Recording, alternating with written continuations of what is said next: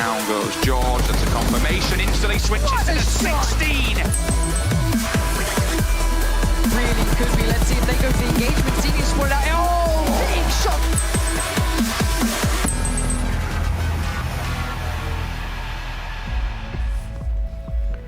Do you smell that in the air, ladies and gentlemen? Because that is the smell of phenomenal PUBG that's coming your way once again. We already had one great day of PUBG Mobile World League East games yesterday, and kudos to West for doing pretty darn well as well. But today, we have the final day for all of these teams to gain themselves some seeding here when it comes to the opening weekend. My name's James Kylaris, Carol, your host, in a nice pink shirt to get things going. And I'm going to join the commentators here. They're going to be bringing us the first two games. It's the Imperium March, and it's Mad Max Man here to start things off. Gentlemen, how are you doing? Doing pretty good. Looking for consistency from the teams who did well. I'm looking for redemption from the teams who did badly. Yes. I can't wait to see the seeding at the very end to see what matchups we're going to have for the next few weeks. Yeah, I think it was particularly surprising for me that someone like TSM Entity didn't have the easiest days yesterday, Max Man, and I feel like they're going to be able to bounce back today. What do you think? TSM Entity, I mean, they're not really known for their consistency. They get these big games every once in a while, and that allows them to really climb up in the standings. So if they get that consistency through today, I mean, they can really get in that #1 spot pretty easily. All right, well, thank you very much, gentlemen. I'll check in with you before we actually go into the first game of the day, as I head over to two new skins that are going to be introduced into PUBG Mobile. I have Biker Gang Froz, and I have Sergeant Avenger here to bring you some of the breakdowns for this game. How are you boys doing? You having a good time? All good, all good. I'm excited for today. I mean, yesterday we saw some great games, but today, now they know the teams, they've seen the VODs, it's time to shine. Drill Sergeant? Hi, Captain. No, I'm excited to get this started, obviously, because yesterday we saw some amazing games. We saw some of the teams that we expected to perform better, and hopefully they're able to do that today. They're here to come and gain respect today and make sure that they keep those drop spots, because that is extremely important, because we have a long league ahead of us. Definitely. Let's take a look at that format, in fact, which does tell you how that long format is going to work out. Today is the second day of opening matches, as you can see up towards the top there. That will lead into 3 weeks of gameplay, where 2 days per week is going to be situated for all these teams to jostle for points, and then that will qualify them through into a super weekend each week, and that's where you gain points to eventually accumulate all those 3 together to then potentially qualify into that league final. So an innovative and interesting format here, Froz, where some teams could fall by the wayside, but definitely we'll see some teams rise to the occasion. Yeah, I mean, most of the teams are going to make it all the way to the final, so you got to make sure that you get to the super weekends, because it's so important. Even if you only get a few points there, that might be the difference between making and not making it to the finals itself. Yeah, absolutely. Let's take a look at the point distribution to see how all of these teams are going to be scoring themselves some big old smackaroonies throughout all of this. 20 points for first place here, Avenger. So if you're able to get that, that's very nice. We have 11th through 16th, the participation point, as I like to call it. But the kills are going to mean big points.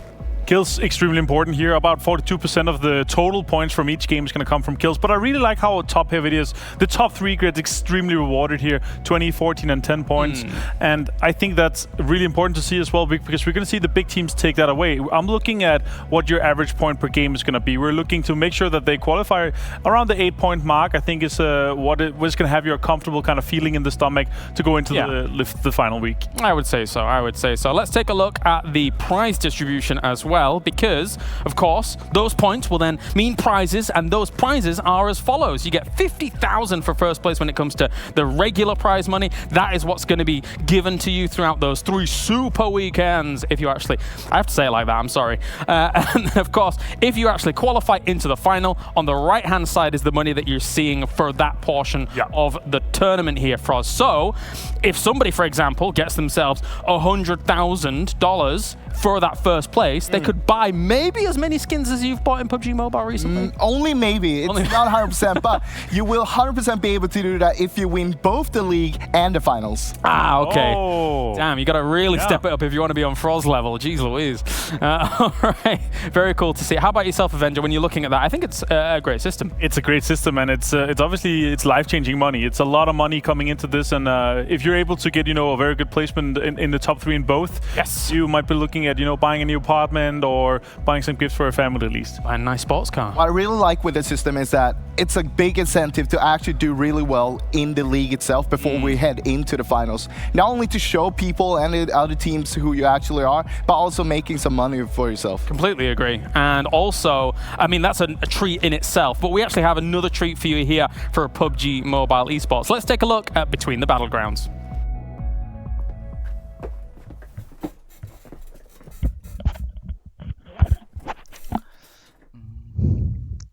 Okay. I set this camera guide like that. Okay. Yeah, we are here. There is virus.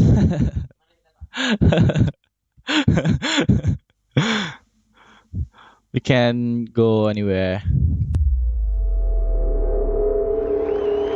Welcome everyone to the PUBG Mobile Club Open 2019 Fall Split Global Final. Best of the best in the world here with us today, John. We'll see how these teams can work under the pressure that it will push down on them. Welcome to PUBG Mobile Club Open. It's time to shine. Then Luxy comes in. He's got Roy, takes the kill, and now he's in a 1 versus 2. Luxy for Biggie-tron. He could go all the way. That was amazing. And so is this from Klotzgon as he wipes them out. Case from Jonathan as Neo goes down. Jonathan's in the open. He's going for the spray. He's taking blue damage. Needs to figure it out, but 2 of them are down. He's snaking it around. Goes for the spray. Takes it down.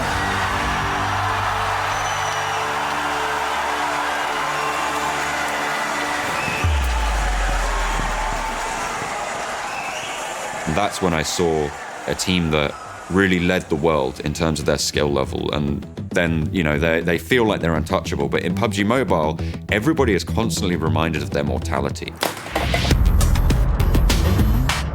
Now we're coming into a new year. There are pro leagues happening all over the world. Clean kill! Thousands upon thousands of teams will battle it out to go to the end of the year for the World Championships and meet and clash on that final stage. Are you kidding me? 21 years old! Look at you now, looking for more runners! Dropping out of the plane, you need to know that the 3 guys next to you have your back, and they are willing to go with you in any situation. There's a team that can breach well, it's Loops. Beowulf just shuts them down. Pittsburgh Knight cutting through B4. Down they descend into the valley. Kita siap.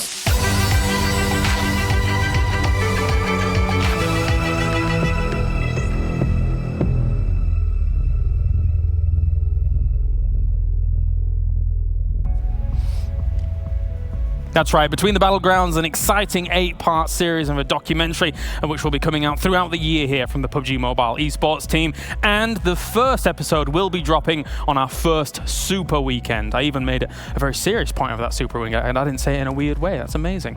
So very excited to see how everything is going to be going down throughout that documentary series in itself, because some of these teams are very fascinating to see their roads and their trials that they've had to go through here, Martin, to actually get themselves to the top. We saw Biggie-tron there. We saw teams like RRQ, Athena really trying to push to be the very best, and they want to be the best. Yeah, I absolutely love it when we see this, the kind of behind the scenes. We see how the teams are coming, where they're coming from, their stories and all this, because there's so many players that are coming in here. We have more than 80 players because we have the 5th player, 6th player, so forth. We have probably around 90 to 100 players here. They have so many interesting storylines to follow, and what they did before, what they're doing here, and what this is bringing them to their life. Yep, it's very cool. And speaking of cool stories, we have our rosters that are playing here throughout the PMWL East. So let's take a look and break down what we have here so far. It's Group A to start things off.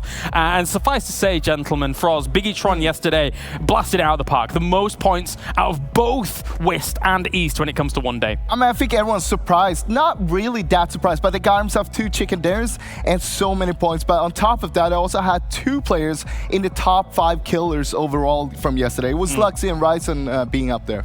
I'm expecting more from someone like Team Secret, for example. Yeah, Team Secret, I mean, they're obviously down there at the moment. We can say, yes, this is seeding, but you still want to kind of get your respects in terms of this because you want to make sure that you have your drop spot to yourself. You want to make sure you're not contested.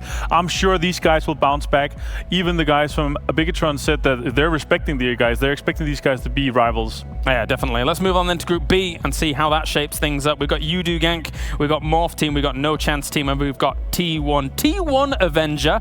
They were a focal point of what we were watching yesterday when it came to those early fights. Yeah, so the fight for Rorschach and Erangel is something I'm really looking forward to today, but it's not going to happen in the first game. It's going to be the last game. So it's going to be basically a best of 3 for the fight of Rorschach, and right now it's 1-1 for T1 and for Valdez. So in the very last game of today in Erangel, I'm very excited to see T1 and Valdez fight there. Yeah. Seeing Udo yesterday, I feel like they have really good rotations, but on top of that, they take good positions to play from, and they actually manage to frag out every game, getting good placement overall. I think the worst placement yesterday was a 7th, and that is not bad if that's going to be your worst game. Yeah, pretty impressive. And 19 kills in total and a whopping 12 points per game. It's very impressive to see from those guys. Very well done. Morph Team got themselves a victory yesterday. However, aside from that game, not many points on the board. I think like 6 points aside from the 28 that they got for that win.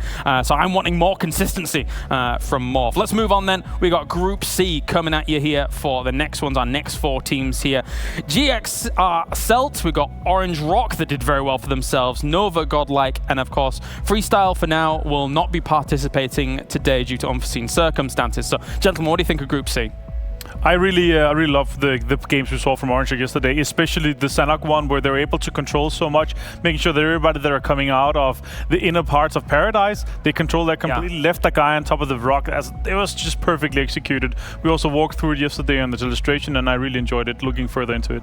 Jigsaw Celts is one of the teams that actually utilized the kill points a lot yesterday. And we saw them getting over half of their points from kills itself. Sometimes you might not be able to get all the placement points, but that's when it matters to actually make sure you get those kills. I mean, the 5th place that they got with 11 kills towards the end of the day, that was big. So cool to see that there are other ways of than just getting the 1st place to be able to push yourself up. And you know what? I'm 100% sure that they were looking at the circle and say, you know what, guys, we're not going to make it to a good position circle. Let's just start fragging out. Because all the other teams, they're kind of focusing, let's try to get a good position, while they're just, let's kill as much as we can before we're going to die eventually ourselves. Group D, let's take a look at them. They will not be playing the 1st game, just so you're reminded of all of this. So we've got Team IND, Valdez the Murder, RRQ, Athena, and TSM Entity. Froz. Some really big names in this group. I think this is the most stacked group we have during the seeding here. Team IND yesterday started out really solid. They had themselves a 2nd place, a 4th place, with a lot of kills on top of that. And I want to see if they can keep that up, because towards the end, it went downhill a little bit. Let's move on then quickly to Group E here that will be playing the 1st game, of course, as we have Box Gaming, King of Gamers Club, You Level Up, and Synergy Avenger. Yes, obviously we saw these guys play yesterday. I was excited to see you play the guys from Chinese Taipei. I'm excited to see them continue today again, honestly, because I think they can do a bit more. I think they're going to be definitely in the finals. They will be in the top 16, I believe. But again, they need to get in here today and show everybody else that they need to get some of those drop spots and get the respect from everybody else. I concur. Let's take a look at the overall standings here from what came in from yesterday, coming into today, as Bigatron Red Aliens up towards the top, 89 points. Bear in mind, the 1st place in West right now, Wildcard, 69 points under their belt. So Bigatron Aliens, it really shows how much they were able to do in that 1st day. Bear in mind, these 2 days, it's only for seeding, but it's still a big statement to come out here from Bigatron. Yeah, as you can see, Bigatron together with RQ Athena are the 2 kill leading teams right now, currently with 28 each. That is a lot from only 4 games. It's very impressive to see these guys. Again, we're talking about, yes, it's seeding, but it's also making sure that you get your drop spot, that you can play for yourself. Correct. Because, again, we're playing 15 days worth of games where we have these groups that are swapping between every games. It's super important to see if you can get those drop spots for yourselves, because that will enable you to get so much further ahead compared to, say, T1 and Valdez that are fighting in Russia. You don't want to have that. You want to fight for it now. You want to get the respect from the other teams and make sure that you get the best start of the tournament. Here's some of the moments from yesterday, of course, and we had fights here, there, and everywhere. A great variety of engagements as well. Bigatron started things off powerful by dealing with TSM Entity on this bridge camp. I mean, they were basically utilizing the circle to their advantage, camping the east bridge on Erangel, making sure that they can actually get as many kills as possible before anything else happens. Yeah, I really enjoyed the way Bigetron played yesterday. Obviously, it felt like they were just way ahead of everybody else, way more prepared, but they might just have been in their groove. They might just want to say, you know what, guys, let's just show them that we own this, so they're not going to be contested.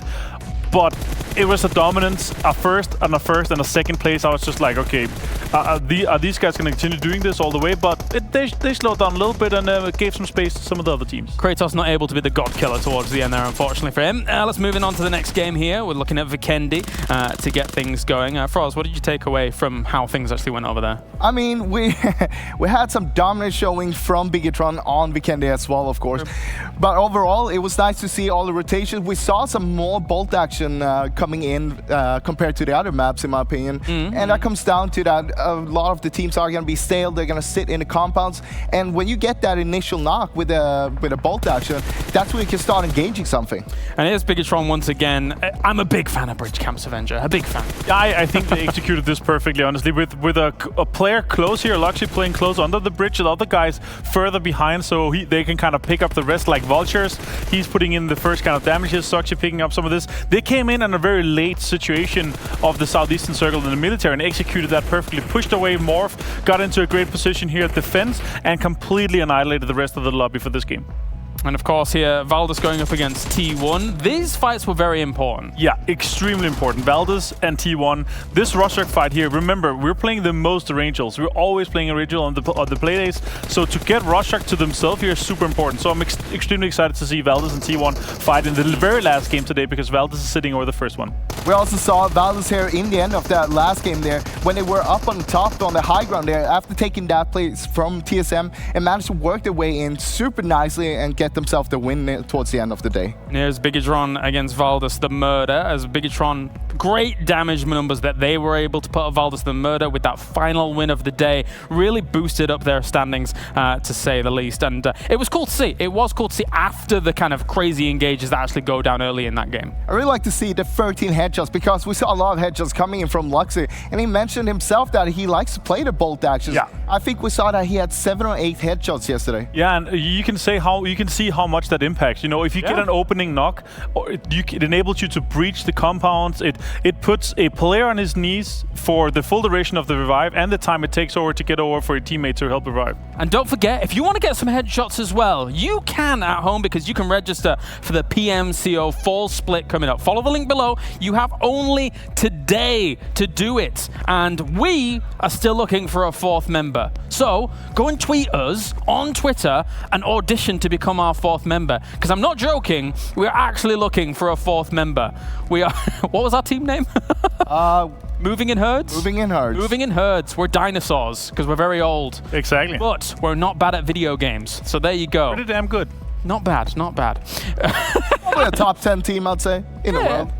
Top 10 in Europe? 50,000 at least. 50,000, yeah, I'll say that. Here's the schedule for today. We are bookending it with Erangel, and of course we will have Vikendi, Miramar and Sanhok in between. Do bear in mind that because yesterday E sat out first, today D will be sitting out first, and then we got D, C, B, A, and then E will sit out on the very last game of the day here, Martin. So exciting stuff, so much variety again, and what I want the variety of the circles, because we had great variety yesterday. I was actually surprised how many curveballs we were thrown, because the circles were absolutely crisp. We start the very first day with a military game.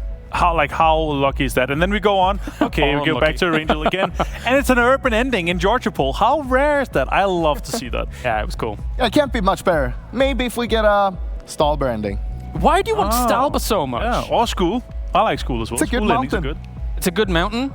You know what else is a good mountain? Mountain Dew. Mountain Dew. Hey, I like that. That was a good one. Yeah. Damn right. Yeah, there you go. But again, as you said, very cool variety of endings.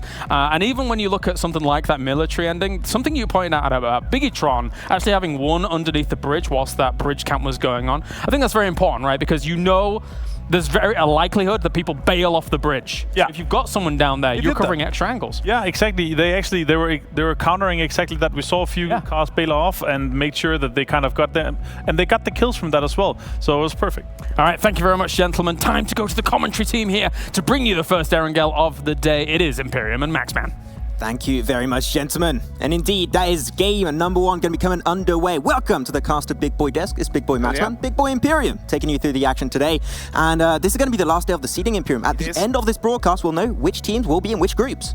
It's a good sign of what can come overall in the PUBG Mobile World League, but at the end of the day, there's so many more days to come. There's so many more chances. It's going to be a matter of taking those chances by the palm of your hands. Well, you know what? Yesterday, game 1, we had a phase on circle. Well, actually, all the circles went on military base and military islands. So this time we're going to be having a military playing path. It's going to be very down south. The teams that like to go up north, and I know a few of them. One team that's not going to be happy, that's going to be UDO. They like to go towards Severny. This is not their playing path to take. But it's a matter of adapting, right? You know, you either have a second plane path or you know exactly where the vehicles are.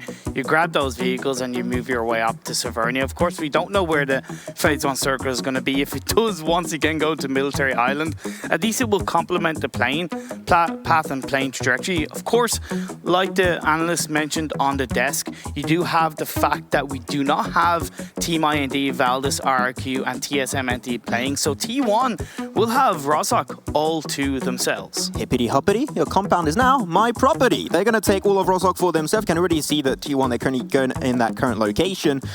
But otherwise, most drops are going to be okay. Of course, Nova is going to be under the hold of Megastars. They're going to have that all for themselves. As you see the phase 1 circle pop on our screens, and it's going to be pretty northern, but still quite a nice central position still available. Will allow quite a few rotations to come on through in the circle.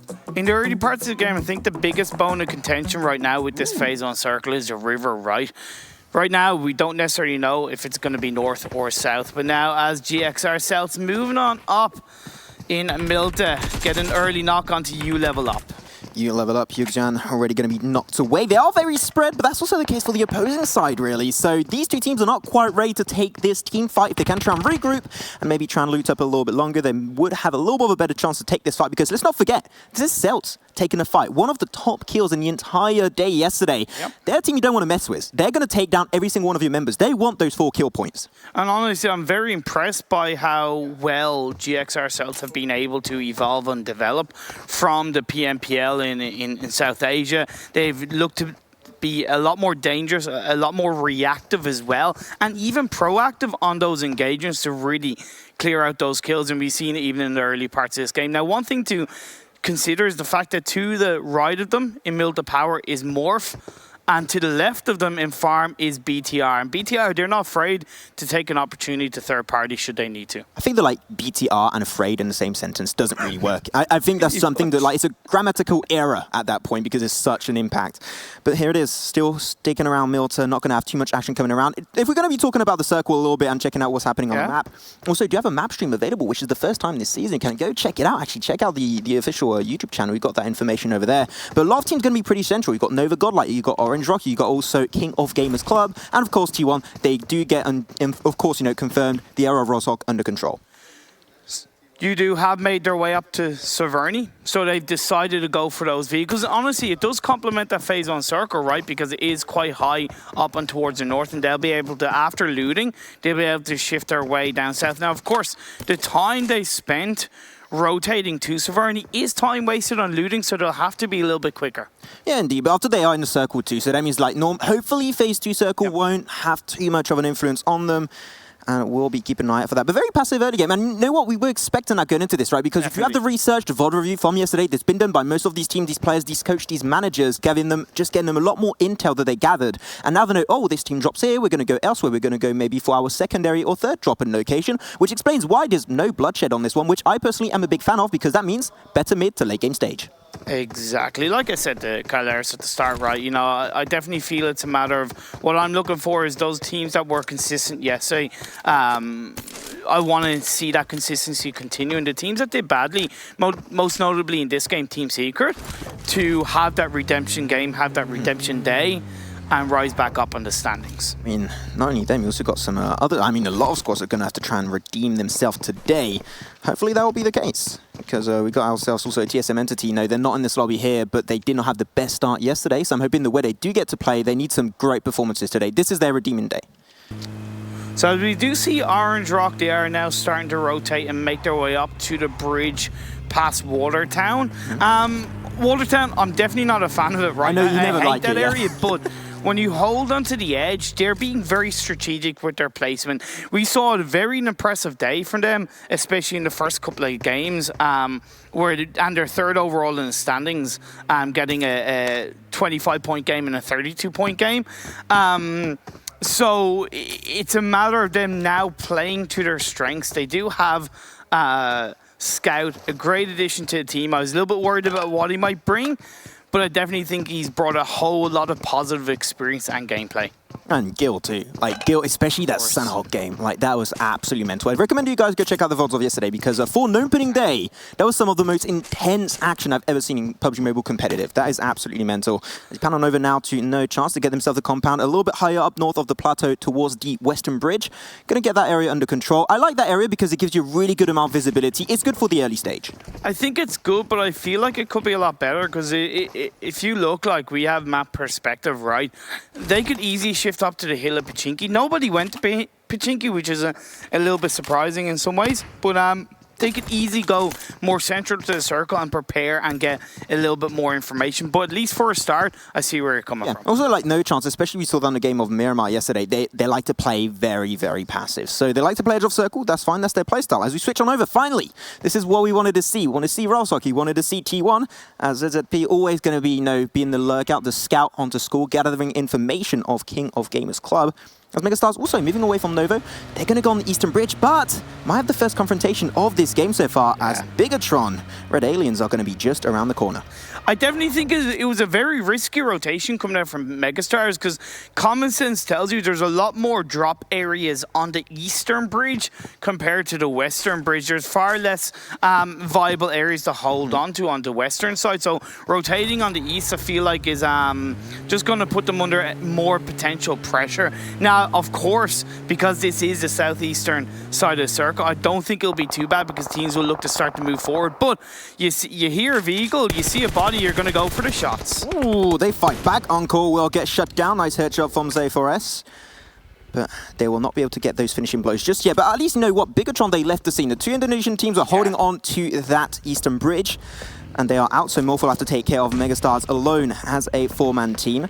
JC's going to take quite a little bit of damage. Encore put back on his feet.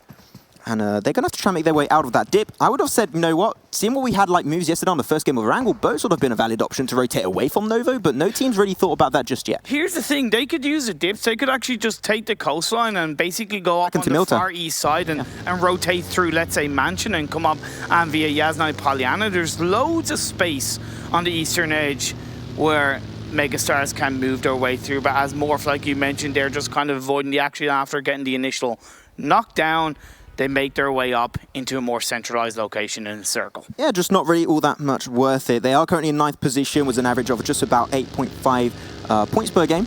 So you know what? They've got to try and catch up a little bit to the top leaderboards right here. Still seeding days, not all that important, but still if they can try and get some good impact, that will be huge as you level up and Synergy.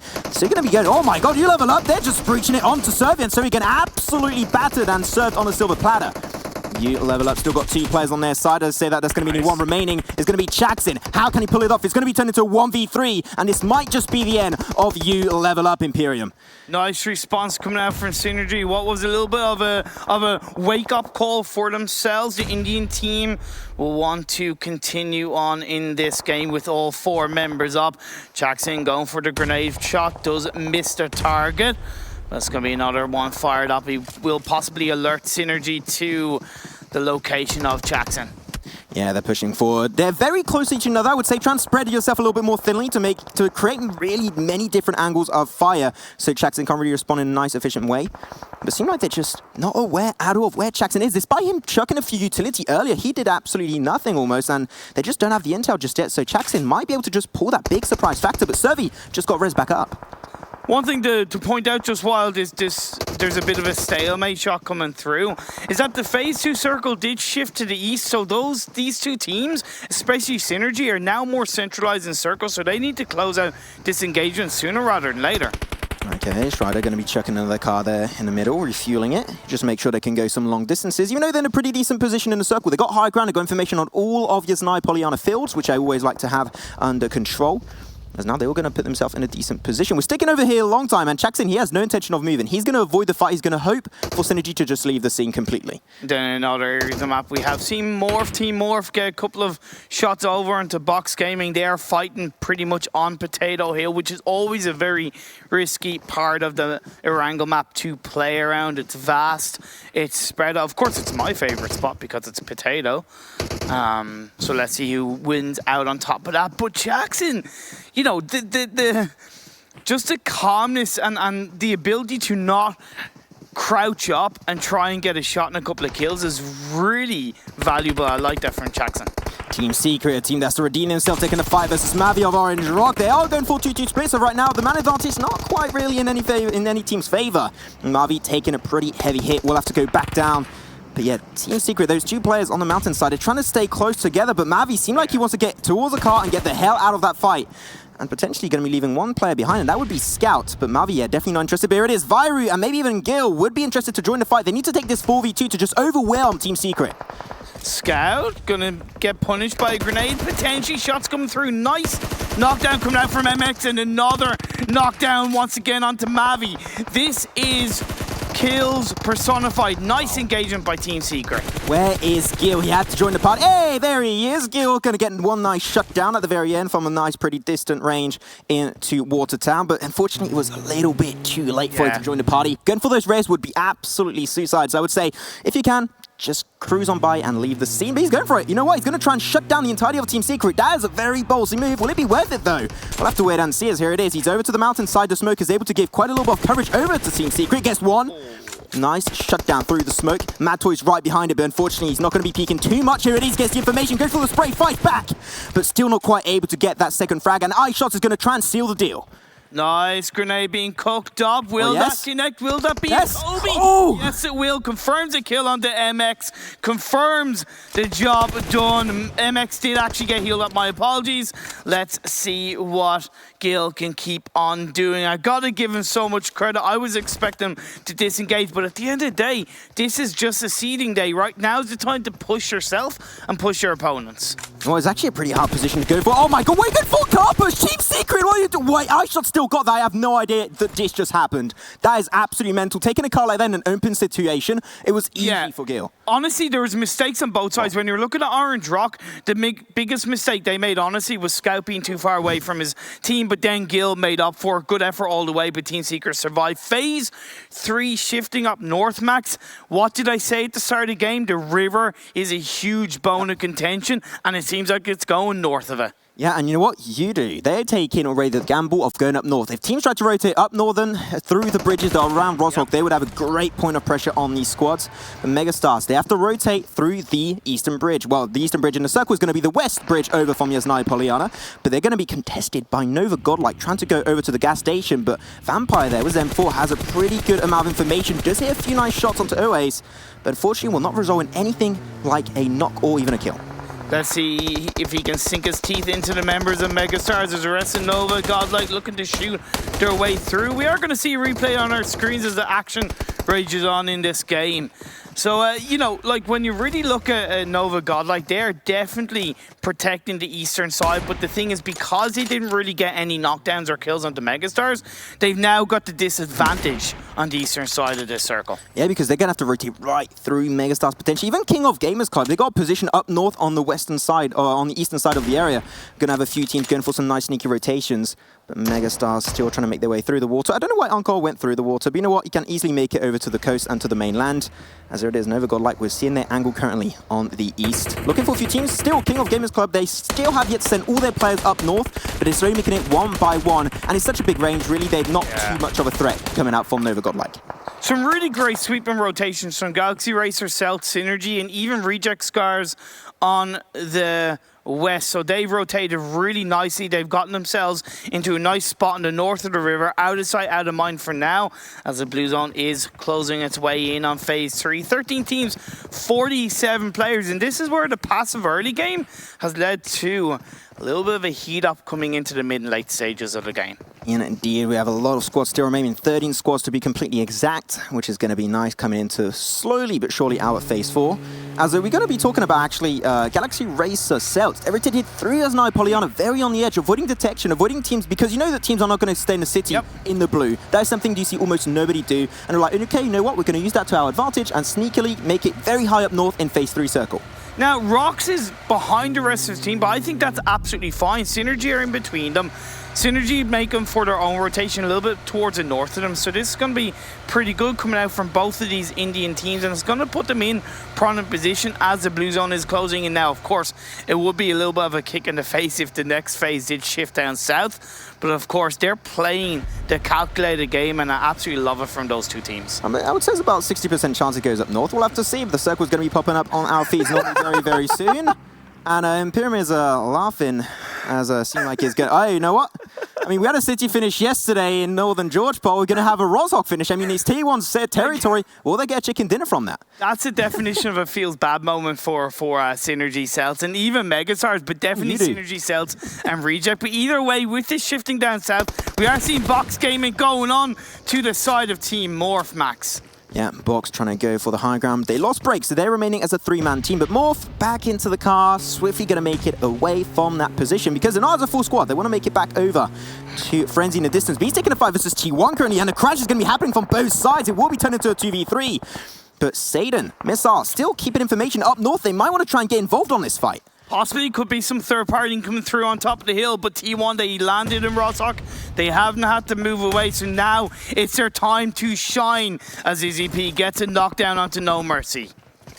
It is slowly but surely ZZP going for a lot of utility once again. The kill gets confirmed. One knock and a flush from that grenade. That's huge stonks from ZZP, and now they can fully commit and shut down the entirety of Morph. And as I say that, they have it. Morph get eliminated in 13th position by T1. Really clean by T1. They used the grenades, used the utility. They knew where their targets were, and now they're going to be able to clean up, loot up, and gain even more control in the central part of the circle. I mean, no, Rozhok is known as the T1 compound. You know what? They didn't pay rent. You're not allowed in. Exactly. You get the hell out of here, boy. But now here it is, no chance, so you're going to be taking a fight also with Nova Godlike. They finally moved away from their plateau area on the east side of the circle. But they're going to get surrounded. They actually got positions absolutely everywhere, but Chokonos, he's going for a damn aggressive play right there and gets absolutely shut down along the way. Yeah, although the member of Nova was low, he got the knockdown, but at the end of the day, with the teamwork coming through, the squad wipe comes out and Nova Godlike are out of here.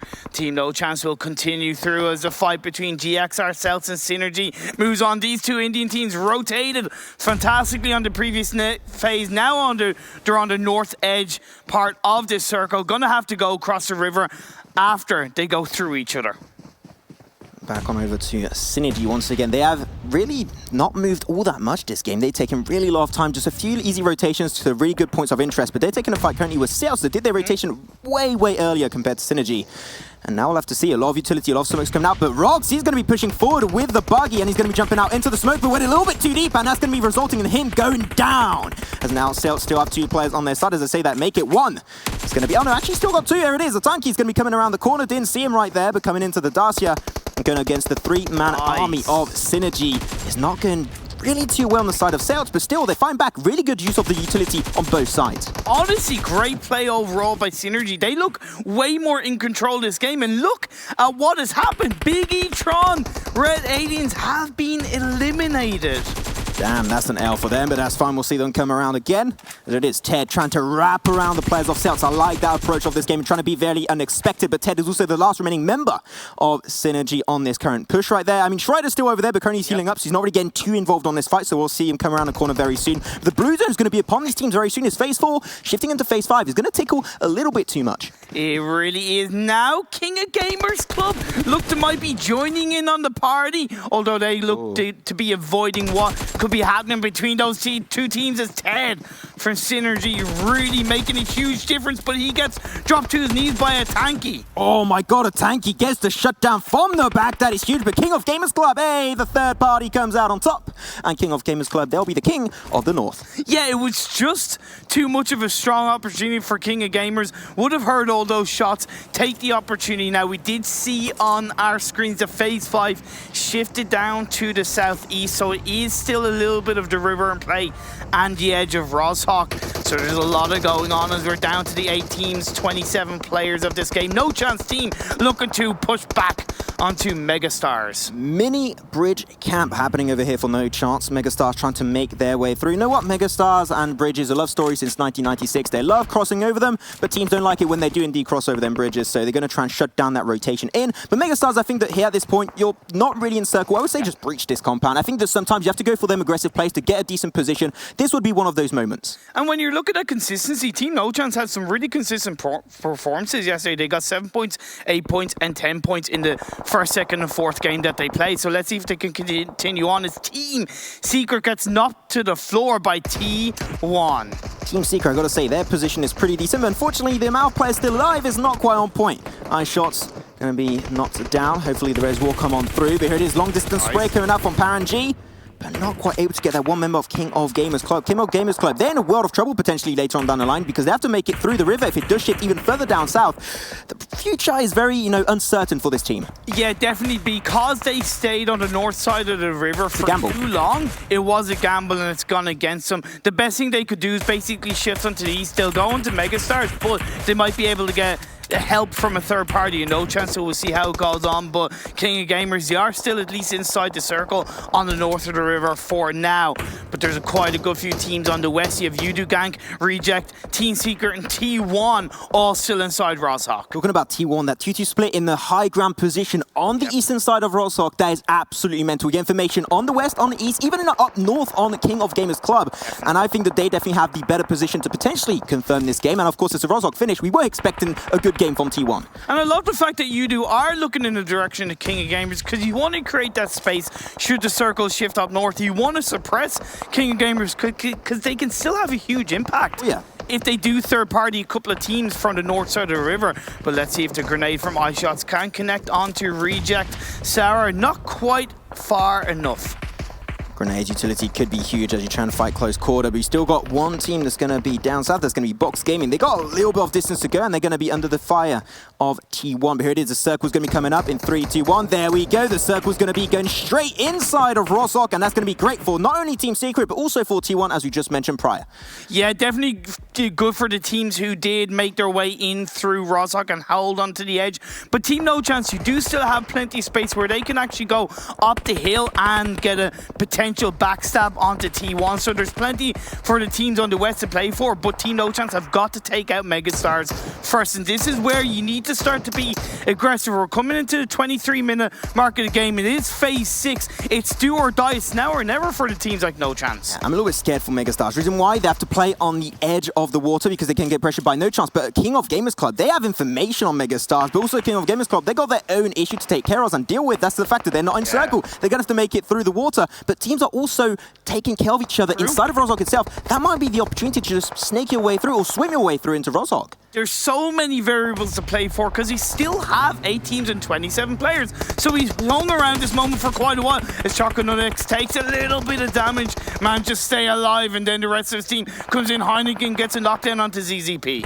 Yeah, No Chance they can easily breach that because there was a 2-2 split set up by T1, but here it is also Satan taking his very one opportunity with the iron sight on the AK, but unfortunately no pressure applying on Megastars. They make it as a full squad to the compound, knocking on T1's door, and now the breach will be happening very soon, but Paradox getting shut down. Megastars under pressure of King of Gamers Club on the other side of the river, Imperium. Third party play coming to fruition. T1 trying to hold on to basically 3 teams at this stage of the game. You have Team No Chance, Megastars, and even King of Gamers Club in the north side as Heineken rushes his way through. Gonna confirm the kill onto the member of T1. Yeah, so if you're going to confirm all of those for themselves, No Chance got a decent position. I got to say, those aggressive repositionings were definitely worth it. They had to go for the aggressive plays, and that's going to secure themselves a decent position, taking also 2 players of T1 down, so that's 2 points for themselves. As we go over to also Team Secret, we can see their kill feed so far. That's going to be 5 kills so far for Team Secret, off to maybe their better game so far. On a side note, even though we haven't lost any teams, we have lost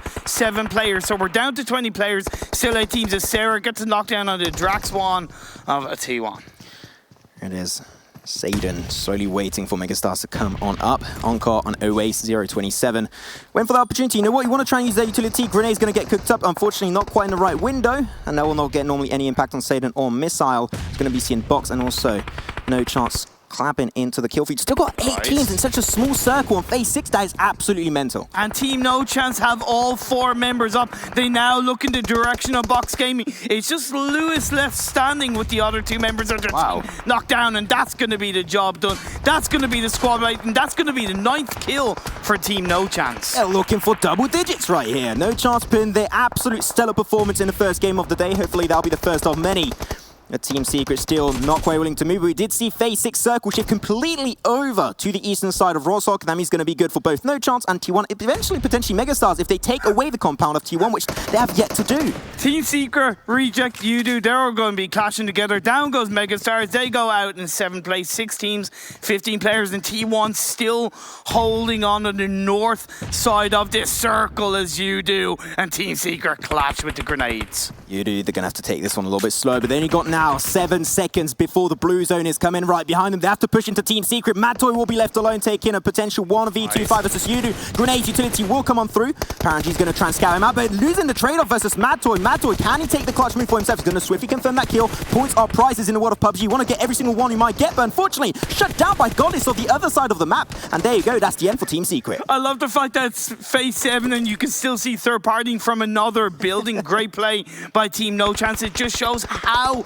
much control they have in this game against every single other team coming in to this as Webb knocks down Drax. Reject, the Japanese team still inside this game as they do look to engage onto any other team they can. Yeah, Reject Scarlet got a lot of utility going to be surrounding them there, making that rotation towards No Chance anti-1 a little bit easier, but Yudu still Jumper just waiting for that opportunity to jump out into the open and cross over. He does have that dip a little bit that could give him some pretty decent coverage away from both No Chance and T1, but it is now Jumper slowly going to try and get involved in a kill feed. He wants to look for those kills. He's only got 1 kill so far. They need to get as many as they potentially can, because otherwise, even though they would get a decent amount of positioning points, they need kills to get higher. It's not enough. You need more positioning points. You do now, just down to 1 player. Jumper, can he be the man of the hour? He is getting helped by the play zone, hurting the member of Reject Scarlet. Just leaves Sarah left standing as Team No Chance have 3 players. T1 have 2. Let's see what happens between the remaining 4 teams as Reject go out.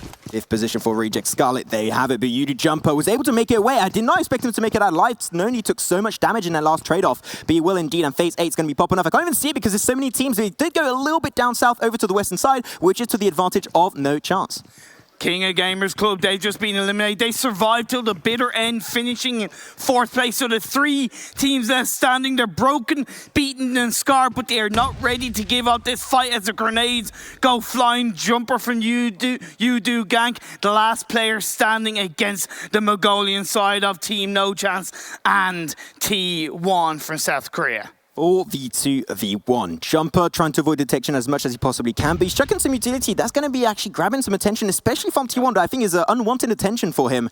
And T1 now, they're going to have to be careful on their right and also up top of themselves when they decide to push, because they are currently 9 circle, which is not the case for No Chance. They just got to chill and wait. And that wall is so important in late game stage. It could be a game-changing factor. Well, they also can't let themselves get third-partied, right? Anything can happen. No third party. But now Jumper goes down. Yudu can't get eliminated. We're down to the last 2 teams, T1 and Team No Chance. Could we see Team No Chance get their first chicken dinner of the PMWL East? If T1 get this, that would be genuinely surprised. The grenade bounces away, but still Saden goes down to the grenade of Godless, and now will be turned into a 1v4 missile. Can he make things happen? That's going to be a no. T1 2nd position, and they have it. No Chance. Well, they had the chance of taking the first chicken dinner of the day, and boy, oh boy, they grabbed it.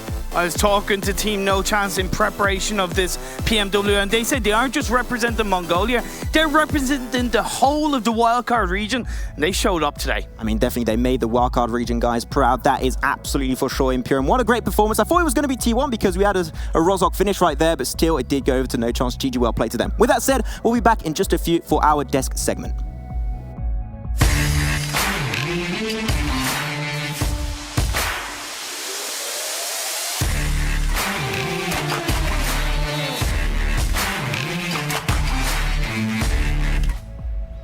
No Chance team not living up to their name here as they do it for the better. They get themselves the chicken dinner with a boatload of kills as well. Joining me to my right-hand side, I have Avenger and Froz here. Froz, is that a new record? Yes, it is actually. It is a 15 kill win from No Chance team. Yesterday we saw Valdez in the last game getting himself 14 kills with the chicken dinner. So new record for now. Nice, very impressive. One more on top. One more. Easy. Yeah. No, super well played by them. Honestly, making that breach was the right decision. Taking all of the T1 chances where we were talking about could potentially T1 have played together as 4 rather and tried to survive this, but those two, the breaches were too fast. They got breached by 3 teams at the same time. Box as well, Megastars as well also breached them. So extremely well played by No Chance to get this building here that proved to be extremely valuable. Yeah, still not too bad, getting themselves a second place in one of their regions. Let's take a look at the points coming in from this game, as we do see No Chance team getting themselves a boatload up towards the top. As previously mentioned, 35 points, big stuff for them. T1 really makes use of the fact that they were the only ones dropping in Rozhok here in this game and gets themselves 20 points to boot for us. Yeah, but I want to talk about Synergy, and you can see Team Secret as well. 2 teams that didn't get too many placement points, but they managed to get themselves those kill points, which is super important when you can't get high placement. And here's our 9th through 15th as well, as we see a few kills here and there actually for GXR Cells, for example. Box Gaming also puts some more on the board here too. So 7 points in a game where, you know, it's quite heavy up towards for the top 2 teams. It's pretty respectable. I think it's super respectable. It's nice to see it evens out a little bit more. Yes, it was 15 kills on the very top. They're taking basically a 4th of their available kills, you know. Yeah. So it's good to see from them. So, but also 6 kills on the other teams. But again, urban endings are hard. It's so rare you see, you know, a team get 15 kills in urban endings like this, because it usually spreads out evenly because there are so many teams fighting each other, third partying, fourth partying, and nades coming in. But overall, very interesting game to see how the breaches are coming in, how the teams navigated through deciding whether they should breach or not, and how they're doing this. Let's take a look at the stats for No Chance team, as they were able to put plenty of damage up on the board. 2,224 in fact here. Wow. And didn't have to, well, I mean, it's a sizable amount of healing, but not something that's strenuous for them here when it comes to this. So they made really good decisions on when to push into the Rozhok area. Yeah, a lot of it came to the late game. When they got into Rozhok, they got that house pretty much for free because T1 was already fighting another team that was crashing, and then they came from behind, took over that, and from that house they managed to just farm kills. Yep, not too bad in the slightest. And again, as you mentioned here with the urban ending, we're now seeing multiple of these, and it's kind of going against the status quo of what is normally PUBG Mobile, and you get a lot of field endings here and there, mountain endings here and there. But let's take a look at some of Mountain Dew do the Jew moments here for our game number 1 for us. Quite interesting in the start there that we had 3 teams actually fighting towards the East Bridge. It wasn't a milli-circle, but we had a lot of teams, because of the plane was super southern from the start, we had a lot of teams going down there. But yeah, some early engagement that led to later on weakening the opponents. It was such a rough southern plane, as Frost said, that it affected a lot of the drops as well, and you had some third parties and some kind of weird statements, I would say, where we're like, okay, we're gonna try to fight these guys now, so it might be a second drop that they can take some of this later. But again, rough planes equals rough fights in the beginning. I mean, we had some teams that did actually utilize that to their advantage. Yudu went all the way up to Severny, where they normally loot, to just be totally free, and we could see that later on in the stage that no one was kind of contesting them. Same with Nova Godlike. They did a weird 2-2 split though. 2 went for Yasnaya, 2 was looting towards the middle, towards App and over there. I love those kind of rotations where you decide that you change your drop depending on what your plane path is, and you can take this as home as well. If you have a far eastern plane, taking a car or 2 cars and driving far west means you can be all alone looting, maybe even get a circle towards you, and you'll be comfortable looting without anyone contesting you. Look towards the back of the plane, be reactive with your drops. That's going to help you out a lot in the long run when you're playing a lot of games. Maybe not in 1 or 2 games, but when you're playing 10, 20 games, you're going to win on doing that. Definitely so, and you can see here T1, this was the 2 remaining members after that 2-2 split. I'm going to contest you guys just for a moment here. I feel like they could have potentially consolidated all 4. As soon as that circle pops, you do it. Because 2-2 split, you're trying to control so much room, and it's very difficult. But there is one thing though, they already committed to the 2-2 split, and once that circle started to hit, they were already forced to do the 2-2 split. They couldn't get together again. Or you would potentially just get 1, maybe even 2 that is moving to the other 2, would get knocked and potentially killed without getting anything. Even with smokes, you didn't think they had a little window? I mean, it's also rare where you say, okay, I'm playing Captain Hindsight here, but yeah, of course. But when you have a 2-2 split, basically on the 2 best compounds in the 6th circle, and you have to decide, okay, let's try to hold this down. Let's try to get as many kills because it was both really good positions. The northern position, you can shoot at everybody coming in north and coming in from northeast. The other one, you can shoot at everybody coming in from the south and from the eastern side. Although this kind of the south compound that No Chance ended up taking away was also, it's very easily breachable because you can send a car in there. Walls there. Walls are there. It's very hard to, it's very easy to get into. It's very hard to defend. At the same time, you could also play that 2-2 split because you're relaying a lot of the other teams to actually fight each other, so you don't need to do all the work yourself. Yeah. I love disagreeing with you guys. It's really, really fun. We can take a look at the overall total damage here and see how that does look and how that shapes up. We've got No Chance team blasting out of control. T1 greeting people to their territory. Welcome to Rozhok with a 1,758 for us. Yeah, well, T1, they basically dropped Rozhok and they just stay there. And basically, they could just go on and just shoot everybody throughout the whole game. So it was free farming for them. And nearly 1,800 damage for 6 kills. That's a really good ratio. They have had a big impact without getting the kills, yes, but they have had a big impact on the other guys losing their utilities. They have to heal. They're losing their helmets. They're losing their vests. So super well played from a situation where they were holding a position and trying to get a good placement. They ended up getting a good placement, but they definitely impacted it. That other teams are weakened when they arrive to that location. Yep, definitely. I like to see that we've seen Team Secret as well getting some decent points on the board yesterday. I think they ended the day with about 17 points or so. And Team Secret. Yeah. So again, it rings to me as a name that I'm expecting more of. I keep harping on about this, but I think it's a fair assessment. Maybe it's just a strategy. Take it easy now, save all the good strategies when the league actually starts. And if you're dead early in the game, you can look at how the other teams are rotating, where they like to play from, and you can counter that later on in the league itself. True. I accept that. Yeah, I think that's good. Let's take a look at some of the big names here from this game and see how they also fared along with all of this. It will be Godless up towards the top with 607 damage. Oh, actually, ZZP is the one that comes at... Damn! You know what? ZZP, dashing man. Look at that. Suit jacket, ready to go. Love it.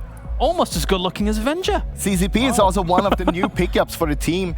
He joined only just before they got here. So, I mean, we saw him doing a lot of impact together with Satan yesterday as well. I'm going to tell you, that's a commentary headshot right there. He's done commentary before. What do you think? Or he's going to do it in the future. Or he's selling houses. Oh, that's true. Yeah, maybe. Estate agent ZZP, I like it. I like it a lot. Let's take a look at some of the highlights that you guys have brought to me. Who's doing it? What are you doing, Froz? Is it you, Froz? It must be you, Froz. It's going to be me. I'm going to show you guys a little clip from... it was early in the game. We were looking at Team Secret versus Orange Rock, actually. And as we can see here, you see that Orange Rock is on the north side, while we have Team Secret with 2 players here. Meanwhile, you have Orange Rock with all 4 here. 2 playing super passive in the back there, 2 very aggressive. But if we play this and look at it, we're gonna see how they're actually moving around. And look at Scout trying to get that flank on the side there. But at the same time, Yuhai, he reacts to this straight away and counters that. And one of the things is they got a lot of damage on Mavi. Even though he didn't go down, he was forced back to actually go down and heal. And because of that, we see that Viru right now is flanking on the left side. This is something Rex recognized as well and counted straight away. And afterwards, I mean, with this push here, we see that it's totally changed. We had Orange Rock on the high ground earlier, having the control. Now, it's all about Team Secret holding this line. And basically, they're going to get themselves 3 kills here. Jill is going to leave. Last man standing. I think the important thing when Veru's looking for that flank is the audio cues, right? He doesn't see him coming over, but he hears the car Avenger to be able to address that situation. And if maybe Orange Rock hadn't been so separated and maybe he could have come in there without that audio cue, it could have been a different story. 100%. Audio cue is extremely important in terms of your positioning, your placement. Also, as Frost said, this kind of ridge line here, it's so imminent that you hold control of that. Otherwise, they're just going to, peek over with all the advantages and make sure that they can just jiggle peek you and shoot you from that. So holding that and counterplaying that U high was really cool play. Jiggle peeks. I like jiggle peeks. Also, this whole fight was basically just peacocking because no one needed to fight for this area. This was literally outside the circle. No one needed to play here. No one wants to play here. They just want to showcase to the other team, we're better than you. Yeah, get out of the way. Get out of the way. Let's take a look at the overall standings here as well and see how things have shaken up from this game. We have 90 points coming in from Bigitron Red Aliens so far. Only 3 points from that game, or 1, I'm not quite, just 1 point maybe. But Orange Rock moves up to that 2nd spot, but No Chance Team makes a big leap with those 35 points here, Avenger, up to 3rd place. From 12th place all the way up to 3rd. That is really impressive, honestly. But yes, 62 points for those guys now. Such a good game for them, stepping up like this. More than half of their points is coming from this one game. That's insane. Good to see from them. I'm expecting a lot for them going forward. Well, also saw T1 up there as well, and we saw them yesterday with a good start of the day. They had a good start now as well. Hopefully they just can keep this up now, though. Here's our 11th through 20th here, as we see Team Secret move up just a little bit. Aside from that, though, not many moves down towards the bottom. All of those teams want to change up their ideas a little bit, maybe to get themselves some seeding. But as maybe Frost says, maybe just kind of chilling for now, taking it in their stride, not too worried about these first 2 days. It's a great opportunity for these teams to really warm up, warm into the lobby. There's been a day's worth of scrims, of course, between all these teams, but a little bit more is not gonna hurt. We have the schedule as well over in this direction, and we have No Chance Team getting themselves the chicken dinner to start things off, and then we have Vikendi, Miramar, Sanhok, and then Erangel to round things out of Enjar. I gotta say, I'm a little bit sad on behalf of Valdez the Murderer, honestly.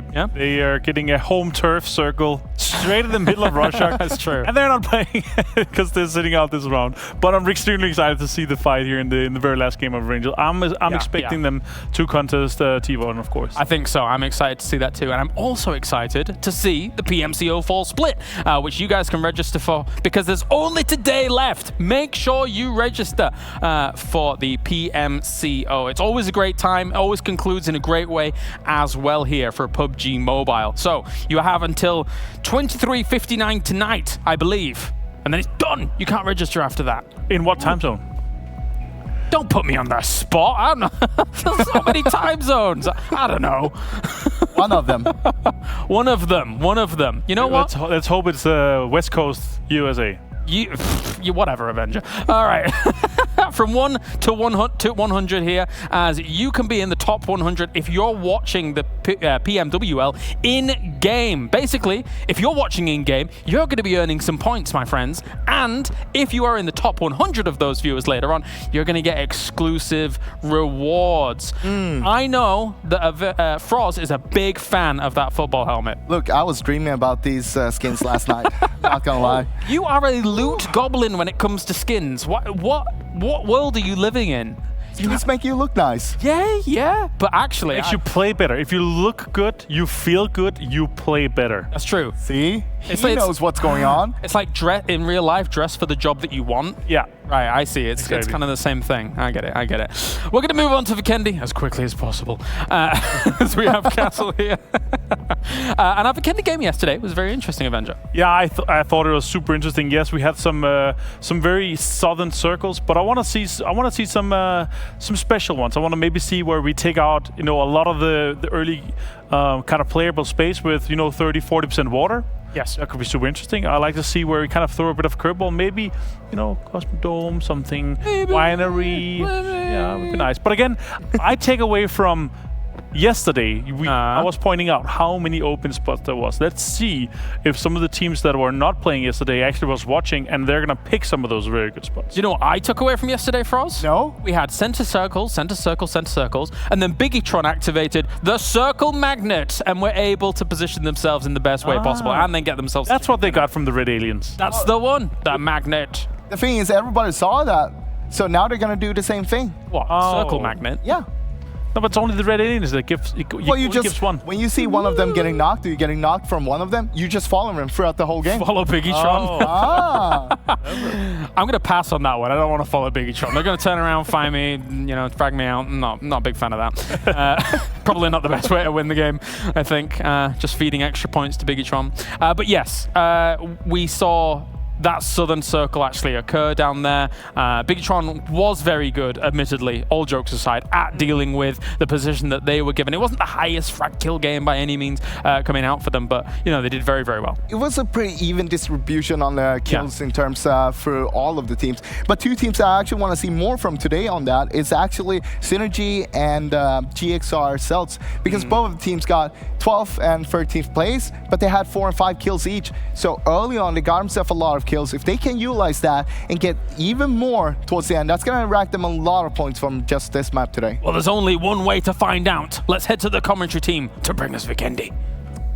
Vikendi, my personal favorite map of PUBG Mobile. So I'm super excited to bring the action along with my boy Maxman. Hey, my favorite map too, Imperium. You know what? It's Hive in Katowice here, so it's fine to be able to chill out a little bit with some Vikendi action. It's going to be fun. It's going to be awesome. Yesterday, let's not forget, it was won up by BTR. Will we have another King of the North on this one and take this second chicken dinner of the day? Well, we'll have to wait and, of course, find out now. In the second game of the day, we do not have Group C teams playing, so no Celts, no Orange Rock, Nova Godlike. So those teams are out of here. We do have back the teams that weren't playing yesterday. Yeah, last game, should I say. So let's see what we have, as it is a northern playing path. Northern does finish a little bit over to the western coast, but that's completely okay. So it is a 6x6 map, so if you have to really, really want to go for hot spin country, really want to get to winery, it's definitely possible. Just go for a little bit of a long drop and open your parachute a little bit earlier. But I'm seeing up north on the eastern side, Megastars and also Scarlet going to be taking a little bit of a fight, and Phase 1 Circle up northeast. Now, this is much more normal because in the last 2 or 3 months that I've been casting PUBG Mobile, I've noticed that about 80% of Vikendi circles have been 40 to 50% on the coastline. I'm not surprised. It is northeast as this fight between Reject and Megastars kicks off in Trevno. Already one player down. Big L for that one on the side of Megastars. Going to lose a player really quickly. Megastars, not really a big history of taking early game team fights. It's not really their mojo. They don't really like to play around that. So hopefully, and I would expect for Megastars to try and leave the scene because, especially if they haven't looted up properly, because they have the smaller end of this compound over here, I would just say, just move away. You can easily do so. Find a card. There's a few cards that spawn in that location and just look for another compound to call home. We also have a little bit of early engagement between Team Secret and Team No Chance in Podville, so they did land in the same area in the Vikendi game yesterday, so let's see who wins out that one. And of course, another little bit of a fight going on between Synergy and T1, so pocket fights going on in the early parts of this Sanhok game, Vikendi game, should I say. I mean, here it is, going to go over to Choco Nuts as we check out apparently a replay. What is it going to be checking out? Oh, we're checking out the Mira Reject Scarlet, as there was a nice jump shot coming out with the Thompson of Ureli, and that allows them to pick up the very first kill onto Megastars in the replay. But now we'll refocus back over to Podvosto slowly but surely with No Chance once again, as you mentioned, Imperium versus Team Secret. Team Secret having one member knocked away. That's going to be Yuhai. Mad Toy on the other edge right there.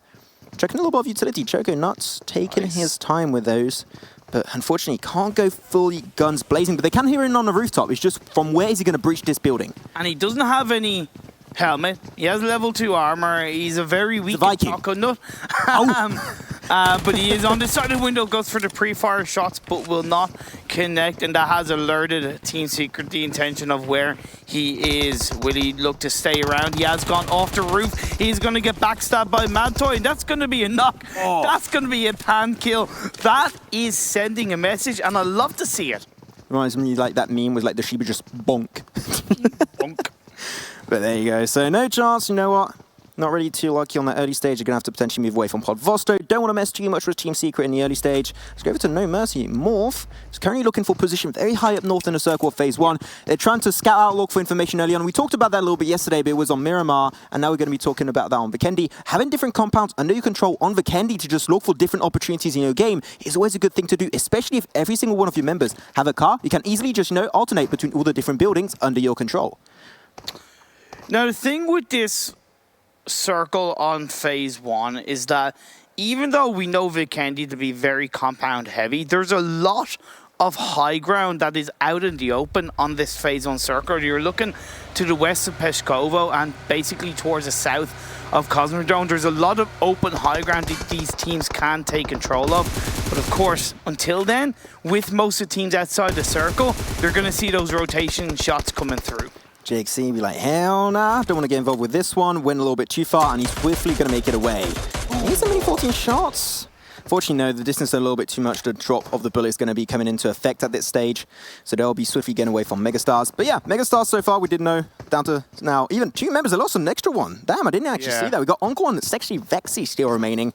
Hopefully, hopefully, for a fact, they're not going to go for any fights right now. They want to stay put. They want to try and really put some pressure because teams might not know they're 2-man team. So they're just like, okay, we hear a team fight us. There might be a 4-man team. We'll be careful. And that's why they weren't necessarily going for the kill on the Team Morph, right? They were just pushing them back, creating that space for them to survive as long as possible in this game. Now, a team that I'm 100% looking for a massive game from is TSM Entity.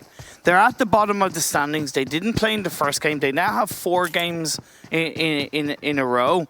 Let's see what they can make from it. Also, we're checking out RRQ Athena on our screen right here. Definitely a team that, in terms of kills, very high up there. RRQ Athena, they would have had like positions that were really rewarding, especially on that Sanhok game. They were on the very edge of Paradise Resort. They were just waiting for teams to push out, bam, bam, bam, bam, get all the kills for themselves.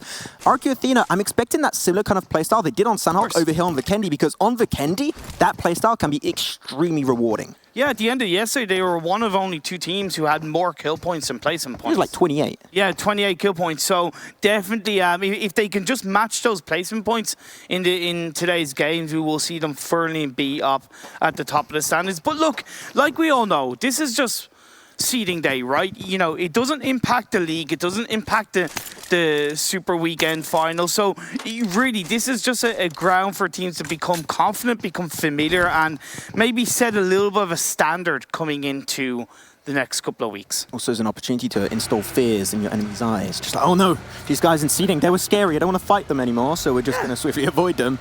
But it's fine. You level up a team that, up and down a little bit yesterday, in the middle of the pack. Hopefully, they'll be able to get some decent performances in. They got some good rotations coming out this time around, as they're going to be very far down south in the circle. Synergy, Team IND going to be around the corner, but they're still... In that location on the eastern coast, there's so many compounds to play with. They could easily find a location to call home.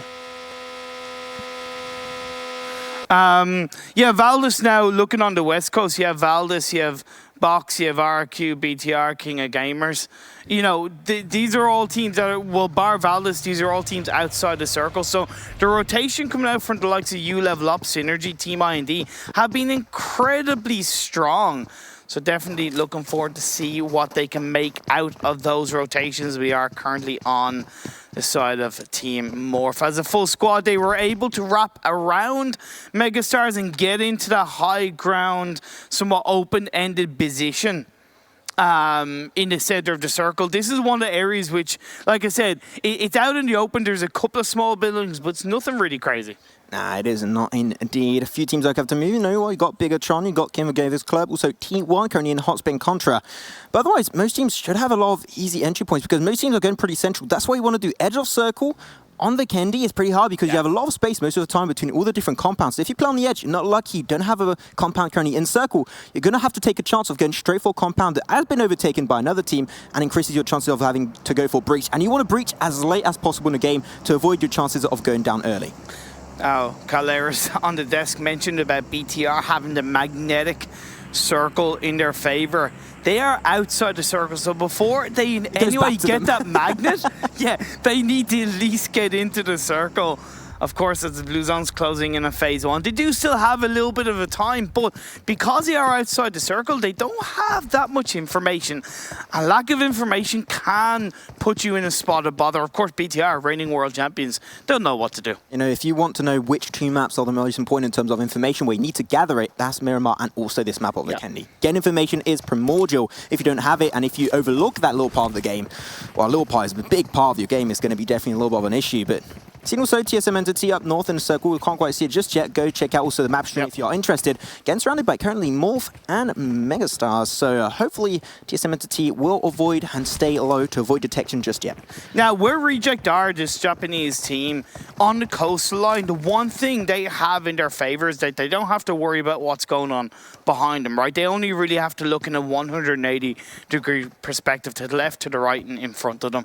So that does give them a little bit of a safety measure, gives them a little bit more freedom and confidence. Of course, we don't know where phase 2 is going to go. They are in the center, at least of the coastline, so they should be pretty safe for the next couple of phases. Yep, Yudu Gang playing very on the edge of the circle once again. I was about to talk about Team IND as we were looking about them. I'm actually going to be focused on Team IND real quick. They were down south, I mentioned it. They were potentially going to take a fight with, you know, you level up, T1 and Yudu, but they went actually pretty central because they're getting towards Peshkova, and Peshkova's pretty central, so I think the plan on the outskirts of Peshkova is okay, but you say, Imperium, though, you don't like it when teams commit fully in the center of the compound, so I think that where Team IND went so far in the south of Peshkova is a pretty decent rotation. Agree.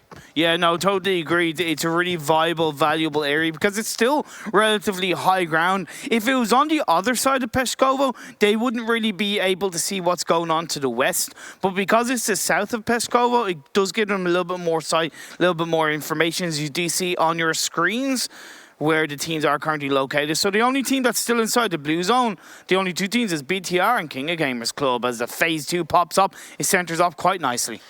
That's a pretty good circle, I'm not going to lie. But I'm surprised by one rotation. I'm going to say I'm not even a fan of that rotation. It's King of Gamers Club. Reason why, they were down south, a little bit over to the western side, down south, and knowing how the playing path went on phase 1, you know the lay was very northern, a little bit over to the western side. You know a lot of teams can potentially be up north. Fair. They did all that time to rotate and potentially punch shut the circle where a lot of teams could be localized. I think that's a big risk. It might work out, but I think that's a risky play. It's not going to be worth it on the long run. I think when you put it you kind of put the variables into play. I definitely agree with you, but at least they do still have a bit of space to come in from the north. It's Team Secret and Team No Chance. The winners of Game 1, Team No Chance, looking to protect their compound. They only have 2 players up, Godless and Offdels. These are 2 teams that fought in Podvos at the early parts of the game, and now they're fighting once again on the southwestern side of this circle. You're approaching me. The breach of Team Secret will be coming out on the 2 members of No Chance. Nice. It is Godless getting absolutely destroyed utterly by the 4 players of Team Secret. We're now off alone. Molly's utility, everything will come out of here. A few nice shots. He's burning his barbecue time, baby. Offdales might burn out pretty soon.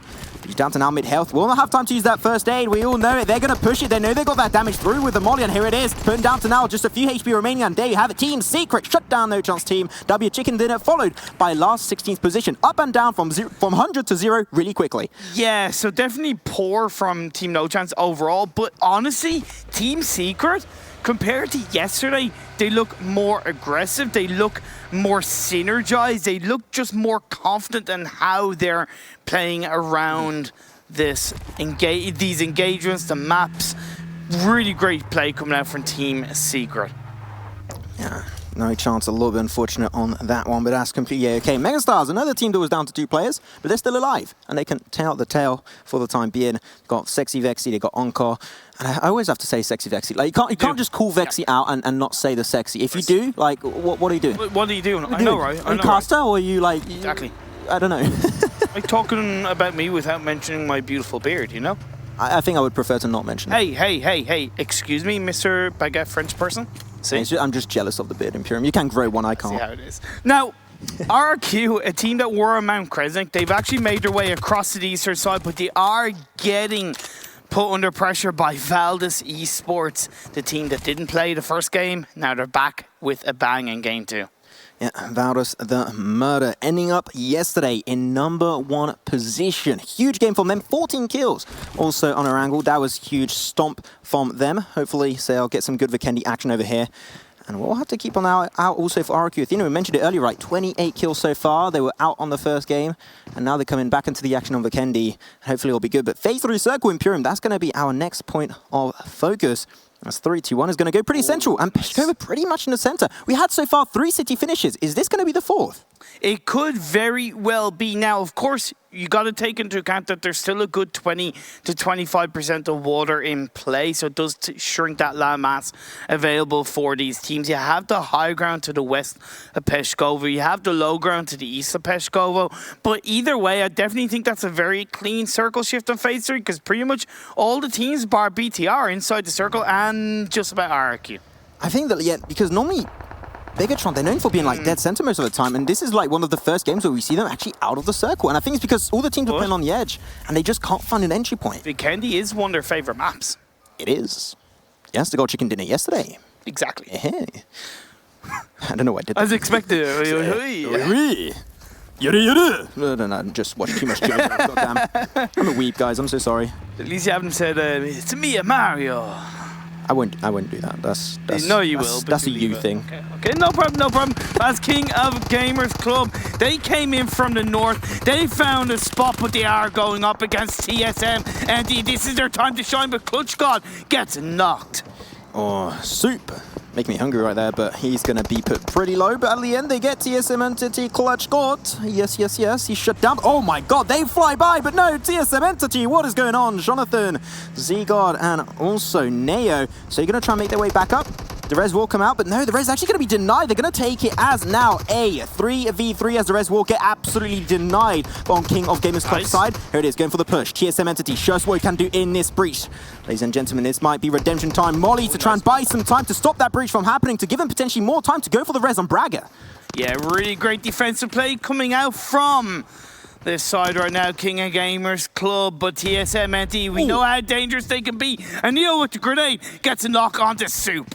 There you go, some more mollies. Utility getting in response, but still will be turned. And they actually confirmed the kill as the molly. Soup is out of the count. It's barbecue time, baby. He's going to be eliminated down to a proper 3v3 fight. Can't speak there anymore, but that's okay. As Bossa is going to be absolutely shut down by Neo. Jonathan's going to be the one confirming the kill. Now turned into a 3v2. As going to have Braga just chilling on the rooftop. Concept is going to be a little bit lower down, taking the 5 versus Neo. Here it is, going to get the information with Yuzi. Trying to spray, but's got no more, but it's going to switch over to the G36, but it's not enough. As Z-God will be the one to get the kill. And there you have it. They shut down King of Gamers Club as they get eliminated in 15th position. What did I say about TSM? They needed to come into this day 2 and prove the doubters. Say what you want. They have amazing support, but at the end of the day, you've got to prove it to yourself. You've got to prove it to everybody else in the lobby that you are here to fight. And that's exactly what TSM have done.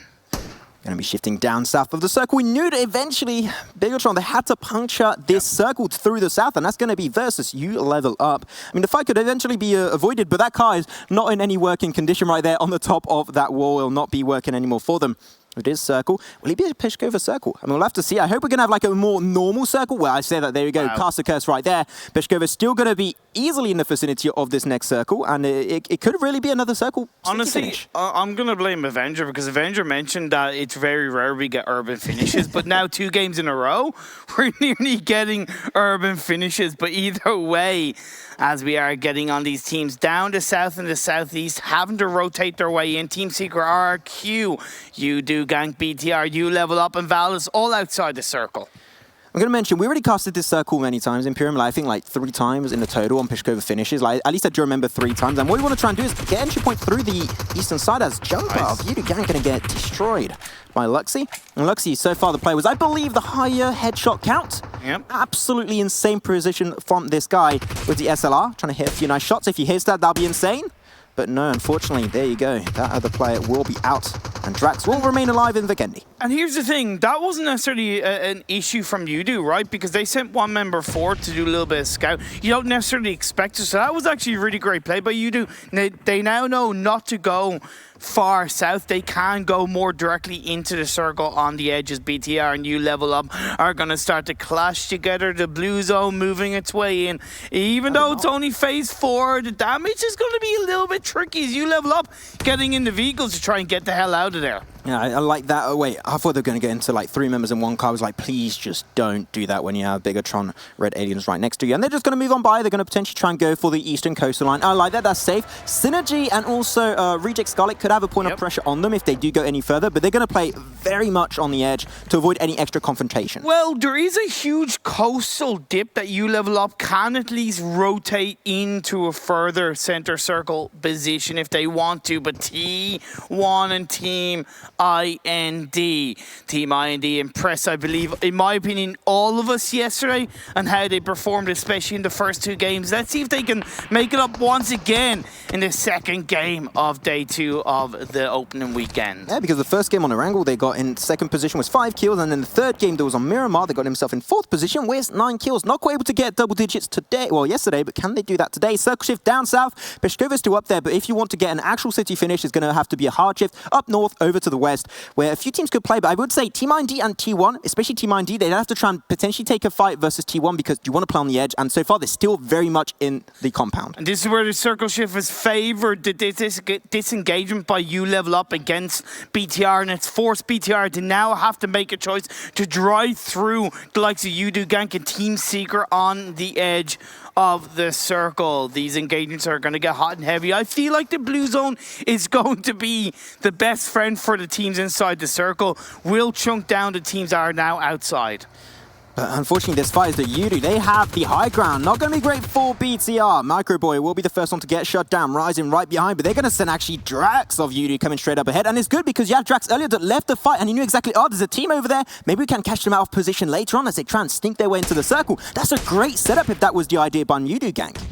And then we do see on the kill feed, we have decided Team Morph on the Valdos, a little bit engagement coming through along with RRQ joining in on the fun. But right now the focus is Udo Gank against BTR. BTR game 1, they only got 1 point. So will we see a similar bad play or bad game coming out from BTR? Will be able to at least recover. Luxie's like, sorry guys, I can't help you out right now, Ryzen. And Microboy, you'll have to stay a little bit behind. He's going to try and make his way into circle to not get pressured too heavily. And Udo, I like it. They're responding so well that every single time trying to get more and more towards the center of the circle. But Team Secret, Madtoy, where's the SLR? Gets 1, gets a second, and he's looking for an insane potential impact on this game onto Udo. As Udo actually now pulling off the short end of the stick because Team Secret, they have the true high ground of this fight. When you don't watch your back at this stage of the game, you are going to get punished, but great play by Team Secret to look to third party. As in the feed, we see TSMNT eliminating Megastars just like that. The Team 2 go down in 14th spot. 13 teams, 44 players left standing in this game. I love the little switchery. Like every single time Udo were trying to just like actually set up a gatekeeping position, but they just got unfortunately backstabbed by Team Secret. Very unfortunate for them. Going to see the circle in 3, 2, 1, a high up north, and it's going to be a nice potential circle on the eastern side of Peshkova. But you have that road in control. That's going to potentially have a huge impact lingering for the entire game. And the Japanese team of Reject Scarlet, they will have a prime position on the north side of the circle, but plenty of space for the likes of Synergy to move their way in. BTR looking to find their way up. They get eliminated. Sorry, they eliminate Udo Gank, and more space created for BTR. They just got revenge, and now Team Secret, they can't take care of Bigatron anymore. Reason why, look at that up there. You got RRQ Athena so far popping off in terms of kills. They're an aggressive team. You do not want to mess with them. You do not want to underestimate them. And it seemed like Team Secret, they saw that circle shift, like, you know what, this is not worth it. We got the high ground. We can just go on the slope and slowly slide our way into the circle, which is the thing for RRQ. If I was Team Secret, I'd send 1 member forward to do scouting and get a little bit of information and go one by one. But because they got the knockdown, let's see if they can make a camp of RRQ coming in head-to-head against T1. Let's see if the 3-man team of T1 can hold on and protect themselves against RRQ. 2 members down, leaving D2E left standing. That small wall able to save them. Oh, that grenade, if it was a little bit more cooked, it could have been absolutely on point to shut down all of RRQ, but here it is. T1, they're going for the push. They're going to try and confirm it. ZZP will confirm 1 extra kill so far. Looking for a good push, but an extra grenade from Missile could be huge. Going to try and chuck it, and that should be the kill. No, checks it too far. Unfortunately, will explode right behind RQ Athena. They got a bunch more smokes, but I think that other grenade from Missile, this might be the one deciding factor. But unfortunately, just has no idea. Those smokes are really useful. Nice grenade coming out from Missile. Missiling his way through, taking Beer down to half health. Beer having to use a first aid right now as the revival of RQ to 3 members strong will continue on. As T1 also looking all around and being aware of their surroundings, but Missile gets dropped by Kratos of Team IND. So ZP and Neon Jung gonna have to take this as a 2-man team. Here it is, RQ Athena going for the push. They're looking to try and increase that kill count. They want a new record, baby, but Beery's gonna confirm every single kill. That's gonna be actually the 1 and 2nd kill so far for them. Very low kill count compared to usual, but RQ gonna go for the double res, and Yeonjun is just chilling. He's tried to avoid detection and hoping that teams are gonna just forget about him. I feel bad for T1 because they've done a pretty solid job, and the third party from Team IND did not help, but as BTR, now they're closing in. They threw a Molotov, gonna hurt RQ once again. It's gonna be Beer left standing for the RQ side. Okay, gets one, gets the second too. Actually, I believe that's actually a kill confirmed by another team. Team ID potentially, but here it is. They're going for the push. Very left alone. Does get one nice shutdown, actually, with Team ID actually helping out their situation quite a bit. But here it is now. It was Luxy get absolutely shut down. RQ Athena make it out alive, and they shut down Bigatron Red Aliens in 11th position. Doozy play coming out from Beer. Keeps RQ alive as Team IND. And Team Morph rage their way up with Valdez Esports taking the blue zone damage. Gets eliminated in the end. Down goes Valdez to murder. You know what? If you lose one Indonesian team, it's fine. You still got another, and that one is going to be... Oh, no, occasionally I take that one back. Yeah, Morph is going to be eliminated in 9th position. 8 teams now remaining in this game. Peshkova will not be in the vicinity of Phase 7 circle. So now Snacks going to have to be careful with the rest of their team. They're going to have to move away from this position. They're in the worst position currently, the furthest away from Phase 7 circle. Yeah, but Team IND, they have a full squad up. They only really have to worry about RQ beside them, although Team Secret down south along with Synergy, U Level Up could be clashing together in TSM Entity, also to the northwest of Team IND, as 420 OP gets knocked. Barry of RQ Athena is still there, just trying to out-heal against the blue zone, while TSM Entity still raining absolute hell upon these teams. Going to be moving away with his golden with his diamond dash. Yeah, damn, that's a sexy skin, I do have to say. But Barry, how many first days did this guy absolutely have? And here it is, going to go for the backstab on Team IND. He goes out there, gets a knockdown, but unfortunately that is all he will get from that one. Damn, Team IND, I thought they were actually going to be going down to a one-man player of RQ Athena. It was a matter of here's Johnny, but couldn't make it count in the end, so down they go. Team Secret getting eliminated, losing out that compound fight against Synergy in the end, as Team IND are going to try and hold on as a three-man strong team pushing in on the west side. You have TSM Entity to the north of them, just a little bit along with the last remaining player of Box Gaming. As God goes down, you have Jonathan left standing along with Neo, trying to fight for their lives. All these teams on the west, TSM Entity, Team IND, Box Gaming, they all have to cross the road too. The Blue Zone's an issue, but the road is too. And there you have it, that'll be Team IND eliminated. TSM Entity still got a few players remaining. Neo going to be left alone. Can he pull off the res? I don't think so. They're still in the middle of the road. This would be an absolutely insane mission to go for, but Box Gaming still trying to pull off the res heal into the Blue Zone up north on the western side. What did I say earlier on about the coastline of U Level Up? They stayed out of sight, out of mind, and now they're in the top 5.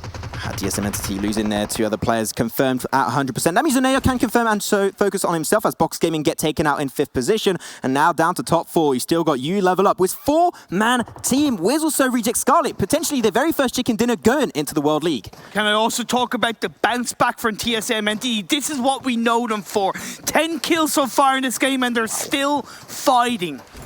Still fighting. We know they're not the most consistent team, but when they get some good games, they get some big boy games for sure. But here it is now, slowly going to try and wrap around the eastern side of the circle. It's going to be Reject Scarlet taking a 4v4 fight towards U Level Up.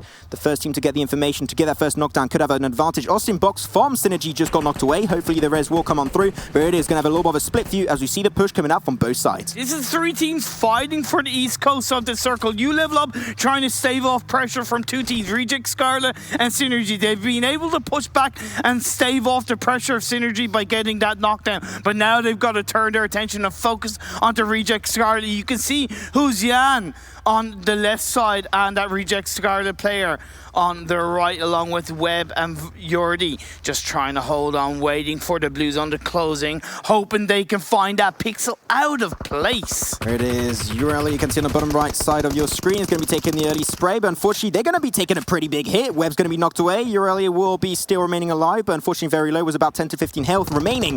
But those smokes are denying that fight from happening, really putting a big amount of pressure on even, I would even say, Synergy and TSM Entity, because they are so far potentially going to get shut down by those two teams. Whoa. You level up, are definitely leveling up in this game. Winter got knocked down, but Ted gets dropped like a block of ice. Lee Strider on his own. Whoa. TSM go down, we're down to the last 3 teams. Reject Scarlet still has a 4-man team. They pick up another one. They're up to 8 kills so far. Maybe their first was double digits. We'll have to wait and see. But here it is. They go for the push. You level up. The big point of pressure, the only big issue, and the point of pressure against RCS, potentially taking this chicken dinner, absolutely obliterated in 3rd position. And now it's going to be 1v4. Strider's going to be scattered out. And there you have it. Easy peasy lemon squeezy Imperium. It'll be taken over by, you can see over here, Reject Scarlet taking the 2nd chicken dinner of the day. Great game by the team that were gifted the circle right from the start of the game and made it count in the end. But I gotta say, you level up, put in such a good performance, staving off pressure from multiple teams, and TSM Entity finally showing up in the PMWL East. You just talked about you level up. Them rotations, very passive on the edge. It was on point. I loved it. I absolutely loved it. I know who else we'll love to talk about. That's the desk. Over to you guys.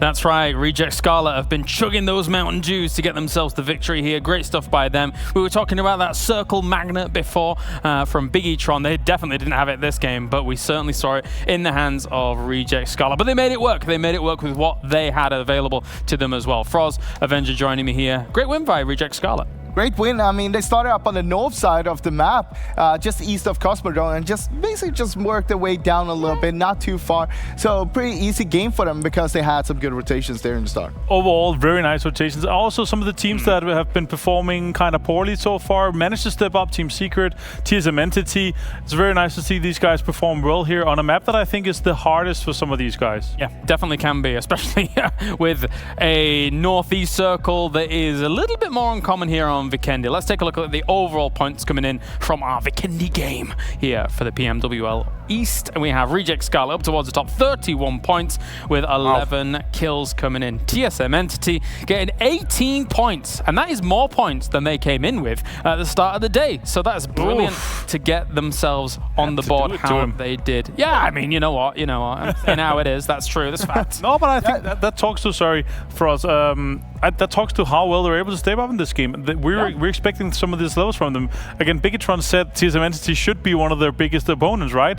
And this is the potential that they have shown off so far. I mean, that is the TSM Entity that we know and we want to see, and now we're finally getting to see them. We saw them actually breaching King of Gamers, even losing Clutch Guard early on, but they still decided to go 3-man breaching and just take that fight, even though it wasn't for a good position. Yeah, and nobody has hair quite like Z-God as well.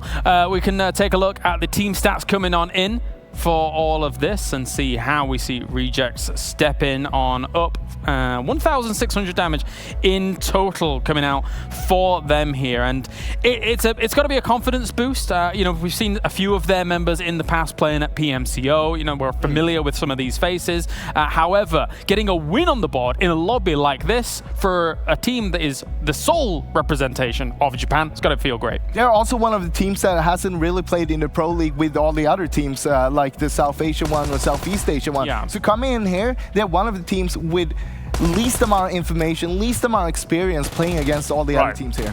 And obviously, preparation can do you a lot, but when you play against these guys, when you actually experience them in the tournaments you're playing against, you get a little bit more experience here, but they have definitely done their prep work for Vikendi here, and they showed that. Take a look at some of the Mountain Dew Do the Dew highlights here and moments as we see quite a bit of Uzi action. I love me some good old Uzi, some good old micro Uzi, and these players utilize it to a T. Well, we saw the No Chance team going from hero to zero, winning the last game but got himself a 16th place in this one. Look at the hair. It's got a life of its own. Fantastic from Z here with the G36C. Another fantastic gun here for this game. Ooh, this one. The rotation kill here from Luxy. And actually, to the point here, when we look at Biggitron, they had a really tough game when you think about where they dropped, constantly playing edge, having to fight their way in. To be fair, they dropped kind of center of the map, but then decided to go super late rotation, and they were going on the south side. It took all the way to almost circle free before they actually entered the circle. But once that happened, they were kind of going back and forth with some of the other teams down there. I think it was Team Secret and them basically next to each other for almost 2 circles. And that's what you get when you have this first circle that has a lot of water in it, right? Because we're eliminating so much play space. Kind of the square meters we have available to us is basically the same as the second circle and so forth once you get these kind of watery circles here. I was expecting them actually to rotate on the east side towards the beach side because it would potentially be fewer teams. We saw that it was U level up over there, and if they took that route, who knows what would have happened. Micro Boy with his micro Uzi. The gun was literally named after him. No, it wasn't. We have Martin as well. Good job, Martin. I appreciate so much. This. Yeah, I like the G36 a little bit. Also managing to get in. Nope, never mind. I got killed from that one. Sorry, bro. Here's our RQ Athena as well. They almost made this kind of 1v3 spray down happen. Wasn't to be, though. As you can see, TSM Entity playing a bit of snake in the grass there. But Rejects Scarlet had a great lip here. The majority of the land was very flat, so everyone had snake. Apart from Reject Scarlet, that had this small lip on the way down. And again, they went there on the east side of the road pretty early on, while we saw we had 9 teams on the west side. If we split the circle from north to south in the middle, we had 3 teams on the east side, 9 teams on the west side, and one of those teams on the east side was actually Scarlet. Another of those teams was U Level Up, actually, as they were able to position themselves nicely on that east coast, moving on up throughout there as well. So it was good to see them get some decent points on the board whilst this was going on, Avenger. Yeah, it's very nice. I'm excited to break down some of the moments here, because we had some crazy moments throughout Vikendi here, especially some of the micro plays, some of the small things we're thinking about. Hold your horses, because we're not doing that just yet. Okay. We're going to look at some of the top players here from this game as well and see how their numbers look when it comes to all of this. It's Sarah being able to show up here as well with and Jonathan. Jonathan, geez Louise. 787 damage, but he is one of the bigger names and known in the region as somebody that's able to pump out the numbers. I feel like, sure, it's the first 2 days, it's only proceeding, they've had a bit of a slow start, but someone like Jonathan is bound to show up in the preceding weeks. I mean, this also shows how good of a player he actually is, getting that much damage, but only 2 kills. So perhaps he did a lot of damage onto the other players before his teammates actually knocked him and got the kills. All right, you don't have to hold your horses anymore, Avenger. What have you got for me? I'll show you. So it's something that is very specific that the pro players, they're very common. This is something you can take to your own play as well as something you can think about. So right here we have Godless. He's sitting around waiting on the corner with a third-person peek advantage, right? Team Secret, they're moving from inside the building. They have an idea that he's here, but they're moving 2 guys. And what I want to point out is how close they're moving to each other and how important it is to make sure that the first guy that is going in, it could be a building, it could be around a corner, is going in deep. And I'll play it here once we get into this position here. So see here, I want to pause it right here. Rex went into a really good position, going in deep, taking all the all the shots. Yeah, all the shots and all the attention from Godless here. That made Mad Toy, it enabled him to go just around the corner and shoot. He didn't take any damage, he didn't take anything. And this is such a really good 1-2 punch, making sure that your teammate, if he gets knocked, you make sure that he doesn't get flushed immediately after. So super well executed. Just a small microplay I wanted to show here. Yeah, the wide angle that you're going to take as the first person to orchestrate that with your teammate in that buddy system. Very nice. I mean, it comes to the same thing when you're entering a house, for example. You know a team is holding that. First guy runs in, sprints in, and jumps. So even if he gets knocked, he's not going to be blocking away for his other teammates coming in behind and getting that trade. Exactly. This is something you can utilize in basically every single team fight. When you have this kind of body system, you want to play in a 1-2 punch situation where you're running very closely together Yeah. to make sure that you don't lose a teammate in a situation like that. All right. Well, thank you very much, gentlemen. I'm coming back here in a moment because it's time to take a little stroll down Kyalaris Avenue. Come along with me. Come along with me as we head over here and we have Blank and John. Blank's already smiling, trying to hold back silly laughs because he knows I'm stupid. Look, I would say stupid, hilarious. You're like the comedian of the show, but at the same time, you keep us running smoothly. You know, I've got a short stature. I've got to make up for something. Yeah, it's true. You're multitasking in a big way. I love it. Big way, yeah, for sure. John, how are you doing, friend? I'm doing great. I'm just enjoying this back and forth, quite frankly. It's going well. It's going well. We do what we can. We try and juggle the ball. We do. It's a bit difficult. It's a bit excited for the next game. So how did you enjoy the Vikendi? Oh, Vikendi was actually fun. I mean, the ending was very different to what we usually see from Vikendi, right? A lot of it's building based, but this time it was like the mad dash across the road. There was a lot of enjoyable stuff, and having like 2 teams with full 4 at the end, that was very fun. I like that a lot of teams avoided committing to Peshkova for a lot of time, because once you've committed to it... Yeah, you can't really get out very well, right? Yeah, it can be difficult, John. Yeah, it's what I've said time and time again over the course of all of these PUBG Mobile tournaments that I've been working on. It's, you know, if you go into a compound, if you go into an urban environment, you are basically committing yourself to stay in there, because more often than not, leaving it can be just as deadly as trying to get in the first place. A lot of teams left over, a lot of teams to shoot at you. Thank you very much, gentlemen. I'll get in with you in just a few moments' time. We're heading back over here to the beautiful Froz and Avenger once again. 2 handsome gentlemen, but not as handsome as ZZP, the male model, with his lovely jacket. So guys, let's take a look at the schedule. We have 2 games down, 3 games to come here, and we will have Miramar, Sanhok, and Erangel coming up. So with that being said, it being Miramar next, it's a far cry away from how Vikendi plays out. It's very different as Miramar. You turn it around. It's basically the complete opposite. Here on Miramar, you can play very open, high ground positions. You can make sure you have your rotations on point. You don't need to play in a compound usually. You can, if you know the terrain well enough, you can play around, you know, the dips and divots and just play that all the way to the end if you're playing cleverly with it. Dips and divots. What do you think, Froz? Well, that's also why it's so important when you're doing the rotations to make sure that you don't go do too close to these kind of dips, because you never know what lurks in them. Oh. Yes. You never know what's going to work, but I know what is going to work. Everybody at home needs to sign up for PMCO. You need to do it right now, as you can head over down to the link below and you can make that work. You've got until the end of day to be able to sign up here and play in the PMCO and join a lot of teams. And I mean a lot of teams. It's actually pretty mind-boggling how many people have already signed up, and you can be part of it as well. Why on earth not? Getting involved in competitive is actually super, super fun because it changes the game slightly. You're still playing the same game, but there's that extra little element of like, there's something on the line. It's very exciting to go up against players that are in the kind of same kind of skill level as you. Maybe some people that are going to bop you, but that's fine because then you learn from those experiences. For us, it's really cool. Yeah, I mean the adrenaline from being a player and going into a big tournament. It's something amazing, and it's kind of hard to describe if you haven't done it yourself.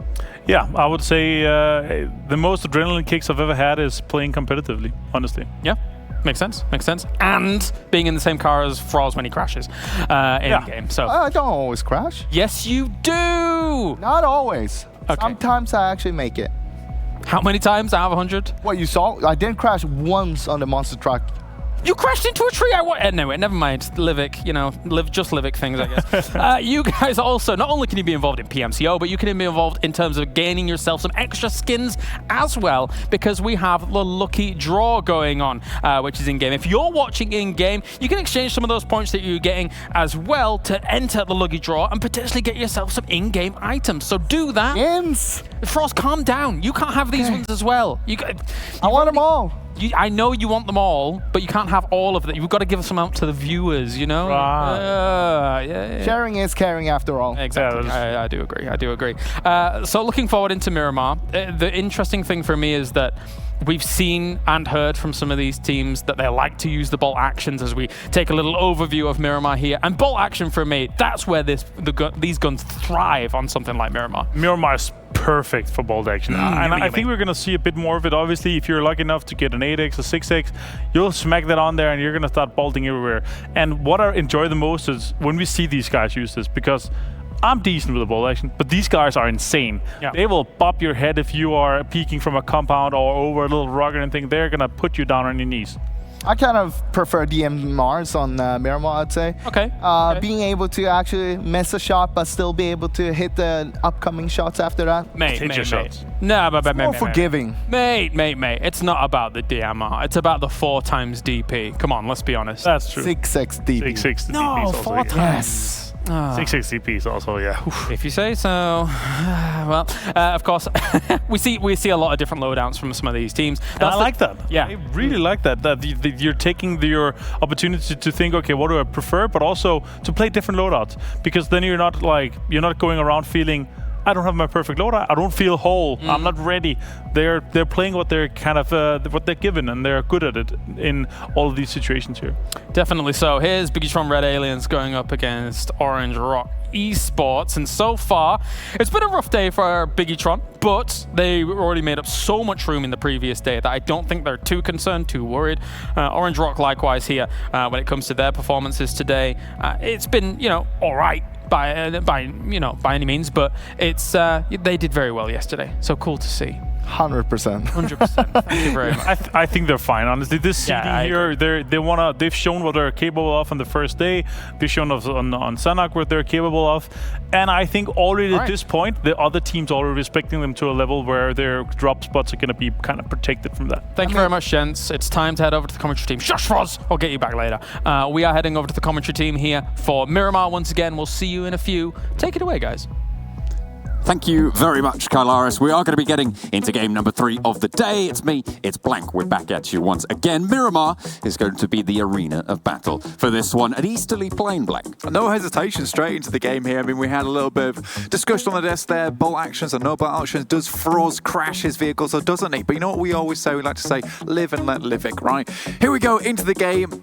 Easterly Plain path all the way up to La Cabrera here. And it's going to limit a little bit of where you can go on the western side. El Pozzo's a little bit far away, but Picardo, I think it's going to be a little bit of a hot spot. BTR, they're not really getting these positions as comfortably anymore, and that's where BTR went yesterday.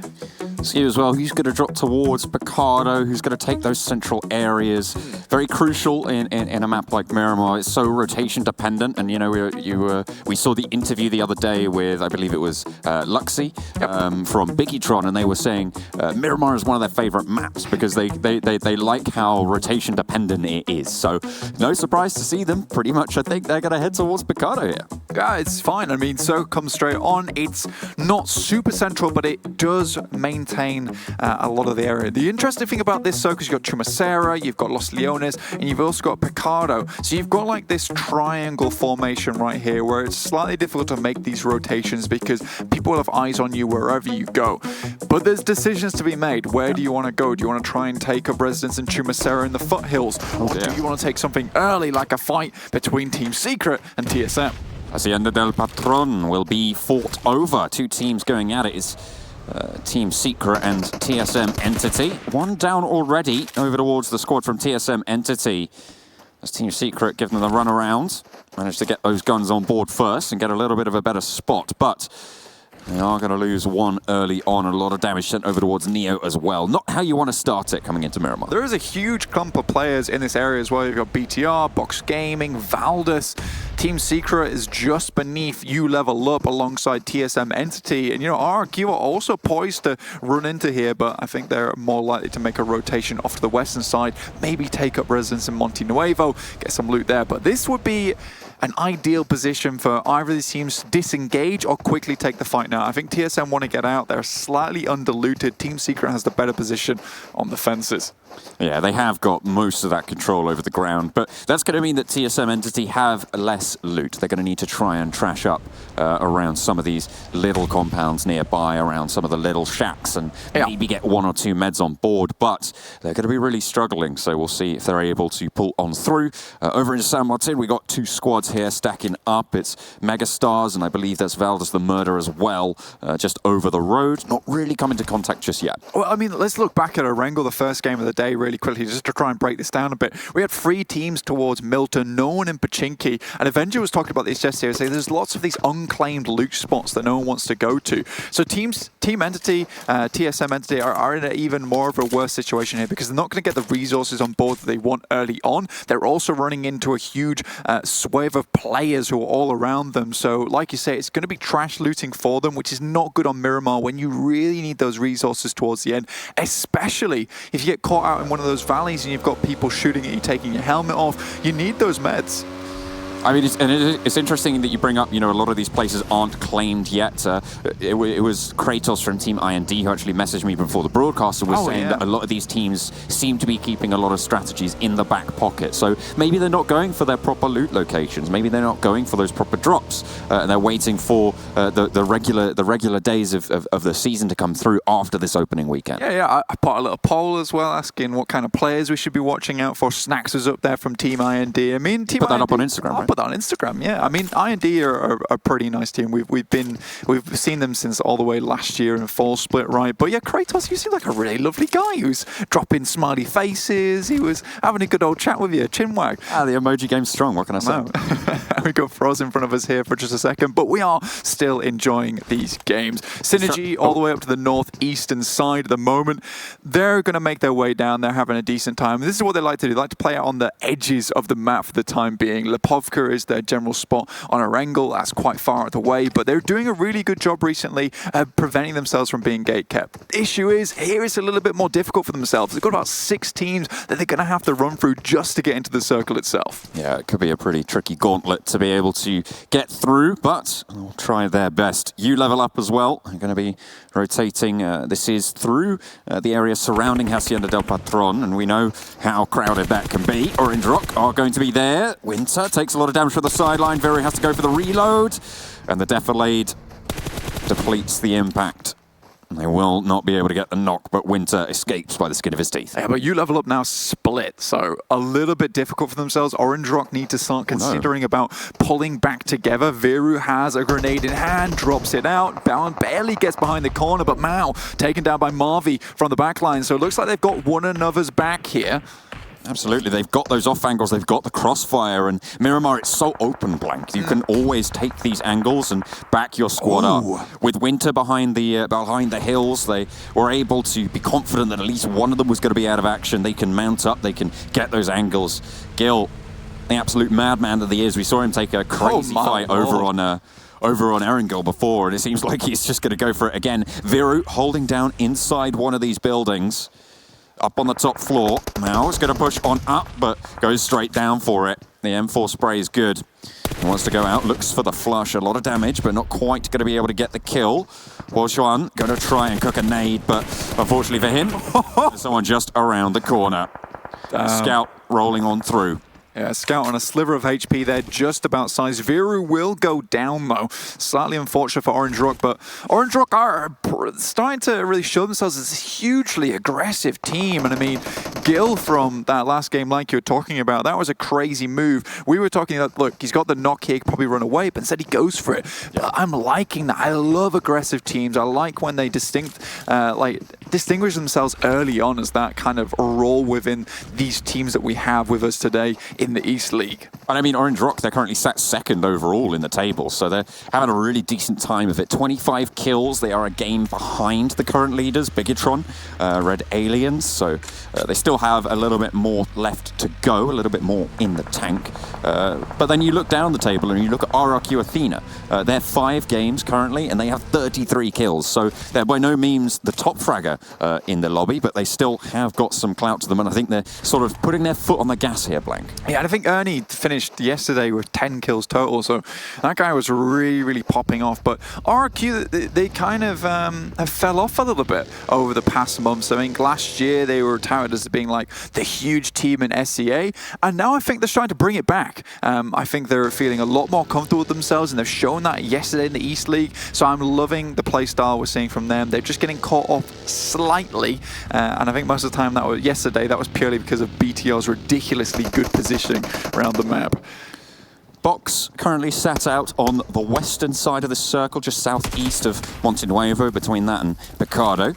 It looks like they're going to be trying to guard out Megastars and RRQ behind them. But RRQ seem to be making a little bit of a counterclockwise rotation. They're going to be heading a little bit further down south past La Driera and making their way in near Chumacera. I mean, it's very difficult here because there's limited ground here, which is completely safe. Obviously, you can see most teams who are around Los Leones are quite literally around Los Leones. No one wants to commit to that city yet. It's difficult to get out of. It's an industrial nightmare, so to speak. Picardo, on the other hand, no one's there as of yet, mostly playing around the hillsides on top. But next circle comes through. Eyes on from Cog. Let's see if he actually hits these shots onto IND, but they do just barely get out of there. But Kratos does get popped out the seat. Yeah, they are going to be able to finish that one off as well. Nothing doing there for Team IND. They lose a player straight up, no trades. Unfortunate, but that's sometimes the way the cookie crumbles. I mean, what they have achieved here is a decent positioning within the warehouses. That's all they can say for this. They're slightly central. They will now have to move out. Cog will have a bead on their position too, but they've got it. They know they have to move fast though, because they've found this position. Now they've got to leapfrog to somewhere better and just take the L on that kill that came through their way. Maybe play for the late game. They can't really go from any aggressive trades, especially playing with 3. Down to 3, it's them, it's TSM Entity as well, down to 3. So both squads from South Asia not really doing so strong. However, Orange Rock, they are really bringing up the level there for them. So we'll hopefully be able to see some sort of showing coming out. Bigatron left Los Leones out. Left Picardo down to the south and then out on the northwestern corner of Los Leones and trying to find a spot that they're happy with. And if there's one thing that we know with Bigatron is they choose those spots really wisely.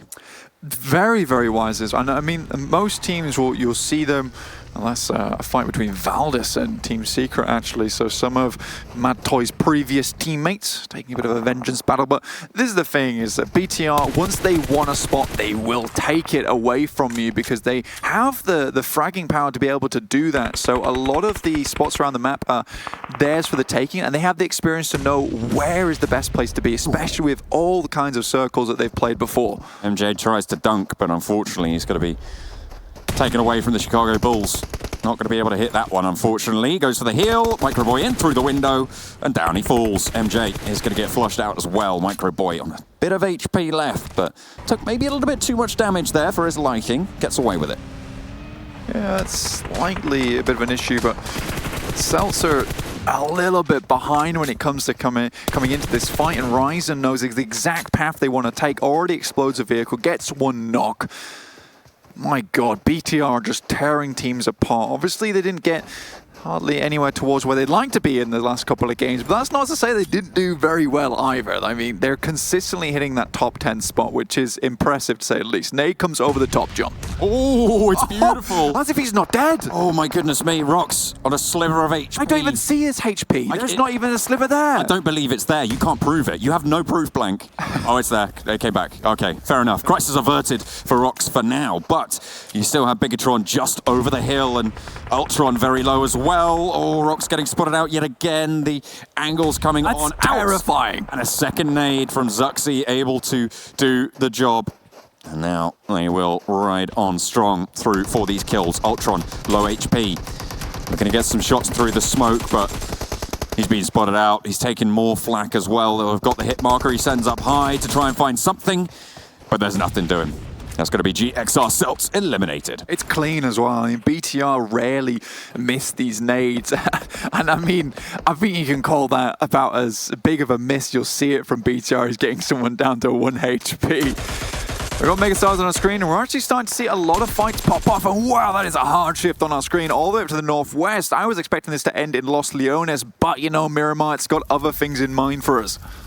This fight that you're seeing on your screen right now, Blank, is a result of that crunch that we were seeing on the northwestern side. RRQ Athena went all the way down south to avoid it, but these teams are not going to be able to get unstuck so quickly, unfortunately. Box are guarding out the zone. Megastars trying to push through at the moment. Oh, a huge shot there for Pime. Takes down Oace. The Megastars from out in the blue is the Lone Ranger for Box. He does only have one first aid. We'll opt to use the bandages instead. Obviously, we're only in that second circle, I believe, right now. It might be, and so he's not taking too much damage as of yet. But the crunch on the western side is actually kind of significant because we had very much an eastern plane path, right? Which means that all these teams have had the same idea to swing over the top of Miramar, head to the western side. So it's very hard to predict where anyone's going because there is teams on the eastern side, less teams on the eastern side than you would expect normally. Unfortunately, Pime has the sideswipe onto two of the players from Megastars. He knocks one and follows up with a rat-a-tat-tat, knocked out the buggy. Brains go splat on the side of the warehouse. Paradox, last standing now for Megastars. Megastars desperately want to try and get at least one player up. If they can play with two, it's definitely possible to hit that top 5 spot. Right now, they're in a really, really tough spot at the moment. Team Secret doing a really good job to actually gatekeep on this western side. And they've got a fairly decent path into the circle too. Most of it's uphill. They have a few compounds to play around with. We're starting to see them take some shots off towards these two teams that are out in the blue at the moment. Box has got a hard time. They know they have to get rid of Megastars if they want to get into the circle. But even after that, there's even more teams to face and limited resources to do it with.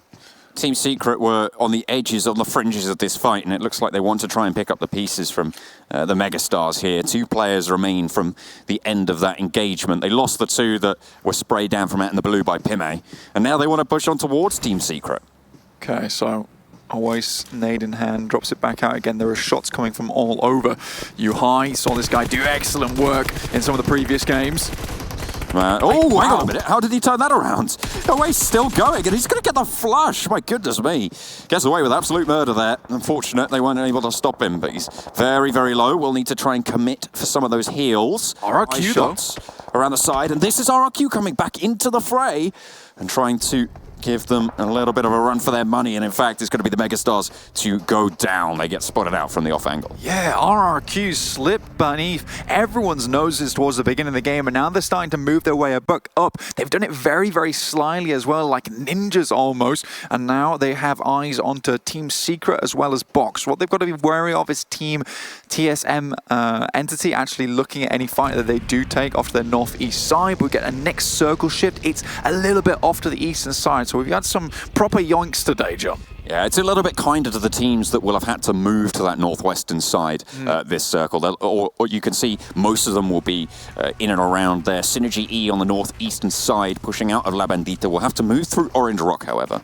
I mean, they've had a very good time of it overall. Synergy actually moving down from the northeast really have bided their time. They've not moved unless they absolutely have to, and it's paid off. They knew that most teams are going to try and make their way over to the western side, try and slip in there, and they thought, look, we're just going to trot on down, get looted as possible. So they're going to be very well geared. They've not taken too many fights and avoided a lot of the mass hysteria towards the middle of the map. So very, very happy and excited to see them come in towards these later circles.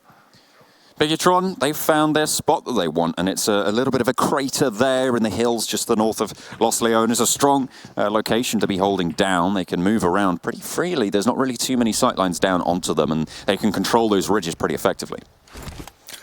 So now this is the fight between TSM Entity as well as Team Secret. This will define who actually gets into the circle and takes a strong position on the northwest side. So a very important fight to be sure, John. Currently, Team Secret with only 2 players. TSM Entity look far more composed here. Clutch God looking to move around the side. I'm just going to pop the bandage as well. Just get a little bit of a sliver of HP back on board. Of course, remember, they had to leave early from their early loot location, which means they're going to be pretty low on supplies. And indeed, taking fights, probably not at the top of their list of things to be doing right now in Miramar. RRQ, spotting out the rotation from Box.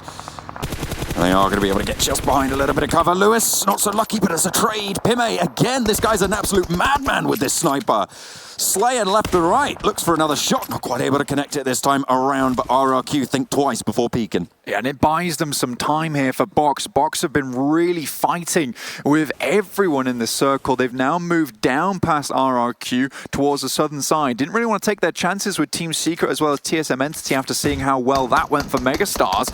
So this is actually decent, but they will be coming up against COG Gaming. COG's very, very soon, which is not going to be ideal for them, especially with how poised they've seemed in this circle so far. Lewis is down out of the way. There's no way he's getting back into cover, unfortunately. So box will be down to effectively just 2 players. You can see them there, PMA trying to get those shots over towards RRQ again. RRQ actually pinned just a little bit, but they have a lot of utility. They're going to be able to get out of there. Team Secret, they get spotted out by TSM Entity on their push over the top of the hill. Now they're going to stack up on the bike and hope that they will not get spotted out in the next rotation. That's a beautiful shot from Clutch God. I think that from watching this guy on Seoul last year, I'm really happy that he's found a consistent home now in TSM Entity, and that's exactly why, because he's so bloody strong. He's going to go for the flush instead of taking the trade. Oh no, Rex able to shut him down and will get the flush. Not quite, but it's only a matter of time, only a matter of seconds. Neo makes the man dash across. Not going to be able to find the shots. Unfortunately, Rex not so lucky this time around. There's a close push coming in from Jonathan, one of the strongest players in the tournament right now. He's touted to be one of the best in the world, but unfortunately, he's not going to be able to make this push up and over. Let's go down, and now it's Neo in the back to try and pick up the pieces here from Rex. And Neo already took a few bullets here from Rex. He's starting to stomp on his way through. Unfortunately, Rex just does not have the meds available to him, but Neo very, very low here. Just one more shot will take him down, and it might be Rex to go all the way. Oh my goodness me, he ends up making a 1 versus 3 happen there. Rex eliminates TSM Entity pretty much single-handedly there. There were only 3 players left, to be fair, but he takes them all down, and there's nothing doing. Absolutely fantastic there from Rex, and you could hear the roars of victory from that boy, feeling very good about himself. And now he's got a free reign pretty much all the way to the eastern side, very easy to get in. So I'm looking at him potentially getting a spot towards the top, but his box gaming, PMA, has done so much good so far, but finally it's King of Gamers to take them down, with Concept finding the final shot there. Sniper one-taps can only get you so far in a close-range engagement, Blank, and he's not going to be able to lay them down there. Team IND taking a successful fight there. You saw that pop up in the kill feed, able to do some work. RRQ lose 1 on the push, but 3 of them remain strong in the US. They are all together in the vehicle, which I always advise against, Blank. I think it's the worst idea you could possibly have, because if the vehicle goes boom, you're pretty much stranded, and that's exactly what's happened to RRQ. Luckily, they've managed to get to a not indefensible spot. King of Gamers has been taking a fantastic amount of fights here, but it's starting to bite back now, because teams will know exactly where they are. They're taking shots from all over. There's only so long that you can keep making that much noise. Nades comes over the front from BTR once again. Oh, lordy. Oh my goodness me, King of Gamers feeling the pain as well there. Nades just going out, bullets flying left and right, and Bigatron is starting to ramp up. They didn't have the greatest of starts to today, but they are really starting to push on back. This is the team that we know from yesterday. Microboy finds yet another, hits the deck, gets the heals on board. Look at that, the kill feed is just full of Bigatron right now. Yeah, the Scout though actually doing a lot. Orange Rock from the back lines towards the northern side of the map doing huge amounts of work, but BTR, they just roll up, and now we're watching several fights at once. We've got Zuxi, Reject Gaming as well. Goodness me, it's just the twins left now from Bigatron. As Orange Rock do in fact play spoiler. I said they were lighting up the kill feed. I didn't realize they were going to be on the right-hand side of it, unfortunately. I know.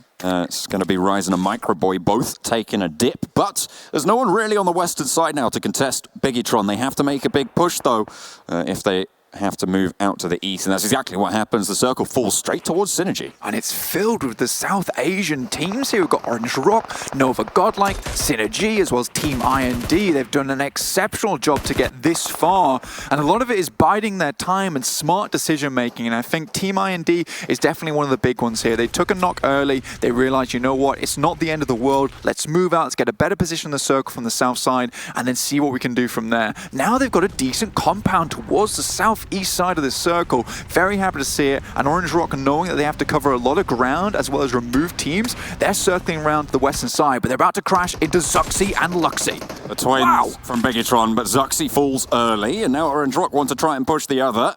Luxy holding it down behind some cover, goes for the spray out wide, doesn't take any damage crucially. Now he goes for the second fight. Marvi very low, but on the sidelines, the flank comes in from Viru, the buggy to save the day, and Bigatron eliminated in 7th. And Scout, a lot of that was down to Scout there. Excellent play from him. The rocket bin, the UAZ, actually shoots out of the vehicle, immediately finds Zuxi.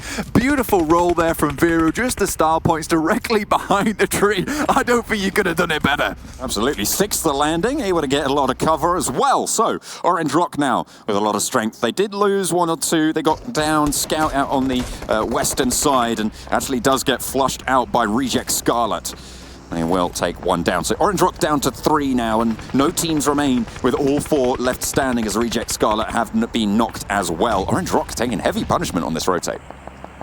I mean, it's a difficult one. I mean, they're just desperately trying to get in. They have a little bit of area to play around with, but Team IND, look at this split from them. They've got 3 players, but it's RRQ to try and actually assault this one, but damn, that's a nice job there from the Team IND players. Aladdin here, battling back RRQ, and then Yurley.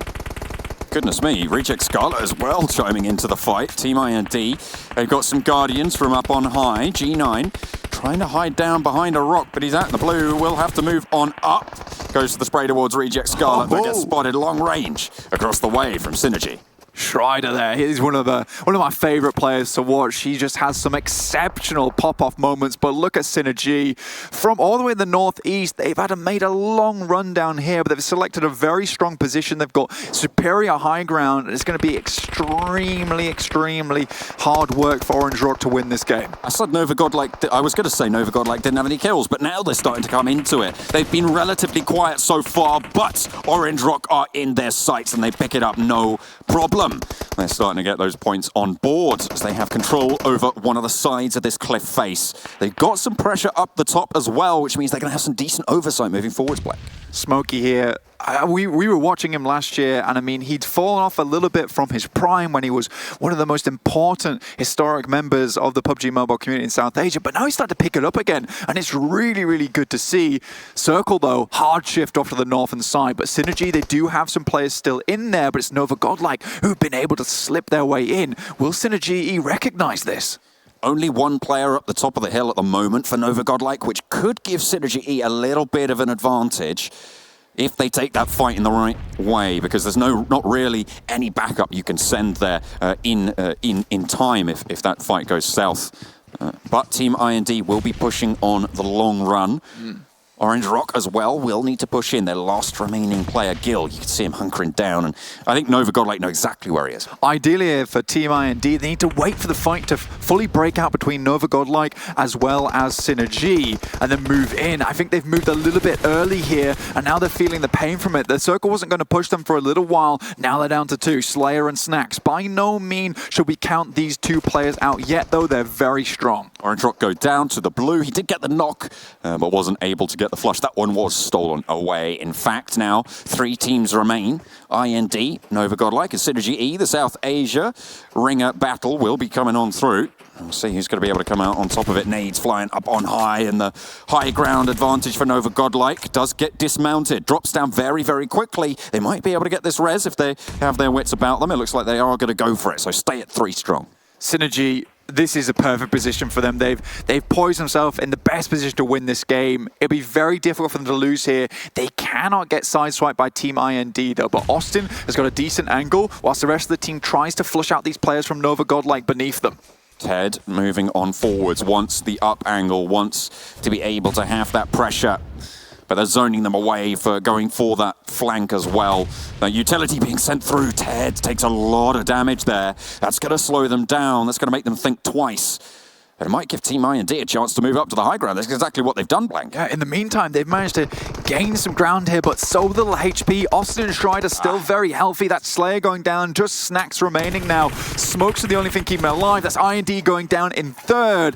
And now it's just Nova Godlike, the 3 players below versus Synergy. And Synergy are going to start to make the push, knowing there's no sideswipe available. Now it's head-to-head with these 2 squads. Synergy E, all 4 players alive. They're feeling good right now. They're dropping the nades down, trying to move them out from these corners. But Nova Godlike, they hold their nerve. They're controlling these angles. They're cooking some nades to try and send up the top. Ted looks for the knock. Will find it onto Cronton. Takes a little bit of damage from the nade. Another cook coming on through. CFE wants to push through. The Grozer is there. Vampire pulls out another nade with the Molotov underarm. Will burn them on out. Don't think you're going to be able to survive that one. Steps into the sunlight and Vampire cornered now. Smokey holding down the off angle. Civi with the stake above, ready to drive it into the heart.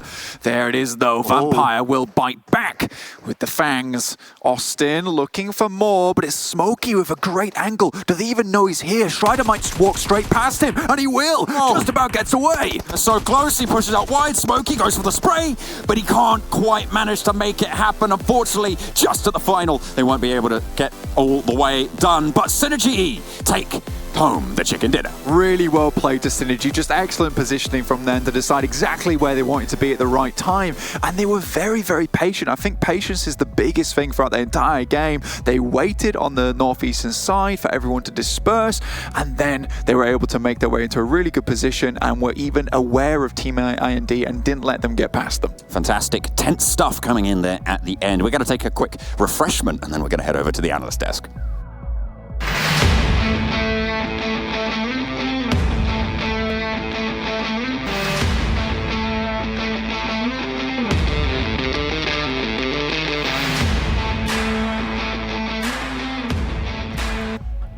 God, John's right, that was refreshing. Welcome back, ladies and gentlemen. Synergy get themselves the victory after a second place in the previous game as well. Great stuff by them and good control of that last situation. Could have been a little bit tenuous, but that's how it's going to play out. Synergy get themselves the victory. Froz, Avenger joining me here. Froz, this was a very good showing by Synergy. Great showing, not just one but two games in a row now. And we saw them start up in the north there in Tora Humada, but I mean, they managed to get their way down towards the south there and get into a good place. It's rare that you see that, honestly, that you managed to get into such a good position. Obviously, we did have a few shifts towards the northern side, but they managed to hold down that very nicely and managed to stay 4 guys alive all the way to the end. Super important to take this home.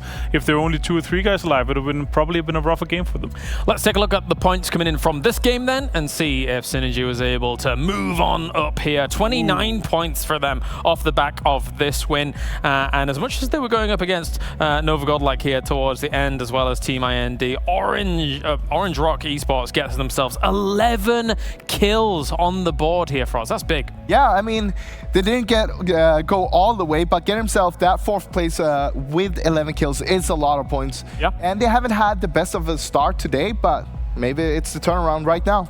Definitely so. Here's Valdez the Murderer as well. Only 1 kill for them. King of Games Club with the 3 kills. Likewise, so does Box Gaming. So just a few points on the board here to try and keep their averages up, of course. That is very important throughout a long league play. Of course, this is just an isolated 2 days where everybody's playing for seeding, but you want to be kind of in that heated up kind of state during a whole league play here, Avenger, to make sure you're always keeping even your bad games not necessarily too bad, getting a few kills. Yeah, but I actually heard John say as well, he was saying about he was talking to one of the players and he was saying some of the teams might be holding back tactics, and I'm actually really curious to see that, because I feel like personally it's like you want to come out strong, you want to come out showing that you need to be respected, otherwise people might be muffling you a little bit here and there, and they might try to take a loot spot away from you and stuff like this. So I want to see them coming strong off. Even though this is seeding, it's still important. There is benefit into luring your opponents into a false sense of security sometimes. Let's take a look at the stats coming in from Synergy as well after they got themselves the win here. And it's 1,700 damage with the 9 kills. Not the biggest of wins, but a win nonetheless. Froz, good stuff. I mean, I'd say it's pretty decent. 9 kills still.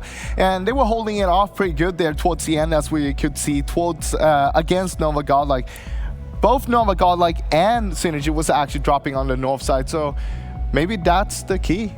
Maybe. Dropping north, rotating on east to the south, and just play against all the other teams. It was a unique circle as well, which is one thing that's fascinating about all of this already, is that we're, what, 8 games deep, and every circle has been so different. Let's take a look at the Mountain Dew do-the-do moments here from this game. And Los Leones creates its own problems. It's not exactly the you know, easiest thing to eventually like rotate out of, sometimes depending on which direction you have to take. But the mountainous area outside of Los Leones is something that I don't quite see too often when it comes to those final circles. No, but it's a really strong position to actually hold mid-game, because you can scout very well from there, you can get a lot of information from it, you can play some of these silo areas, and we've seen a fair share of endings there, and it end up, if you hold these areas, end up being very strong because you can get the information, but you also end up getting a few kills and throw out some damage to the guys around there. Yeah. I mean, playing the high ground is always going to be good for you, but at the same time, when you need to leave the high ground, if you need to leave it, it might be super bad for you if you're going to need to run in the open. Luckily, Synergy, they took the high ground and they just kept it, and they didn't need to move too much. I gotta say, I love the ball action. We were talking about it before the game, and we talked about ball action might be a bigger thing here, and it was. We saw a few very nice headshots with the baldies. The Kar 98 was one of them here in the do moment. We saw a lot of nade action actually as well. We saw just one there, but we also saw some from Suxy earlier. Yeah. They just nailed the nades, and we heard that from Blank and John. They said this is a typical Big E-tron nades. They never miss them. They just hit them all the time. It seems like Big E-tron, though, for our last two Miramars, always kind of too alive towards those later stages. Hopefully for them, that doesn't become like a running theme thing where they can only have two people going towards some of those last circles. Yeah,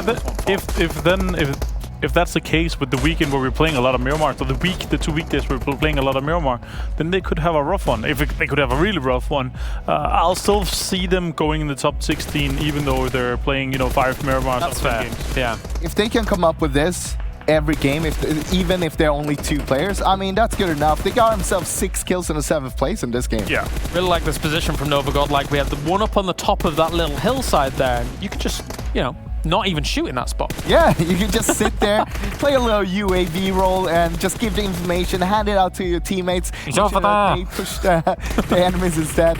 And I mean, we saw that in the end he had to go down here to the others though, and Synergy was just herding them into a little corner. Yeah, for sure. You see a Strider there just moving on back after healing up. Really playing the numbers game here against Nova Godlike as the finish does go down. So good stuff by Synergy, I think, to play how they did there, understanding that if one's coming out for the spray, don't commit yourself completely to it. Just pull back. You've got other bodies there to be able to go for the extra sprays if needs be. Yeah, but also the underhand nades, the pressure they put on with the Molotov, even though it didn't hit as much damage, but they put them into such a rough corner that the pressure that was on them, they had to do some panic moves and they moved out. Again, it was also a 4-3 situation, so they played that so well. All right, well, thank you very much, gents. So we now have Schneider on the line here from Team Synergy. Hello there, friend. How are you doing? Hello. I'm good. What about you? I'm not too bad. You've got a fantastic setup here, I've got to say. Great stuff. I like working on PC. I just got it done like 4-5 days earlier. Oh, okay. All right. Big man. I like it. I like it a lot. So, talk to me about these 2 games as a whole. Let's start with this one that you've just won out. Nova Godlike had a bit of that high ground for a while, and then you seem to seize it away from them. Did you expect this game to go down how it was towards the end? We knew that there are teams on our right hand side and there are teams on our left, so we were primarily focusing on how to hold the guys on the left first, because the guys on the left hand side have to move towards the zone, and then it was like, okay, once we cleared the guys on the left, that was Team IND, it was clear that there are like 3 guys left from the other squad, that was Orange Rock. So CB was already holding an angle, like he didn't allow the guys from Orange Rock to like rush into us when we were having a fight with Team IND. And then when Team IND was finished, it was pretty much clear that I have to go from the right hand side, and ultimately we were waiting for the last zone, which fortunately was on our side, so we just hold it for a while, and then knocked one guy from there, and then I saw from the low ground that it's easy to pick up a knock, and everything just happened from there. Fantastic. Well, that was a great answer, my friend. Well done. And I even saw, you were going for the sprays, then understanding that you could pull back to heal. So I think that was really great play from you. Looking at those past 2 games, you got a 2nd place, going into a 1st place there as well. Yesterday wasn't the best of day. You got a 3rd place and some kind of mixed results from there. Is this you guys here performing just to what you believe you can perform to now? Do you feel like you guys can go very far in this tournament, get some of the top spots? What are your thoughts? Well, actually, talking about the competition, it's quite tough. Like every team is like the best in their region, so we'll just try to perform how we usually perform, and this is how we usually perform. If the zone is with us, we'll pretty much try to hold everything and just let people come in, get some knocks, some kills, and then move towards the zone as the further zones will decide. It's all about like luck as well somehow. In the previous game of Vikendi, it was kind of tough for us to move into the zone because Team Secret kind of rushed, and it was important to deal with them because, if there's a team who's coming from your back, and then if we'll move further towards the zone, they're gonna give some serious damage to us. So that game kind of didn't went well. So we'll just play our natural game, and hopefully, if everything goes good, we'll just move further with the tournament. Yeah, absolutely. And well, thank you very much, my friend. I want you to keep winning so I can interview you more because you're awesome at interviews. So thank you very much, and good luck in the next game. Thank you so much for the compliment. Thank you. Bye-bye for now. All right, that was Ryder. What a lad, damn. And a looker as well. Nice hair and everything. It's like he knew. Sitting at home. I'm going to get interviewed, I'm going to get dressed up, and I'm going to look good on camera. I like Great it. camera angle, everything. Everything's prepared. I like it. I was very happy with that. That was great to hear from Synergy here after their 2nd and 1st place. Brilliant stuff. Let's take a look at the total damage throughout this game as well from all of these teams, in fact. Synergy did not win out the total damage war, as that will go to Orange Rock. However, it's the placement that matters when you get 20 points for 1st place, Froz. Yeah, of course. And I mean, we heard there, sometimes they need the luck, but I mean, I don't think Synergy need the luck because it looks to me like they're just creating their own luck. They're making sure that luck is not going to be part of their success. Yeah, they're making sure that it's the smaller factor here. I really feel like their macros are really on point here. They stepped up. I feel like their preparations from yesterday to today has really been an important factor. You can see how their macros on point, their rotations, they know where they're going. They're taking into consideration how well they are and how deep they can get into the zones to make sure they have as much information as possible. So I really enjoyed that. Also like how they were analyzing the threats, making sure, okay, we take care of the biggest threat first, and then we move on to the next one at a time, making sure it's systematic and make sure that they are gonna get the win. All right, do you know what time it is? Game time. No, it's time for telestration time. I gotta do the air horns for it as well. Okay, yeah. There you go. Who's got this one? What are we looking at for this? I got something to show. And this time it's gonna be Orange Rock against You Level Up. And we can see here in the house we have Viru from Orange Rock in the top staircase, with You Level Up having 2 players inside. Now, as you can see, You Level Up start pushing in straight away. If we pause it, we can see that Viru is on the top there. He gets the knock. He has Scout outside here, just helping him out. But if we continue playing this and look at it, you can see in just a second here, about there, you see that You Level Up player there is actually priming a nade. And as soon as Viru hears this, he just pushes down because he knows that there is only one more enemy in here. Even if I get knocked by the nade, I still have Scout that can come and just revive me afterwards. Yep. May as well go for a trade if you've got the man advantage, I suppose. Yeah, for sure. I mean, if it's a player that you know is the last in the compound, you want to make sure you can clean that out. It's a very well thought of kind of. It's a good equation here. It's like, I might go down to the nade, and I think he's taking the upper hand here, making sure that it's the cards are on his side. It's a split-second decision there. Once you hear that nade getting primed, it's a sound cue again, and just playing on sound is so important. Yep. Absolutely. It's very, very important. I mean, we already addressed it in one of our previous games, the car moving up towards Team Secret as well. Even though you don't see it, you know what is coming throughout that. So we're moving on things here as we're going to be getting slowly towards our next game, which of course is going to be Sanhok, which is interesting in itself. Again, we've spoken to some of these teams, and a lot of teams really like playing on Sanhok, which is interesting because it's so aggressive sometimes to actually play out on Sanhok sometimes here at Erangel. I love how these guys are playing it. They're accepting, yes, we're not going to be playing that much time Sanhok, but we want to make sure we get the best of it. And the third parties into the fourth parties, and then considering that we want to make sure that you take a fight, and we gotta get away from that fight as soon as possible. Otherwise, we're gonna get third party. You can really see that a lot of the teams are considering that as well. So it's really nice to see how they're playing this and how aggressive they're changing their style. Because also we heard from the interviews and some of the players saying we like the passive aggressive, and they know that they have to get aggressive in this map. Yep. Let's take a look at the overall rankings and see how things have moved, if any moves have happened at all. We have Synergy. Woo-hoo-hoo, after a second and a first place, go up to third here. That is fantastic, and I'm sure they've got to be proud of those performances over the past 2 games, especially RRQ Athena and Team IND also making the moves on up here, Froz. Very close in terms of points. I want to take a look at the 4th place right there. Reject Scarlet, though. Again, they're coming from a region that isn't really playing with all the other teams, but able to perform to this level and making sure that they are on top of it as well. That's actually super impressive.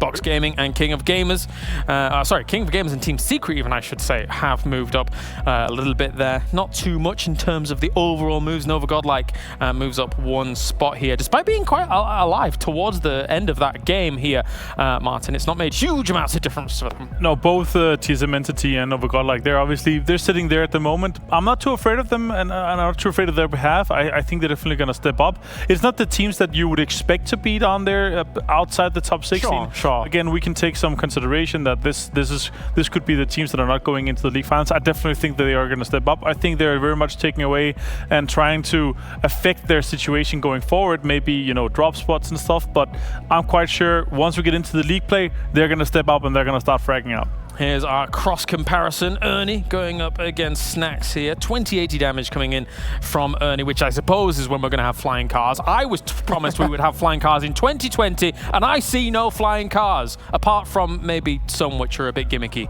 But there you go. I need more of those. You think 2080 flying cars? What do you think? Maybe. Maybe? I think before that. Yeah, probably before that. Yeah, you're probably right. Tesla will do something. You know what I think in 2080? Everybody has amphibious vehicles. You drive on both roads and Wait, we could do that already? Yeah, but everybody has them. Everybody. It's going to be standard. All right, okay, water is conquered, I see. All right. Let's take a look then at the subscribers that we currently have on YouTube, because we're nearing 2 million subscribers here for the PUBG Mobile Esports account. And if you are able to contribute to that, then random subscribers are going to be able to get themselves permanent in-game skins. So make sure to go and subscribe over there. Froz is already nodding and smiling at me. You can't see it right now, but he is. I'm not even going to talk to him about it. He's skin crazy. I tell you that much. I'm not alone. Goblin. You're not alone? No. Yeah, you're right. You're not alone. You're not alone, I suppose. Yeah, I need more skins. Let's take a look at PMCO as well, because that is coming up, and you can get your registration filled in for it now, today, and that is it. Only today, because that's the last day of registration, Avenger. It is today. At some point, in what time zone we're going to end the registration? Stop right now. It could be in Hawaii. It could be somewhere else. It could be, BST. I don't know. Probably BST. Anyway, maybe. Here's. Oh no! Wait. It's Ban. Oh no! The jungle gym. It's Sanhok. It's Sanhok. The best place to loot. Not the best place. Why do you think Ban is the best place? It's because everything is on the ground. We have to have this conversation every day. No, we didn't have it yesterday. I hope we don't. We didn't have it yesterday. Ban is great because you can just run in and get loot. It's terrible for endgame fights, I completely agree, but loot-wise, it's fantastic. Oh, so he concedes. No, I haven't conceded. Sanhok overall, though, is a very beneficial map for very aggressive teams. Teams like Orange Rock and RQ Athena, and I think that we're going to see a lot from them coming into this game, actually. Froz, I appreciate you being the straight man there to get us back on track. Avenger. Thank you very much. I'll stay on track here. No, but I'm excited to see who's going to be dropping into bootcamp, because it wasn't taken yesterday.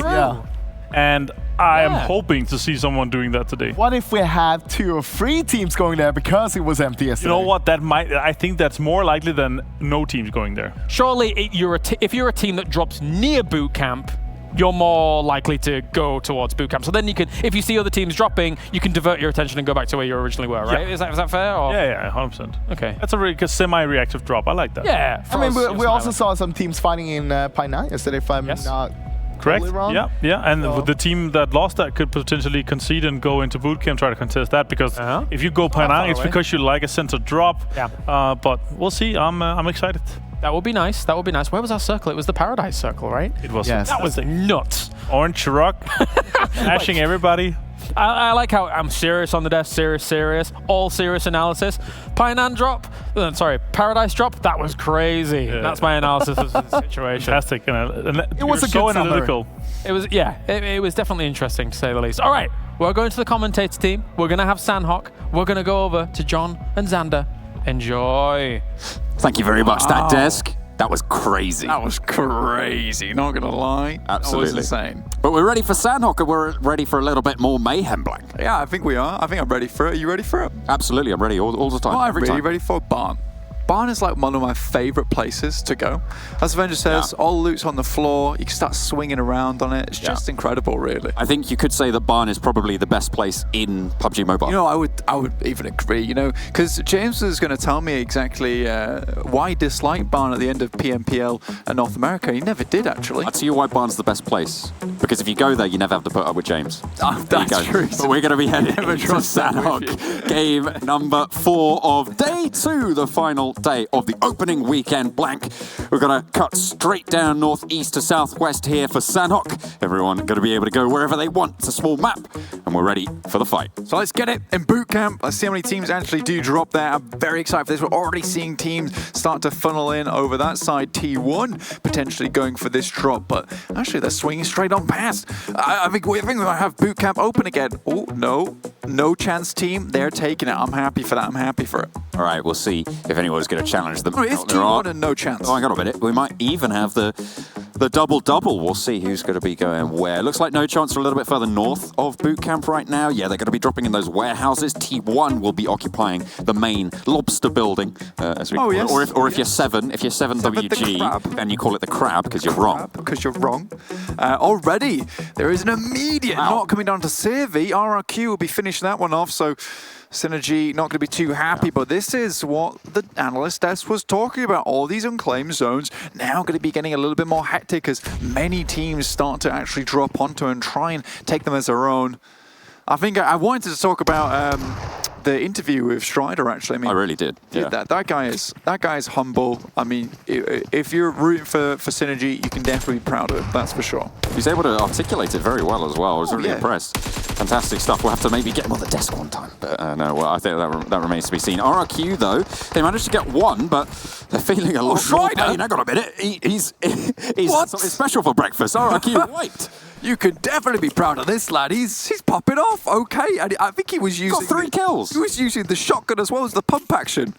Oh my lord, Strider. It's that new PC he got. That new PC that's supporting his mobile phone. You see these LEDs? The LEDs shining on his face. He knew he was destined for greatness at that moment. The thing is, though, is that I love the way he talked about the interview. It's like, you know, if we get the zone, and we're just going to do as best as we can. And he comes out and he's like, I'm going to double kill 2 people with a shotgun. Let's go. Fantastic. Replay. Yeah, we're going to get a cheeky little replay on that and see just what went down. You see, that was the first kill that happened for RRQ just before it all dropped off. T1 relatively unchallenged here in boot camp. No chance team who dropped to the north of it just a little bit earlier on. They've already sent across to the northwestern island, which is an interesting choice there, blank of rotation. Yeah, already gone. I mean, you'll be running into Orange Rock, who you've got a lot of teams that occupy that zone on the eastern side of the northwestern island, right? So, yeah, interesting from no chance. I mean, if they're doing it so early, though, you can actually catch a team off guard. But they looted up and they didn't find what they wanted, or they just left warehouse really early. T1, though, let's talk quickly about them because, you know, it's nice to see a Korean team really step up. And I was talking with Ryan's on Twitter about this one. You know, it is proper T1 fighting, and it's nice nice for people to be able to get behind a Korean team like T1. And I was saying yesterday that this is a team that's well known for picking up very, very strong teams and strong members and creating an effective group. Giving them that framework to work around is really, really important for professional level play, which is exactly what this is. You know, it's called, they qualified through all the pro leagues. Well, they qualified through the Street Challenge, to be fair, but, you know, through all these pro leagues, we're now at the World League stage. So it's very much the time to get that professionalism on board. Absolutely. So Synergy, they maintain Painan, and it's a decent area as well. I mean, Des was saying... Synergy, I think we can say... Strider maintains Strider contained RRQ quite easily. They put them in a box and then sent them shipping off onto Erangel, which we will see next, and they'll meet them there. Phoned up Cream Real Betis and sent them off on the ship. Morph is going to be taken a little bit of a fight here, going 1-for-1 on the trades, but unfortunately there's a refrag coming through from Clutch God, and they'll be able to get that pick up as well. The revive will come through as the flush happened for them. You know, TSM Entity, they were going to fall for that one. They got 2 gods on the team. They know how to make this one happen.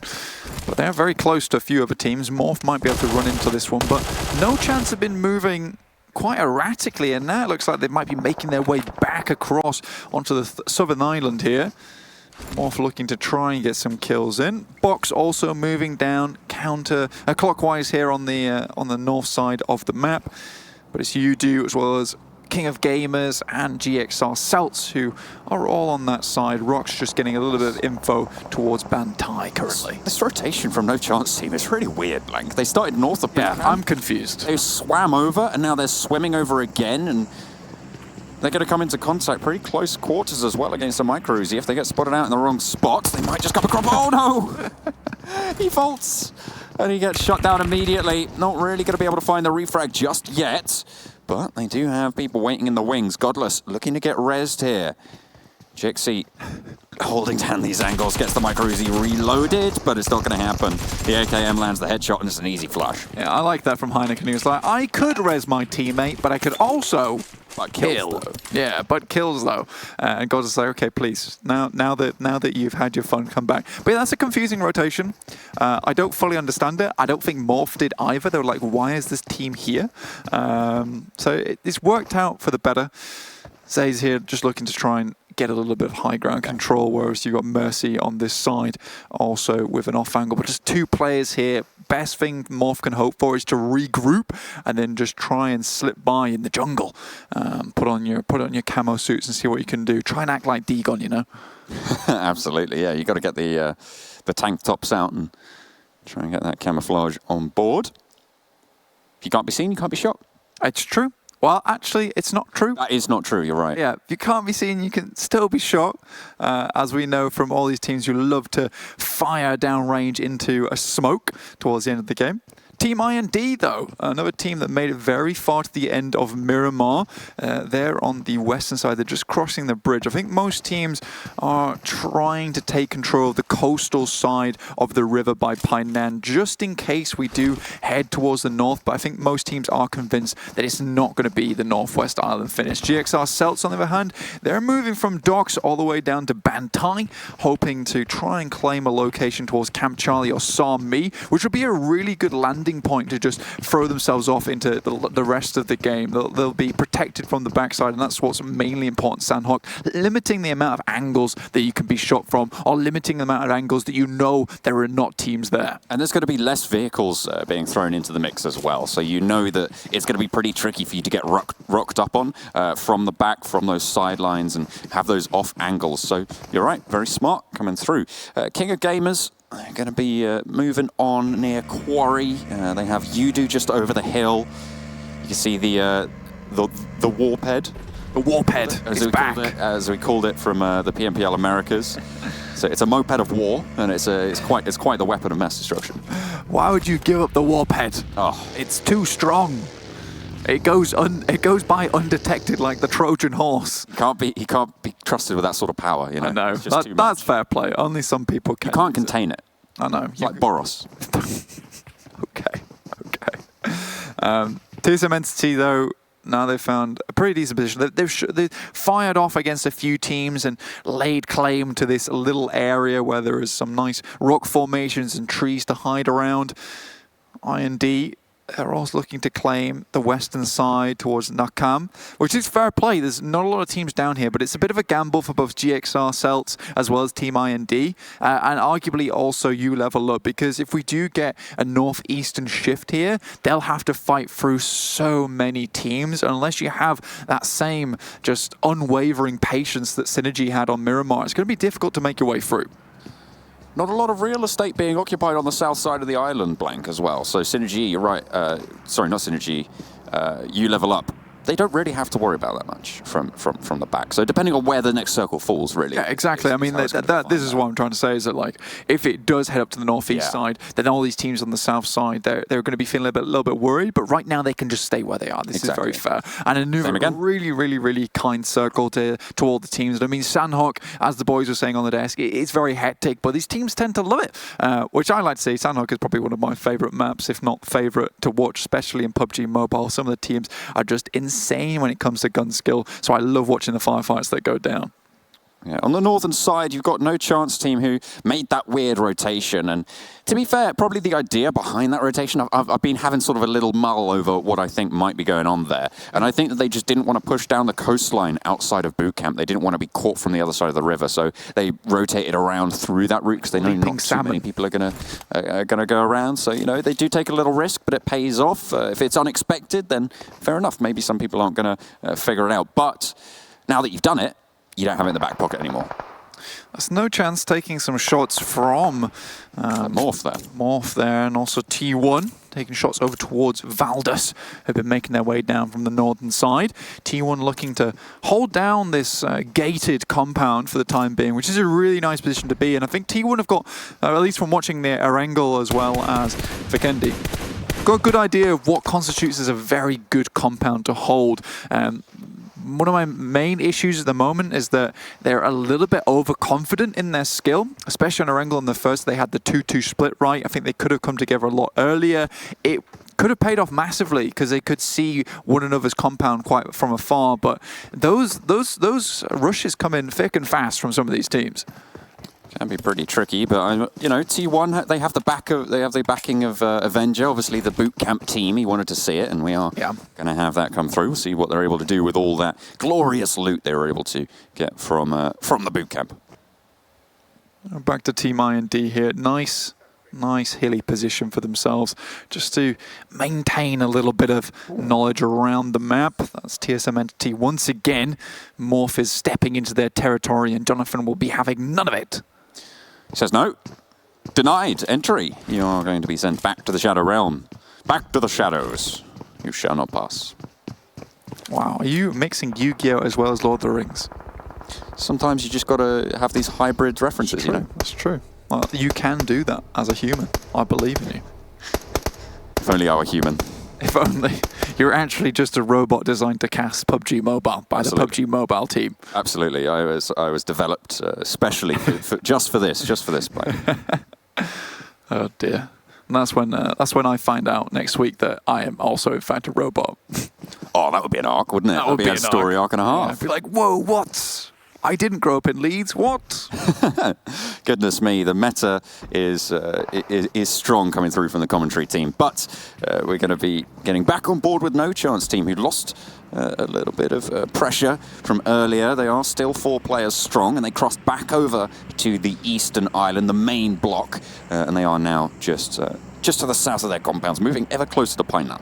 It's a difficult crossing, though. I mean, it's very, very open on the other side. Really, the saving grace is they don't have to worry about any other team at the moment other than Morph, and they only have No Mercy on board for the time being. But Orange Rock have finally made their way down from the northwestern island. They'd occupied the mountainside, which is a little bit of a risk, a little bit of a gamble, but I guess it didn't matter too much because they had a clean entryway back into the circle. But next circle, coming on screen now, it's a fairly hard shift down to the south, and you know who's going to be very happy about that one? It's GXR Celts. They're going to be hugely happy with this, and they've cleared many, many angles. Now, if we split the circle sideways across the middle, really there's only 2 teams towards the southern side, and that's Yudu Gank as well as GXR Celts. But you can tell King of Gamers off the eastern side by Cave will be looking to take residence presence in Camp Charlie as soon as possible. But no chance, team. They're taking a lot of heavy fire from TSM. Godless being a loot drop there for his teammates, unfortunately. IND taking heavy punishment as well as they try to push onto U-Level Up's position. That's the second time that Kratos has gone down.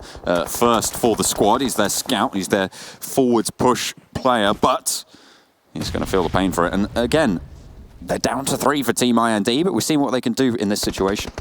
It puts them into caution mode, which is not the worst thing in the world. Valdus, though, you can see them finishing off No Chance team, but Offdel's actually firing back onto Arm Joan there, and TSM Entity also chiming into that fight. TSM Entity have had a lot of hands in a lot of fights all over the map for the time being, but you'd imagine that they're attracting a lot of fire at the moment, attracting a lot of bees to the honeypot.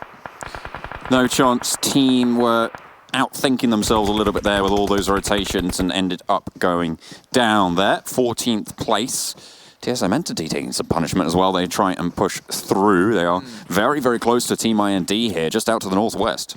This is what I'm talking about, is that TSM Entity taken so many fights, especially on Sanhok. You start to hear those shots fire out through the trees, and you start to wander over that way and see if you can also claim that zone, because you know there's going to be more than just one team watching that position. You might end up unintentionally teaming up with someone else to take them down. T1 still have control of, well, I say still, sorry, they've moved down south into the north side of Painan. Synergy still on the south side of Painan, so they have got that control, diametrically opposed on the settlement, but they both are going to be in for the next circle. We'll see where the next one shifts them towards. Team IND taking a fight with TSM Entity, although it is just a little bit of peppering going back and forth, Blank. Snacks opens the door there. Make sure that Neo can't just keep opening and closing that one and getting easy shots out.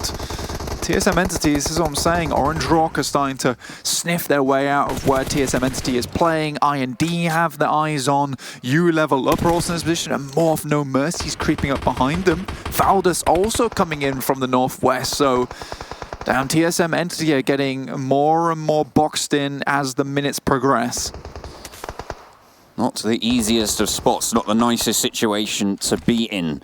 But a lot of this south side's still unoccupied, Blank. The circle pretty bare down there. There's plenty of buildings, there's plenty of compounds that you could be choosing, but no one's really made that push down to the south. Instead, they're all clustered around Painan and its exits. So GXR Celts, they're going to be pretty happy with that. King of Gamers as well. It's just hugely open ground, John, so difficult to get through. And now we do see the circle shift towards the center here. So a couple of compounds are available, 4 in fact. Udu will be closest to the one on the northeast. You can imagine they want to take this one as soon as possible, but Nova Godlike, they might have something to say about this. But right now on our screen, it's the fight between IND and TSM Entity. And neither one wants to really pull the trigger on this fight. No one wants to push. No one's got a knock yet. They don't want to go down, lose this pressure early. These are two teams that have had bad luck with players going down early. We said that, you know, Team IND, they're in caution mode after losing Kratos, and TSM Entity want to just keep plugging away and trying to get those points on the board, Blank. This is the fight I was talking about in the sidelines that's happening. It's T1 versus Synergy, and I think that might be Synergy going out, but also Udu versus Nova Godlike. Both those teams want that northeastern compound, and it'll be really important to see who can get it first. But Box is in a prime position as well on the eastern side to third part of this fight and potentially take down both these teams at one fell swoop. The T1 bootcamp squad will take down Synergy. They do get eliminated there. You do taking a fight with Nova as well from up the hill. They are going to have to drop some healing, but the damage is already done to Nova Godlike. Crunton on the off angle. They want to try and push this one through. Parang leading the charge, pulls the nade, starts the cook. They want to put that pressure up, and they realise that Crunton's on the sidelines as well.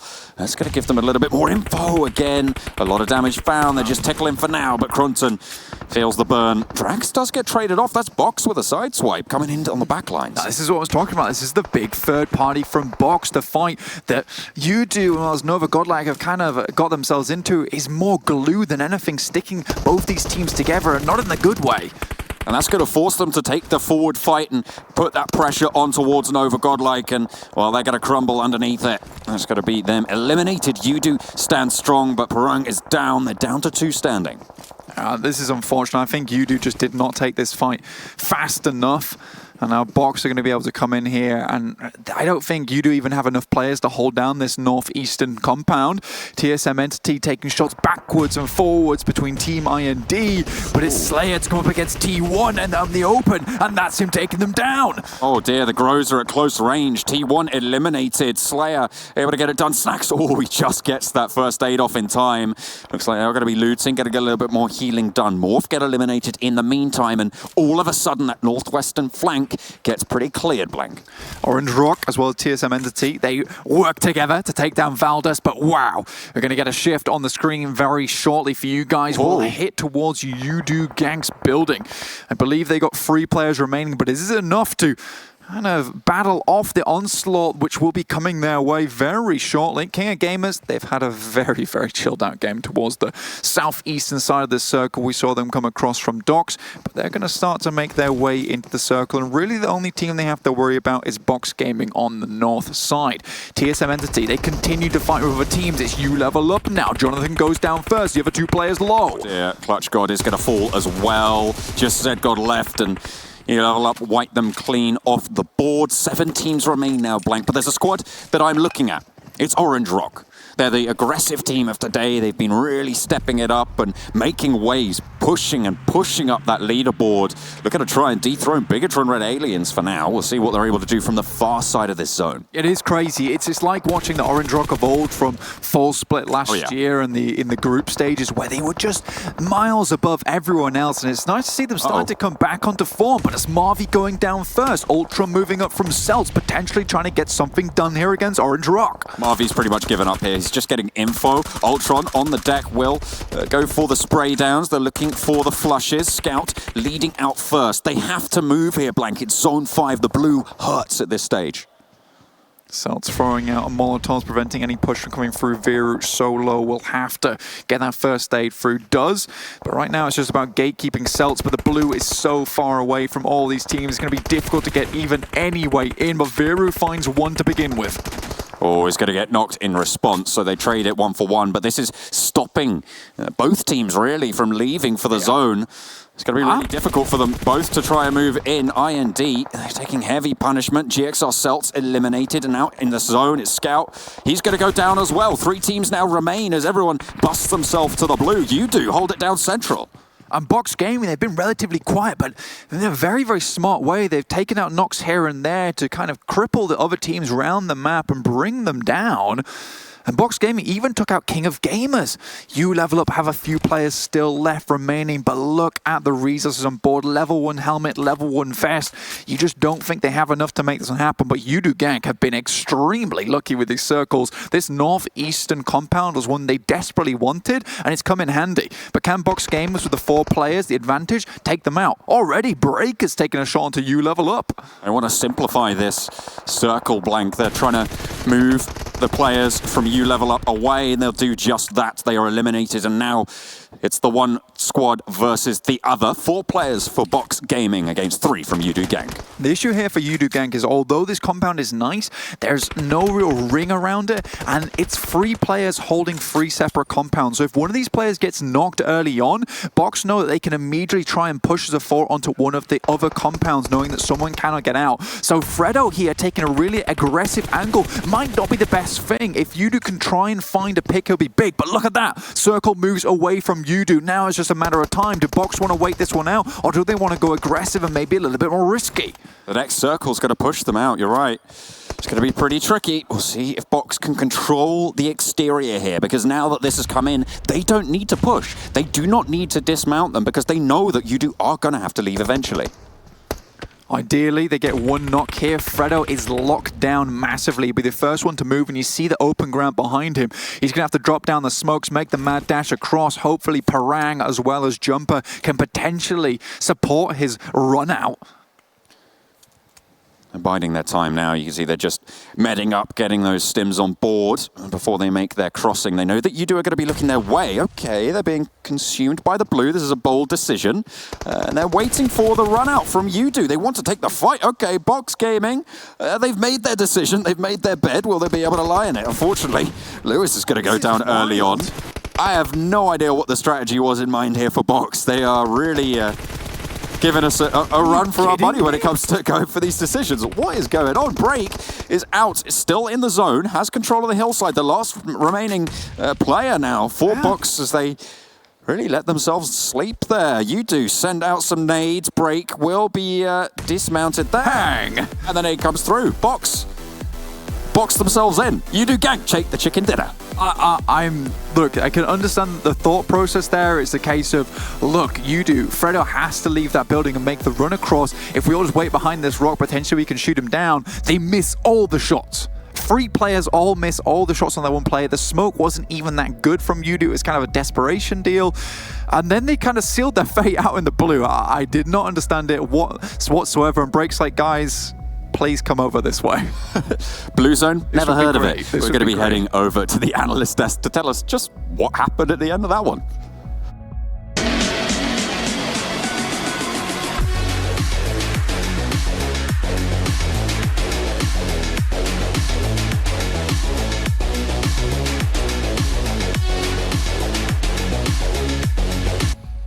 That's right, bang, and the box is gone. Udu Gaming gets themselves the victory here on Sanhok in what might have been the most normie game of Sanhok ever, and not a whole lot happened other than one team killed another team, and then that kept going. It was a very peaceful game of Sanhok, I want to say, in a weird way, Froz. This is a weird way to introduce this Sanhok, but that's how it felt. I mean, we had a little bit of early action, but after that it was mostly about the rotations from teams trying to get himself into a good position, but in the end it was the blue zone that was the MVP, I think. Yeah, I was kind of surprised because we saw the circle move away from Udu's compound. Yes, they did have to move later than Box did, but I felt like it was lack of smokes, lack of maybe that they wanted to take the push forward, because I felt like if they had a few smokes, they smoked over towards the tree, they could have completely held out Udu of the compound, but they did it way too late, I felt like.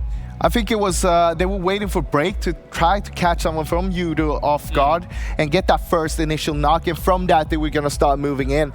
But that never happened, and because of that, they kind of got stuck in the blue there. Yeah. Udu can do. Very good stuff by them. Let's take a look at the numbers that they were able to put up on the board when it comes to the overall ranking for this game in particular, of course, as Udu gets themselves 31 big smackaroonies up towards the top. Box Gaming, 21 points here as well, as You Level Up gets themselves 15 on the board. So quite top heavy for some of our teams up at the very, very top here. Udu, very fortunate with the circles. They just basically greeted whoever was coming their way and said, thank you very much. You know what though? I gotta say, yes, in the very late game, they were somewhat fortunate with the circles, but they actually fought for it. They were out on the north side trying to clear out a few teams, managed to get a few kills, but in the very late game, it was like, you know what? We're sitting in this compound here, we're gonna wait for something. Okay, another circle, one more circle, and yeah, and okay, and we're the last team alive. Very nice. Yeah, it's again the most normie game of Sanhok. I don't know how else to describe it in my head. It just kind of popped in, but yeah, there we go. All right, moving on. Of course, here. Let's take a look at how things shape up, and I think when we look at how Sanhok played out here, you do gank. See, I mean, not even that much damage. No, but it's still it's efficient killing here, right? It's what's it all about. That's super efficient killing, because actually this is the first time we've ever seen less damage than 100 per kill. It's called stealing kills. They had two or three kills there. Very efficient, very nice to see, and especially when they set in the compound, they're putting some pressure onto, I believe it was You Level Up, and also making sure that Box had to stay all the way up in the hill where they had, half of a palm tree and, a small rock, and then that's it. What I really like is that they only took 267 damage that they healed up. Yeah. That shows how little damage they actually took, but that also means how efficient they were on just peeking and getting those knocks straight away. It's the Mountain Dew do the Jew moments here, and you can already see very early on, everybody's working with scraps. We saw our S12K in there, we saw the Vector in there, everyone really taking these very early fights with whatever they've got. One of the big early fights was, though, Synergy versus RQ Athena in Painan. We saw them doing it yesterday as well. Yesterday, RQ came out on top. Today was Synergy. And I'm excited to see if we are going to see some Udu here in the do the do moments. Oh, yes. Udu can do in the do the do moments. Yeah, exactly. Oof, that one was tough.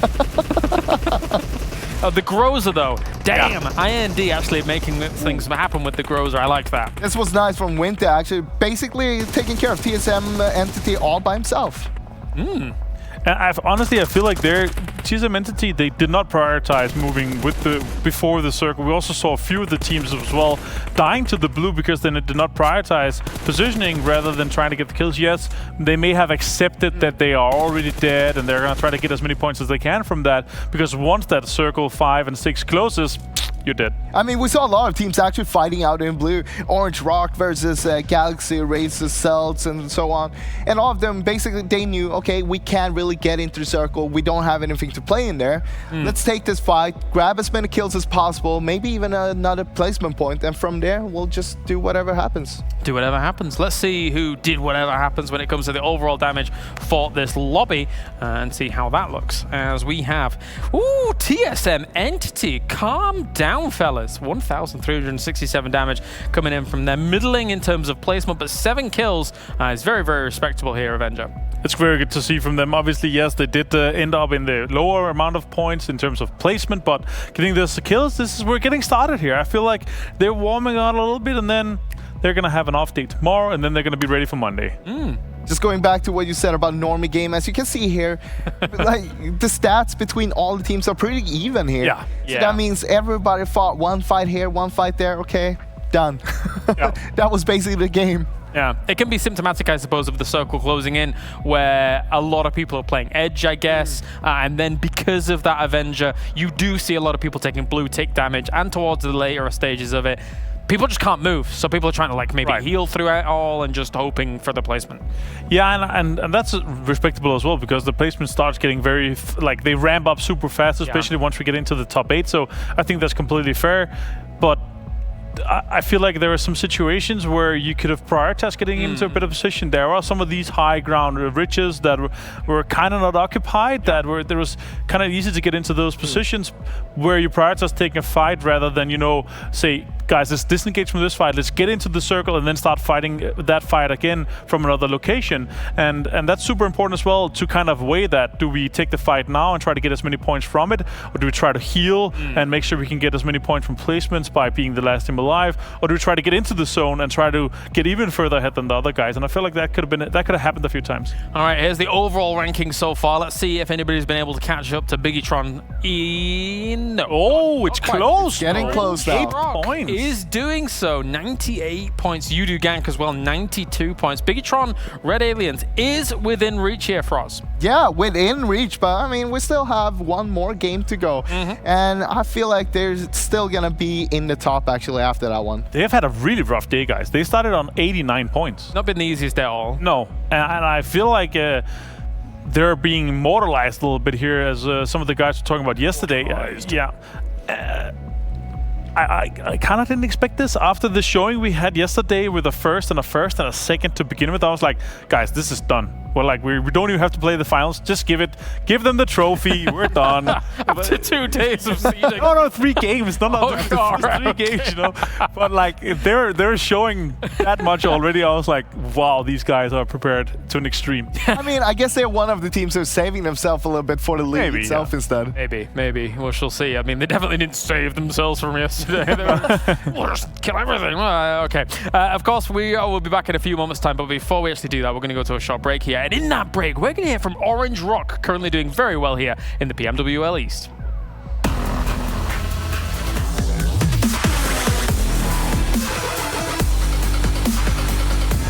Hello, ladies and gentlemen. I'm Kyle Aris, the host for PMWL East, and we are talking to Anto from Orange Rock here. First question to start things off, Anto, introduce yourself and your role within your team. Hello, my name is Anto. I am from Team Orange Rock, and my in-game name is OR Anto, and my role is Assault plus Support. How did you get introduced to PUBG Mobile to start off? Basically, PUBG Mobile, actually, when I started playing PUBG Mobile, like, I didn't take it so serious. So later one day what happened was, I installed the game. Later I uninstalled the game for like 2 to 3 times.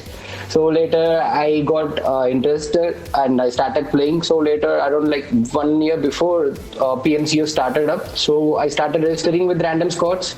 Then later I started I started getting recognized by some organization. So later, that is how I entered.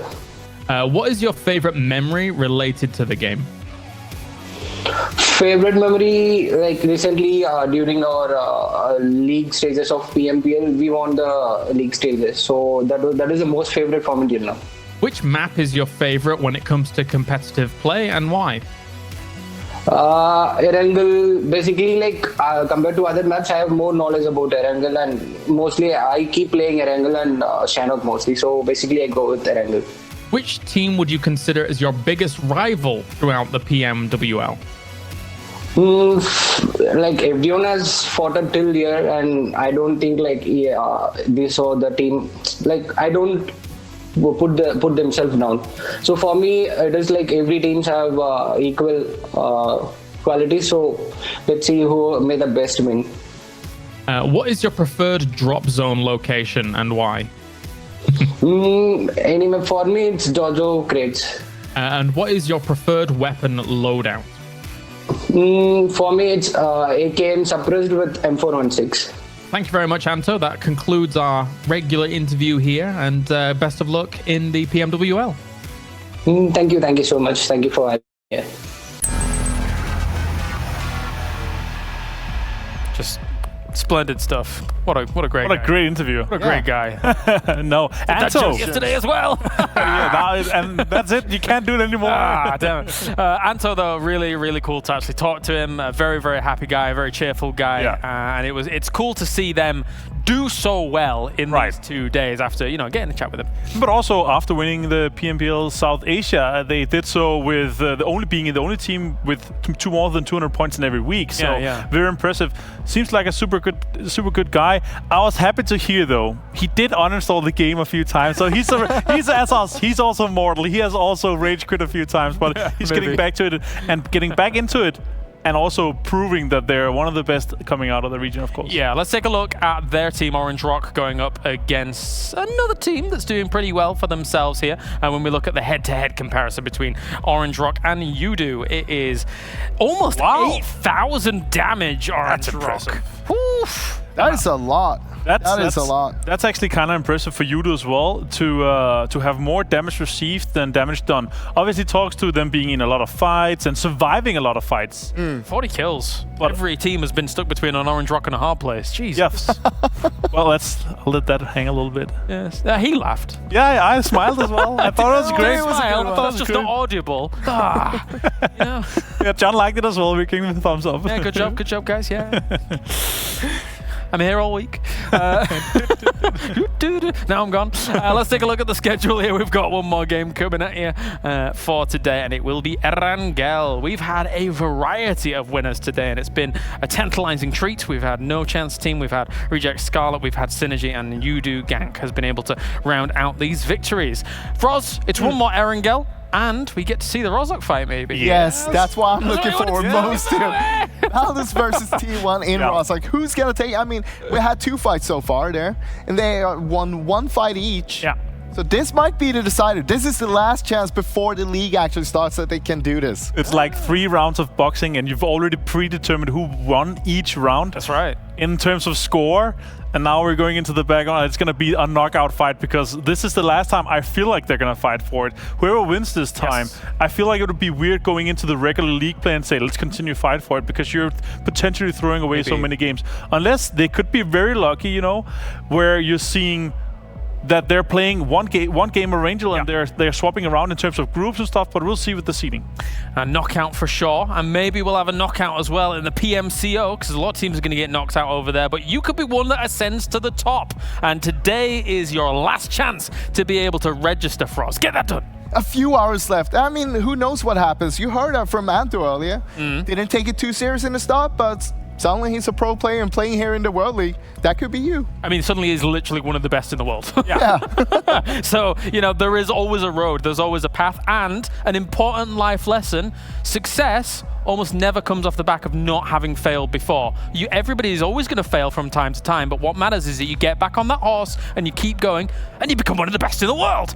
So let's talk about Erangel here. How prolific. Let's talk about Erangel, gentlemen. I want to see the Rozhok fight, but also I want to see some shifty circles. I want to see some shifty circles, but I actually want to start with having a very nice down the middle plane. Yeah. Because we've had some really rough ones where the teams are not able to get into their location where they want to loot. And I also want to see all the good spots being taken. We saw Lipovka, Motor Power that in the first day was not taken. I want to see that. I want to see that established now. I want to see the loot spots being fought for the last time, and I want to see the teams going in and saying, you know what, this is ours. We're gonna stay here for the rest of the tournament during the regular league play. I feel like Erangel is one of the few maps we have that people actually go straight for their loot drop spot. Right. No matter where they drop, wherever the plane is, they don't really care. They just take a vehicle and they drive over there. Yeah. And I mean, that's probably what we're gonna be seeing here as well. Yeah, maybe. Quick, John, draw in the air where you think the plane's going to go. Oh, he said Lipovka to Zaki. That's weird. Oh, that's a rare one. And there you go. Yeah, I guess we're going over to you guys. So enjoy. Fair enough. We've already done our TV channel shapes in the air, so we'll be getting into the final game of the day and the final game of the seedings as well. Blank, rather crucially, this is going to lock in those scores and decide which groups each of these teams are going to be playing in. So I'm pretty excited to get that underway and get that one sorted. It's the final Erangel of the opening weekend. It's going to be cool. And I mean, I think Avenger, mate, oh my lord, there's a lot of dancing going on that side. You can't see it, so I'm going to like throw some real shapes spooky as well. face as well on the screen in between us. Oh, I know, it's terrible. Oh, that is terrifying. You guys can't see it, but you know, we're describing it to you in the best audiobook manner, you know. But we are getting playing path does not favor Avenger whatsoever here. This is awful. This is just disgusting, to say the least. I think Avenger cursed us. We're going for a heavy south plane. Places like Georgia Bowl may be accessible if you drop out early, but it's going to be tricky nonetheless. We'll see if the circle's any kinder. It might just decide we go for a Zaki circle. That would be quite a turn up for the books. But we're getting into the final games of the opening weekend. Let's get it underway. I mean, for me, the T1 Valdez fight, I don't know, it depends on the fact that how long does T1 and Valdez want to spend in the air? And then, shall we both get some vehicles as well and make our way over for our final box fight? I don't think it's happening, honestly. We'll see, though. We will have to wait and see. Out early, you've got Reject Scarlet down on near Primorsk. You've got No Choice team as well dropping out somewhere around Quarry. We'll see if they want to send a little bit further towards Gatka, but they might have some competition there with Team Secret moving in. Lipovka is free. Synergy are not playing in this game. That's usually their favoured drop spot, so anyone can go over that side. You get a decent showing going afterwards. I mean, it depends where the circle really does go. If it heads off to the east, Lipovka will be a really strong spot. You kind of have to decide now. Morph going down into Milta. I know Milta, watching that first Erangel game, was a severely contested hotspot. Okay, this is... I don't know what's going on anymore. What is that? Look at that. What is that? I didn't mean it, Circle Gods. I didn't actually mean a Zaki circle. Please, be kind, be nice. But that might mean that we might see some more vehicles being acquired early and just sending out to places like George, like towards that shooting range even, and moving up to Severny. Definitely going to be important locations, but you've got features like Everest as well, and that sort of area of the map. They're going to be crucial. You know, I don't actually mind the circle whatsoever in terms of play here, because I don't think many teams at all in the East League have actually even headed up towards Hospital, Georgia Pole, shooting range. I think there was only one time that we saw a team go up to Severny side. I think it was King of Gamers. So, you know, so far this is going to force teams into maybe unfamiliar areas that they're not super comfortable in.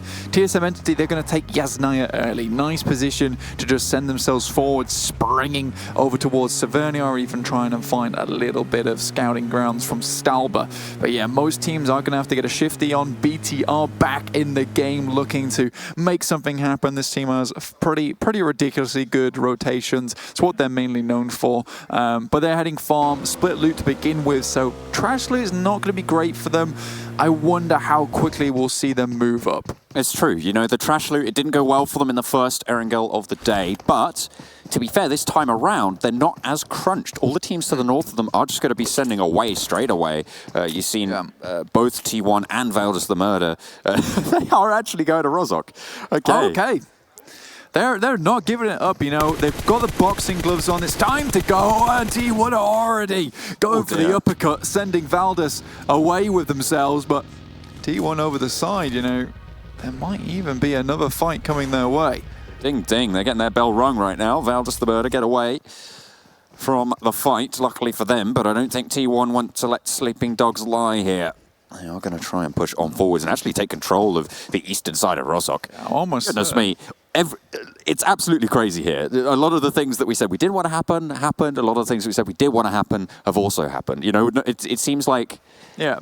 I don't know. It's this hodgepodge of good and bad. Of curveballs. Yeah. I mean, you know what? You take the good with the bad, and that's what it is. Be a PUBG Mobile player is taking the good and the bad, and Goddard is significantly taking the bad here, whilst T1, they're running with the good. Down for the count. One of the players from Valdis the Murder will have to try and pick it up, but Missile! He gets beamed. JCS. One of the interesting things about this circle, though, John, specifically with the plane path, is that everyone has to move up towards the northwest in like this almost a line. So I like this rotation from Nova Godlike that you can't see on your screens yet, but they've actually head all the way up to Georgia Pole for the time being. And they know that's very easy to get into. They can start controlling this area purely because they know that every other team is going to be coming from the southwest part of the island. They won't have to worry about anyone being a shooting range or Zaki just as of yet. And they should be able to efficiently control the bridges. There's Team Secret as well as No Chance team heading towards Everest, just posturing around the area, and Reject Scarlet will be making their way on the western coast. But it's T1 still fighting versus Valdis here, John. Oh, Martin has the off angle against ZZP, but it's the nades from JCZ who will be able to take him down on the outside, flushed out as well. T1 lose a player, and their fight for Rozhok rages on, but they're down to 3. Now, T1 can either give this one up now and pretty much secure themselves as not being the victors of Rozhok, and it'd be a little bit tougher for them to hold on to it during league play, or they can continue to force this fight. But Orange Rock, they're in the wings over on the western side. I'd say about 500, about a kilometer out here, so they're pretty close to them. I mean, Valdis and T1, they've got to be careful here because Orange Rock is a team that will put you down very, very quickly. They've been playing very damn well here in the opening weekend so far. It's a good start for them. Currently the top fraggers in the tournament as well. 40 kills over the last 7 games they've played. We'll see if they're able to rack up a few more. Currently sat 1 game ahead of RRQ Athena, who are also in this game. So we'll see who's going to be able to take that crown. And I think that's, you know, that's quite a lot of clout. They were talking about it on the World League West as well, that a lot of importance from these days is going to be clout, right? It's going to be a fear factor. Clout gamers do, clout moving gamers. forwards, clout gaming. We should set that up. That sounds like a great org. But it's already been done. Has it? Oh, probably. Yeah. To be honest, probably not the first ones to have that idea. But there is something to be said for that fear factor, right? If you get that top fragger spot, people are going to know about it. People are going to know your name, and they're going to be they're going to have fear struck into their hearts if you pop up in the kill feed near them. I mean, if you're able to hold down to that spot, people know where you are coming from. They'll be a little bit more wary about taking fights with you, and you might get free rotations out of that. It's something not to scoff at whatsoever. Right now, we're starting to see teams start to, you know, really have that come to their advantage. I mean, BTR right now, they're holding the bridge side, and you'd be almost certain that Megastars and Team IND are going to head over to the west rather than try and deal with the bridge camp that BTR is currently setting up. 3 things are certain in life: blank, death, taxes, and T1 and Valdis the Murder fighting over Rozhok. It's never going to stop, apparently. JCZ with the overlook over towards a couple of these players. I think they know where they are vaguely, and they're certainly getting their scout out. You can see the hawk on the shoulder, going to be giving them all the info they need. And T1, though, so you may have taken one of our players, but we do have still Rozhok. That is ours. You're on the outer skirts of Rozhok, which means you didn't technically win this fight yet. You will have to pretty much dig the shovel in and get rid of us that way. But currently we're gonna stay strong. Our roots are centered here. You do send all the way up north to Severny. They have the northern flanks.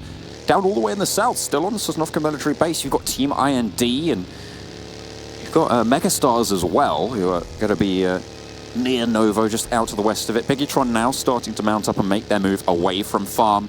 They'll start to make those rotations. Generally, not too much conflict, but around this central part of the map, around the island in the middle of the river, just out to the west of it, you've got several teams vying for control of these crossings. Yeah, currently that's one of the big storylines in this game, is that everyone's had to move up from the southwest, but there's also this big river that's cutting up a lot of the landmass at the moment, and it depends like which kind of compounds you want to take on either side. Do you want to go for a 2-2 split early on, control that better?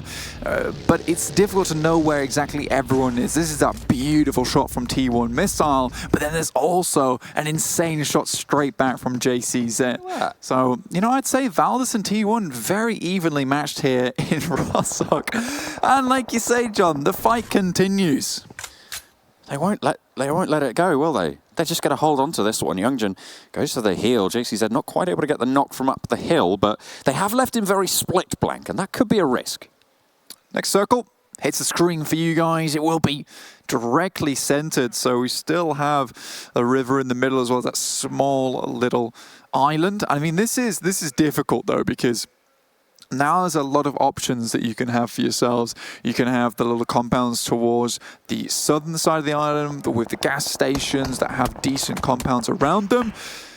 That's Youngjin going down, JCZ extremely low, but there's not really many teammates around from T1 to come pick him up. Valdez is doing a really good job to hold down all of these areas, and Youngjin does get flushed. So Valdez coming out very much on top right now, John. Yeah, there was no way they were going to be able to get him back up, so T1 down to 2 players, and they might just want to leave Rostock alone. They might try and fall back off of that fight. Not really going so well for them right now, but will Valdez the Murder let them? Or are they going to stamp their mark on Rostock? They're going to, you know, firmly plant their flag and say, this is our drop spot. You try come here again, you get wiped. I'll not call Valdez the Murder for nothing. They finished the job, okay? T1, I doubt, are going to get away from this one lightly, at least. I think that Valdez have made a very, very convincing claim of Rostock. I doubt we'll see T1 here for a little while, at least. RRQ, though, they're poised towards the southern side of the circle at the moment, ready to cross at a moment's notice. Damn. Saden even taking shots, and this is what's happening. Valdez is just creating a ring around them. There's Gil, though, taking a nice little shot over towards, I believe that was Team Secret. He's going to be able to get a knock as well. That's a control over the river crossing just out to the northwest of, out to the east of Georgia Pole. So they're trying to control that one. They know now where Saden is, and this is going to be the push coming through from Valdez the Murder, dropping the smokes out early and forcing them to come close. This is risky. They know they have a lot of overlook there. The nade in, going to isolate those positions, and the smoke may be dissuading the push, waiting for it, but it's going to bide their time. Missile strikes on the sidelines. Goddard does go down, so they're one less player to worry about. 41 on the push. Saden still just hiding in this bedroom. The nade's not quite connecting just yet. Martin vaulting up and trying to get some info, some sort of information as to which room he's hiding in, where he's going to be. I mean, this has kind of flashbacks to KK Skur moments in that dreadful 1v3. I mean, the smokes are out. Saden drops back down again. But these smokes are obscuring so much vision. They drop away now. Oh, that is risky business now for Saden. Does he jump out the window? But Valdez will definitely have his number if he drops. It is a risk, to be sure, but they have the roof control now. They should know where Saden is. They should know he's in the building. And there's an off angle coming in from somewhere, and he's going to be pushed in, forced to take the fight, goes for the close range spray, and he is finally going to go down. Valdez, cool, calm, calculated, will be able to finish that one out, but they lost Goddard in the process. One more player, though. It is Missile, who started the fight strong, but the Missile starts to fizzle out now. See if he can continue this one. So it would be a 1v3, but Team IND, you can see them off in the distance. Now they're trying to stake claim here. Next circle about to pop on our screens. We'll see where it does go. GXR, Celts, we saw them do a decent job. Wow, okay, that is a big shift up to the northern side. You do gank though.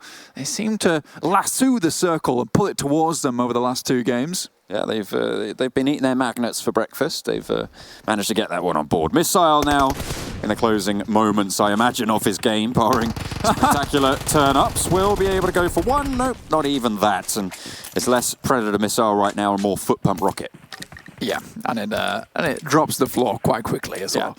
Now, let's take a look at all the teams because everyone's suiting up in their vehicles here. You've got Megastars making their way up to the northern side. Literally everyone on our map screens is in vehicles right now, desperately trying to find some place in this northern circle. I mean, there's a lot of woods available, but not many compounds whatsoever. So you can be sure that there will be a lot of fighting coming on our screens very, very shortly. Everybody rotating. Mega take the first knock from Morph there on these rotations, but it's traded back. No, they are just going to get the flush out, and more kills will start to be racked up. You can see on the southwestern side of this next circle, Team Secret, RRQ, as well as No Chance Team, who are sailing on by, are going to be moving through this area of the map. But it's Reject Scarlet who are going really unnoticed here, Blank. They're all the way out on the west. No one's really going to know where they are.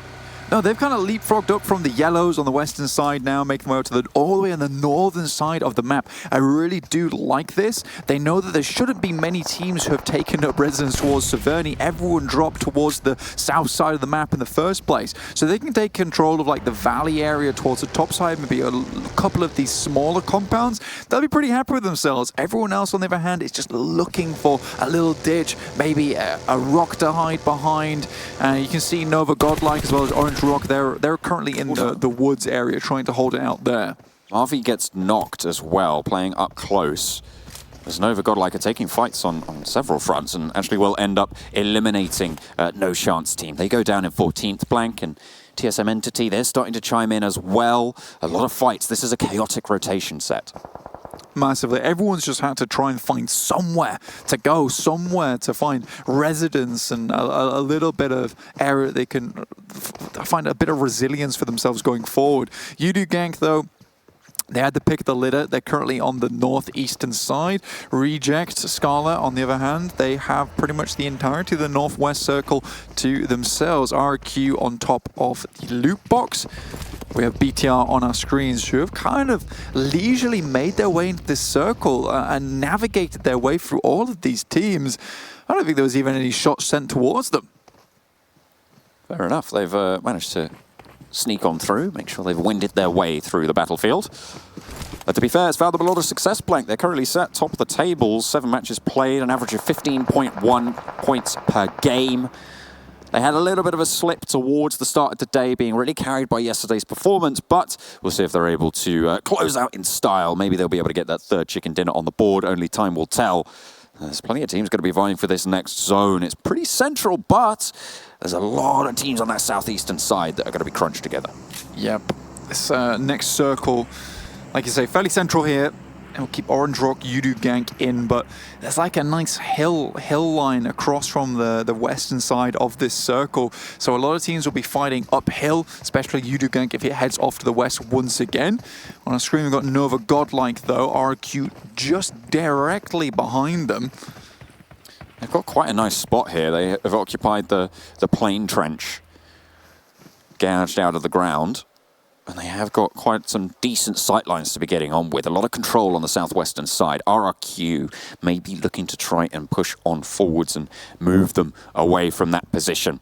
Outside of the circle, you've got IND. They want to try and push on forwards as Biggitron just send on away. They've made a massive bold rotation here, Blank. Yeah, hugely bold rotation straight up towards the top side of the hill. So they're feeling pretty good about themselves. And surprisingly, again, no one's even taking any shots at themselves. They just seem to be able to shoot themselves out like a bullet. And no one's able to catch up to them. There's TSM Entity taking shots towards Morph. Yudu Gank will have a read on this position, as will Orange Rock from across the way. But this circle cannot contain this many teams at 13 and 49 alive. It is just not feasible, so the fights will be coming through thick and fast from now on. Oh, Jurek Seltz taking a fight with Valdus the Murder. The Kings of Rozhok might just come a cropper. They keep on pushing forwards into this one. Rox from the sidelines, finding those shots on Johnny. He's down already. The rest of Valdus the Murder isolated away. Don't think they're going to be able to get there in time. The question is, do GXR Celts commit to this? Because they're right on the edge of the circle. They know that there's going to be teams just over the hill and Orange Rock. They're aggressive. They like to take these. They can certainly take these third parties. Right now, it feels like Orange Rock is playing much more passively, though. They know that as soon as they give away their position right now, a lot of teams will be looking at them. Currently, they have the element of surprise on their side. Armjoe will be going down very shortly. He cannot survive any longer. GXR, Celts just looking to confirm that kill. They'll get it anyway. Orange Rock, though, like I said, just biding their time. But it's RRQ versus Valdez. JCZ trying to make their way through, but RRQ just completely picked them apart here, John. Wow, yeah, JCZ as well, just getting dipped. As RRQ able to pick up the pieces of that fight. They might have won out Rosok, but they go down in 13th. And they'll have to try and pick it up into the regular season. That's their opening weekend done, but there's still 12 teams remain. At least they claimed the only crown that mattered to them, which was Rosok indeed. So they will remain kings for the time being. For now. For now. For now. GXR Celts taking a little bit of punishment on the south side. You've got Orange Rock just over the way. And you've got Team IND and Team Secret on either side of them. It's going to be a difficult push for them. They'll have to rely on where this next circle goes. We'll wait for the shift to come on through. Team IND, though, they're under a lot of pressure as well. This TSM Entity are taking some fights as well, just to the south of the shooting range. Oh, Circle goes very heavily south here. Slayer with a dirty little shot from the sniper onto GXR. That is a long-range shot as well. Looking for another. Okay, hits the body. Will not finish off the player, but GXR under heavy damage. Kratos moving out straight away. They want to try and run this one down. 2 players down for GXR Celts, but they're putting pressure onto Kratos. Goes down first far too often. I don't know if he wants to do the same. He's just wiggling back and forth in the grass behind his buggy, trying to stay up as the smoke blooms. Matrix that one very nicely. Going to get a replay here of Valdez versus Missile. We'll just take him out. He's done for there. Kratos healing up behind his vehicle. We have a few more cheeky replays on the screen from RRQ when they just completely remove Valdez from the game there.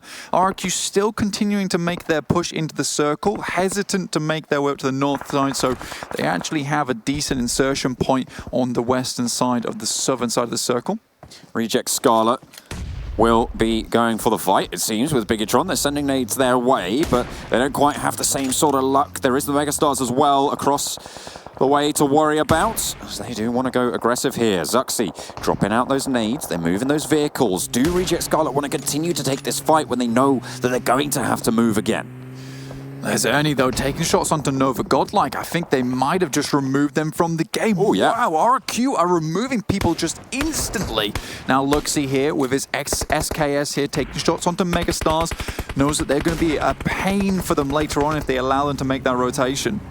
The kill feed's just about catching up there as RRQ did eliminate Nova Godlike. Team IND taking fights as well with the remainder of GXR Celts, who are really down on their luck right now. Down to 1 player. It's just MJ and Nade coming through as well, doing a lot of work for Morph. Yeah, and that's TSM Entity actually out. And now Megastars fighting versus Yudu. And I think a lot of that for TSM Entity comes down to just taking too many fights in the beginning. Don't get me wrong, I think they're an extremely skilled team, but they don't need to be taking this many fights. Perhaps that will change into league play. Oh, another nade! Okay. Jumper goes down. Drax did get the heal off in time. It will be the last standing now. Only 1 player to res, but they are just being bombarded right now. Blanca, those vehicles, they're taking some punishment as well if they don't get up in time. Okay, here comes the crash. It's going to be sending out wide. Vex, he's going to fall. Drax tries to hold on for another. Drax. Oh my goodness me. He's able to hold it down, and you do, gang, stay alive. Oh my lord, Drax was insane there. It was so fast, just snappy. But let's talk about one team who just has the circle favored. It's Orange Rock. They've done the complete opposite of TSM Entity. TSM Entity, they've got the skill, they've got the fragging power, as of Orange Rock, but Orange Rock been so much more patient inside the circle. They will have to start to group together a little bit soon, but right now they're doing fantastic. We've got Gil on our screen, and now it's Orange Rock taking a fight with the big boys of the lobby. Absolutely. Orange Rock 2 kills so far. Bigatron, none to speak of, and with 2 of them getting down, they're going to have to take some time to get those reses, to get that healing on board before they take this next fight, Blank. They've got a lot of teams near them to worry about. You've got Yudu off the back of a weakening fight as well, out to their east, so they'll have to be worried about their left flank moving forwards, but over the hill, it's really the dominant force of the zone. It's Orange Rock, but Marvi does get taken down. Morph moving in. And Marvy's out there usually as the scout, though, of the team, so he'll be providing information, but Orange Rock very much split up, and it's pretty much just Gil versus Zuxi and the team of BTR, and he goes down next, so BTR starting to make their push into the circle. Orange Rock got something to be feared of. Yidu Gang eliminated there, trying to make the mad dash. They won't be able to get it done. Ryzen, Luxy both chiming in, but Micro Boy does get knocked in the meantime as well on this bold push that they have to make over the top of the hill. Orange Rock trying to hold down the center, but they're being shot down from all sides. Bigatron still have plenty of players left standing, but Luxy gets knocked. They're going for the res, and they are going to be able to get at least one up. The question is, do they have the time? Do they have the alleviation of pressure necessary to get everyone back to full? Well, it's very easy for them here because as soon as one shot comes out, another team starts taking damage. Snacks actually took the fight over towards BTR, but immediately Morph has descended upon Team IND after they shot only a few shots out. RRQ also taking heavy damage. G9 making a sprint across the field. He just wants to make as far up the leaderboard as possible. Ernie is definitely going down here. Now we see Morph with 10 points, 10 kills on the board, 4 players alive. Team Secret with 4 also. 2 points, only 2 kills, but they've made it very much towards the end here, right on the southern side of the circle, just barely next to Team IND. One player for Morph has been knocked, but they've had one hell of a game so far. RRQ trying to push in from the west side as Bigatron with 3 players will be trying to make their claim to the circle. 5 teams remain blank. So it's IND, Trans and Slayer. Slayer and Trans, both very good players from South Asia, hoping to make this one happen versus the full squad of 4 from Team Secret. Next circle will be coming in soon. We'll see where it pushes people, but BTR currently have a very good hold on this one. Circle will just be popping ever so quickly now. It goes directly center, so everyone has to continue to fight for presence within this zone. Team Secret are going to have to try and crawl their way on closer, but Bigatron have them in their sights. Yuhai is going to get knocked, and into the buggy they go. They crash on towards the UAS, and we'll be getting a little bit more. Oh, okay, back for their buck nades coming through from Bigatron, and another G9! nade, oh, huge, from G9, sends it out from the bush. 2 players from Team Secret down, and it's just eye shots left, eye shots remains to try and stay alive for Team Secret. G9, oh no! He survives! He survives, no way did he get away with that. G9, that is the most explosive bush I've ever seen in my life. Okay, survives that one for a little bit longer. BTR, though, currently with a free, but Morph, they've got a really good say into this circle. BTR desperately trying to move up. Jexy with a perfect off angle. Zuxi behind the tree, but surely he spots out Jexy soon. That was a huge third party coming in for Bigatron to actually allow RRQ to stay alive here. We'll see what G9 is able to do with that gift he has been given. 4 teams now, 9 players. Morph playing up close and personal. Zuxi is going to allow the reload, but he swings out wide, and a sliver of HP phases him not a jot. No, the HP doesn't even seem to matter to Zuxi at the moment. He just makes it happen, gets it done. It's not about the nerves anymore. It's just about the skill for this guy. We'll finish off Jexy next, and G9 still waiting in the wings. Team IND still in this game also. IND have been flying under the radar recently. I think they're doing extremely well. They got this, I think it was the 3rd place on Miramar, and now here towards the top 4 on Erangel. They're doing very, very well, John. See if they're able to get closer towards that chicken dinner now. They've got 4 kills on the board. There's plenty of heavy competition. What does this remind you of, John? BTR fighting uphill. Never better combo than that. I just think they're going to make it happen. You feel it in your bones, you know? Absolutely. I'm ready for it. I'm ready awaiting. Morph, 1 player left standing now. They had 4 not too long ago, but they've already got 10 kills. They've made it to top 4. They're going to be having a really, really solid game to close out this opening weekend blank. Everyone right on the edge of the circle other than Team IND, who currently hold that tree as well as 1 vehicle. Zay will see this one. Starts to spot out towards him. Does he take shots or does he wait? If he waits, potentially he can get that 2nd place, but he knows there's another player also here. 10 kills for RRQ as well. So they have a similar story to Morph now. Oh, G9. He's happy with that circle. That'll keep him in the game for a little bit longer. Zay taking shots towards Team IND again, John. Pretty tricky snakes in the grass, but Trance gets spotted out. Ryzen, that's no problem for him. Just beams it down, gets the headshot, takes a little bit of damage in response. Only has 1 first aid remaining. They should know where Slayer is now. question is, will they be able to get that flush? Biggitron with 6 kills. Continue to push through, but RRQ from the sidelines, no way! G9 able to strike, get an extra point, but he does get eliminated. RRQ down in 4th. G9 goes down, flying high on the leaderboard like a G6 there. Team I&D looking to make some happen. Extremely good explosion from BTR. Luxy able to take him down. 2 teams remain. It is the twins from Biggitron Red Aliens to fight off against 1 player from Morph. The solo, the last remaining survivor for Morph, who had such a dominant position, but so many teams vying for that control, proved to be just too much. Couldn't quite make it happen. Luxy, Zuxy now controlling the area, looking for those shots, want to shut it down. Zay crawling forwards, will get spotted out, and it's Biggitron to finish as they started, taking the chicken dinner. Reigning champions back at it again. Biggitron, big brains. I mean, it's one of the other. You saw Luxia towards the end just taking every single angle that might be possible. Zay didn't even know where they are, and Luxia was just like, psychic powers, that's exactly where I was sending my bullets that way.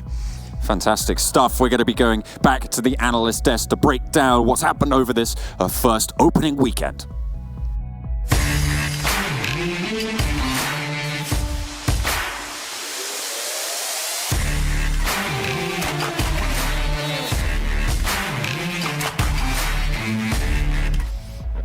That's right. Fuel in, frag out. Thank you very much, Mountain Dew, for joining. I just made that up. We are back here. Biggitron get themselves the win here. Just when you thought that they weren't having a great day, don't worry, because they turned things around at the very, very end. And there was a part of me at the start of today, or midway through the day, that I thought maybe they won't be first at the end of today. But never mind. They're going to be able to do so. Froz, Avenger joining me here. Biggitron, the twins. It's all perfect. Avenger actually spotted something pretty crazy from Biggitron. They did a rotation. You want to talk about it? I'll talk about it when we get. I think it's better to show once we're ready with the illustration. Sure. It's good. No. Yeah, but yeah, it's a quite an interesting move that definitely won them the game. But we'll talk about that a little bit later. But overall, opening weekend done, guys. Biggitron on number 1, expected after the first 3 games of yesterday. I'd say expected before we was. Whoa. Oh, okay. Both of you are getting ahead of yourselves. Let's take a look at the actual map ranking from all of this as well. Jeez Louise. Yeah, but they were number 1 going into. Yeah, you're right. They were number 1. My name's Avenger. All right, we've got up towards the top 30 points coming in. And that is a huge wealth of points for them. Morph team, though, had a blinder of a game, as did RRQ Athena Avenger. I gotta say, G9, what an amazing performance. 8 kills. Yeah.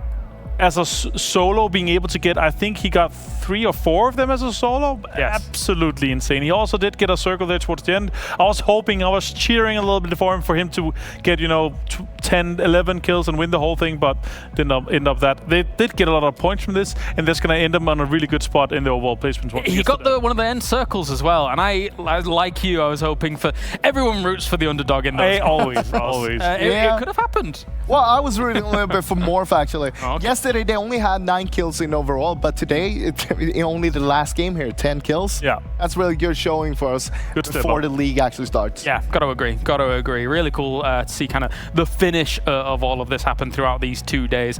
Biggitron stands shoulders and head and shoulders, even I should say, above the rest when it comes to the extra 30 points that they were able to accrue through this. Let's take a look at the team stats as well for Biggitron, as they've put themselves in a great spot.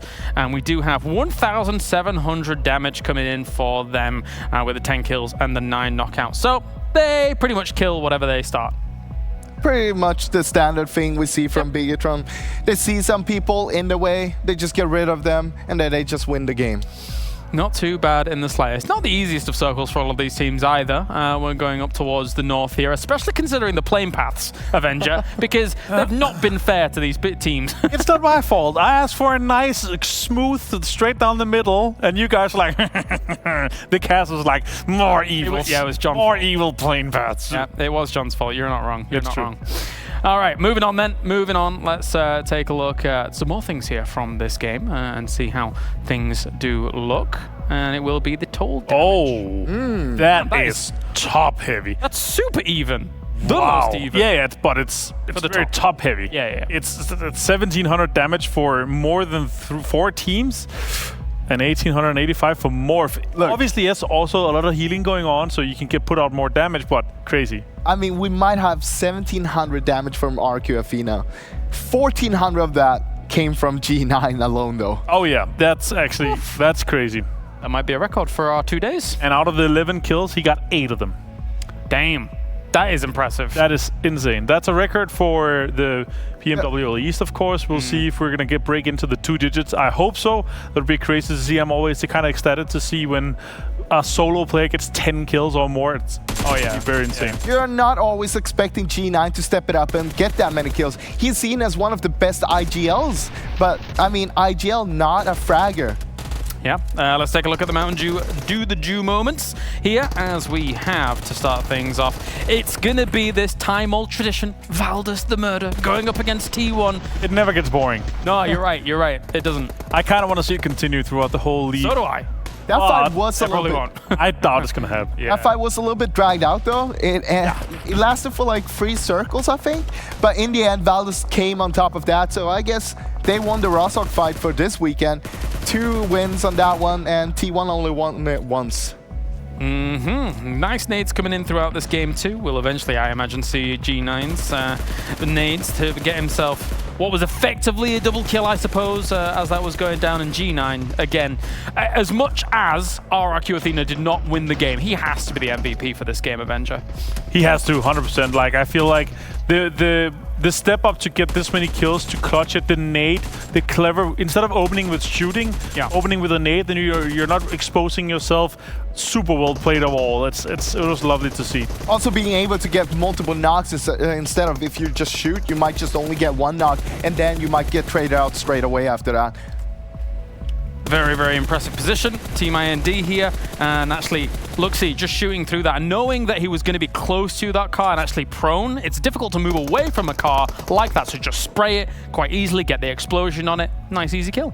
Super nice and easy kill. Nice kind of sweep up here, and a nice statement going into the league play. It's nice to see that they're up there. One of my favorite teams. Their name is fantastic, and I think we're going to see more from them going into league. They're definitely going to end in the subsequent. I'm sure we're going to see them in all of the super weekends as well. I'm excited to see how they're going to perform throughout that. Overall rankings time. Let's see how much not only did Bigatron come first place here in our seedings matches, but also who else has been able to ascend to the top. 136 points for Bigatron. They will take #1 seed. Orange Rock, a phenomenal performance from them. They actually had center of the last circle, and I thought maybe it might go their way. Maybe if Bigatron went out early, they could have taken #1 spot. However, sometimes when you're in the circle early, in the center of the circle, that early Froz, everyone crushes in on you. Yeah, exactly. It's going to be harder, more than easy for you to actually hold that out. If you come in late, you might as well also be able to fight your way in, which means that you're going to be warmed up with your aim, with your fingers. You're always ready. Instead of if you're sitting in the center too long, you're just going to get cold and you're not ready for the fight whenever it comes to you.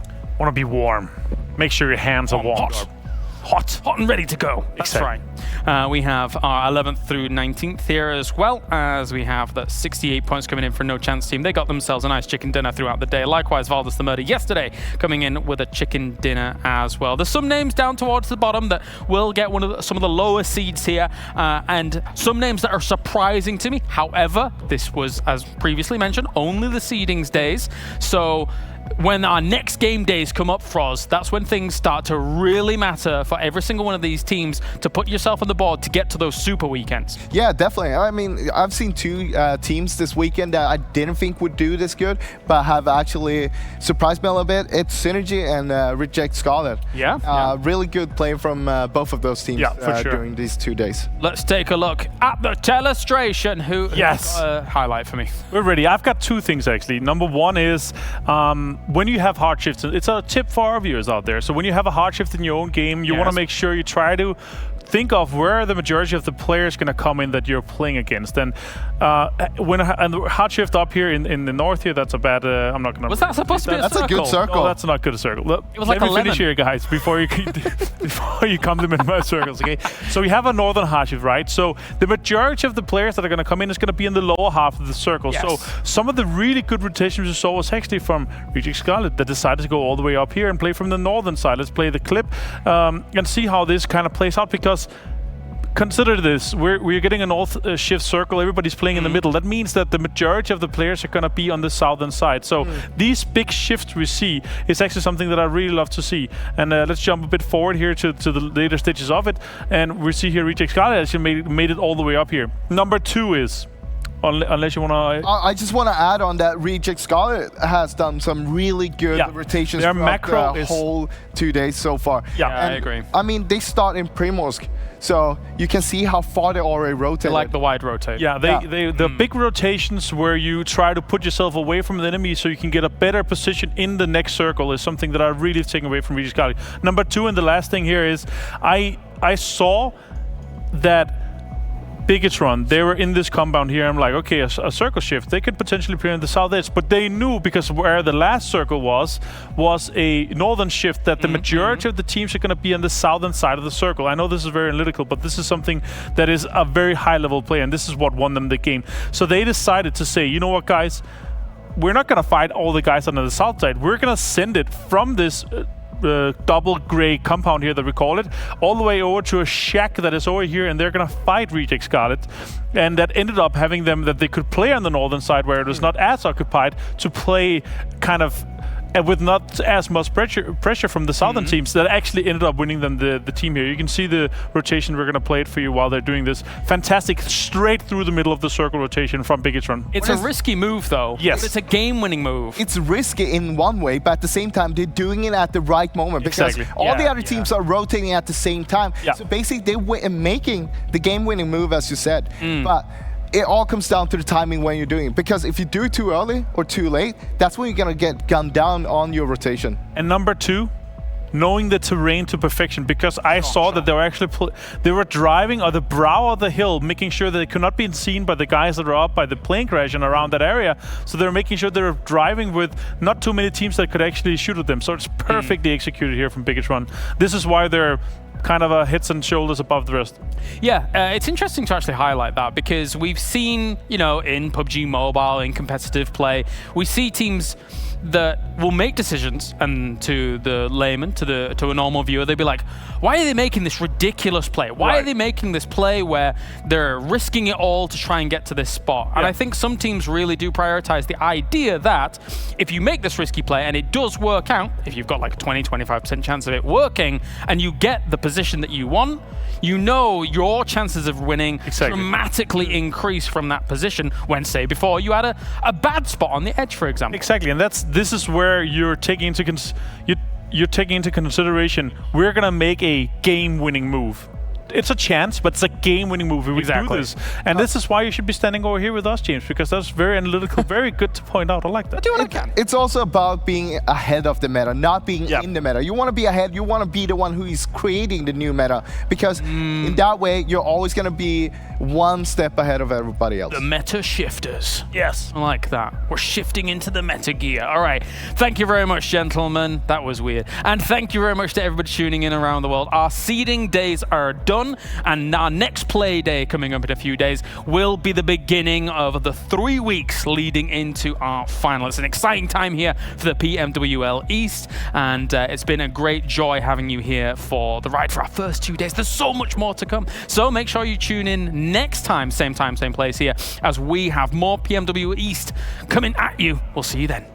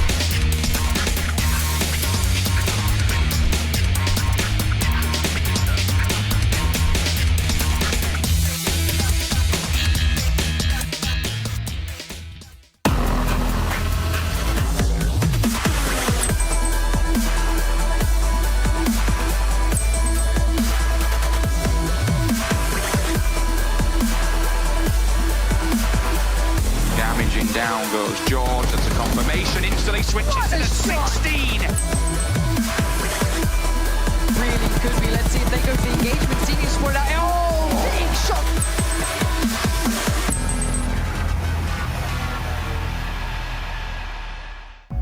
Welcome back, everyone, to day 2 of the PUBG Mobile World League West Season 0. Now, you might recognize me from yesterday. I hope you guys do. I'm Jason Kapanen, and I'll be hosting this next month of action, all breaking down not only by myself. I have 2 lovely people to my left-hand side, your right-hand side at home, to help me break down these games. Let's bring them in. We got the 7 Worlds Gaming. We got Glitter Explosion. How are you guys doing today? 7, that shirt looks fantastic. Thank you, thank you. I was told today that we were supposed to wear flowers, but it's not looking that way. I don't know what happened. Some miscommunication there. Okay, okay. I like the death stare out of you, Glitter. I mean, at least Glitter and I are kind of matching. The green top. I don't have the choker on, but you know what, Glitter? We had our first day of games already break down. It was phenomenal. We had so much aggressive play out of every team. It was so good to watch, seeing all of these teams come out with a very, very strong start. I was hoping and kind of expecting for the aggressive play style from some teams, but everybody just really committed yesterday. Yes, they did. And obviously going into our second day of the opening weekend, I'm expecting teams to be just as aggressive, if not more aggressive. I just hope for me personally that I don't jinx anyone out there and cause them to unfortunately get knocked out fairly early on. But let's take a look at the format. If you guys didn't join us yesterday, you might have missed out on how this whole thing works. We have 2 days of opening matches, and this is purely just for seeding. Obviously with the different regions, it's kind of hard to seed the teams when they don't play against each other normally. So after the day, we'll have our teams seeded into 5 different groups, and then we'll kick things off into league play here, where the top 16 teams after those days of play will go into our super weekend. Now, this is the important part. This is where you accumulate those points week in and week out to have a chance to get through into the league finals. And we were talking about this before, Seven. This is so important to not miss out on any of these super weeks if you want to have that chance to get through to the finals. Oh, it definitely is. And I think the 2 days that we're having right now for opening matches kind of just to determine the seeding, that's the time that if you want to go ahead and test out anything out with some of the new teams that you're playing with from Europe, maybe from South America, North America, it doesn't matter. Just go ahead and test them out between these 2 days, because you don't want to wait until we start league play and then you're not able to qualify for the super weekend because something just didn't work out the way you wanted it to. So if you're going to be testing out anything, it will be between these 2 days. That's why I honestly think we're seeing a lot more aggressive play from all the teams. And what I'm looking forward to is the 4 teams who might miss out on that first week come into the second week. If they get through into the super week, what's going to happen for them? I mean, that is something I think we're all looking forward to. Are those teams that know that they're kind of at the bottom of that list, are they going to start taking some bigger risks with their gameplay? They're going to be playing a game of catch-up at that point, potentially from a pretty big deficit, and they're going to have to be making big changes in order to come back from that. We're talking about, for instance, the top 16 teams. We need to see how they even get the points to get into top 16. You guys should know this if you tuned in to pretty much any PUBG Mobile in the last 6 months, if not even longer than that. It's 1 point per kill, and of course, placement points. And thinking back to Gfan yesterday from Nova, placement points were definitely on his mind, Seven. Oh, they were. I think at one point we saw Temple Storm. I'm pretty sure we're going to be seeing this on the highlight, but we saw Tensa from Temple Storm just destroying that team and being able to go ahead and collect some kills from him. And just keep in mind, every kill equals 1 point. So Tensa was able to go ahead and put on an amazing performance for them. But as you were mentioning, Nova Esports was able to take advantage of just the placement points, with Gfan being the last one alive. I think it was a couple of matches for that team. And something we've always talked about is how important it is to have like that nice balance. I'm gonna keep bringing it up because we have teams with tons of kills, we have teams with tons of placement points, but generally the ones who succeed the most are the ones that get that nice balance between the two. Yeah, and I think that's part of what a lot of the teams were working on, really figuring out and like finding their groove on how to be that consistent balance. Like you said, we have seen a couple players, not only Gfan, but I believe that there were quite a few solos in multiple scenarios, including, we saw Tensa have to do it a few times for Tempo Storm, but they're almost like working out those kinks. They're figuring out, is this drop going to work? Does this rotation work? And then if it doesn't, they have to kind of, just for this moment, snake maybe to get some placement points. Or if their drops and rotations are going well, that's when we've seen a lot of that aggressive gameplay that's resulting in those very high kill games. Now, once they have worked out all of those little bumps in the road, that's when like they will kind of be married into this perfect little combination of consistent placement points and consistent aggressive kills. I like that. I'm hoping there's no divorces happening though in those teams. So let's take a look though at the prize pool and the money they can earn. And I'm already looking towards one thing and one thing in particular because I know it's what Seven makes in a day working here. 100 grand for first place, winning the finals here. But that's a lot of money on the line. Not to mention, you get money just for participating here. Yeah, and I'm pretty sure some of the teams, what they're going to be looking to do is they're going to be looking to get first place on the league play and then also get first place on the grand finals, because who wouldn't be mad at just $150,000 alone on just placing first place, not even counting the weekly bonuses. And I'm pretty sure at some point we're going to start talking more about players that are going to be hunting down that MVP reward, which it is $10,000. That is a lot of cheddar for just one person. And not to mention, you get money based off of where you place in the Super Weeks as well. I mean, 50K. Imagine if you're that team, takes first place in league play, takes first place in the finals. That's 150 grand alone right there, not to mention the participation you get from this the entire time. It's a lot of moolah coming in. And guys, one thing I actually love about working with PUBG Mobile is their documentaries. They do some insane stuff, and they did put something up on Twitter earlier on in the week. If you guys missed it, lucky for you, we have that little bit of a recap. It's an 8-part documentary series coming out, but take a look at this.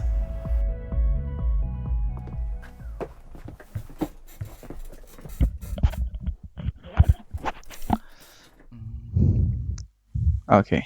I set this camera guide like that. Okay. Yeah, we are here. There is virus.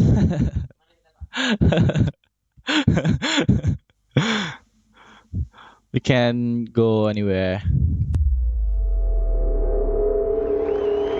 Welcome everyone to the PUBG Mobile Club Open 2019 Fall Split Global Final. Best of the best in the world here with us today, John. We'll see how these teams can work under the pressure that it will push down on them.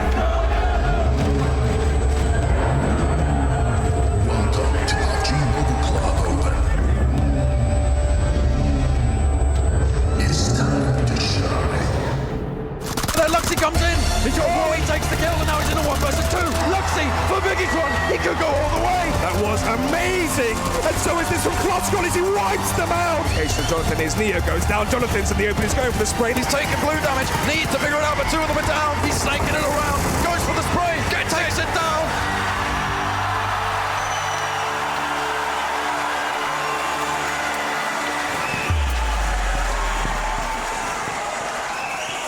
That's when I saw a team that really led the world in terms of their skill level, and then, you know, they feel like they're untouchable. But in PUBG Mobile, everybody is constantly reminded of their mortality. Now we're coming into a new year. There are pro leagues happening all over the world. Clean kill! Thousands upon thousands of teams will battle it out to go to the end of the year for the World Championships and meet and clash on that final stage. Are you kidding me? 21 years old! Look at you now, looking for more runners! Dropping out of the plane, you need to know that the 3 guys next to you have your back, and they are willing to go with you in any situation. There's a team that can breach well its loops. Beowulf just shuts them down. Pittsburgh Knight cutting through B4. Down they descend into the valley. Kita siap.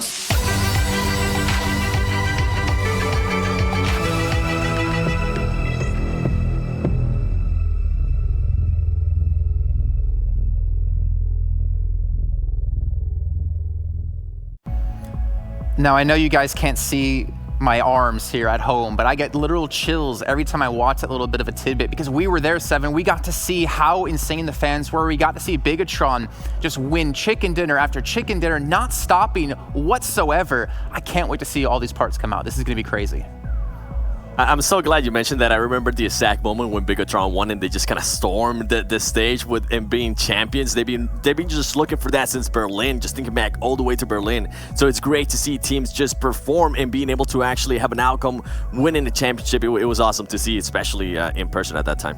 And there's a comment in there that Blank actually makes, talking about how they can survive the pressure being put down on top of them. I feel like if you're Bigatron now, there's even more pressure on your shoulders to defend your title. And they have been. I feel like they have been. Glitter?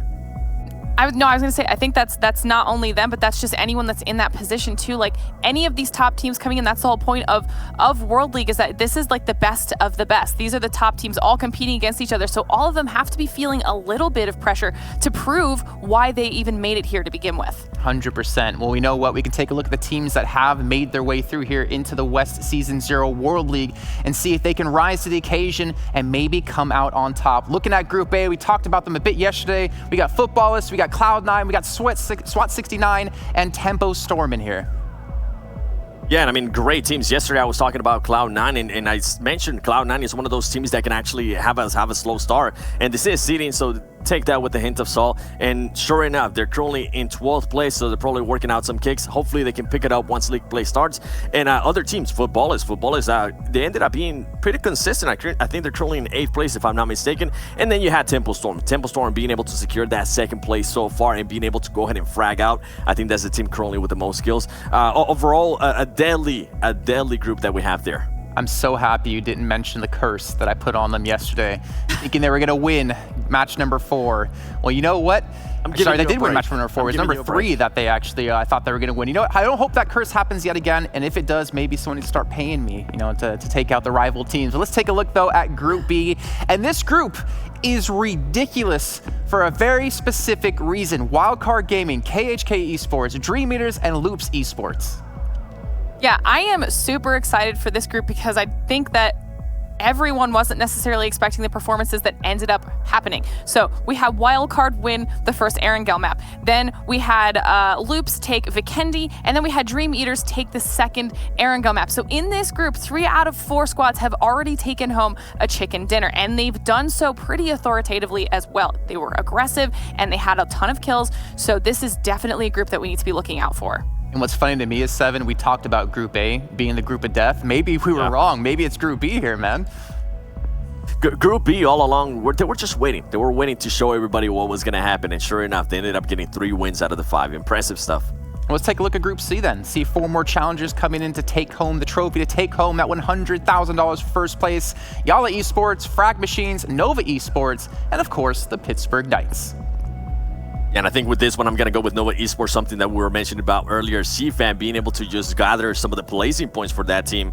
Hopefully today they can maybe maintain their whole squad towards the end of the match and see what happens from there. And another team I want to go ahead and talk about, it's Pittsburgh Knights. We saw Sixless. He said he wanted to go ahead and become the Snake God once again that we know him from Berlin. Well, guess what? He started putting in some work. He got, I believe it was a 1v2 at one point. So it's good to see team players like that from certain teams. They need to go ahead and wake up early. That way they can go ahead and share that momentum with the whole team and everybody can start just rocking each other.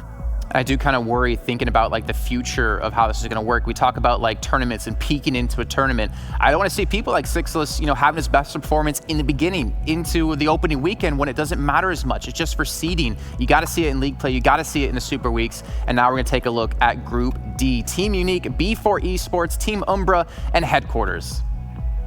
Yeah, and now Team Unique is one of the teams that I had called out yesterday at the top of the show as a team to look out for. They actually were able to take a pretty good win against Queso on Miramar, so that ended up working out in their favor. Before another very aggressive team. They haven't won, but they are currently sitting in 7th overall. Still very strong performance. I do want to at least pay a little bit of attention, though, to Umbra and Headquarters. Both teams struggled a lot yesterday, and they're both respectively at 19th and 20th overall in the standings, so I'm really hoping that they can kind of pick it up today and change their luck a little bit. I'm not going to lie, I liked how painful it was for you to say Team Unique kicking out Team Queso as you have them pitted to win. To be fair, both of your predictions have been way better than mine anyway, but that's all going to change today. Don't worry, I got the secret info coming through. Let's take a look, though, at our final group, our Group E, Alpha Legends, Team Queso, Urdu Killers, and Konina Power. Yeah, and Team Queso was one of those teams that actually picked it up on Miramar, being able to secure that 2nd place. But we also got to go ahead and give credit pretty much to the Circle, because the Circle was on them, and they also had a compound the whole time. Unlike my team that I picked Wildcard at that moment, which they had to fight everybody around. But nonetheless, another team is Konina Power. Konina Power, I feel like they started the day off super hot, and then they just kind of slowed down their averages, went absolutely out of the window. So hopefully that team, being the first team out of the European pretty much qualifiers that we had, hopefully hopefully they can go ahead and pick it up and show the quality that we know and we're used to seeing from them. Hopefully they can hit their stride because their logo is a horse. Hopefully they can get things going for them as we take a look at the overall rankings. Again, if you missed out on yesterday's games, this is how things shaped up here. Wildcard Gaming currently sitting in first place, albeit by 3 points. And I want to ask both of you here, was there any like kind of standout teams that really surprised you and how far they got? Or was there any teams that kind of let you down who didn't perform? And I think from this one, we know all the teams are here for a reason. They got the skill, they got what it takes to be here. And one team that actually surprised me a lot was Alpha Legends. Alpha Legends being able to secure a 3rd place, 8th place, 8th place, and 3rd place. Very consistent there, staying with either the top 5 or the top 10, depending on which map it was. And not only that, they were able to actually back it up with kills. I think at one point they were able to get 7 kills and 6 kills in a match. That's really impressive coming from a team like Alpha Legends. And you see Tempo Storm there, Glitter, 31 kills. The only closest next to him is, I believe, Wildcard at 24. They came out the gate swinging. Yeah, Tempo Storm is doing an amazing job for themselves right now in the aggressive side of their gameplay. We're moving on to the second page, though. I do want to also point out the fact, and this is something that Seven has spoken about a few times, is that Cloud9 is not necessarily having the fastest start here during our opening weekend. And yes, that is something that also happens with them in PMPL, but there's not as much time here for them to kind of pick up the pace and really start moving themselves up in the rankings. So they're definitely a team that I want to be watching out for.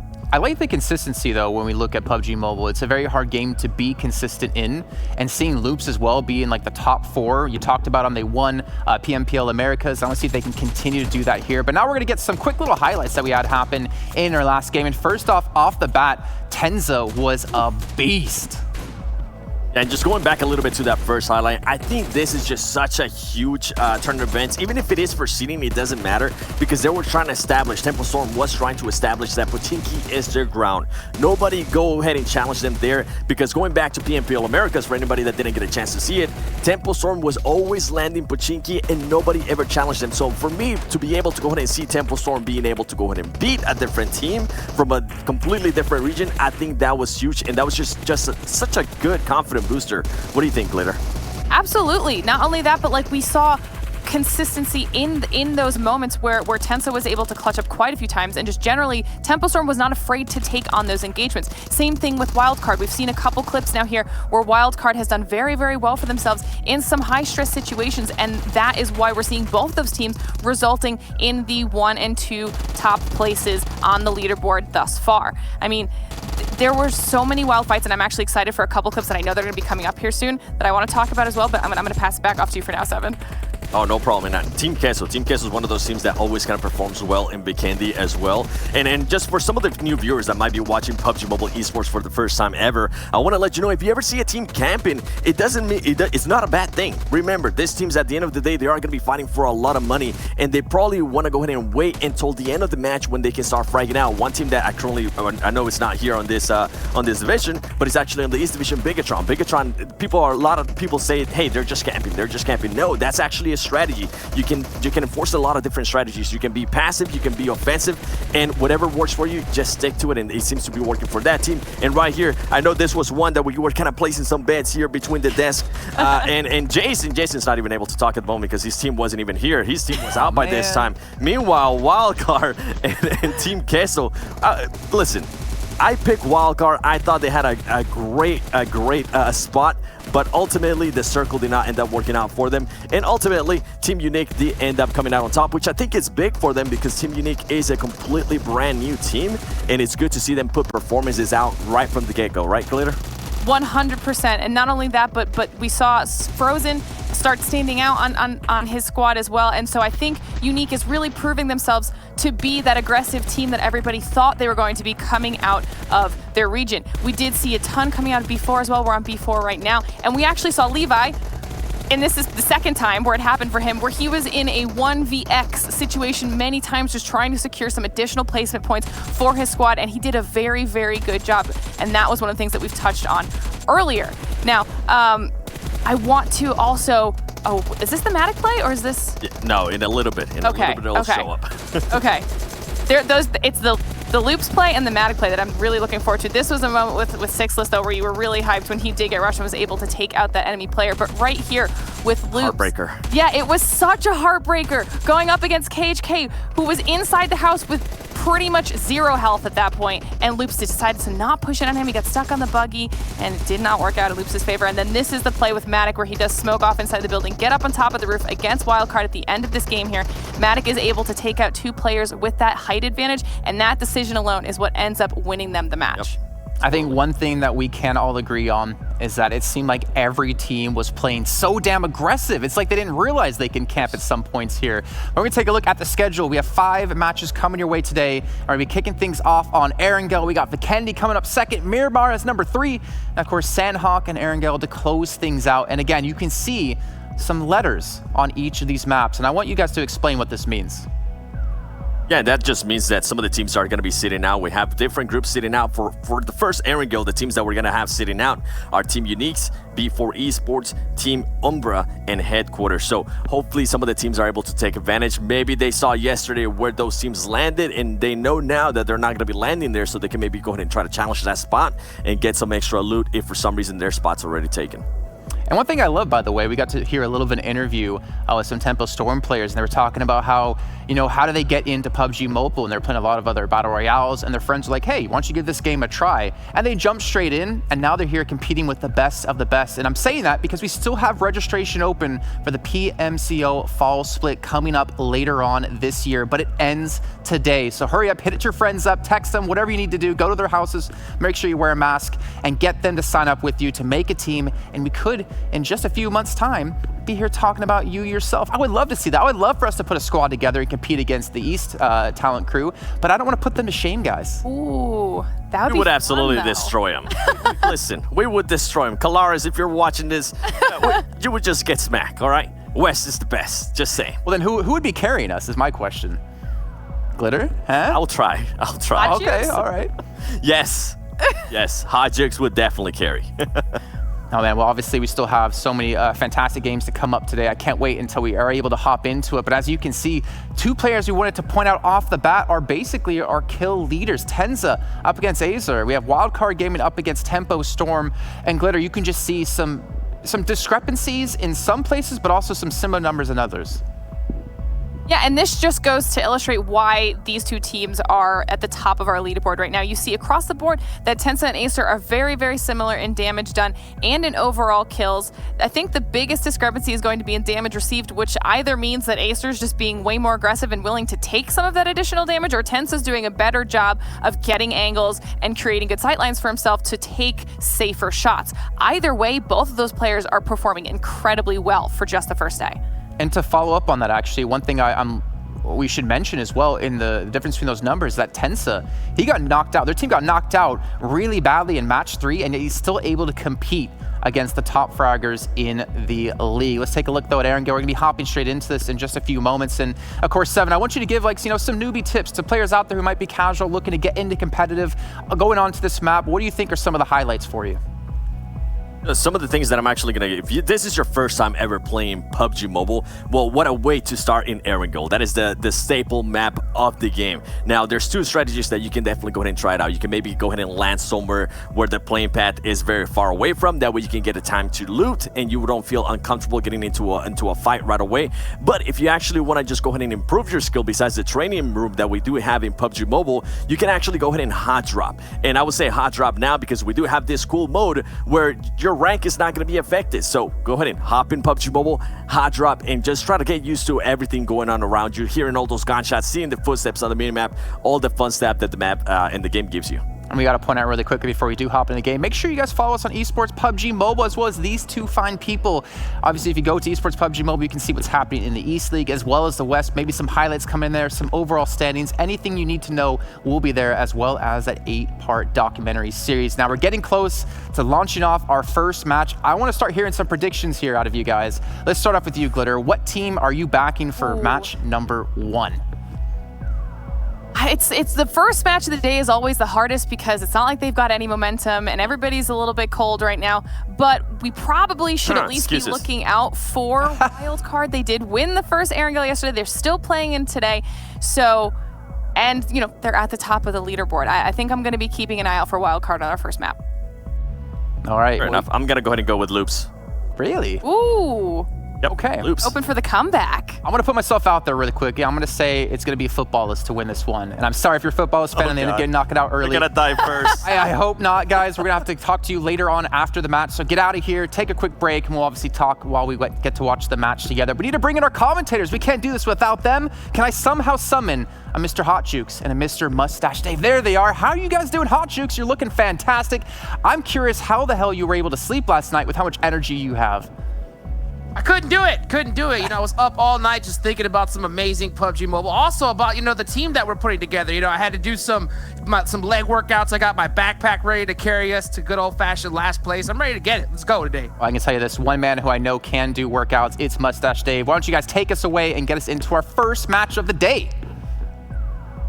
Game number 1, and you know, Jason is not wrong. I'm in the gym 24/7, you know, gotta stay fit, gotta stay healthy. So looking over here, game number 1, the plane is in the air. I mean, you heard the devs. They were talking about Wildcard, they were talking about Tempo, they were talking about Loops, but Hot Juice, who do you want to talk about? Oh, dude, I'm going to talk about the fans, you know? I want to talk about the fans today because they're the ones that are going to be winning after watching all this insane PUBG Mobile action. Now, remember, this is, you know, this is chill. This is relaxed right now because it's just a seeding to find out who's going to play. You know, we don't have anything insane on the line. But, you know, what is on the line are these spots. You know, finding out that your location is safe, that nobody else goes to it right now. And you can see Wildcard going to their usual Severny and nobody deciding to engage with them right now. But one spot I'm really looking at is going to be Pachinki right now because Tempo Storm, that's where they normally like to go. And we saw them get hot dropped before. I wonder if that's going to be something that we're going to see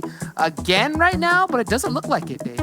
Yeah, if I can recall, they got hot dropped yesterday, and I believe they came out on top. They came out on top of that one, and yeah, looking around, you got the Knights. They're going to be, you know, just parachuting right on above them. You see Footballists down there in the military base island. Yesterday, game 1, we also had B4. B4, they are going to be sitting out this one. And circle number 1 up there to the north. Looks like a pretty decent circle if you are a Wildcard.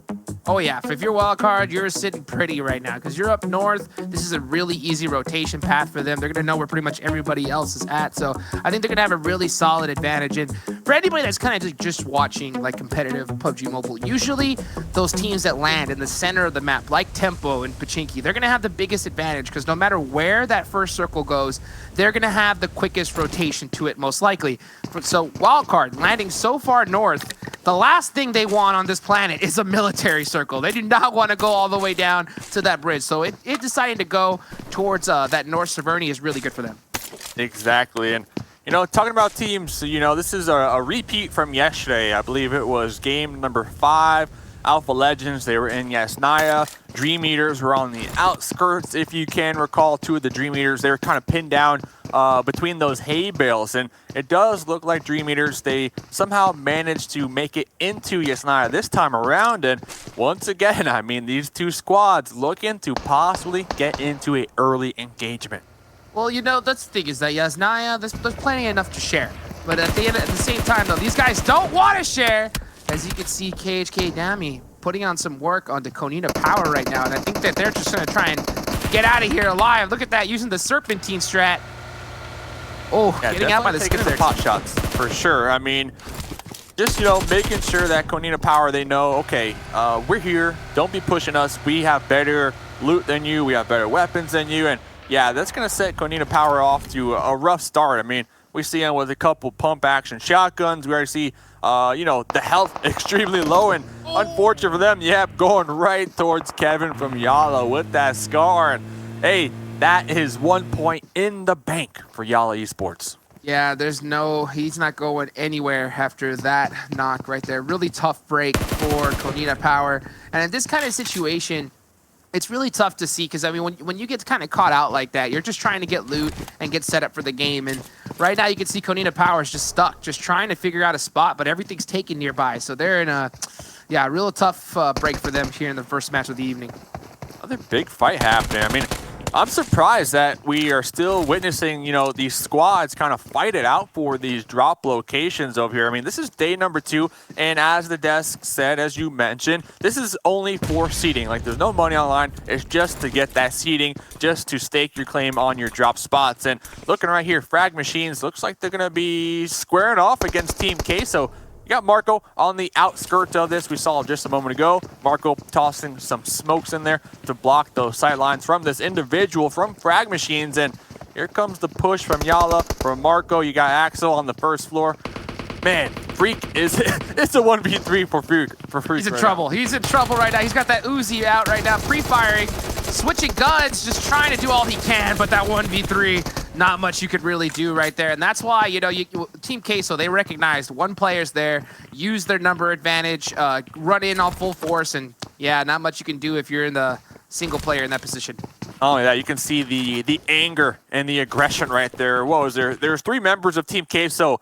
That enemy was already down, and they all just shot at him regardless to make sure that they get the message. You know, Frag Machines do not come here anymore.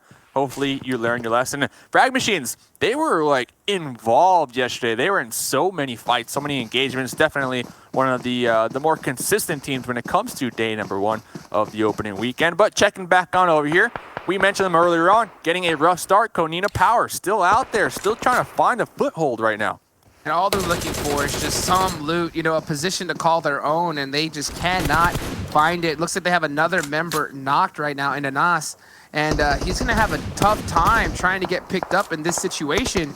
They're going to try to get this knock here to kind of open up the fight for them, but man, they don't really have enough angles to really get that knock. Not a lot of angles, not a lot of gear, you know, everything, utility, everything is going to be extremely low. I mean, we're only 5 minutes into this map over here. Looks like one of the members from Konina Powers is going to be pushing on up with that US, getting ultra aggressive, swapping on over to that Uzi, and Xana in the warehouse right now. Gonna have to fight. This is going to be a 2v1. Xana trying to prep these grenades, definitely hears all that commotion outside. I think that they recognize that he's by himself right here, so they're opting to push him and try to get that loot that they really, really need. Xana with a really great nade right here. Gets the 2v1, but gets caught in the back right there. Great effort from Xana right there, but not much you can really do when you got a full squad of Konina Power coming after you. Yeah, not only that, this was the story yesterday. Oh, Zero's actually to be coming on in. I mean, knowing that there's 2 members knocked down for Konina Power, I feel like this is the play. So Zero going to be prepping this grenade. Those revives were successful. Here comes the first grenade. That one should be good. Oh, but Zero. Wow, not expecting that one. And here comes the last remaining member coming for that support from Yala Esports. God, Konina Power were waiting for that one right there. They seem to have that nade cocked back ready and loaded, and they threw it really quick. Great pre-nade coming from Konina Power. Oh, the double. Oh my goodness. Anzo push on out from Konina Power. There goes another one, and now it's just a 1v1 over here in Farm. And Konina Power, they're able to get the victory when it comes to this fight. They should be able to get the revives, but my goodness, I mean, just talk about all the utility, talk about all the ammunition, just this fight in general. I mean, we're only 7 minutes into the game. Are you kidding me? That was so close right there. One member from Yala almost got the 1v4 in that situation. Had the Uzi out. Unfortunately, not able to get that last member from Konina Power. Really fortunate, of course, if you are Konina Power to be able to get out of there alive. Now you're going to have your whole team up. But man, that was way too close for comfort. Exactly. I mean, and Yala, I mean, I was going to say, like, it's the same story from yesterday. Like, every single game, they always had just a duo up, you know? They lose, too, really early on. And that's something that they should be working on, of course, you know, moving on into the World League. But today, only for seeding, so maybe they're just trying to, you know, flex a little bit and show their dominance. And regardless, you know, they put up a fight, and I wouldn't doubt if we continue to see them putting up fights here. And talking about fights, looks like the Knights going to be pulling on that west side of Yesnaya, looking to get some picks of their own. Oh, yeah, they're trying to spot somebody out. We're going over to Loops and Team Queso. 2 dominant teams from South America right here. In my opinion, the 2 best going at it right now. That's a big one. Big nade. All right, all right. Yep, getting tossed right over the head, but you know what? We got more grenades, and here comes the smokes. Here comes the grenades, just kind of going back and forth. Carrillo definitely waiting for the support from their squad mates. Ayala was able to get revived, and we see Becker all the way out there in the vehicle coming up to give a hand, give a lending hand over here. Oh yeah, but it looks like Team Queso is opting to disengage from this one, which is pretty smart because, to be honest, there's no real need to get into these kind of early fights.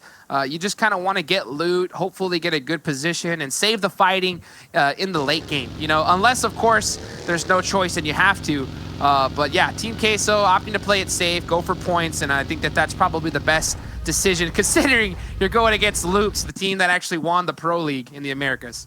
Yeah, I mean, they dominated throughout the whole. I don't even think they slipped underneath that top 5 position. And, you know, even if they had a rough game, they had a bunch of kills to kind of keep them afloat here. So definitely a squad to watch out for. Talking about watching out, KHK Esports taking some more shots on Nova out here with that DP, just inflicting as much damage as possible. And Nova Esports currently looking to find a place to call their own.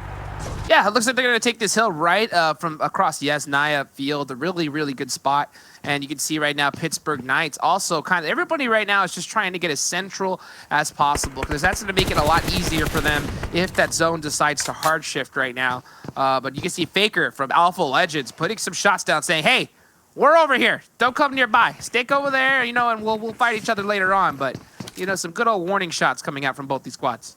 Yeah, warning shots, exactly, for now. I mean, hopefully they don't need to get extremely close to one another moving forward. But Lutz, you know, talking about getting extremely close, making the pull up here with the vehicle will be connected on. So there goes one already for the side of Footballists. And Konina Powers, I mean, just non-stop violence since the drop from the plane. Gonzo all the way out there on the high ground, overlooking this, continuing to just pepper down the Footballists. And I gotta say, I mean, the Footballists, extremely aggressive squad, but I don't feel like Lutz had that support with that push right there. Yeah, I'm not sure if that was just a miscommunication or what exactly happened, but man, yeah, he ended up pushing on his own and got caught. But moving over, we got KHK and Nova Esports getting at it right now. Octavian got an angle. Nice angle right there, able to connect onto AZ. Not only that, I love the synergy going on right now for KHK. I mean, yes, they have the squad mate down. Yes, they just got thirsted, but they're kind of baiting them out right now. Now they're only the last 2 remaining members alive. They're looking to continue to get some kills over here. Sheepman on that roof, but that roof, I mean, the sight lines from the roof to the hill, I have to say the hill is a better position out of the 2. It's a really good spot. The only unfortunate thing is they don't have the numbers, though, but it looks like we are switching over back and forth between Tempo and SWAT 69 right now. Really interesting fights going on, as we can see on the bottom right of our screen by these yellows right here. Really close fight. But yeah, if you're KHK, you're in a tough position. Yeah, you got that first knock, but it doesn't look like you're able to get the thirst. You're not going to get another member, and you only have 2 people up. So I think you'd be really... you have to play it aggressive. You don't want them to push up on you, so just try to use that position the best you can, and then hopefully, as soon as that circle changes, you got to get going instantly. Yeah, talk about pushing. It looks like HH24 looking to make a push of their own. 2 members for SWAT 69 bleeding on out. Only is Solo left, able to get the revive. HH will be recognizing the situation. Scar in hand. Trying to get a little closer. I mean, 1 grenade could get the double over here. SWAT 69 looking to make the comeback over here. Looking to retaliate against the duo. Left up alive from Tempo. Storm and like a Spec with that alternate angle, and man, it is just crumbling in front of their eyes right now for SWAT 69 as the duo Spec and HH are just starting. Wow, what a shot right from there. Spec. Look at that. They played that one. They played that one well. Spec threaded the needle in between those 2 boards, able to get that last kill on the SWAT 69, and they had to. They had no real choice in that situation, especially considering they only had 2. But, you know, during those entire fights, the circle has shifted up into the north, and it's going to be really tough to get there because there's only really 1 bridge from the south side, so everybody's going to have to rotate north through Yasnaya, and while you do that, you're going to cross a lot of teams, so it's not going to be an easy rotation for any of these squads, I think. Yeah, and I mean, only one team, the wild card, of course. You know, Severny. They had to maybe move out of Severny just a tiny bit. You know, they didn't really have to do much over there. And they're going to be sitting really well, looking to get some good finishes. So, Udyr Killers out there on the move. Loops, we see them with a nice little split over here, overlooking the town of Yesnaya as well. I mean, Alpha Legends, they have so many eyes on them. Yesnaya, yes, is still in this next zone, but it's probably not the best location to be in. See how quick these teams are on the rotations right here, because, you know, we just saw earlier, Pittsburgh Knights actually had the same spots Loops did. As soon as that circle shifted, though, PK said, we're going to take off, find something more central. Loops found that open spot and decided to take it instead. So right now, it's just like a big old game of trading places right now between these squads. Take what you can get. Exactly. I mean, just be thankful. So, talk about teams being thankful. Dream Eaters, you know, thankful that they weren't spotted on their rotation on out of Yesnaya by Alpha Legends, because yesterday Alpha Legends, they were putting up one heck of a fight, and, you know, unfortunate for Dream Eaters, they're on the tail end of that. But talking about teams making some interesting rotations all the way up here in Stalber, the blue zone starting to come on in right now. Football List 3 alive. They're going to find themselves in a possible drive-by situation. On that wide rotate, just trying to play it extra safe right here. We do have some members from Frag Machine, though, waiting, putting some shots down. Oh, and from Udyr Killers as well. So it looks like Footballists opt to hit the eject button. They're in the circle now, and now it's time for them to gatekeep. Look at Hamidi. He's in the back, and they have no idea he's there. Yeah, they're able to get right underneath that hill, keep those vehicles safe, keep those tires safe, and now they are returning the favor. The next zone does going up, so they're still going to be in it. They are still going to be in it to win it. Like you mentioned, Solke recognizing that there might be a solo right behind them, looking to prep some grenades, and Udyr Killers, they're going to use this moment to make the pull-up just a little closer on into the zone. Yes, they are, and that zone rotation is going to be huge for these squads right here. Really a lucky break for Footballists, especially since they decided to do that wide rotate. Now, we saw Dream Eaters. They were on the far, far south position. They're going to have a tough time with this circle right here, especially considering that it's a very large hill, not a lot of cover left. So, man, we're going to see some insane fights coming up in the next few seconds, that's for sure. Yeah, I mean, all these teams moving on out of Yesnaya. You got Dream Eaters, you got Alpha Legends, you got Nova, you got Loop. So you got 4 teams kind of with only 1 or 2 pathways to really make it on into this new zone. And like you said earlier on, the Knights already rotating, recognizing what position is best. And Loop's going to be making the pull-up onto the Knights right there. Dadden already going to be connected on.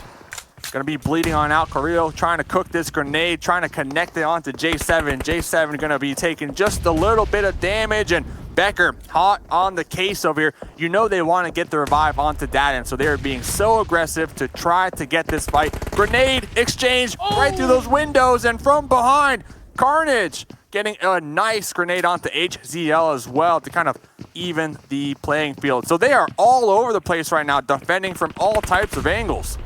Man, look at that nade right there from Becker. These guys are so great at utilizing their kit to the best they possibly can. It's a real close one right now. Sixless, nothing he can really do with that situation, as good old-fashioned Nova coming in for the third party, pinching Pittsburgh Knights. Yeah. Really tough break for PK, but now it's Nova versus Loops. Yeah, and this all kind of started, you know, all those teams in Yesnaya, there's not a lot of options for them to rotate on into, and, you know, the Knights, they're setting up for a nice little gatekeep, but maybe they didn't expect so many teams to pile in at the same exact time. Nova only 2 up, but they have 6 kills so far. So let's see if they can continue to get some more kills over here. Easy is on fire, man on fire, burning alive right there on that second story. Loops, they had to have known that they put in so much damage already on these 2 duos.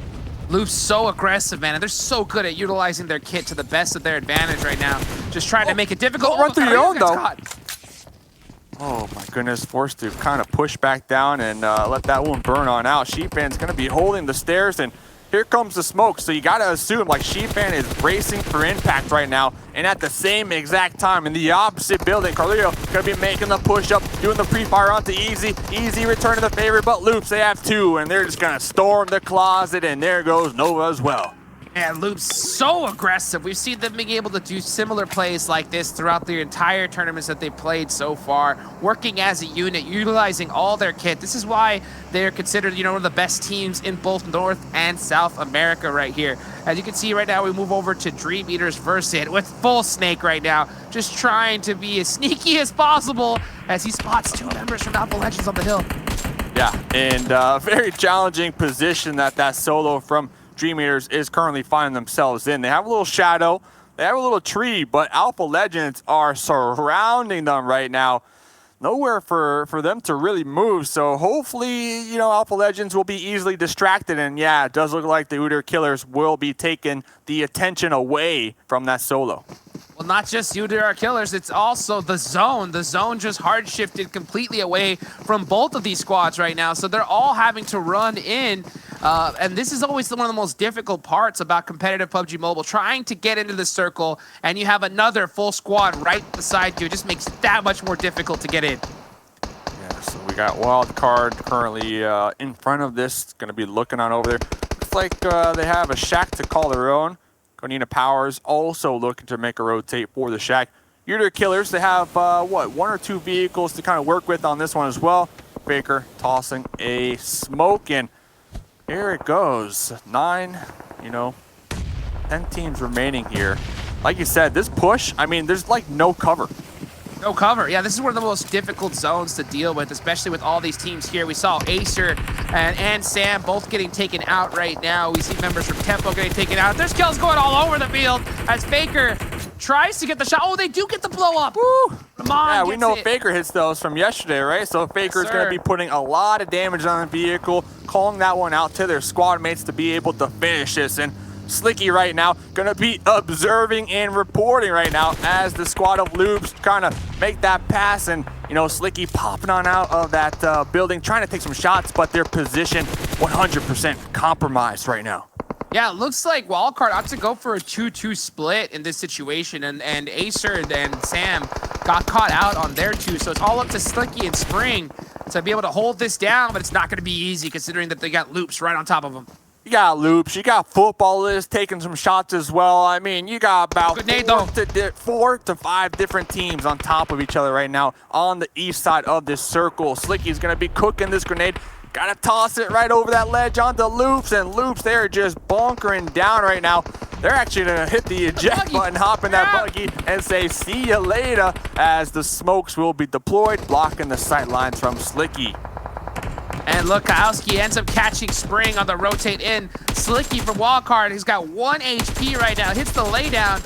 Oh! Survive, but here they go. Oh, from the blue right there, trying to catch them off guard. So Loops, they got 2 up, they got 2 bleeding on out, and they're trying to get the finish onto Alpha Legends. And Alpha Legends, they have a nice little high ground. Loves in from Footballists. Now Alpha Legends, they're getting sandwiched right now by grenades.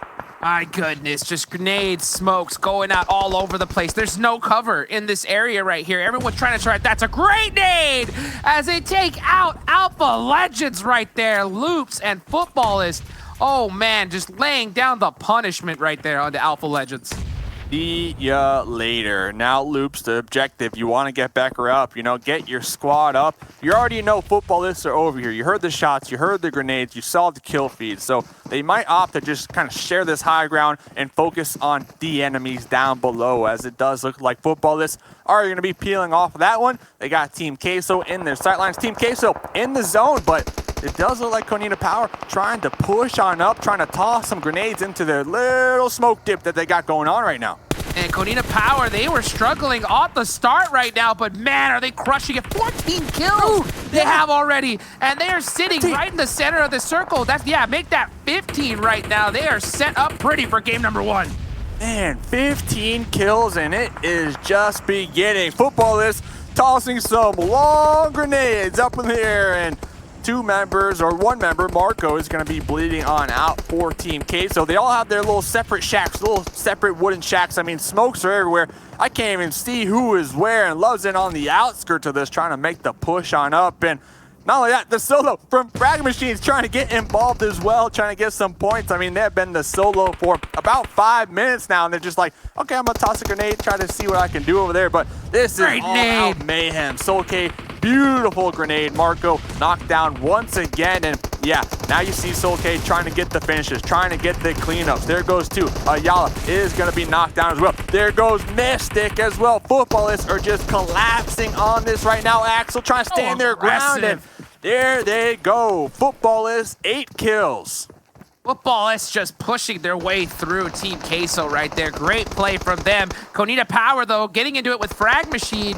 That's a big third-party opportunity for Footballists right here as they try to heal up and get ready for this next fight.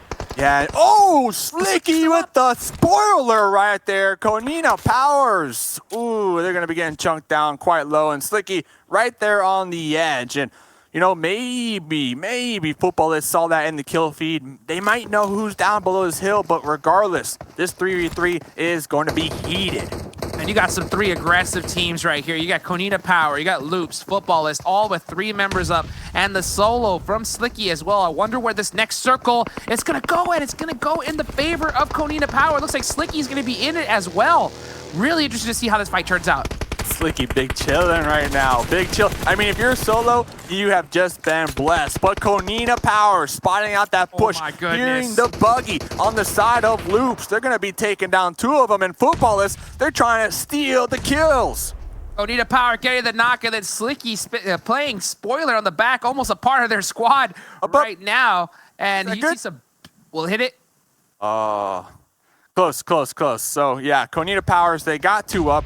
Like you said, they got the zone. They just need to worry about Slicky. And talking about worrying, Gonzo, the snake from Konina Powers, is going to be spawning out 3 members of Footballists. There goes one trying to get the spray on the second one, but the turnaround.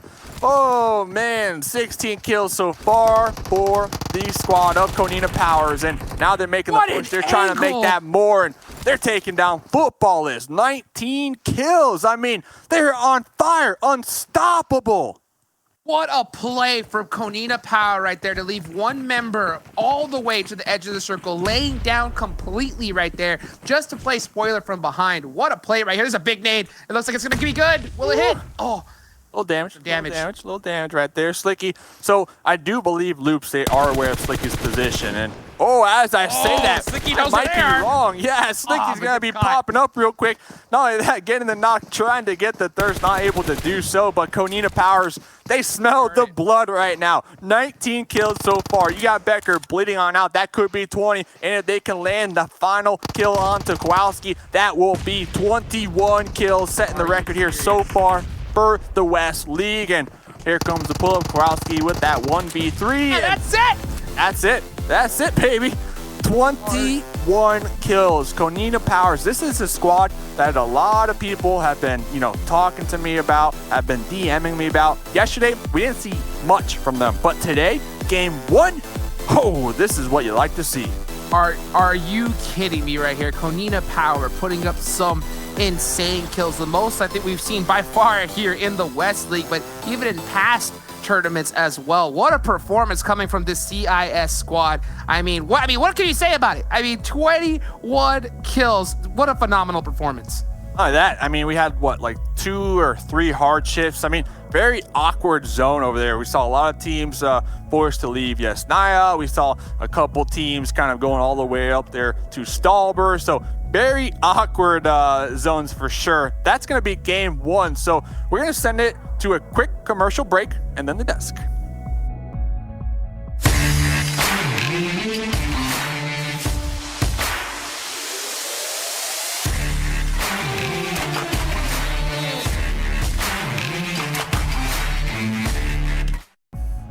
I'm not gonna lie, that was not only a battleground in-game, we were having our own BR happening in our chat, watching that game. Our 3 picks surviving into the top 4.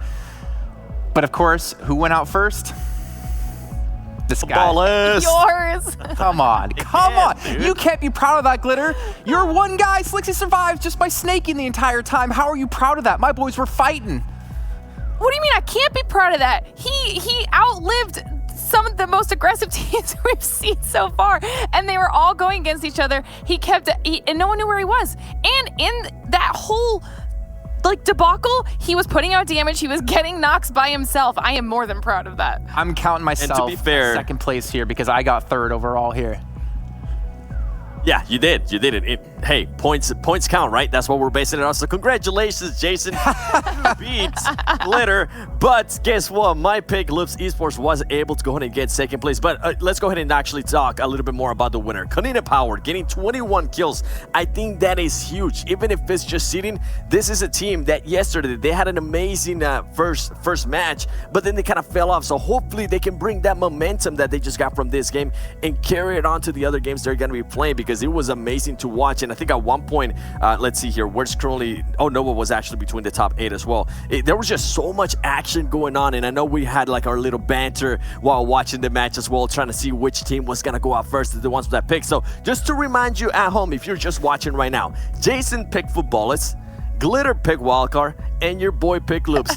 Can East even pick people like that? We're amazing at this. Oh, I thought you were gonna harass me about going out first. Nah, I had something prepared for you on that one, actually, if you did, call me out in particular. But yeah, I mean, Konina Power. Thing is, we can talk about them a little bit more. 21 kills put up. We talked about them as we had day one kickoff, that this is a big powerhouse team. This is something that they should be afraid of. We didn't see it yesterday, but look at that. They showed up today. 3,500 total damage, 1,500 healing. But for me, Glitter, it's all about those 21 kills.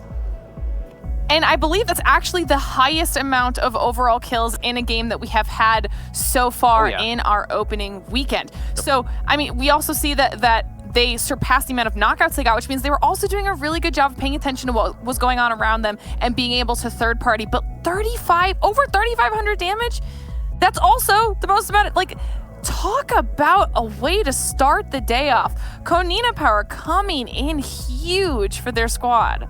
And we can obviously talk for days about what happened. We had, was it Footballers up against Team Queso in the Shack attack happening, where they round the corner, are able to pull that off. And then we also had third partying happening. It was Wildcard versus, was it Alpha? No, Alpha Legends came to third party.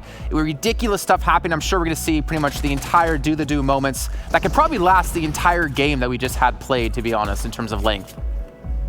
Yeah, and to give credit to Konina Power, they had a rough start pretty much at the beginning of the match. I think they had a player knocked down by somebody from Queso, and then they went back and just challenged it and try to revive that player, which ended up working out wonders for them. Tixi was that one player that almost went down, but he was able to surprise it. I think that's the second time that we actually get a chance to talk about him. So don't be surprised if we talk about more about Konina Power, and especially Tixi being able to go ahead and get the kills in clutch moments like they need to. And you need to have those players. You need to have those players that are actually able to perform, and one of them is going to be from Footballers. Footballers, we're going to be seeing in a little bit. They went into an amazing engagement with Team Queso, and right here, this push between Loops. Loops actually pushed on Pittsburgh Knights. They knocked 2 players with a grenade, and then Nova Esports came in third party from the other side, which works out wonderful Loops because they just went in and destroyed the players from Nova as well. You'll be able to see that in a little bit in a breakdown. What do you think? What was your favorite moment out of all this, Glitter?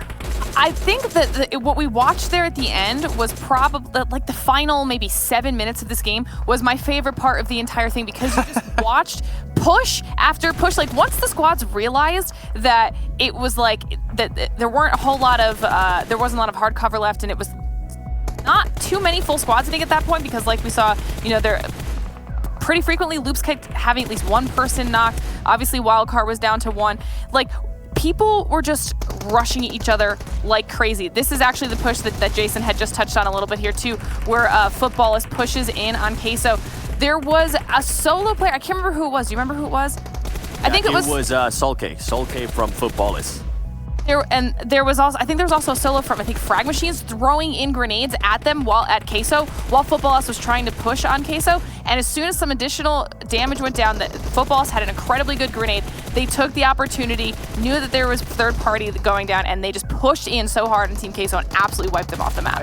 My heart that play right there by why do I have to watch it twice? Why have to see him take my boys out? And to be fair, Slicky, even though he was snaking, he did try to get some extra points, not just in placement, but also in kills, being able to knock a player down. And I felt like that was just such a huge spoiler play from Slicky, because he was able to knock somebody down from Loops. Loops was not able to go ahead and pick up that player, and then they had a 3v1, I think it was towards the end, against Konina Power. And Konina Power, to give a chance there to Gonzo from that player, he was snaking, he was able to go ahead and knock down somebody, and he was also able to inflict damage to another player from Footballers, which would give him a chance to go ahead and push Footballers and just kind of knock him out earlier. Look at this total damage done. Oh my god. 21 kills, and dear lord, they showed up to play, they showed up to make a statement, and they done it in the first match of the day. 3,500 damage. You can see Loops only on 1,300, Wildcard only at 895. My boys on 1,600. Second damage, just gonna say, I think I deserve second overall. But this is ridiculous. Alpha Legends as well, we gotta talk about them a little bit. They definitely showed up yesterday with some like really consistent rankings towards the end. They were doing the damage, only getting 5 kills, however, but they definitely, again, showed up. And just to remind you guys, once again, this is just seeding play. This doesn't come into the Super Week just yet. This isn't league play. That'll be kicking off later on in the week, coming up in next week. But we saw a lot of teams show up that we haven't seen before, but still that consistency out of Loops, out of Wildcard, get it in there. And that's just really cool to see. The consistency for me is really key. Let's take a look though at our top players. And I'm not surprised to see 3 Konina Power people here. Especially with Tixie. Wow. Oh yeah, I was gonna say, I'm just so excited about Tixie. I've been waiting for these numbers to pop up because I wanted to see what he did individually. And if you think about that, they had 3,500 damage and he did 1,600 of it alone. 9 of those 21 kills. So he was easily the standout player for me on that team for this map.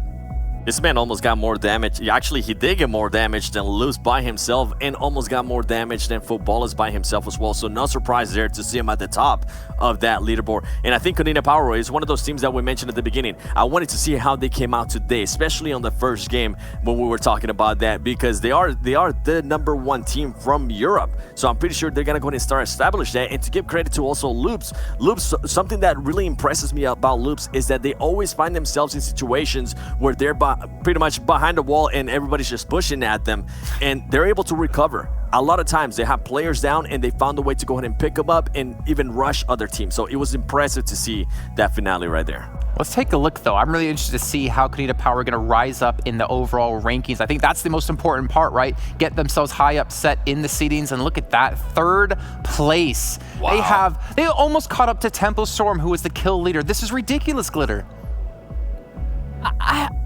Honestly, and this just goes to show how much one single solitary game can change for an individual team. You know, you might have a few bad games here and there, but if you can have a game like this, Konina Power is illustrating just how much it bumps you up in the rankings. And then another team that's actually really cool to see on this first page here is that Team Unique is the only squad on this entire first page that's only played 4 matches, but still manages to keep themselves in the top 8 overall.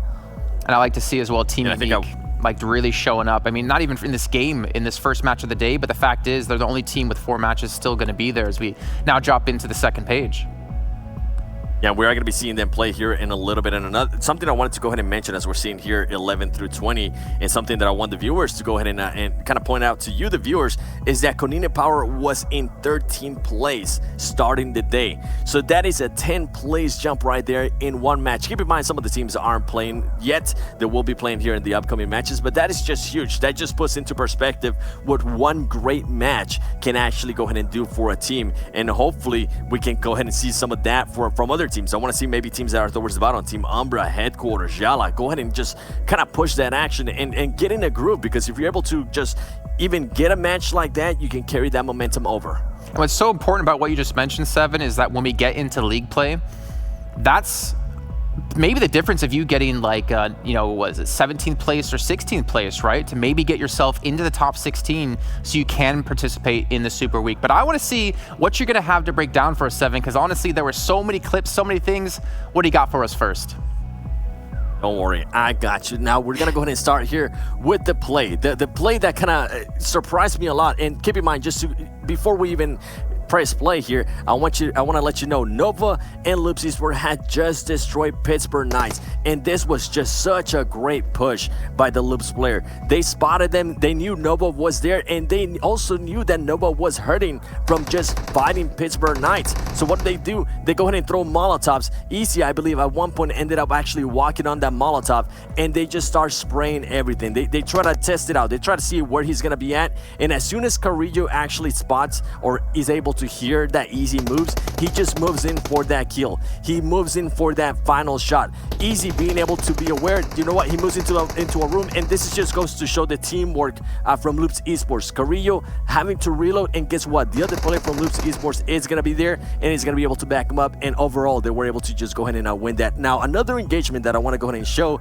is going to be that Tempo Storm push. Tempo Storm pushing onto 2 players from 69, and this was also another great play by them, being able to knock a player right away. And something I quite enjoy out of this is how split the Tempo players are with HH24 and Spec. And Spec still sticks to his angle, and HH24 also sticks to his angle. At one point, he's even gonna just try to rotate from here to here, and you're gonna see that rotation. But luckily for him, Spec just had a view on the 69 player. He was waiting for him to go ahead and push out and waiting for him to just give him a visual so he can actually knock him. Overall, great tactical plays here by Tempo Storm. I love seeing this kind of stuff, and I also love the movement from Tempo, just being able to move into the house, being able to get the finishes. Great tactical play by them from Tempo Storm and Loops as well. And that's something you mentioned quite a bit. You both mentioned quite a bit when we talk about like Dream Eaters in the last game up against Wildcard, how they were so important by spreading out, not sticking together. Speaking of the game, speaking of the matches, let's take a look at the schedule. Let's find out which group will be sitting out as we head over to Vikendi. Group C will not be participating in this one. And Glitter, who's all in Group C right now? So it looks like we will not be seeing Yala Esports, Frag Machines, Nova Esports, and Pittsburgh Knights. Okay, so some tough times for those teams. Maybe get a nice little break here. But going on to Vikendi, well, last time we saw this, we had Loops Esports take the map, take home that chicken dinner 7. I almost want to get in predictions, not just yet. But do you think that's something they can do again? Because we still have yet to see a team take 2 chicken dinners so far. Oh, they can definitely do it. They're one team that at one point, I believe when they were in PMPL Americas, they won almost 3 games in a row. So I'm sure that they're able to do it. I'm not sure if they're going to be able to do it here in Vikendi. Maybe in the next ones in Miramar and the other maps. I think yesterday in Vikendi, they just ended up getting blessed with the circle. So I want to see how they're going to go ahead and adjust. And the good thing about Loops is that when they do end up getting blessed with the circle, they take full advantage. And that's why they were able to just win this game here. I think another team that I'm going to be watching to see how they do is actually going to be the previous winners of Erangel, Konina Power. Konina Power yesterday started off really hot with high placing, and then after that they just kind of fell off. So I want to see if maybe they can just bring that momentum from Erangel, from them amazing match that we just saw. What do you think, Glitter? Do you think they're maybe going to be able to bring that back? I mean, I'd like to think that they can keep that momentum going, but we did have a ton of teams that started off the day very aggressive. We saw those pushes coming out of Footballists, coming out of Alpha Legends.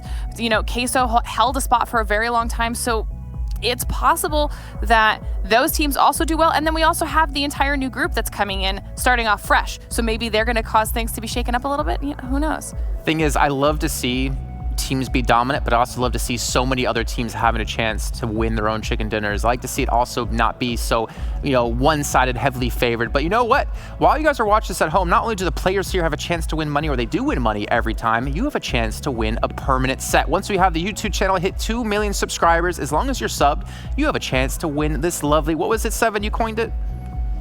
I called it the Jason Kaplan suit. Just so I like it. Nose. I like it. I still wish we could see like some interactive skin where the nose just grows with the more kills you get.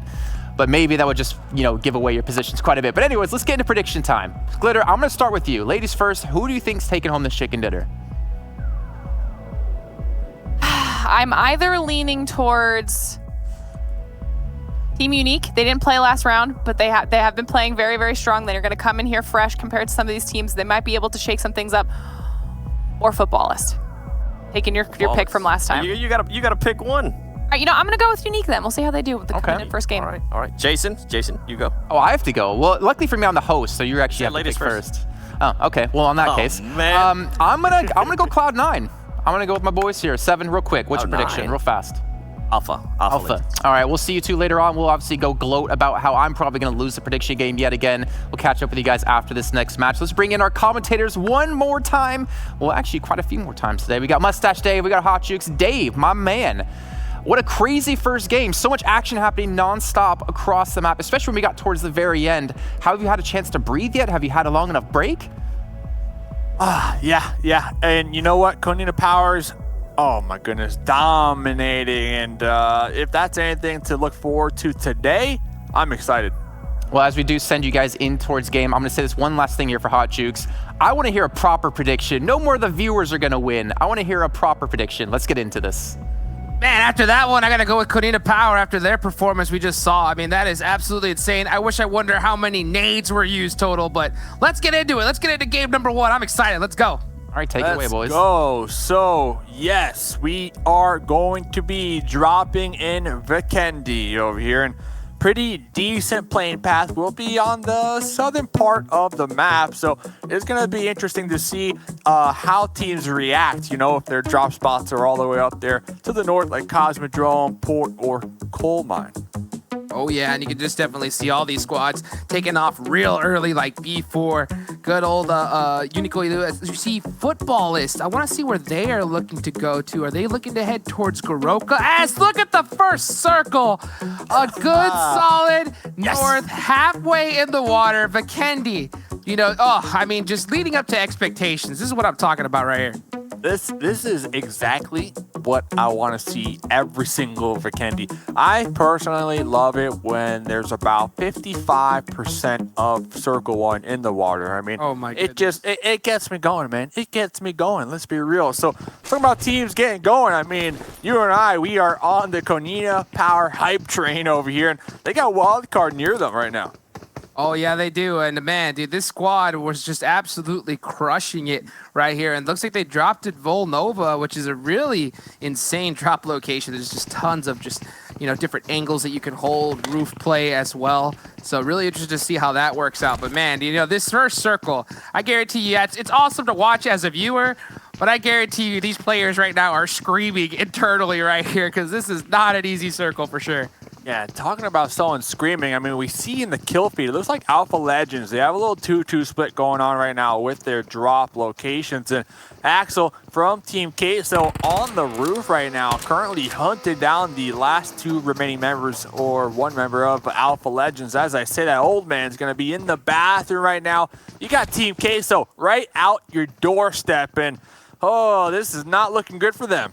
Love the teamwork right there. Axel was all stuck on his own, but he called up his buddies. He said, come over here. I got 2 members from Alpha Legends. So that's all up to Faker and Old Man to kind of hold it down for their squad. But, man, not going to be easy with a whole team of Team Queso running after him.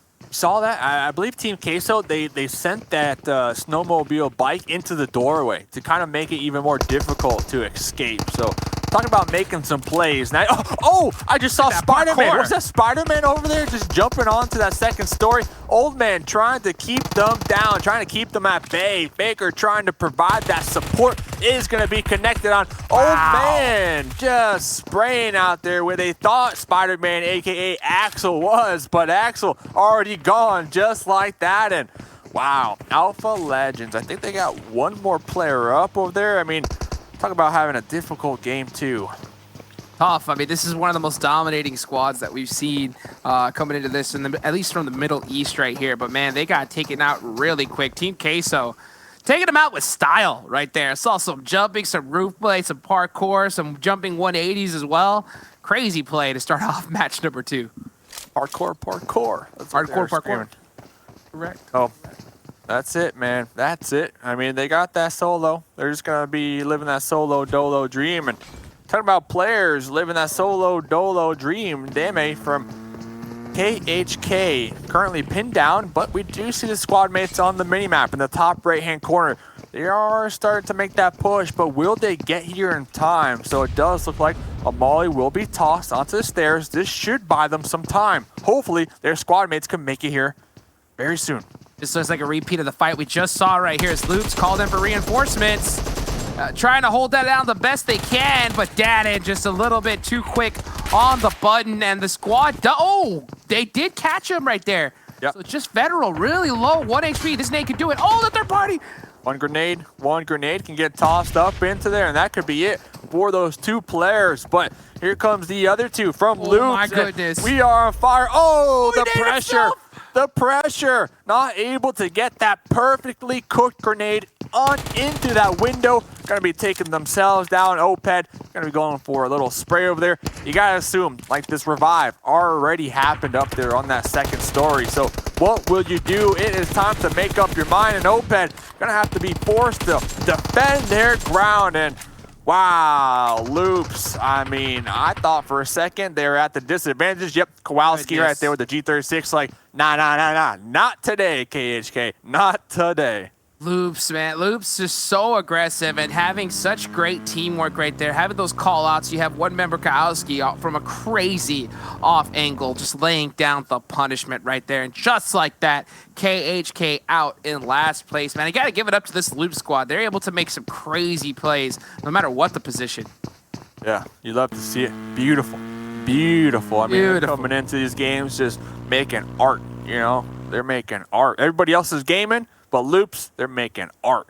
Oh, man. Yeah, I mean, you saw it. And speaking of art, though, I got to give it to Team Queso as well with those crazy jump plays. But yeah, look at this. KHK with the Bison, 6x, trying to make a play, trying to save his teammates. But Loops, man, just too strong, working as a unit.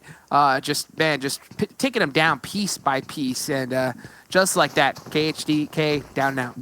I do appreciate it, though, because KHK, they could have definitely have just let that squad mate kind of die by themselves, you know, but instead they wanted to provide that support. And, you know, looking at last game, Footballers, they were extremely aggressive. They were doing really well. They were getting a bunch of kills, and we already see them up here on the high ground. And look who's near them once again, Slicky. I mean, Slicky loves finding themselves in the middle of the action. We'll be driving right on through this gunfight and taking down themselves. You gotta assume maybe that radio was just a little too loud right there, and you might not have heard all these gunshots being fired above your head.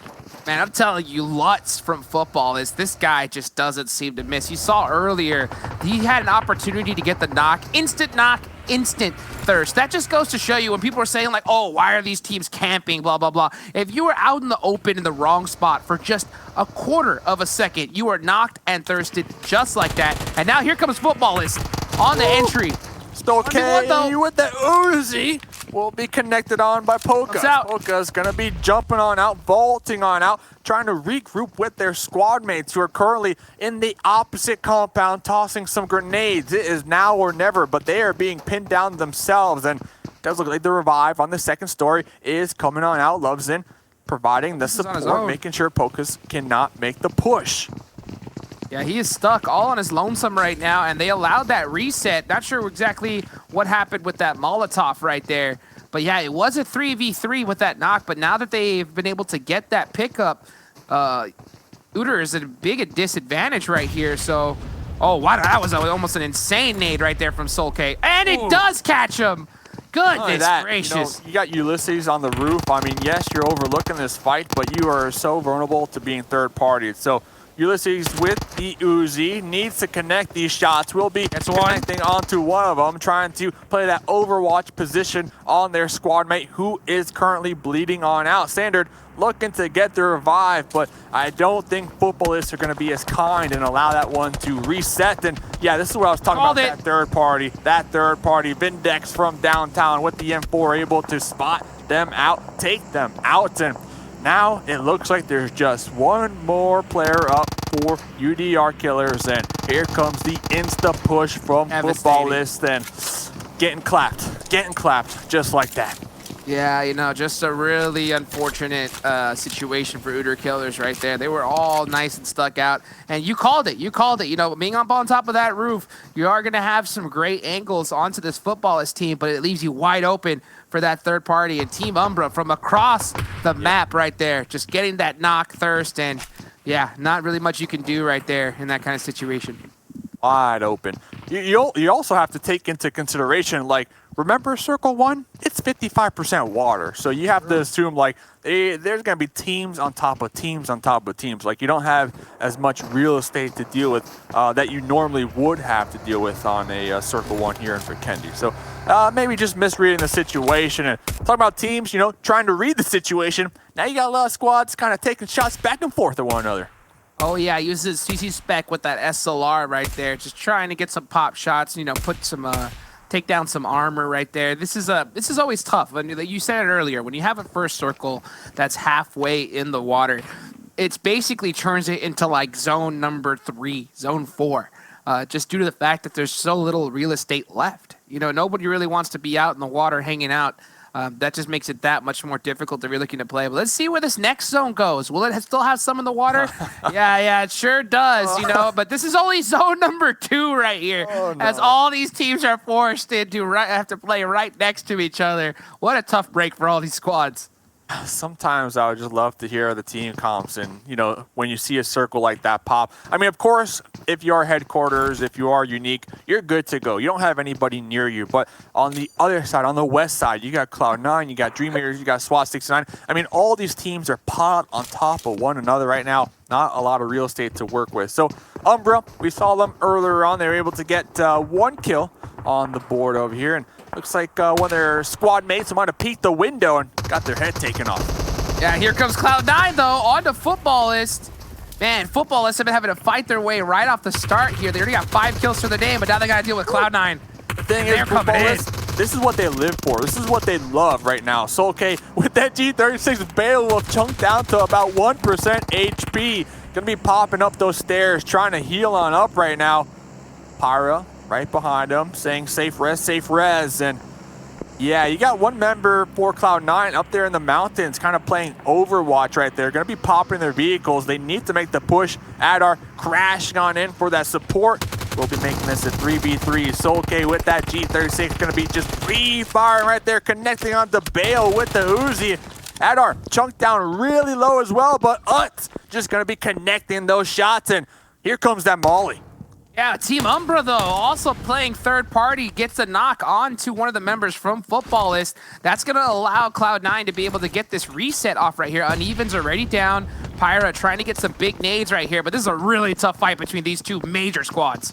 Yeah, and like you said, they both really lucked out to be able to get that reset, but Ram on the outskirts, on the outside, looking on into that window, just firing the Uzi. Now it's up to Bale. What can Bale do? Going to be aiming inside, trying to connect on the Ram, and that's it.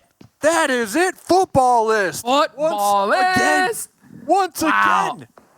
Are you kidding me? This squad has just been having to fight their way through thick and thin right there, taking out the major monster team that is Cloud9, holding it down right there, man. This just goes to show you that these are some of the best teams from all over the world. You can't just push up on any squad and think it's going to be an easy situation right there, man. Football is holding it down. I'm telling you, Footballists, they probably have a flag, and they're just driving around the place, honking the horns, and just, you know, making sure everybody knows it's them. Hey, you want to come get a piece, you know, of the boss in the lobby. And I mean, they're a magnet. You know, it's crazy to see them in so many engagements. And you know, talking about teams trying to fight it on out right now. SWAT 69 gonna be tossing a couple mollies right there on top of Loops, and Kowalski going for that wraparound, using the terrain to their advantage, and not by themselves. They got a little 2-2. They got 2 down there on the bottom of the ridge. They got 2 up here in the actual compounds, in the fight, in the fray right now. And I believe, yep, just one more member up and alive for SWAT 69. And what? Through the window. Oh, Federal trying to go on into that door. The snake. You got to watch out for those. That's right. Dream Eaters have come from another area to third party this fight right here, and they take out SWAT 69, and they're coming for Loops right now. This is a team that they definitely want to take out early. They see Loops. They see Loops hurting. They see Loops' name in the kill feed. They are making the pull-up. That's it. It's so aggressive, and that right there, textbook how you should third party a fight. You love to see it. Man, this is what I'm talking about right here. No matter how good you are in this situation, when you're fighting against two top teams, it is really, really difficult. So no matter if you're one of the best squads on the planet, if you got a squad that you're in a team fight of, you always have to be aware of that third party, because no matter what, man, there's not a lot you could do when you're facing against 8 players in that kind of situation. But moving over to an old Team Unique, Team Queso, getting into it again. This is an action-packed Vikendi right here. Yeah, everybody's using the 9mm. Everybody's got it. Everybody's got those clips locked and loaded right now. Unique, this is about their third molly, going to be tossing on up into that second story. Mystic from Team Queso, able to continue to heal on up and fight to tell the tale. And you got there on the outskirts, Unique kind of just surrounding the compounds right now as Mystic and Axel in that first story, in the smokes, trying to come up with some type of game plan. Speaking of 9mm, you hear them Uzis, MP5Ks just going all over the place. Mollies, grenades, trying to go out to try to open up this fight. But you can just see the hip fire, crazy movement from both of these teams right now, trying to get a knock, trying to find something right now onto one of these squads. Trying to find anything, and Axel with that molly attempting to find Unique here on the outskirts. But yeah, I mean, Unique, they definitely have Team Queso pinned down. My thing is, Team Queso, they got this 2-2 going on right now. You know, when's Marco and Ayala going to come and support the fight? You know, come help, guys, come help. And I wonder when they are, and it looks like they're thinking about it, but you do have another member of Team Unique on top of the hill, kind of guarding it, as, Zima from Spec. Oh, and you thought you got the win right there, but then you're going to be spotted in third party yourself over there. So hopefully Spec can get revived by Tencel, you know, tossed out of smoke. Same thing for the Dream Eaters down here. But that's going to give some much needed information on who's up there on the high ground. Man, it looks like the book that you're writing for Sanhok, it seems to be really similar with Vikendi right now. Chapter 1. Third parties, you know, because that's what we've been seeing right here, non-stop from this game, start to finish right now. Dino Tempo getting on to Dream Eaters, and then Headquarters just instantly shutting it down. We move back over to this fight between both Team Queso and Team Unique as they're just trying to draw this out. This is a tough one because they're still early. It's only third circle right now. So, oh my goodness, you know, like why? Yeah, like why do they really want to press this action? It looks like they're both trying to chill, but they're getting antsy as they're throwing nades, and one big knock started off this fight. I mean, you got Frozen on your roof. Like, how they even managed to get on the roof above Team Queso right there. But like you said, that off angle, that Unique, they were trying to utilize. Marco's trying to take out Frozen with a grenade on the roof. Frozen gonna be trying to get the drop shot with the Uzi, the pre-fire onto Marco, but Marco spotting them out. I mean, the fancy footwork right now from Unique, just not able to be successful. And now there's just the solo. Unfortunate for Unique. That's crazy right there. That is crazy. Oh, there's one.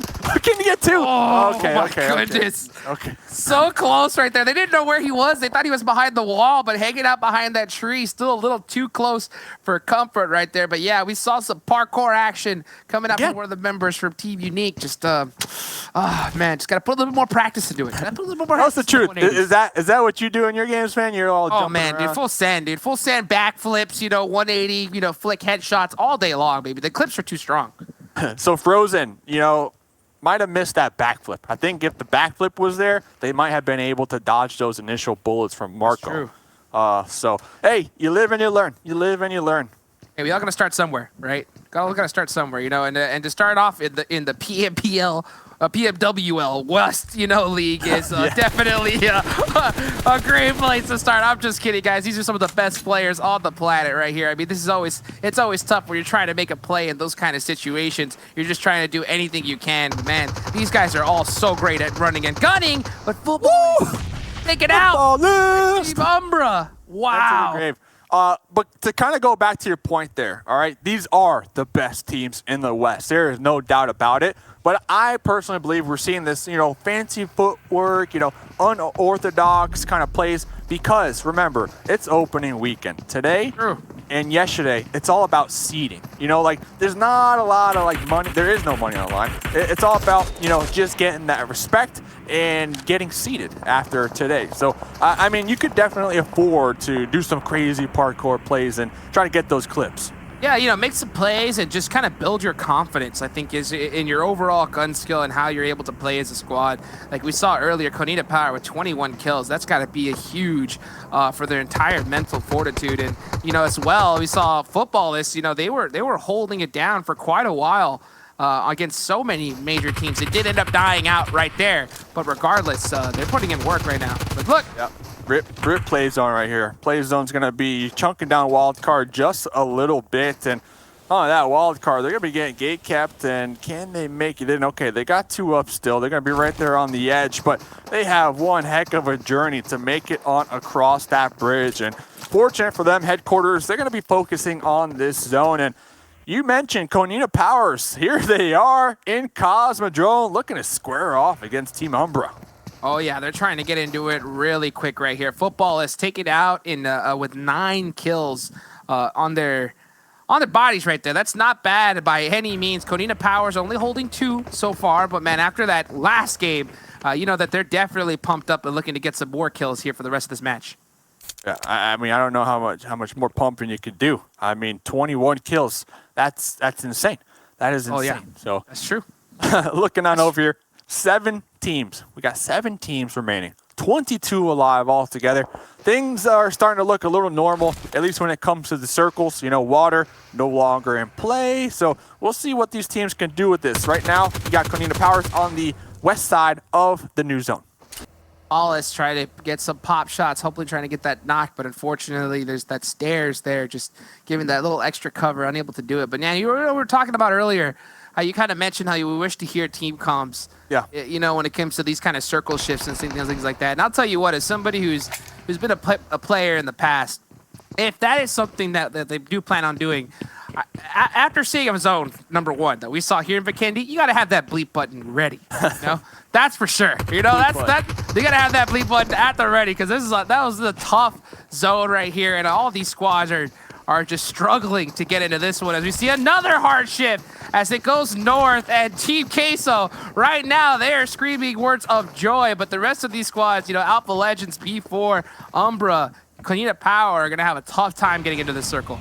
I gotta say, I noticed yesterday and today, Team Queso, when it comes to late game circles, they're always in it. They are always in it. So they got the codes, man. They got the codes. So if I'm any of these teams, you know, doing some VOD review, I'm gonna check out, you know, what's the sauce? You know, what does Team Queso got besides that nice, you know, steamy cheese over here? But talking about cheese, you got one of the members from headquarters trying to toss some cheese on top of Team Umbra. They're trying to get that cheddar. You know, they're trying to get that cheddar, so that's why they're focusing so hard on getting the zone. But yeah, going on to this fight, you can see headquarters in a really tough position. There's no cover here. Just nothing but smokes and vehicles is Gonzo with that SKS 8X, just trying to find that one little pixel to knock out good old D7. And there's one. I mean, that little area in particular is just a pit of death. It's a pit of death. So yeah, you might be able to get a little bit of cover, but it's so easy from anybody that is above you to just look right down sightlines for days. So Team Queso, they got 6 kills so far. They're looking pretty good. They're in the zone. They're gonna be trying to third party this. And hey, talked about the pit of death. Looks like Konita Powers trying to get some action in themselves. Huge grenade going to open on up against the headquarters over here, and headquarters just down to one more member. Going to get a nice initial shot, but the wrap around, there's 2. Actually connecting onto 2 right there. Can they get the third? Close, but no cigar, and you know, that's gonna be headquarters. Headquarters down and out right there. Konita Power just, you know, with those 4-man up, hitting some big shots. They're going to try to get this pickup really quick as this zone is starting to close. Now, they're on the short side of it, so they'll have a little bit more time than some of the rest of these teams. And they're not too far away, so I think they're in a pretty decent spot going into this next circle. But Team Queso, man, they're dead center.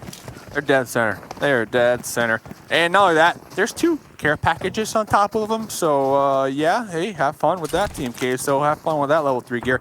I'm interested to see Team Umbra. I don't believe we had the opportunity to kind of see them play in the late game yet. So I'm curious, how are they going to play this one out? They got Konita Powers right in front of them. So I want to see what they got. I want to see what they got. And Konina Power is going to have a lot of momentum, especially coming after that last game. Oh, but this Team Umbra from Germany, they did happen to get this next circle right here, as it is hard shifted south. Huge break right here for Team Umbra and Konina Power.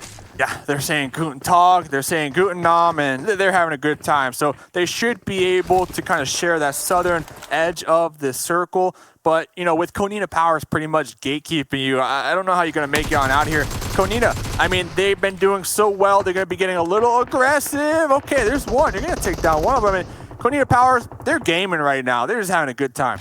That's how you do it right there. If you're looking at how to worry about it, you just stay quiet and you hope that nobody sees you. And that's exactly what Team Umbra did. Konina Power thought it was clear, tried to make the rotation, and then boom, like a snake ready to strike. Team Umbra able to get a quick finish on one of the members of Konina Power. B4's position, though. I mean, did you see that just a second ago? They're up there on the hill.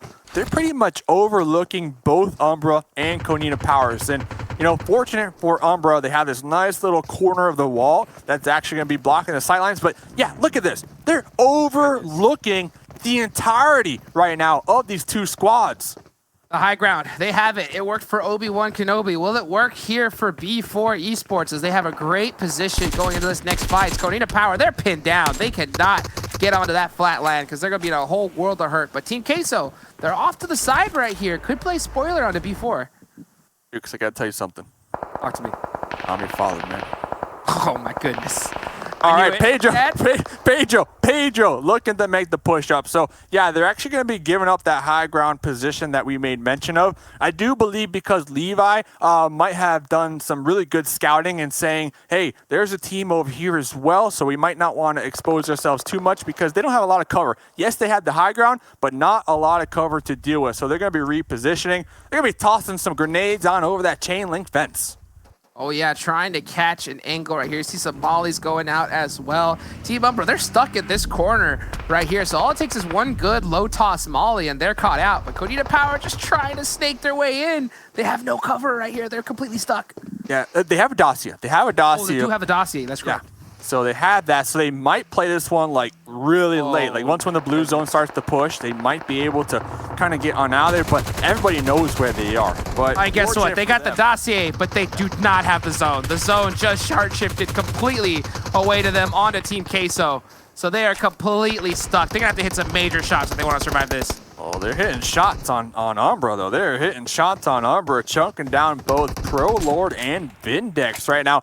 Umbra, they have such an interesting position. They're all kind of split off. They're all kind of holding these corners and, you know, just lean peeking when available to do so. And Rob's going to be the first one to run across the open terrain. They're going to be spotted, and here comes the revive onto Gonzo. Gonzo forced to peel off that revive, was taking some shots in the process. My goodness. Dacia smoking. Gonzo trying to get in the Dacia, but not able to turn the keys in the ignition quick enough. We got 3 squads remaining.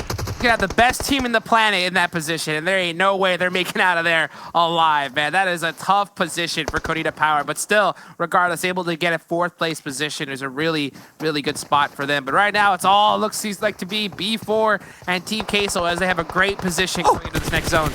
Oh, man, Team Umbra. I think what they did there, if I'm not mistaken, they passed off some meds to Pro Lord, and that's really good to kind of start practicing the med-off battles here with on Vikendi. I mean, we've seen teams be able to get so many good placement points just by being able to perfect the healing strategy. This is basically the best base case scenario. That's really all you can do. You know, the second you try to run out in that open, you're going to get taken out instantly. So might as well use those heals. Just try and heal up the best you possibly can and maybe possibly secure 2nd place. We'll see right now if he has enough med kits, though, to get it done. Yeah, exactly. And you know what I saw here? I saw Mystic, I think, with the Bob Barker. The Bob Barker, son. The MK14, ladies and gentlemen, one of the strongest weapons up close. It is a sniper, an automatic sniper rifle. Only holds 20 rounds, but man, we call it the Bob Barker because that thing barks. It screams loud, and it gets it done right here. So really interested to see how that's going to turn out. Pro Lord still healing up right now. He's still got the med kits available. Just spamming that first aid. Oh, I think that's it, though. Yeah, he's just going to try to bandage, but he's going to get knocked out, and that's it. 3rd place, Team Umbra. F's in the chat. Bro Lord doing everything they could do right there. So now we have a 4v3. Team Queso, they got 3. They got Axel down there on the road. They got Mystic with the automatic MK14. Max there it is. Be the entry-level fragger. Mystic gonna be swapping on over to the G3, just spraying. Axel as well, spraying that Uzi. Remember, Team Queso, they only had 3. This was a 3v4. Now it's a 3v1. Mixera going for the spray themselves, the exchange, and B4! Queso, second place! Oh my goodness! B4 Mixera coming out from the blue zone right there, able to finish it out. I'm not sure if they both realized that was the last circle right there. So they didn't pass off any heals to do a heal off at all. They just full sent it in, waited for that last third person to die, and just, man, saw who was gonna take it. And B4 Mixera able to get it done. What a play. I'm not gonna lie. I thought Team Queso had it right there. They're getting the knocks before B4. Mixera, though, I mean, this is a strong player. We got to witness their abilities in the PMPL Americas, and coming out on top right there, getting the chicken dinner. Oh man, that must feel so good. Patience, right? It shows you that patience pays off right there. Mixera just held back, waited for this opportunity, came in, was able to get it done. But what a game number 2, ladies and gentlemen. We're gonna go ahead and take it to a quick, short commercial break, and you're gonna go ahead and move on to the desk right after that.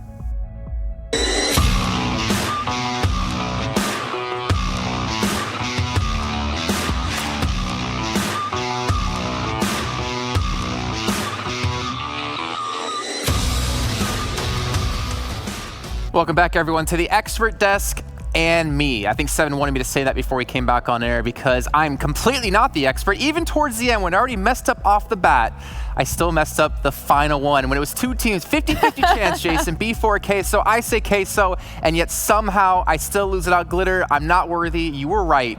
But let's take a look, though, at the overall standings from that last map. And you can still see Queso technically edging out in first. However, that chicken dinner going over to B4, Glitter. Yeah, and see, that's just going to really illustrate just how important those kill points are. You see Queso coming through with 14 kills, and then they're able to edge out points-wise above B4 by just 3 points. I'm gonna look down, and I'm seeing none of the teams that we picked are into the top 8, so I'm not the only one being terrible, but I do want to talk about Team Umbra. You see, getting number 5. They were 20th overall going into this game. A big victory for them, but 7, we're seeing it. Alpha Legends, that was your choice. Team Unique Glitter, that was yours. We're not going to talk about my Cloud9 because technically I'm not in last.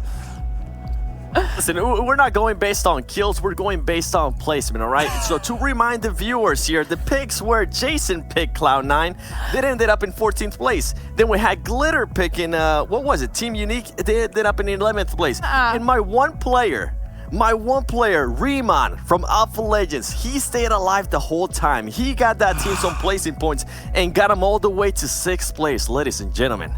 I mean, how much did you pay him, Seven? How much did you pay him to stake his way in? That's completely messed up. Let's take a look, though, at some team stats here with our victors of B4 taking the chicken dinner. Again, as you mentioned, Glitter, not many kills for them. No, and we kind of watched them while we were watching on the back end with all 3 of us. We saw that they had some pretty favorable zones once it had pulled pretty hard and we realized it was going to be a Cosmodrome ending, and they just kind of kept rotating with each shift a little bit. They had the high ground above both Konina and Umbra at the end, and Queso was the only one up top of them that they really had to go up against. So they just were smart. They didn't play aggressive this time around, but they were just smart with their rotations and their decision making. I'm actually curious, Seven, how do you feel like they played out that high ground position? Obviously, the zone kind of shifted away from them. And I remember you saying when we were talking, like, all right, they're out, like they're going to die here. But how do you feel like they actually, progressed from their position to stay alive and win? I feel like they could have actually done a lot more there from that position. I'm surprised by seeing how much damage they ended up with, and I'm surprised by seeing how many kills they actually stole at the end. They only ended up getting just 2 kills, and that was from Team Queso, I believe. And they ended up stealing 3 out of their 5 kills. So interesting plays there by them. Hopefully in the future, they're able to take more advantage of what the map gives them. Well, you know what? We need to take a look at our do moments from that last match, and there's going to be a hell of a lot of them. They're going to be insane, and there's even going to be some hardcore parkour, which I think Glitter's going to break down later on after this. But this was still like a phenomenal game, and again, I feel like we're seeing just ridiculous aggression out of everyone, honestly, Glitter. And I feel like the way this game played out, I don't think any of us were really prepared for. A lot of the teams that we were looking at to be successful, like we're seeing Footballists here, we just were on board with Loops earlier. All of these teams that we thought were potentially going to do well kind of struggled a little bit. And this, I feel like it flipped all of their rankings up on their heads. This is actually, I think this is one of the fights we're going to see Udyr go down. Super unfortunate for them. But I mean, Seven, what did you think about all of the gameplay? I think for me, I was actually pleasantly surprised not to give stuff, not to give some crap to Jason there because picking Cloud9, but I was surprised by Cloud9 just honestly getting knocked so early. I feel like they had the upper hand here on this push against Footballists, and for some reason, things just didn't go their way. I'm not sure exactly what happened there. I wasn't able to fully dissect that play, but I felt at one point that Cloud9 had the upper hand, and for some reason, they ended up choking that. So hopefully, keep in mind, this is all seeding, so if you are going to have kind of like a choking moment, this is the time to have it, because once league play starts, you don't want to have to deal with that. And right here, as we're seeing Dream Eaters, I don't remember who they ended up third-partying, but they ended up third-partying somebody, and on top of that, they went and seeked out Loops Esports, and they were able to go ahead and get the win between that engagement as well. So overall, great plays, and I do want to talk a little bit about Team Umbra. Team Umbra being able to go ahead and secure that third place, I think that is huge for them, especially with how they've been before we even start league play. If you're going to be one of those teams towards the bottom, you want to at least have somewhat of a good performance here in seeding. Regardless whether it's seeding or not, you don't want to start towards the end, because guess what, teams might go ahead and pick up on that. They might see you as a weak link, and they might start picking on you during the matches as well. And as we're seeing there, B4, I was honestly so surprised by how much little damage they did, especially from the plays that they were at. But ultimately, guess what, they ended up getting the chicken dinner, and at the end of the day, that's what matters the most. I think there was actually a super confusing chicken dinner at the end there too, because we were watching the back and forth between Queso and B4, and I think everybody kind of assumed that Queso was going to take that win out because they got a super early knock onto B4 and just pushed them as quickly as they could. And I think it's Mixera at the end that's actually able to pull out the win for B4. Queso didn't realize that he was right around that side, and that was a clutch ending if I've ever seen it. The moment my heart broke walking back up here to get on stage after hearing Seven say, "Good job, Jace, on your prediction, that 50-50." And then I look at the screen and B4 took the victory. And I'm like, come on, someone give me a break.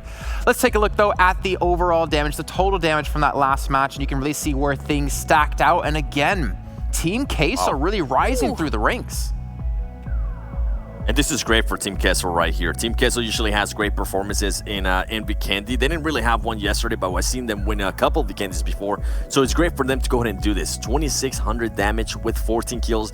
That is huge. Now, some of the other teams that I actually want to look at right here is Temple Storm. Temple Storm, I feel like they've been kind of quiet. Wildcard, those teams that we were talking at the beginning of the day, they've been super quiet. And some of the other teams that we kind of talked about are starting to get higher placing with Alpha Legends. Even though Alpha Legends got 171 damage, they were just able to go ahead and Riemann was able to go ahead and just survive so long for them. So everybody watching on YouTube that was pulling for Alpha Legends, I saw you guys' comments. Congratulations on at least being able to go ahead and get some placing points there. You know what, I'm still saying you can't feel good about that, snaking his way through. You can't be proud of that play. You got to see the kills, son.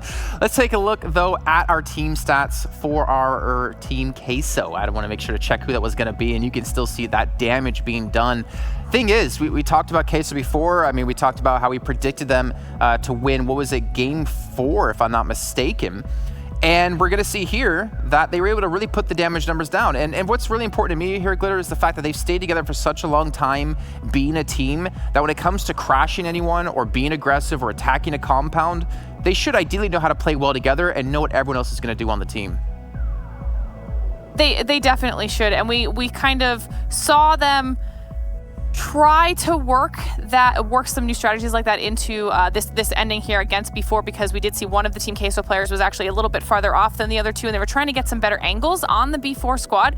It just unfortunately didn't work out in their favor. I feel like they get themselves these really good positions for a top 2 position where they have a ton of good cover, and they just need to be able to close it out after that. Yeah, exactly. On that note, they had like center circle for a good portion like we've seen just yesterday, but not being able to close it out is rough though. Let's take a look at our overall standings and see currently who's the #1 team at the moment here in West. And we're going to have Wildcard Gaming still maintaining that #1 position. Konina Power as well. B4 though, getting a massive jump up here, 7. They're getting up to 7th place now with that victory. Oh, definitely. Being able to, B4 is one of those teams that can get very consistent and they can actually go ahead and carry momentums. So them getting this win is going to be huge. I don't remember off the top of my head if they're going to be playing the next match, but I kind of hope they are, because I want to see what they're going to be able to do here in this tournament coming up. And I say this over and over again. I know this is just seeding in a way. This is kind of scrims for teams to go ahead and get comfortable with each other, but it's good for them to go ahead and just have good performances, regardless whether it's seeding, it's league play, or it's super weekend. You want to be having a confident boost here, and seeing Yala Esports there towards the end. Huge jump there by Team Umbra, just being able to go ahead and push out of that 20th place that we're holding in headquarters as well. It's good to see teams that are also towards the bottom starting to do good and starting to put out some good performances. Yeah, we're starting to see as well Cloud9, Pittsburgh Knights not really having maybe the performance we expected, at least for Cloud9 in particular, as we talked about with the PMPL. Such a great way to finish out like their last days of play. But as you're saying, it's just saying it's not a big deal. I don't think, you know, Cloud9's really going to care what group they get put in at the end of the day. But I'm hearing we have another clip we're going to see. If I'm not mistaken, is it the hardcore parkour? Am I right? Listen, it is, and I felt like we just had to look at it because, one, you know, I'll own up to the fact that I lost, I guess, against 7. But this is the play here where we actually see Unique going up against Team Queso. You can actually see at the top of the screen there, you've got Frozen pretty high up on that building. He's actually going to full send it across from that building to the one that's right next to it, while you have analysts trying to wrap around on the outside. It does not work out in their favor, and I believe that there was a third player for Unique. I think it was Lightning that came in a little bit later. But right there, Frozen just completely goes for it to try and drop down behind the Team Queso player. I think it's Marco over there, and unfortunately cannot land any shots through the window. Do you know how sad I was when this happened? Because when he went for it, I was positive that he knew something that I didn't know. This is where I thought that like there was some sort of communication on the back end. Oh my God, and the confetti. I was positive that Unique had this in the bag, and it just was an unfortunate push for them, and then this is where they end up getting taken out by Team Queso. I think someone's having a little bit too much fun with the telestrator there. The thing is, I think welcome, Twitch chat. I think you saw Frozen, like he kind of gets aggressive at the same moment his teammates kind of back away. So maybe it's miscommunication. Obviously, making that split-second decision is really tough to communicate when you want to make that big play happen. Let's take a look though at our schedule another time as we're making our way through into our third match, making our way downtown to Miramar. And again, we're seeing Group B being taken out. So Glitter, who is coming out and who will be unfortunately just watching from the sides at the moment? So this time, it's going to be Group B sitting out, which will be Wildcard Gaming, KHK Esports, Dream Eaters, and Loops Esports. Okay, so that means, I'm assuming now, we can start to see some other teams get a chicken dinner. Then again, we still haven't had 2. But on to Miramar, we saw it last time, it was Unique that took home the chicken dinner. I don't know how I favor their chances now after just watching what we just had happen. I'm just gonna toss it up to miscommunication, all right? Lightning was over there towards the mountain. Not sure what he was doing there, honestly. I think he was trying to get some off angle, which I'm totally up for off angles, but not to that extent. Definitely not to that extent. And here going into Miramar, some of the teams that I'm actually gonna be looking at, even though you did mention Unique winning yesterday, they could end up winning again. I mean, honestly, that was just miscommunication. And I also want to see what Team Queso is going to be able to do. If I'm not mistaken, I know you said Team Queso is going to be playing this next match as well. Keep in mind, Team Queso ended up getting 2nd place yesterday because the circle did end up landing super close to them. I want to see how they're going to react here on Miramar if the circle's not in their favor and if maybe they don't have a compound. Yeah, actually, can I follow up on that for you? I'm curious, do you feel like teams that struggle to rotate and teams that get a little bit of circle luck is a massive factor when it comes to such a big map like Miramar? Oh, it definitely is, especially with Miramar. There's going to be just so much open area, and depending on what the final circle is going to go ahead and be, you have those teams that are they like to play the edge of the circle a little bit more, and depending on what rotation they end up with, maybe the circle ends up on them and they don't have to rotate. I've seen that actually backfire before because the teams are just not used to that. The teams are not used to getting into those fights on certain circles, and they rather just stand back and just wait to see what happens. But staying back as well can be hurtful because if you try to push into a certain spot, that might be taken already. So I've got a question for both of you, though. I think I know the answer. You guys got your game open, right? You're sitting there watching the Esports Center, looking for a chance to win some items in-game, and you guys can do that as well at home. There's a lucky draw going on. As long as you're sitting there watching in the client, in the Esports Center, you have a chance to win some lovely, lovely items. So if you're not doing that now, you still got time. We got 20 days left of PUBG Mobile World League action. But guys, now I want to talk about prediction time. I'm going to have you go first, Seven, because you were the one to cop out last time and go last.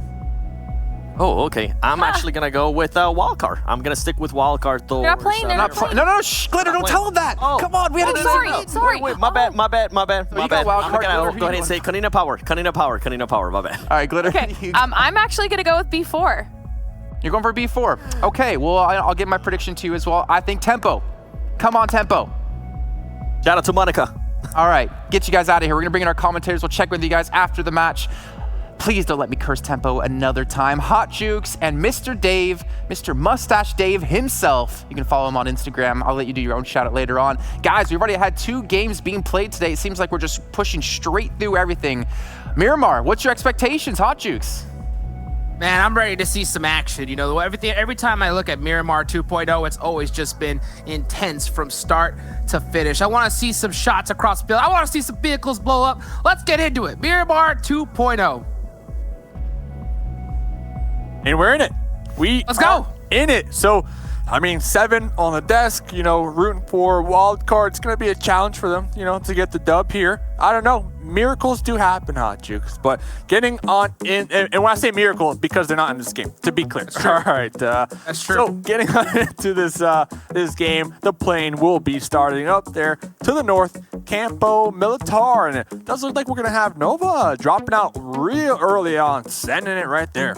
Oh, yeah, they're taking that early flight path. Yeah, you're right, man. If Wildcard were to win this one, what a play. That would be an insane play. And speaking of that, we're gonna do a remake, you know? We're gonna go ahead and do the, you know, hit that ba ba ba ba remix, you know, once again. So we're gonna go ahead and make sure that everything is fair, everybody's in, everybody can talk to each other, and we'll most likely be back with you guys in just, you know, just a few 4 short minutes while we get this game remade.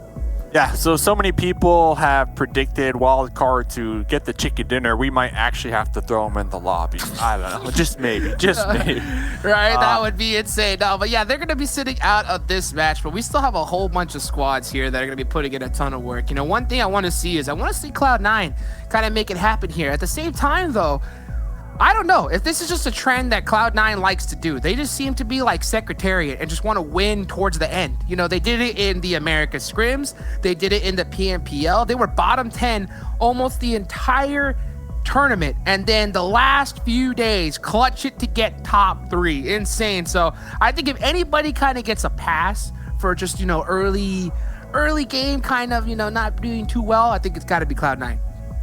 Or, you know, I know this is like a Rubik's Cube right here, you know, and I might be thinking a little too far into this one. Okay. But remember, I said yesterday, you know, this is all about seedings, you know, so wherever you place at the end of today is the group that you get seeded in. So, for example, say you got Football List up there, first place, say you got Loops in second place, like, you know, you can kind of throw a game strategically to make sure that you're not in their group. If you're paying close attention to it, and you know, maybe some teams, they want to kind of set up, you know, their groups. Like if I'm Cloud9, maybe I want to be in Umbra's group. Maybe I want to be in SWAT 69's group because maybe they did a little more research on those 2 teams, on those 2 regions, and they're more comfortable with their drop spots and their drop locations. I mean, there's a lot of strategy that can actually go into this whole seeding process that is today, and it was yesterday. So just a reminder, that's the objective for today. These teams are coming in here at the end of the day. They're going to get seeded into their groups. And another question I saw in the chat, these are live. These are a little slight delay, but it's live. We're live. Live, baby. We're live, baby. And yeah, speaking of live, you know, I know we were talking earlier, you know, about Seven's bold prediction of Wildcard, you know, winning this game, even though they're not playing. But, you know, speaking of Wildcard, we're going to go over really quick to a quick interview with this squad so you can see what some of the players have to say.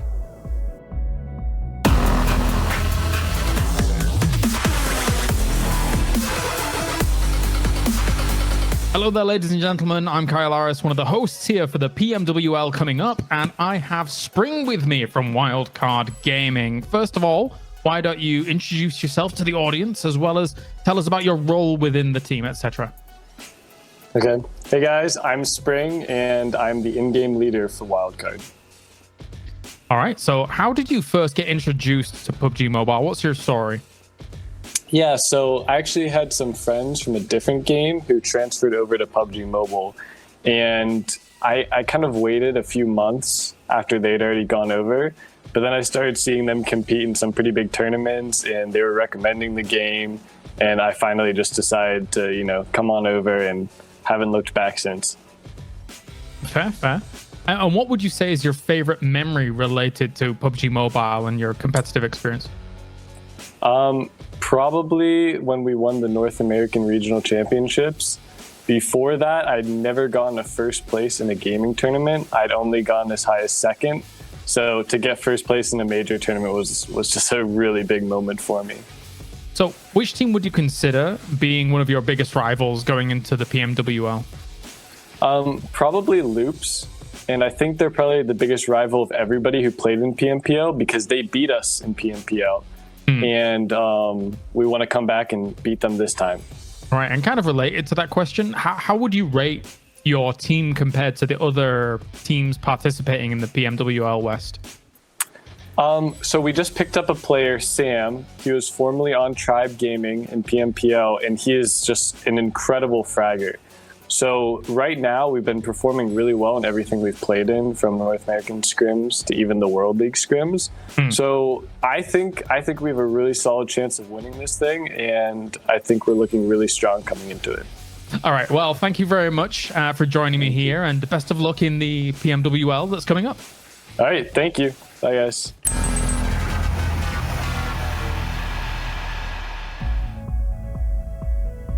Wow. Just look at that. Look at that. Look at Spring, you know, giving a good old-fashioned interview right there. It's also to be able to see these different players' perspectives as they kind of go into a tournament, especially at this grand scale. And, you know, Wildcard, a team, a lot of these players have played in multiple tournaments in the past. You know, so as Spring mentioned, he is the IGL as well as the off-angle specialist for Wildcard. And this is a squad that, man, we've seen really come up in the North American scene as of late. Yeah, not only that, you know, Spring looking to make the comeback, right? Was on a squad last season in Malaysia for the qualifiers, you know, has the experience, you know, handling the pressure. And that's someone that I would pick as my IGL. You know, they got the experience, they got the know-how, and they got the tools to help the team succeed. And, you know, Wildcard have been doing a really swell job here so far. Oh yeah, I think they've been doing really well. I mean, they push as a squad together. We saw even Slicky by himself able to kind of hold it down and get placement for his squad just in the first match of this evening. But I just really want to tell everybody that's watching right now, if you've never played in a competitive tournament or anything like that, again, today's the last day for registration for the PMCO. Get some buddies together, register, and just give it a shot. Whether you qualify or not, it'll be a blast. And if you do happen to qualify and get to this stage, you can already see the prize pools that are being laid out just for participating. I'm telling you, it is a once in a lifetime opportunity. Get it done. Because just to kind of go back, give a little bit of history. I myself started off playing this game, just a little farmer for text, decided to download the game, got some buddies together, ended up playing in one of the first tournaments. Since then, I was able to qualify, go to the Dubai tournament that was over there that they had a couple of years ago now. And since then, man, I mean, it's just been insane. So get involved, try out some of this competitive mobile gaming because it's at a whole nother level. Trust me on that. With that being said, you know, this is always a question that I have in my mind. So we're looking at the wild card right now and talking about winning. Like, I know the cash prizes are paid out in USD, but as a pro player, like, would you take it in UC, Hot Jukes? Be real with me. Oh man, you got to. I think you got to. Gotta take it. You know, speaking of take it, you know, we're looking at Wildcard. You know, he did mention how he was kind of scared of loops going into these next couple of matches. And you can see right now, look at this, the damage done so far in between these two squads. Loops, we saw them in the PMPL, just putting in work, dominating as a team. You know, they've done more damage, even have received less damage, but the kills, you know, really close together so far. So I think that you know, Wildcard has definitely gone back, done some research, put in the work, and I think that we're going to see a really strong team coming here into the PMWL West. Yeah, and they are in a really strong position, at least when it comes to Erangel, because a lot of these squads, they're forced to fight, you know, for drop spots and all the way up there, at least on Erangel. And that's going to be the map that is most played here in the World League. And they got Severny. Nobody messes with them up there. So they're looking really good. But it does look like, okay, our players getting loaded back on into the Miramar map. And, you know, Jason, he's always asking for predictions from Glitter. Always asking from Seven. Never for us, Hot Jukes. Never for us. It feels bad. So let me ask you, who's your squad that you think will be able to get a chicken dinner here on this Miramar game? Wildcard's not playing it, right? We know that for sure, right? So, you know what? I think I got to go with Tempo Storm. I really want to see them put in some work here in this match. You know, I think it's a really solid squad that we've seen go far so far. And since they land, especially Central in Picado, I think that leaves them for a lot of room. So I'm just going to go with Tempo, see how they do this game. Interesting. Yesterday, Picado, they fought somebody. I forgot who it was, but I remember we were looking at it, we were talking about it, and the opponents, it might have been Konina Power, I'm not sure, but they were smashing the vending machine, getting all those boosts over there. And there's so many new additions into Miramar 2.0. There's new buildings, you know, here and there. You got kind of sprinkled across the map. You got the Win 94. You got the boost machines. You got the Golden Marauder. So very exciting times right now to be. Wait. Speaking of Win 94, what are your predictions that we're going to finally see a Winchester 94 kill here in this game? You know, no memes aside, if there was a squad to get that, it would be Wildcard, just because we saw them pick it up multiple times during the PMPL America. So I don't think I'll be able to see the Win 94 kill this game around, because people, honestly, they're kind of afraid of it. And I don't know why. Personally, when I'm in Miramar, this might not be the competitive lobbies, but I pick up double Win 94s, and I just spam those. Gotta do it. I think they're just afraid of having too much power in their hands. You know, that's why they avoid the Winchester 94. But here we go. We got the players on the plane, locked and loaded, ready to go here. And it looks to be a similar pain path from what we saw in the last game as well. So, hey, you know, you're going to see some players most likely drop right off the bat to Impala, Picado, El Pozo. All of those areas are within flying range right here. So this is going to be a really interesting one, I believe. Gonna be good, man. It is going to be good, and I have to admit, I'm trying to start the double Win 94 meta. Maybe it'll catch on in 2021. Maybe if I'm lucky. So getting a look around here, the Knights, they're gonna be one of the first teams to be dropping on out. They're gonna be sending it down there to the South. Bragg Machines going up there to the north. Football is still in the plains. I mean, what is standing out to you right now on this drop, Jukes? So right off the bat, you see Hacienda throwing right dead center. We know that Team Queso loves to drop there. They dropped there the last time we saw them play this map, and they did get hot dropped by another squad, and Team Queso took them out really quick. By the way, ladies and gentlemen, if you've never played Miramar 2.0, Hacienda del Patron is the only place where you can get the Golden Marauder. That's right, that's a vehicle. There's only one in this entire map, and it looks like Team Queso are going to have it all to themselves right here. So really fortunate for them. Cloud9, we know they like to go to El Pozo, and it looks like that's exactly where they're headed to with Nova, it looks like. But oh, Team Umbra, they ended up dropping at Hacienda. I thought that they were by themselves, but no, sir. Team Umbra wants a piece of them, and it looks like they are getting it. Yeah, Umbra, they actually dropped on them yesterday as well, and then Team Queso were able to come out on top of that one. But this is round number 2, and shots. Yeah, nice trade right there with the M16 from Ayala, able to connect on Hollis, and that's going to even the playing field right now. Looks like both revives will be able to come on out, but Ayala on top of this roof right now should be able to get some good sight lines over there. And that just goes to show you the experience that these squads have. But Ayala felt that nade, and then we know when you get touched by a nade like that, that's an eviction notice. You know another one is most likely coming your way. So he's looking to find another position, try to get an angle, and get another initial knock right here for his team. Just a little love tap, just a little love tap. And Ayala looking to return the favor with that SKS, that 7.62, especially early on. No one has helmets, no one has armor. Like that 7.62, that could be the deciding factor on who wins this engagement. I mean, that thing hurts when it connects onto you. And you got Vindex trying to play that off angle on the outskirts of this one. And Team Queso, this is interesting. Not something that we're used to seeing the team do. Usually they like to take the early fights. It looks like they're going to be pulling out just a little bit. Man, having a 7.6 weapon right off the bat right here is monumental going into a fight like this, because Hacienda El Patron does not have enough loot for 2 entire squads right here. And so, like you said, you're seeing teams without helmets, without vests, and if you have a 7.6 weapon, 1 bullet, and you're instantly knocked, and you can just see it right here. That's it. They ended up catching Hollis, and that's a knock and thirst, as he was a little bit out of position from the rest of his team. And then now that Team Queso, they have that extra member up. It looks like they're going to try to get a little bit more aggressive and use their numbers to an advantage.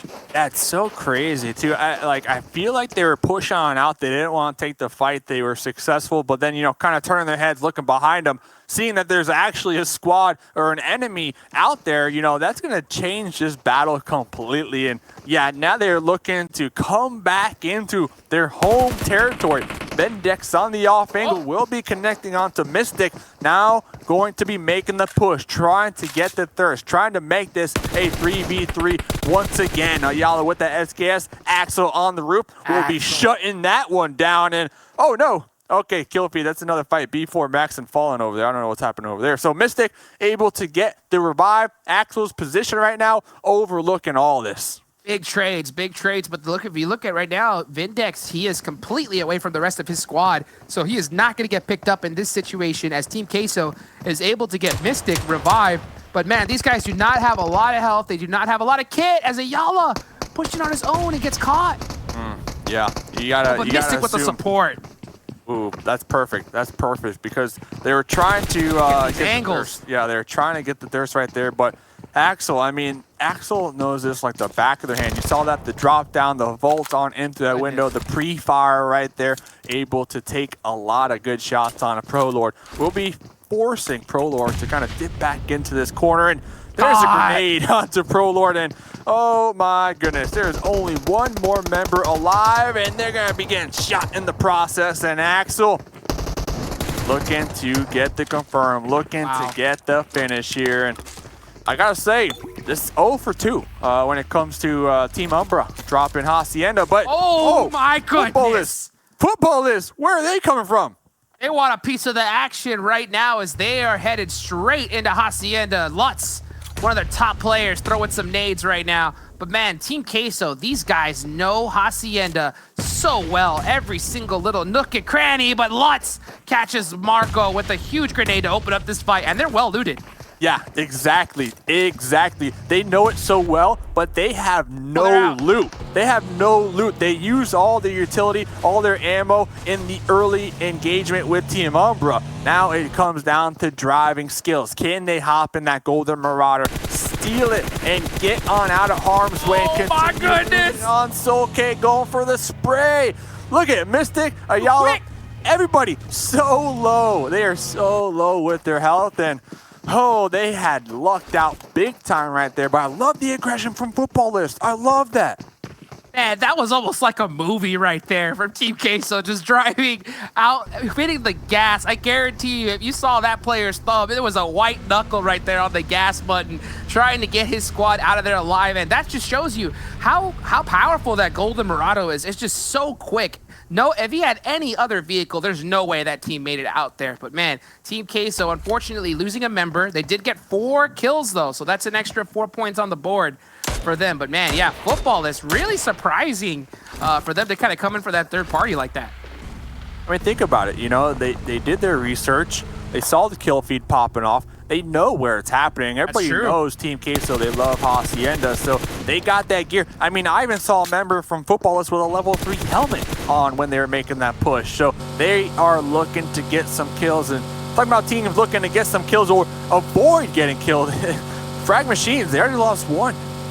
Yeah, they sure did. And you can see this is the good old Marauder right here. And this is the convertible version right here as they're driving to drive, find another spot, get some more loot, and get ready for the rest of the zone. This is only zone number 1. And man, to see Football is so aggressive off the bat, that just goes to show you the way this team is looking to play today. Yeah, y'all out here, y'all at Esports are going to be a little separated, looking to get some points underneath their belt. And once again, you know, SWAT 69, they're all kind of spread out for the time being. You got King behind this rock, kind of toss out a grenade right there. But let's check out this replay. Yeah, you know, you can definitely see some big work coming from Team Queso and Footballists, man. But that just goes to show you how strong this Footballist teams. They know Hacienda as well. We're able to get a big knock onto Marco. And after that, Team Queso was like, nah, we can't risk this fight with the loot we have. Let's just get out of here. And we're able to make it by the skin of their teeth. Yeah, and you know, Team Queso, they saw who it was, you know, because one of their squad mates got knocked. And almost immediately, they hopped in the car and they got on out of there. They did not want to take it. So I'm curious, you know, maybe if it was another team that's kind of down there on the bottom of the leaderboard, like, would they have stayed and fought it? I don't know. It's up for debate. But talking about teams, you know, taking shots, we see that mini-map. We see Headquarters trying to third-party this right now. Third-party Unique. Yeah, you can definitely see Team Unique got that mini right there, and that thing is just a laser beam of a DMR. But Loka with that scar, putting in some work, gonna get the finish right there onto Lightning. Tough break for Team Unique. It might have the laser, but you gotta know how to use it. You gotta know how to use it, and looks like Unique, they're kind of getting crunched down right now, You got Headquarters taking some shots onto them. I mean, you got the third party coming on out from SWAT 69. So looks like they're in full retreat mode. They are kind of separated for the time being. Next zone does go on up, so, you know, good for them. They will be in it. And yeah, you can definitely see some big work coming from these squads. Moving on over to Konina Power. Lost Gonzo early here. And you can see that they're trying to see if they can spot out Frag Machine on the rotation. Hopefully get a car blow up right here. Axer, he's got that M4 locked and loaded, ready to go.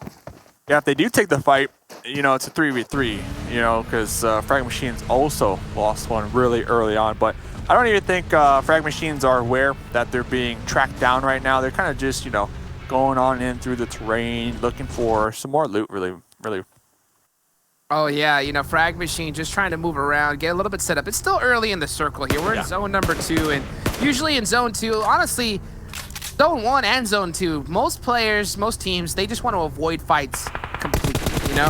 They don't really want to go and get into it and lose an entire squad early on as Headquarters catches another member from Team Unique. That's 2 members down right now. They are getting just picked apart. Yeah, I mean, they're getting picked apart, and they're desperate for loot. You see them out here still kind of, you know, jumping window to window, trying to get some meds, trying to get some additional ammunition. But Headquarters, you know, already with the scent, already going to be following Team Unique out there. You see one of their members up here on the high ground, able to take a couple shots on into those windows and just keep them guessing, you know, keep them guessing, keep them pinned down, keep them on their toes. Oh, yeah, you know, Headquarters just saying, you don't want to come towards us right now because we can definitely hit some major shots. And they have. I mean, they took out 2 members of Team Unique pretty quickly right there. So if you're Team Unique and you're the last 2 members, you're just trying to stay alive and get as much placement points as you can. But you also got to worry about getting full scent on right now as SWAT 69 are on the hill, about to spot them out. Yeah, and that's another, like, a really important skill, especially, you know, when you're playing with the best of the best, you know. Yeah, you want your squad mates to be able to hit those shots, you know, able to get those flicks, but in situations like this when you have all the odds stacked against you, like, how do you get survival points? Like, how do you get placement points? It's another skill set, a completely different skill set that not many teams can handle under the pressure, and we'll see what Unique can do right here as they got SWAT 69, they got Headquarters, both of those teams currently overlooking their compound. And that's really what this is all about. You know, the whole game in general is just about survival. That's the essence of Battle Royale in general right here. But it's a lot easier said than done, especially when you're going to get some of the best teams all over the world right here, as every single one of these teams can frag out Pedro Dog with the M24 catching Adder with the headshot right there. Love to see some bolt action sniper rifles here on Miramar. You got Cartage out here trying to get the thirst, seeing that pop off in the kill feed. So getting a nice little view of this map. Where will the next circle go? Okay, Los Leones. Nice little hard shift south right here. If you're Team Nova, Team Queso, all these guys, you can just see the quickness coming from these squads instantly, just on the rotation, trying to find a spot. Konita Power, Frag Machine, and Team Y'all are going to have the edge right here. But Tempo, man, they're going to have to gatekeep a bunch of squads coming into this next zone. Yeah, they got the Knights, they got B4, Alpha Legends, UDR Killers, Footballists. So they definitely have the opportunity and the possibility of getting some nice kills, but you know, being right there on the edge, it might funnel in a lot of squads in their general direction. So they also need to be able to defend that position because they might get crashed on very shortly. Oh, yes, they will right now. You can see Uter putting in some work, taking out the vehicle from Ron from Footballists, so he's going to have a hard time rotating in. Look at that shot from Nano with that mini 14. Taking out Footballists, one of the best players, Lutz. Now they're going for the toes. So in the kill feed, I mean, we're seeing a lot of sniper shots being had right now. You know, the Mini, the Car 98, and here comes the return fire. I'm looking real quick. So this is not in the next circle, actually. So it does look like Love's trying to get the revive, trying to get the pickup, and even, you know, get their squad mate in the vehicle and, you know, reposition on this one, get on into new zone. The question is, UDR Killers, like, how much time are they going to spend up here? Because they're also not in the zone. Well, I think knowing it's Footballists, I think they want to kind of make a point right now to be able to take him out, and I could totally see why they went to the lengths they did to pick up Lutz, especially seeing after his just pure gun skill ability, man. That guy has hit some major shots right here, so they're going to go ahead, risk it, and it is going to pay off. They're going to pick him back up and try to rotate into this next circle. Yeah, talk about teams trying to rotate. Alpha Legends, we saw them earlier on getting some nice knocks onto Cloud9, but Cloud9 able to get the revives, and now they're focusing on repositioning. Pyra is going to be connected on Beowulf, popping on out of that buggy. Going to be going for some shots on the Kato, but Kato able to send it on right over that hill and get on out of harm's way. The question is, Bale, 1v1. Is he aware? Yeah, is he aware of Faker right here on the opposite end of the hill? We see some shots on the minimap. Faker is receiving some assistance from their squad mates, but Bale looking to pop on over that corner. Oh, and Kato in their sight lines, going for that spray down. Look at that play right there from Alpha Legends. I absolutely love it. Kato right there was just putting down suppressive fire onto Cloud9 to allow his other teammate Faker to drive out in the open right there. If those shots didn't go, Faker was done 100%. Love to see that kind of team play right there. Those are the kind of plays that make a huge difference into possibly winning a match. Exactly, and that forced Cloud9, you know, to peel on off that one and, you know, rethink if they want to take that engagement. Next circle, oh, Hot Chicks, next circle. This is nuts. Oh yeah, nice and down south, dead center right here. Not a lot of cover in this area, so Yala is gonna have to leave Los Leones and try to get into this one. Headquarters, dead center in this one, but every single team is gonna try and crash onto this location. We're just gonna see absolute carnage from here on out, that's for sure.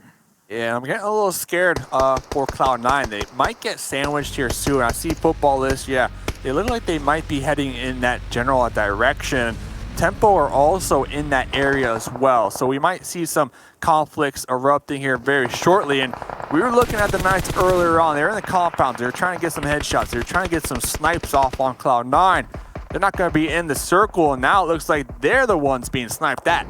Oh yeah, Sixless getting taken out from B4 and Thirsted right here. And now B4, Maxon taking out Carnage.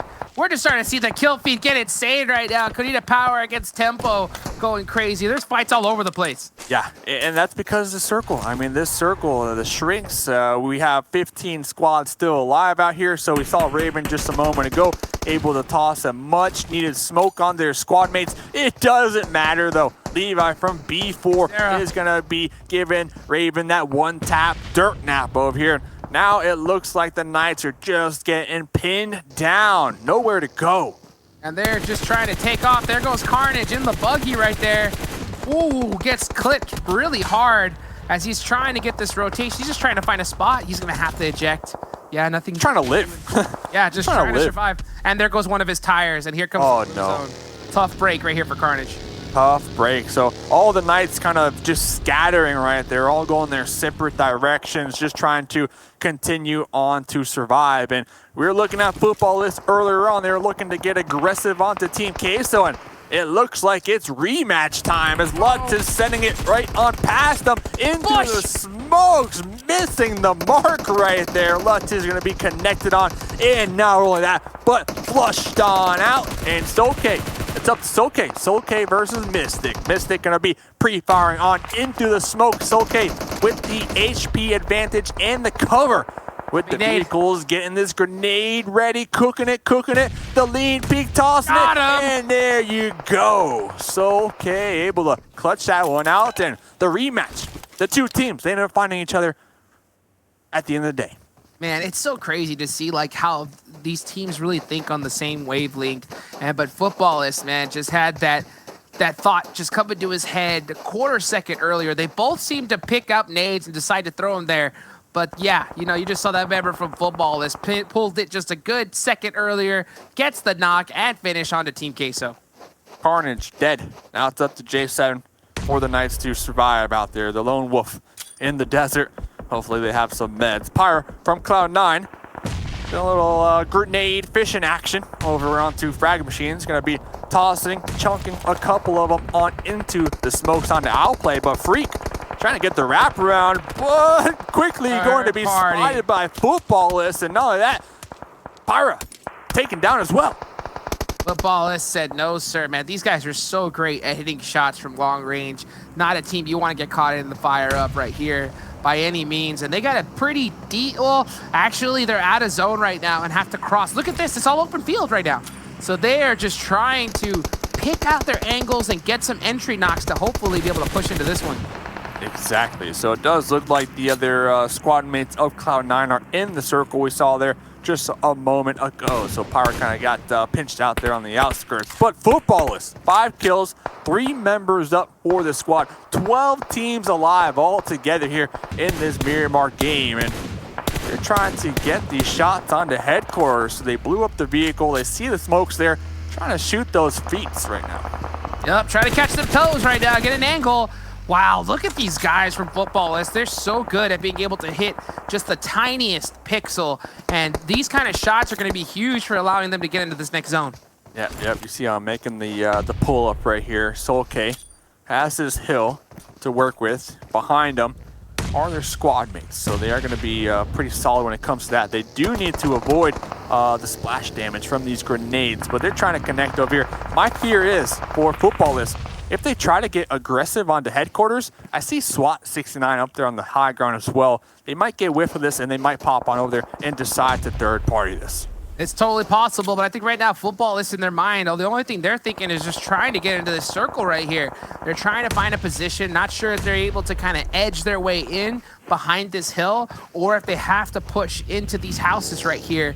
But right now, I mean, if anybody can make plays, it's them. These guys are not afraid to get in a fight, that's for sure. And they might just be right there on the edge. And look at Solke recognizing recognizing that there's a squad up there on the high ground. We'll be tossing a bunch of smokes and now popping in the bus, trying to reposition right now to their squad mate. Nice. Okay, so they made it in. They made it in after all. Real smart. Those smokes were basically decoys right there, saying, okay, a threat to push up on you. And as soon as they threw those smokes out, rotated away right there. Real smart play, but we're getting into it right now. Zone number 5, about to be zone 6, about to pop right now. And we're starting to see all kinds of teams get taken out right now. Yeah, we saw J7, the Snake, get taken out all the way down there in the south. Nova going to be making their push on in with 3 up, but SWAT 69 right now on the east side of this circle. Going to be spawning out headquarters in the compounds right there, taking some shots, and it does look like SWAT 69 just spreading a little too far away from one another. One of their squad mates are going to be, connected on, but a revive should be successful. Next zone just popped dead center right now, and SWAT 69 is in a really good position. This is the kind of zones that you really hope for right here, I think, in this situation. So if you're SWAT 69, you want to go for the chicken dinner right now and get a bunch of kills to kind of help offset those games where you get those tough circles and get taken out early. So this is their opportunity, and they need to take it right now. Look at this outplay from Frag Machine right behind this little tiny rock, and both Frag Machines and Footballists need to reposition. And when it comes to the side of Footballists, this might be their opportunity if they want to make the push on into and backstab Headquarters, because Headquarters, they also need to move, but in their sight lines up there on the high ground, it's going to be SWAT 69. But looking back on over here, the duo from Konina Power trying to connect these grenades on the Cloud9. Cloud9 in this dip. They're being burnt to a crisp, and here comes the pull-up, here comes the push, and Konina Power, 5 kills, eliminating Cloud9 right there. Taking them out, you know, Cloud9 uneven, just trying to kind of hold it down, and while he was stuck in a decision, do I pick up Bayo, do I go for this fight? Goes for the fight, and Konina Power with the 2v1 right there, taking them out. Taking them out, and taking their position as well, taking their position. So we got Yala, we got Nova on top of one another. They are just scrapping it on the kill feed. Same thing with Konina Power. They're not done. They took out Cloud9. They're going to take out Tempo Storm as well. Frag Machine going to be hearing those shots all the way out there in the distance, trying to chuck some long grenades, getting a nice little bounce over there. But remember, information is everything. I mean, they're going to be giving away some information off of those nades. Yeah, but they are doing some jump nades, so they are jumping while they throw that grenade. That's going to give it a little bit of extra range right here. But look at this, Yala and Nova Esports getting into it. The vehicle explosion onto AZ will be taking them down and out. HZL extremely low in the health department, just going for the spray down with the Uzi, but Yala Esports able to win the engagement, but SWAT 69 catching whiff of that fight will be trying to third party that one. And oh, that shot onto Outplay with the M4. That's it. Frag Machines and Nova Esports out just like that. 5 teams remaining here in this zone. And we talked about it earlier, SWAT 69, they're on the highest point of the hill, but they got to play it aggressive right now. I think that they really need to make their presence known. Footballists, they've been doing that all game, but they only have 2 members remaining. But man, did they have a tough rotation getting into this one. And oh, that's it. 1 member. Jamas with the angle, able to take out both members of Footballists, and that's Footballists out in 5th. Rip the dream right there. I think I saw they had like 6 kills though, so they definitely have a lot of kill points to kind of keep them afloat for, you know, that 5th place position. So Yala Esports, they got 3. SWAT 69, they got 3. Headquarters, they got 1. Konina Powers, they're still alive. Of course they are. They got 2 all the way out there on the edge in the west, and you know who might have seen him? This last solo member from Headquarters. Well, he's going to have to put in work because this Konina Power team, they got 2 members up, but they also got 8 kills on the leaderboard so far. So these guys have been putting in work. 8 kills, 7 knockdowns, 1,519 damage dealt so far. Only this duo up, but man, this is a deadly duo right here. Deadly duo, and talking about being deadly, it looks like Yala Esports going to be tossing out some smokes, trying to reposition. They're going to be fighting for the same terrain that Konina Powers are currently snaking on out, but SWAT 69 will be spotting that rotation, taking a lot of shots on top of them, inflicting some nice damage. Yeah, it's Yala Esports right now trying to go ahead and get a big win that they definitely need here, but Konina Power finding problems, getting more kills onto their board, spotting them out. Oh, only 1 member left, and it is Tixie. If you're going to have anyone up for them, it's going to be Tixie right there. Not only that, Yala, they might have focused on taking out that solo from Konina Powers, but they are forced to get into this engagement at the same exact time in the back end of this onto SWAT 69. So SWAT 69, they got 2 up. They got the smokes. They got the cover, but Yala sees this as a red flag, will be just spraying on into that smokes.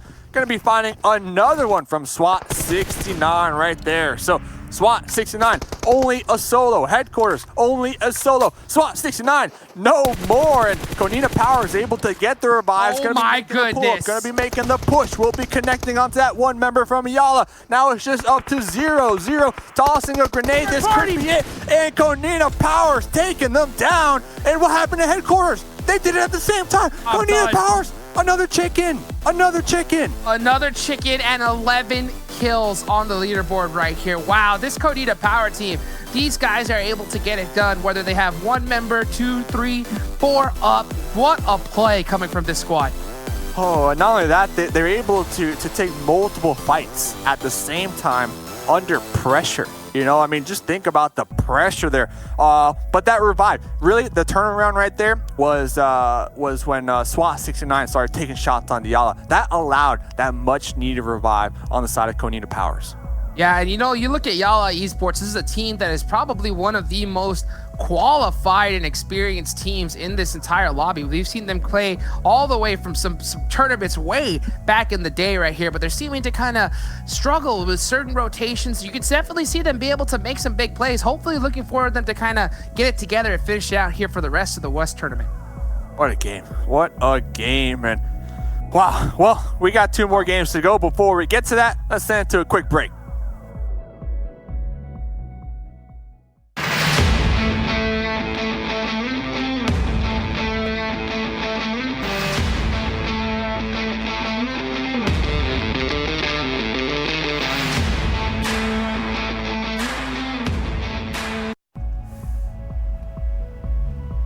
I love how I didn't even have to see you before we came on camera to know exactly what you were going to be doing.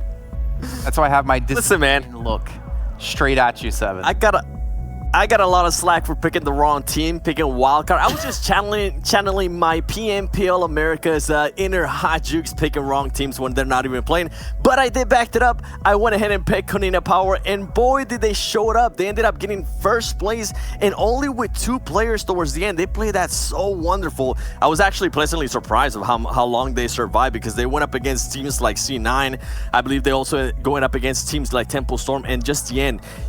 I don't remember his name, Tixie. It's such an amazing player. He was actually the last one alive there for a second. He was able to go back and pick up his teammate, and what a gameplay there by Konina Power. A lot of people that were watching on YouTube were saying this is the Konina Power that they expected, and guess what? They're finally waking up, and they're showing it here. Well, we can also see B4 Esports. That's a player that Glitter had, or sorry, the team that Glitter had chosen. They technically did come out in 11th, but they finished better than the team I chose, a Temple Storm. Now I have to ask you, it's Glitter. This is democracy, right? We can vote you and I against him because he chose wildcard first. We can take this victory away. Yeah, I guess we can do that. We can. Yeah. And chat will back us. I'll allow it. I'll allow it this time. Well, we can see, though, Team Umbra, after having a better performance in the last match, unfortunately falling to 15th place. Team Queso as well towards 9th. We've seen a lot of teams, kind of sit towards the bottom of the table, but I want to give a big shout out. Obviously we have SWAT 69, we had Yala, we had Headquarters, all getting in the top 5. And I bring them up in particular because this is some of the teams that have been struggling to ever have like a top 5 placing, let alone maybe even a top 10 placing here, guys. In Yala being able to back it up with 6 kills, I think that was huge for them. I was surprised that they allowed Konina Power to get so close to them and actually start knocking them. I think once we saw that, it was something interesting to see. And as we're seeing there, the stats from Konina Power, the team that I chose to win the game, and they went ahead and did just that. 12 kills right there, 9 knocks. Look at the damage too. Almost 2,000 damage and only about 700 healed. That's actually, it goes to show that they weren't only taking fights that they could go ahead and just finish right away. They didn't actually want to get in a back and forth because they didn't have the manpower to do that, especially towards the end. Seven, if your head gets any bigger, I don't think it's going to fit on your webcam. Let's take a look, though, at our do the 2 moments from that last match. I love you. I'm just kidding. For other people out there, we're just messing with each other. And we're going to be starting off things looking at, Urda Killers. Like, this is a team that has had some rough times. I remember watching Absolute Legends Faker on our match yesterday take down 3 of them from just 1 car explosion. They've not been able to have that breakthrough performance that I really want to see out of them.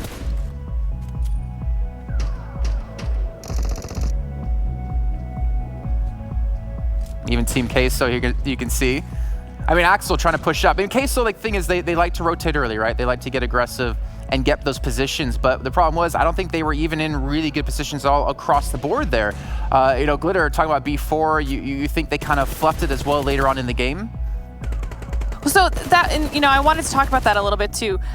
We were watching B4 early on, and they actually had set themselves up in a really, really good position, and they were super safe. Then there was, I think it was just after the 4th zone, they end up having to make a rotation a little bit north into the zone, and they end up getting taken out by Nova. And I think that was an opportunity that they kind of missed. They had a very strong showing up until that point. They already had 5 kills, and at the time, they were the damage leader for the game. So they're must have been a missed opportunity. I believe we saw one of the B4 players that was kind of out there early and scouting, and he did get knocked. And I think it was Mixera, and then Pedro went up to help after, and it just all kind of fell apart from there. But that was super disappointing because I think that at that point they were actually set up very, very strongly to win this game. And had that turned out differently, I think that they could have pulled down the win. I think also following up though, just generally when we're talking about the end game of this match, we did see a ton of names that we've been waiting to step up to plate. You know, you mentioned Yala, you mentioned Frag Machines, Headquarters, but one important thing to note is that at the end of this match, a lot of teams, I don't think any of the teams actually had a full roster. There were solos, there were duos, and I think the max amount was 3 people. Everyone had somebody knocked, and so at the end, it was just about who was picking the right fights and making those right calls. And we definitely got to see Yala there too. One of the Yeah, go ahead. I think for me, one of the teams that I know that we're currently not going to be able to see them here, but one of the teams that has been very consistent for me has been Footballers. They've been able to just go ahead and frag out. I think the last match they were able to get 6 kills, and before that, they've been putting up performances like 8 kills, 9 kills, and being on the top 5 list. I think that is huge for that team. That it's a team that kind of needs to stay consistent to be at the top. And I love seeing, even though this might be in a way scrims for teams, even though it is seeding, it's good to at least see teams coming in and being consistent in placing, and not only just placing, being consistent also with how many kills they're outputting in a match. I think also we see for Konina Power in our last match before the one we just had, and now Yala, it was like a confidence game for them, right? They were able to actually get some confidence going, realizing that they can make it to late game, realizing they can pick up kills, and hopefully for Yala's sake, I believe they're actually in 20th place, or at least were before we went into this match. Maybe they can use that to rise up. Maybe they can get some confidence under their wings and then start to soar throughout the rest of the games, because again, it's just about seeding, but maybe looking ahead into league play is really where this team is going to be focusing on. But were there any other teams that kind of stood out to you within that match as we take a look at the total damage? I guess that's going to be a really good indicator of any teams that might have surprised us. And well, as you said before, Glitter, 1,500 damage for B4. They were rocking it.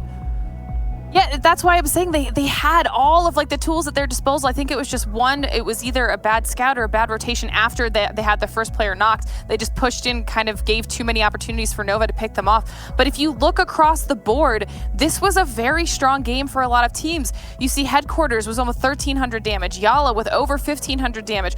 Like, everyone stepped up to the board. It's what's like almost 1K damage for the majority of the teams that we saw in the top 8, you know?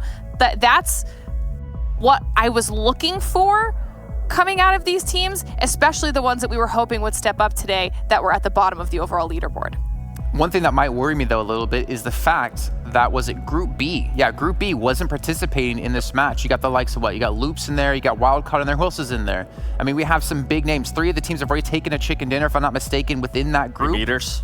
Yeah, and you got Dream Eaters, yeah, Wildcard, Loops, just a heavy group there. So with them out, you're seeing these new teams start to rise in, and I wonder if that's maybe like the indicator was when those teams are not there, they're not challenged as much, and maybe we can see like new teams kind of rise. But that's only one game they're sitting out for the day. I believe we do have an interview with someone from Yala. We have Kevin going to be joining us here. We asked him a couple of questions. Get him up on the screen, get him in the virtual reality studio we got going on, and let's start things off. Kevin, can you hear me first of all?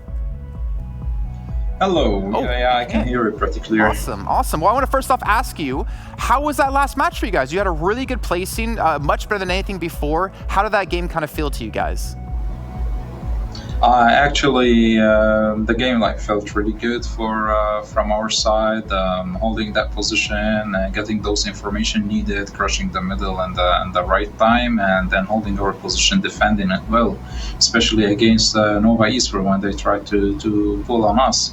So that was pretty much good spot to hold and get those frags. But still, then the zone switched and we lost our position, and apparently we lost to our players actually.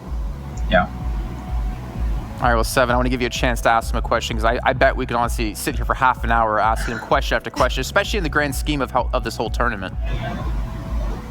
Yeah, and I think the question for you, Kevin, is going to go ahead and be that last match was actually the match that you guys ended up getting the most kills so far in one match, and also the higher placing. What are you guys going to be looking to do different in the upcoming matches to kind of maybe mirror the performance you guys just had in Miramar? Actually, we're just trying to make sure that we can keep it more consistent in terms of frags and points and find that right balance, especially when you're competing against the best teams in the world. Like you should show respect for every team, regardless if it's like team 20, team position 18, or even team number 1, because pretty much everyone can do something there in the battlefield. I like that answer. Glitter, you have to have a question for him as well here. I mean, again, we could ask him so many things. I mean, this is just real quick, but you guys struggled a little bit yesterday and then just had a phenomenal showing here on Miramar. Coming into today, what did you guys discuss yesterday to potentially change, or what did you change overall to have the performance that you just had? Actually, like in terms of the whole team in Yalla Esports, we're trying to discover everything needed from the teams, like their play style, everything, and I guess that's what the weekend, the opening weekend, is all about. Like having those games and start to getting like, okay, all the competitors are playing on the battlefield now, so yeah, start finding out like who's gonna loot where, and being contested pretty much each map, and so we're trying to everyone find his borders, if you want to call it, and yeah, so even today for us, like, we're trying to know more about our opponents. Of course, we have the full analysis on each team, but everyone changes in such a tournament. They make sure that they change something about it, and that's what we're trying to experience with them before we hit the league play on Tuesday. Okay, well, Kevin, thank you very much for your time. We appreciate it. I want to give you some chance to get a quick break and obviously get ready for your next game. Thank you again for coming in to do this quick interview. Thank you a lot, guys. Thank you. See you later. Guys, I actually really loved some of the things he said there, especially towards the end, talking about how they have a generic or general idea of how the teams are going to play, but they're also very keen to learn how are they going to adapt over the course of the opening weekend and, of course, into league play. I think that's a really smart mindset to have, Glitter. And that's something that we've all kind of touched on a little bit throughout the past 2 days in their entirety. We've said that this opening weekend is really the team's opportunity to feel all of the other teams out, to figure out their gameplay, to figure out their drops and those rotations. And like he said, there is the possibility that teams are playing one way this weekend to kind of like throw people off a little bit and then change things up come league play, which is super interesting. And I'm looking forward to seeing if that does happen. Okay, well, let's take a look at the overall standings now and see, or overall standings, sorry, as we see if they've changed anything up from our latest results. Canada Power still going to be locking in that first place position and locking it in by quite a large margin. I'm not even going to try to do the math in my head. I think it's around, yeah, I'm not even going to try. I was going to do it and I realized I'm going to make myself look like an absolute fool. B4, they kind of stayed generally the same, but Football Loose, they've been able to rise up a bit in the ranks. I think, though, the thing that stands out to me the most, Seven, is those kill points for Canada Power. 50. How many did they get today? They had 21 in the first game. I would love to see how many points they've accumulated just from that alone. They have been so, like, in an absolute tear. I think on the first day, they ended up with 10 kills, and right now, all of the kills after that, they're just being destroyed. Remember, they got a chicken dinner on the first match of today with 21 kills. Going back to even PMPL Americas, when I was doing that show, we didn't even get to see a team get close to breaking 20 kills. So that is just impressive for that team. And something that even the player there from Yalla Esports was saying is that they are looking to be a little bit more consistent. Well, guess what? Now getting somewhat of a push here on seeding, and they are still testing out stuff. He mentioned it himself. He said this is pretty much to kind of feel out what some of the teams are going to be doing. You can only do so much analytics in the back until you actually get into the battle zone. You test it out, see how teams are going to react, see what's going to happen if maybe they have a player down and you actually push. Are they going to be ready for that? How will they react to that? So overall, I love that we actually got a chance to sit down and talk there to Kevin and kind of get some more of an insight of what's going on in his mind. I also really like how we've seen a change up in styles a bit for some teams. One in particular was Cloud9 that really stood out to me. 17 placement points, but 21 kills. If I remember correctly, back last year during the Global Finals, they were a team who would be really high on placement points, but didn't really have that firepower. Then obviously bringing in a player from Team Unique over from Russia, I feel it's really kind of take them to another level. But as you're talking about before, Glitter, there needs to be that nice marriage between placement points and kills. Yeah, and I think we've seen specifically, you know, coming out of the CIS region, lots of aggression for those teams. So I think that this is like a good change for Cloud9 to start, you know, having a lot of those kill points. They're more than capable of doing that. You look here across the board, look how much damage is coming out of the entire team. And not only that, but on the Beowulf and on even side, if you look, they actually are super participatory in the kills as well, with that high number of assists. So you can see that there's a lot of good team shots coming out. They're probably good focus fire, communication. They have the potential there. They just have to like ramp it up one more step and they'll be good to go. And I love seeing, you know, the stats proved by point, right? Adder, most kills on the team coming in from Team Unique. We've seen him have an impact within the team, but for some reason, something's missing when it comes to these West finals, even though it is just opening weekend. But, you know, 7, there's time for obviously teams to adapt. I wonder though, because obviously some teams have more of a backing than others. Cloud9, you have an org behind you. Tempest Storm, you have an org behind you. For other teams, will they have that manpower to have that coach to help them search the VODs and figure things out, come up with some new ideas? And I feel like that's maybe a slight, or not even necessarily a slight advantage for the teams that have the backings.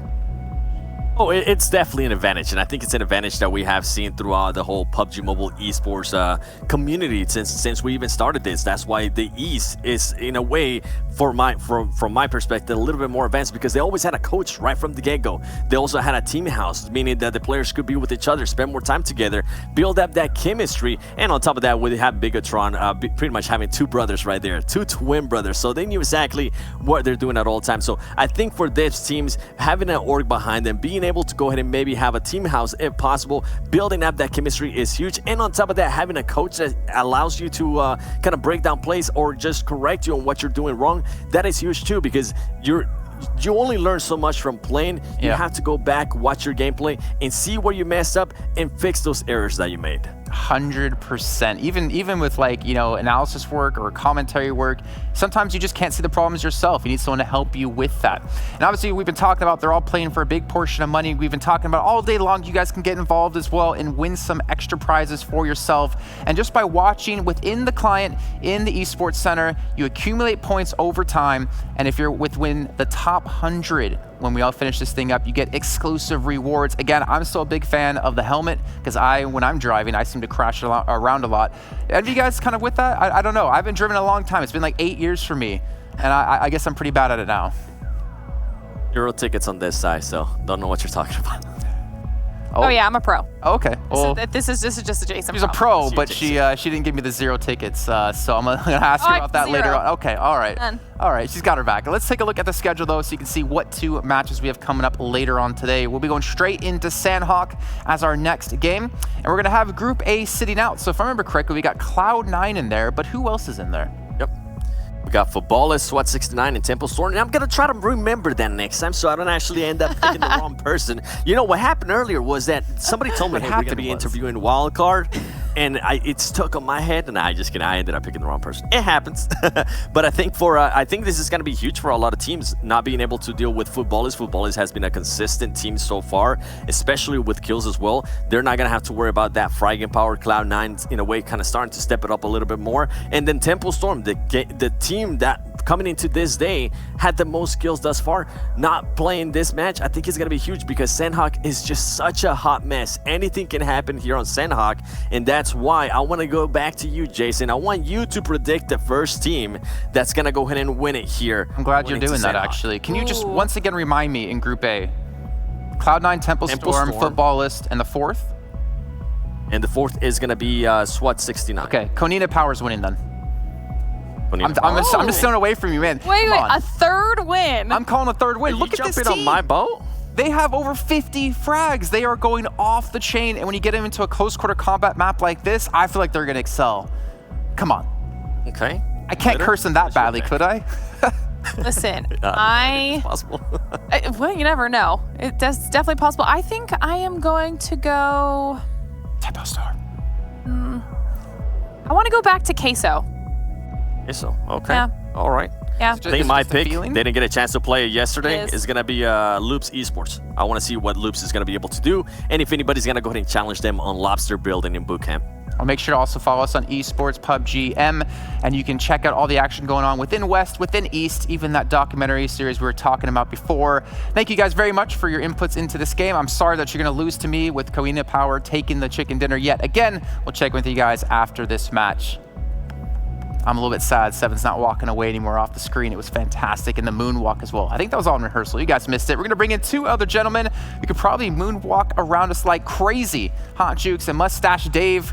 We're now 3 matches deep into our second day, our final day of the opening weekend. Mustache Dave, how are things going to go down on Sanhok? I feel like this is going to go off the chain.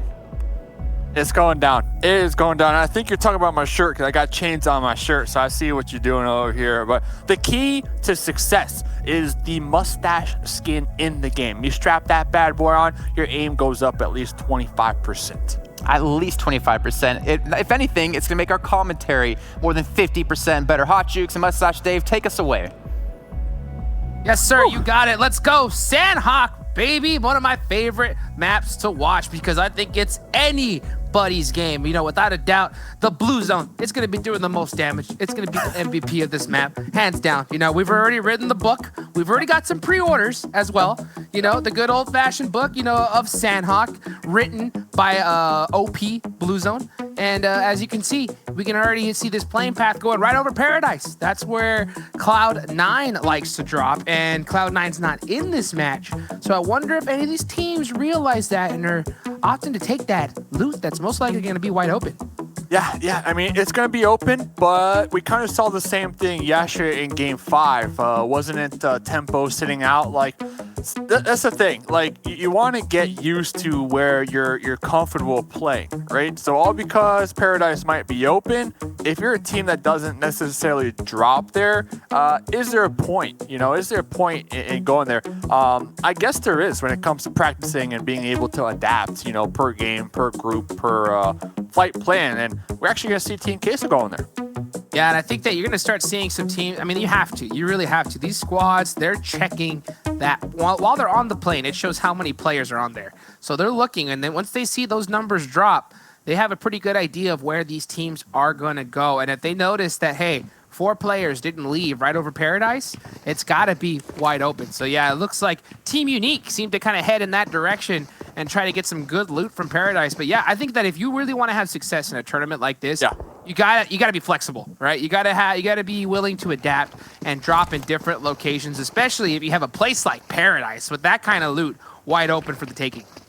Flexible, pumping it, you know, what was it? Koina Powers, they're just pumping too much iron, you know, flexing on everybody. A lot of keywords, you know. You learn the keywords that we're spitting out all day long. That's how you become the best. You know, that's how you're able to get here with the best in the West. So that's correct. You gotta have that thesaurus at the ready at all times. Exactly. I mean, oh man, welcome on in, everybody. By the way, all the viewers out there, this is game number 4. We have 5 all together here today. This is Sanhok, kind of like that switcherino for me at least. You know, you have the slower, you know, Miramar, the slower Vikendi, and then you throw them in Sanhok. You know, you just mix it in a blender and shake it up and throw in some spice, and that's what you got right now as Dream Eater's going to be pushing uphill onto Team Queso. Oh yeah, and Team Queso has an idea that there is a player there as Ayala is going to throw that grenade and say, don't come up this hill. We are up here and waiting for you. So yeah, Versit, I think, is going to kind of hit that lay down and hopefully get some extra intel from the rest of his squad. Okay, so this is good. Versit not alone here. You know, the other Dream Eater snakes, you know, trying to hinge on the dreams of Team Queso. They're going to be slowly making their way uphill, looking to maybe catch him off guard. Because Team Queso, they definitely know there's 1. The question is, do they know there's 3? Well, the only problem is that the rest of Dream Eaters are going to have to make a play here coming up soon as that grenade opens up the fight. And Mystic, he senses that there is another player. He hears Advocate as he is coming up to the rock right now. And Dream Eaters need to make a move right now if they're going to try to pick up their player. Yeah, they're making the play. And Matic down there behind the tree, still prone, kind of biding their time right now. Advocate going to be the main center of attention right now. Going to be making the pull up. Looks like we should be able to get a revive over here. A risky one, though. No helmet on Advocate. Able to get behind this tree and use it for cover. We see Matic on the tail end of this one trying to get the flush themselves. And Axel in the back line, they might find themselves in an engagement. We see the kill feed, but look at this. Loops also playing King of the Hill right now as frag machines are pushing their way on up, trying to connect their shots. Dadden going to be chunked down to about 50% HP. Freak popping on into that vehicle, but look at Kowalski's position. Could play spoiler. Loops versus Frag Machine right now. Big nade on top. We saw the kill feed. Looks like Matic was able to get 2 members from Team Queso. That's going to be an intense fight over there. They have 2 knocked right now as Advocate gets on to Mystic. But we're looking at this fight between Loops and Frag Machine. Frag Machine, they're at a big disadvantage at the bottom of this hill right here. They have to make a big play if they want to take out. Oh my goodness. Looks like lost. Team Queso taken out by Dream Eaters. That must have been an insane fight. But look at all these nades coming from Loops right now. I mean, we talk about it on the desk, Dream Eaters getting the ultimate inception on the Team Queso in their dreams right there. But yeah, these grenades just coming back and forth. Here comes Kowalski. Kowalski from PMPL Americas, the top fragger, had about 130 kills to themselves, more than some teams actually played. Oh my goodness. And going to be squaring on off, and there goes one. Nothing less to expect from Kowalski. And now it's just outplay, snaking it in the shadows, in the grass. But Loops, they are not about the disrespect, and they're going to hunt down outplay. Chop off the head of the snake right there. Frag Machine out. Carrillo looking for that Viewera, looking for that snake, catching him out real quick right there, man. Loops so aggressive. The squad, when they have that, it's like they almost run with blood in their mouth. You know, as soon as they get that taste, they're coming after you with full force. And just like that, Loops getting it done. Easy does it. Easy does. You know, 2 teams that I would love to see fight a little more, Loops and Footballers, man. Oh my Because they're both teams so aggressive, especially when they get the initial entry knock. You know, insta push right there. But I really like that last play from Loops. They left Kowalski in the back line, you know, just waiting for the collapse. I mean, very smart, methodical play from them. Yep, without a doubt. You know, I mean, that would be, I think, the dream scenario right there to see those 2 squads go out. And Pedro Dog in the good old buggy trying to get out of there as Maxid, he's in the Ronnie as well. B4 with the vehicle plays here in Sanhok. You don't see that too often. I would say Pedro Dog in the dog house. And, you know, these 2 teams, B4 and Nova, these are 2 teams extremely familiar with fighting one another. We got Maxon on the high ground, trying to chase down that vehicle, but Sheefan, yeah, connecting those. And Pedro trying to heal on up easy with the lean peek onto Maxon, taking them down and out. We see some grenades getting cooked. We see some smokes getting tossed on out there. B4, 3 up right now. Replay. Yeah, look at this replay right now. This is the Frag Machine fight from earlier. That was a really, really big nade on the Konita Power, and then Dream Eaters being able to take out Team Queso. You can see Matic with the Vector getting that 2-piece right there. What a great play. The 2-for-1 special right there. The 2-for-1 special. And then to finish things off with the Loops engagement. So here's Unique. Overlooking right now. Overlooking Dream Eaters. Dream Eaters already got a couple kills to their names in the bank. And B4, Mix 0. We saw them win a game earlier on. Oh, go for the crouch shot onto AZ, but AZ able to get that one. Levi tossing a grenade. It's actually going to bounce, but connect onto AZ after all. Sheepman, 1v2 up there on the rock, trying to go for the spray down. Levi trying to get the wraparound. Sheepman, done. Done. So many teams getting taken out early here. We're only 8 minutes into this game. That's Sanhok right there. Sanhok just pushes the aggression in all of these squads. You know, Nova, Esports seem to they look to have B4 on the ropes for a good second, but that just goes to show you when you're playing here in the PUBG Mobile World League West, you're facing against the best of the best. I can't say it enough. You just cannot just get lazy against any one of these squads, because one little misplay, a 1/10 of a second mistake, and it will completely turn around on you. Preach. Preach, man. Keep going. Keep going. Truth. It's the truth, man. You got to be on point every single play. You cannot let up. You cannot play loose. You could be like, all right, you know, we already got 3 members down. We got a 3v1 going. Let's all push in 1v1. Boom. Just like that, your squad's wiped. You know? Axe, man. You gotta have it. Gotta have it. Gotta be on them clutch factor. Gotta read the book of Sanhok, baby. The book of Sanhok, easy. I mean, pre-sales, it's flying out the window right now. Get it while it's hot, because we talk about the code, the keys to success. Well, that book's got it all. That's right. That's right. You know, first, you know, it's chapter 1, third parties, you know, written by the Blue Zone. And then, of course, chapter 2, don't be lazy. When in doubt, Don't be lazy. work harder, you know? Don't be lazy. Chapter 3, follow Hot Jukes Mustache Dave. That's true, on Twitter and Instagram. That's actually in the intro, you know? Intro, yeah. It's a must. Before you can read the rest of the book, gotta do those 2 things. Oh, it's a good book. It's a good book. I mean, 2020, it's expected to be #1 seller. I'm just gonna put it out there. So looking around real quick, Loops, 5 kills so far. 5 kills. Let that one sit in. B4, 4 kills. Dream Eaters, 4 kills. I mean, these teams coming into Sanhok, getting the knocks, getting the kills, getting the points. I mean, oh, you love to see it. Dream Eaters actually in boot camp. They're in the most centralized position as well. Talking about loving to see something. Garoza, baby. Oh, man, and he's got the AK, so you know that swap's coming out real quick. D7 picked up that Groza instantly right there, and here he got the suppressor for it, and look at that. About to take off in style with the getting on the moped right there. The rest of the squad. Yeah, you can't shoot the grills on moped, right? No, you gotta jump off. So, talk about getting shot at. You know, Knights having a rough one, having a rough day. Rough day right now. They got a little 2-2 split going on right now. Carnage and 6. This looks like Carnage gonna be swimming on up. Looks like, you know, the revive should be successful, but Wildcard, knowing who they're up against, they look like they're getting a little more aggressive, maybe even second guessing themselves. Ace, they're kind of spread out. They got a little 3-1 going on right now. Yeah, it's a tough position right here, I think, for Wildcard, because if you look at where they're at, I mean, just to try and push this squad, they have to run out wide in the open. And no matter who you're going against, you just can't do that, because the second you run out in the open, you're going to get laser beamed really quickly right here. But yeah, Wildcard, man, these guys can hit some big shots. We saw Spring in an interview early on. If you're just tuning in, make sure you kind of watch back, because there was some really good interviews, a lot of good stuff going on during the breaks as well. So definitely some intel you kind of want to catch for sure.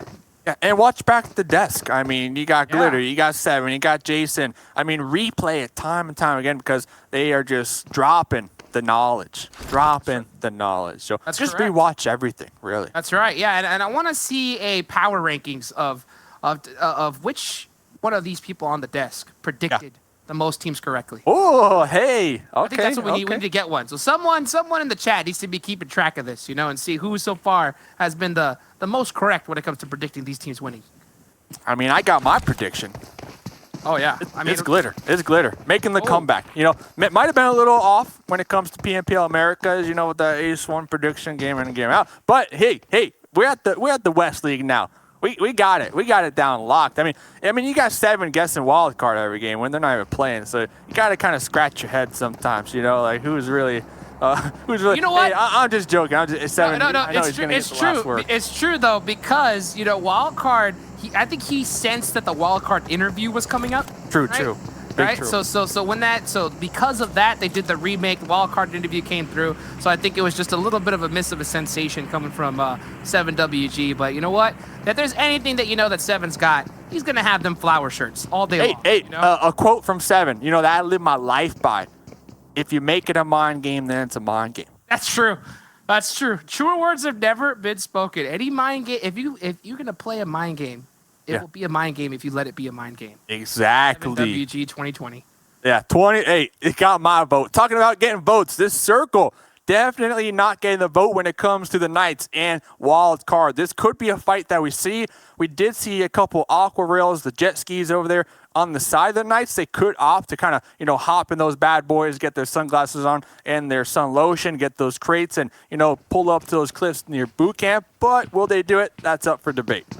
Yep, let's see it right here. This is where it's starting to get into the action. I know that we're kind of joking and fooling around because Sanhok, it's one of those maps that you can't really move on. And if anybody that's watching this is like, hey, why are these teams camping? Well, I'll tell you what, if you just move out in the wrong position for 1 second, just like that, you are knocked and thirsted. That's how good these squads are. So right now, they're all trying to play really, really careful because we're in Snake Island. Snake Island. You never know if there's a team over the hill, hiding behind a rock, using that 3 peak, just waiting for you. So right now, they're all just trying to slowly creep into zone. And this next one is pretty much going to decide who's going to have the biggest advantage when it comes to winning. Yeah, and if I had to like make an analogy for Sanhok, this is a perfect one. Imagine being in a city, rush hour, traffic.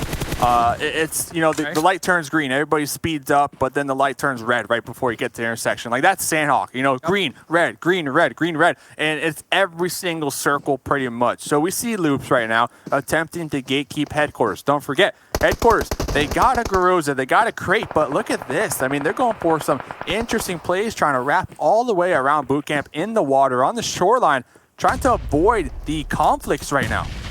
Yeah, you can just definitely see it right there. D7 got that Groza locked and loaded. Loops heard that. So that's going to, I think, be a solid deterrent. Yeah, he is by his own lonesome right now. He's added. Look at these guys, man. If they'll catch you on a quick rotation, just one wrong movement, and you're down and out just like that. Yeah, and I give it to headquarters. You know, they tried to go for, like, the sneaky rotation, just going over here. But unfortunate, Konina Power is also in that general direction as well. So it's really up to D7. Can they hit the shots on the Groza? Can they get a knock and maybe allow their other squad mates to make it onto the shore and get the revive? Yeah, this is going to be a real tough one right now, especially when you got Loops up on top of you. This squad is just so aggressive. They hit shots so well right now. Look at Carrillo with his movement, just really quick, trying to spot anything out for his squad. D7, he's got that off angle right now, and I think he's just basically just trying to keep the pressure up so the rest of his squad can get picked back up. Yeah, and take notes, by the way. I mean, take notes. You see how they're moving back and forth? They are not standing still, because the moment you stand still in Sanhok, that's your helmet, that's your head, that's a snipe to the dome. That's correct. Yeah, you know, Carrillo always just trying to keep players guessing. And you notice, the second these guys get one shot on them, boom, they're instantly moving out the way. Oh, this could be a big molly right here. It's got the Hildo's advantage. That should be good.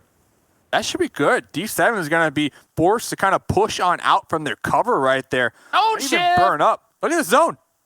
Look at that. Good old solid shift to the north right here. Team Unique is inside, but look at Wildcard. Pittsburgh Knights all in the blue zone right here. This is going to be a huge clash of the Titans between all these squads trying to get in this blue zone. And look at that, 35 seconds left on the clock. They got to start moving right now. The blue zone, man. The blue zone. Going to start taking a little bit of damage. It's going to start taking away. You see Carnage in the front lines, you know, really low. About 75% of his HP is going to be missing. My concern, though, Wildcard, they still haven't had the opportunity to kind of group up from their 3-1 split going on. Acer, I mean, yesterday alone, the top fragger from the squad is going to be somewhat separated for the time being. Yeah, I wonder if they're going to start utilizing a heal strat this early on right now. This is zone 4. I guarantee you, though, man, once this zone hits zone 5, that blue zone, it hurts. It's not a place that you want to be in by any means, but this is a difficult, really difficult rotation for a wild card right now. So I think that, you know, utilizing a heal strat may not be a bad play going into this one. Or just a snake strat. You see right there, they got locked down. They got locked down. This is Yala Esports, yeah, trying to regroup. I mean, look at them all by themselves.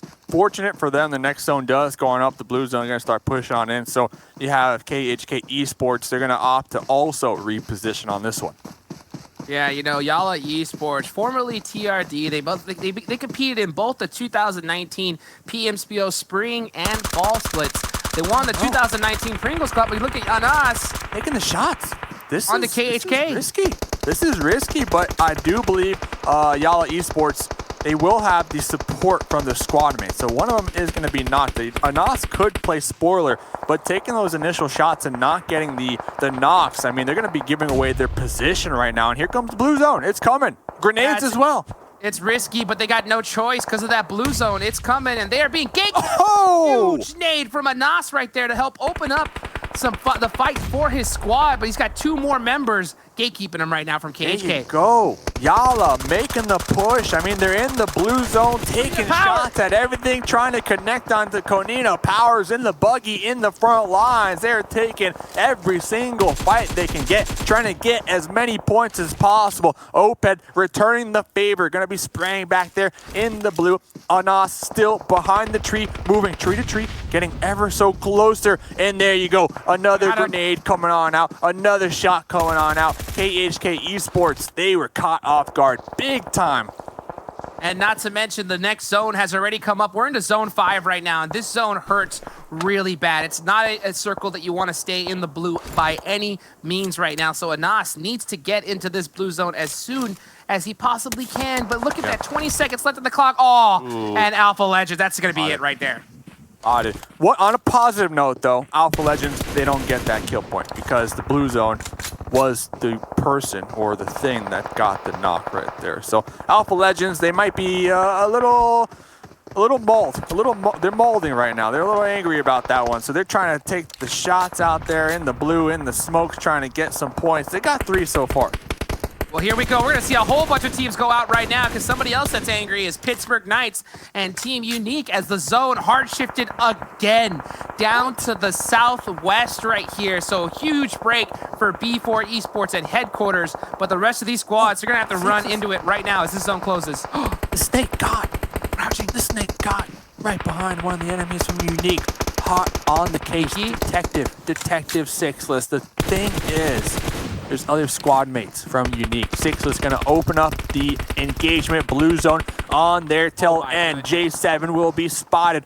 Raven also tagged and bagged. Now the snake, the aggressor, Sixless gonna be popping on over there, trying to get the thirst. There goes one.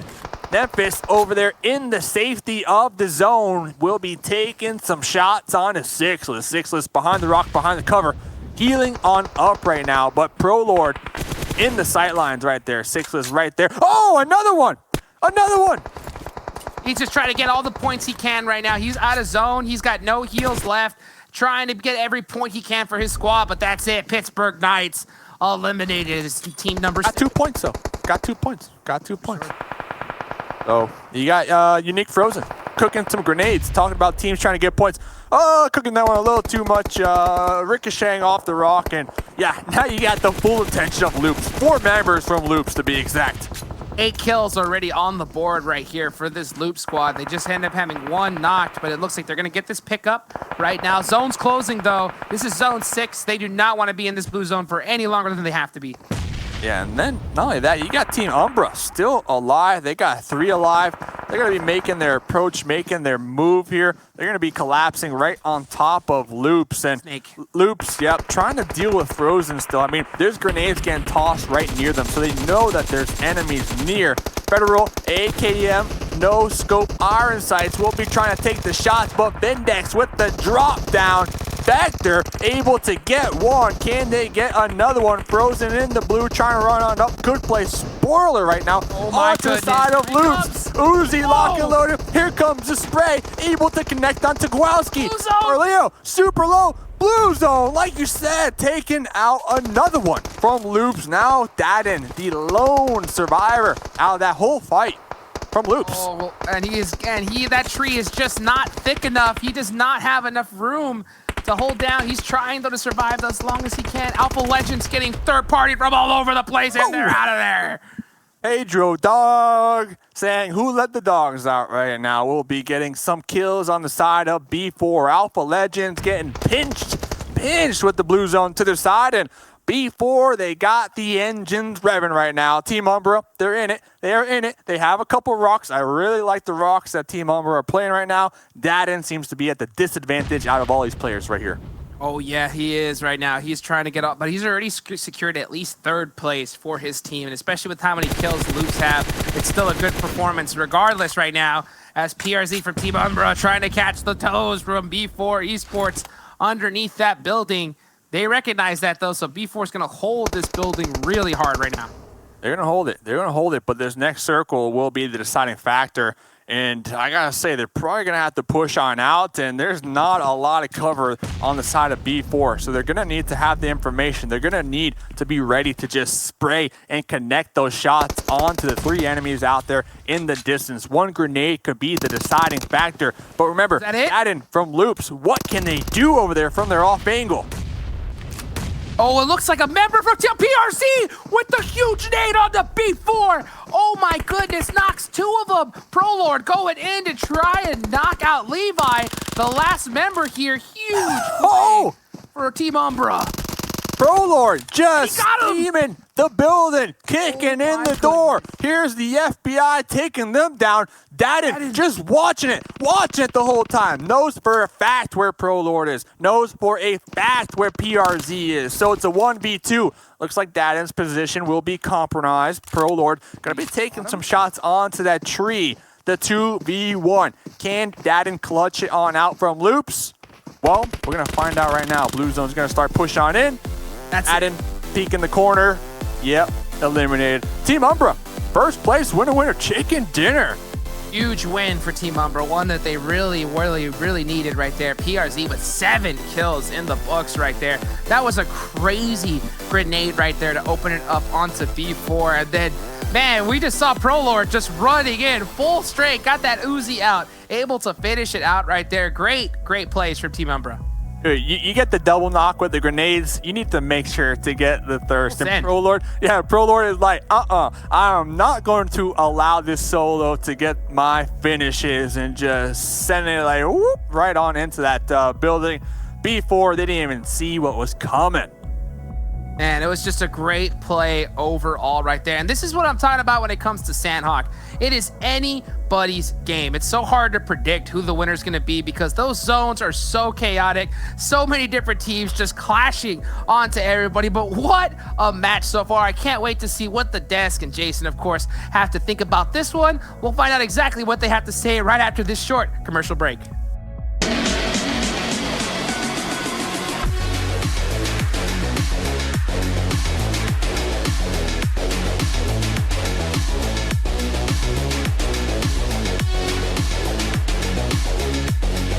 What we thought about that game, Dadden, what a play out of him. Just sitting back, I'ma chill, you guys duke it out, you guys fight it out. And 7, well, you did have Loops, and you got the better of Glitter Knight yet again.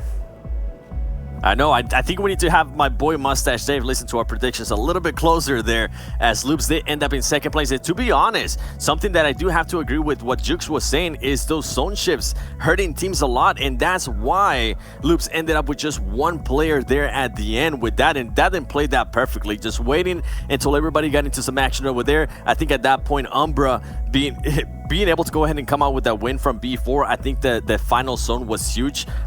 Having to pretty much push B4 out of that circle, that was impressive to see. And just to give a little bit more credit to Umbra was in 20th place at one point. I think before this match, they were actually in 19th place. This is just great performances to see from them. And not only that, them being able to go ahead and pick it up on kills. I think the most kills they have ever gotten in a match so far in this in this pretty much seeding matches that we have had was 6 kills, and to almost go ahead and double it here, it is a great performance from Team Umbra. Even Headquarters in there too. We wanted to talk about Glitter. Headquarters, Umbra, KHK, all making top 6, and they haven't had a decent standing overall today. No, which is why this is so good to see, because we knew it was going to take some of the teams a little bit longer to maybe find their footing. But after showing like that, it's going to shake up the standings a lot. You can see Konina Power there all the way. Whoa, hey, calm down. Unfortunate. All right, they didn't come out first. That was Team Queso. Come on. I remember hearing, Dave and Hotchicks talking about how, you've been really getting back in there. You've been closer on the predictions. You're slowly working your way up. And then look at the screen again, and guess what? Team Queso knocked out 16th place. So they might need to rethink what they were talking about. They're going to take a look at our results from our top team there. And it's going to be Umbra. And like you said, 7, a massive win for them. Wow. Maybe it just took some time for them to figure out how things are going to play out. And it seems like they're starting to rise up into the occasion. Definitely, and not only that, what I'm actually impressed about here is their total heal, only 305. In a map like Sanhok, where more than likely you're gonna get third party at one point or another, seeing that from Umbra is actually super impressive, because this map, man, I seen teams actually get over 1,000 heal easily and winning the game. So perfect game plan for them. It seemed like ended up working out for them, and luckily for them, they ended up winning that 2v1 at the end against Dadin, which worked perfectly. I was going to be very sad if you were correct in your prediction again with Loops. Let's take a look, though, at our the highlights and moments from that game as we're going to walk through this one. Glitter, why don't you start us off? Well, maybe we should just go straight to 7 as Dadin's exactly the first one. But you had Queso, Glitter, so we see Mystic here going off the bat. Here you go.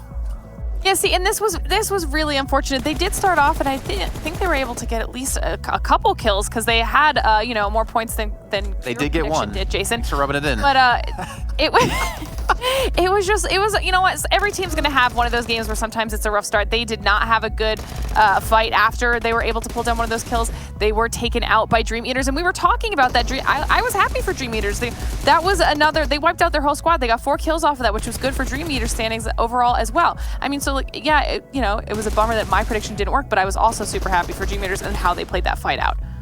Definitely true. I remember exactly you saying, hey, I'm actually glad it was Dream Eaters the ones that went ahead and knocked my pick there, because they are a team that kind of, we seen them get a win before yesterday on day 1, and they are a team that can get in a groove, and it's something that we're kind of starting to see now out of Kanina Power. I think that was their worst performance so far today after Jason picked them. Besides that, they had already 2 wins. Coming at me. Not sure what's happening here. It's the cast. Jason, what are your thoughts, Jason, on this Kanina Power finish on this match? I feel like they had a good effort. I feel like they were more, being generous to everyone else. I think, they were tired of winning 2 games, and they wanted to let other people have a chance. So they took the hit. I was gonna say that, to be fair. Yeah. So I think they're just being nice. I can respect that. I'm with you on that one. I think that's exactly what it was. They didn't want to go ahead and finish off the seeding here way too high on the leaderboard, because they want to go ahead and give the people a chance to see what's going to happen once we actually get to league play. So I'll give you that one. Yeah, Kanina Power was just letting this one slide. I'm going to take that, honestly. The silver lining from the game there. I'll be definitely happy with that. But V4, I mean, maybe we should talk about kind of the end of the game and how it worked out, because they had that little compound. They were the only one left in there. And then the zone kind of shifted away from them, and they had to come out, and then obviously getting knocked inside. Actually, before we get to that, let's take a look at the total damage. And your boys, Loops, 7. 1,900 damage done out of them. 1,900 damage, 10 kills, and that just goes to show nobody challenged them in boot camp. That's one thing that I mentioned before even the match started with Loops, is that they were going to go ahead and drop boot camp, they were going to go ahead and drop Luster Building, and nobody challenged them. The only one that I kind of saw maybe close to them was Team Queso, but Team Queso usually tends to stay a little bit north of actually boot camp. Overall, great plays by them, by Loops Esports. And going back to B4, as you were mentioning, they did have that building there on those final circles. For some reason, just at the end, it seems like they took a little bit too long to go ahead and push out of that building. I know we were talking when we were watching the match, we were saying, well, at least some part of the building is going to stay inside, but I felt like as soon as they would have seen that circle, throw some smokes, try to get out of that area, maybe find a rock, maybe find a tree to find some cover behind. That way you're set for what Umbra is going to be doing, and also from what Loops Esports was going to be doing. And I wanted to point out, was it Headquarters and KHK? It was 500 damage and 300 damage respectively on the 2. I feel like they were definitely playing for placements the whole time. I mean, we didn't really see much aggression, not a lot of kills coming out of them.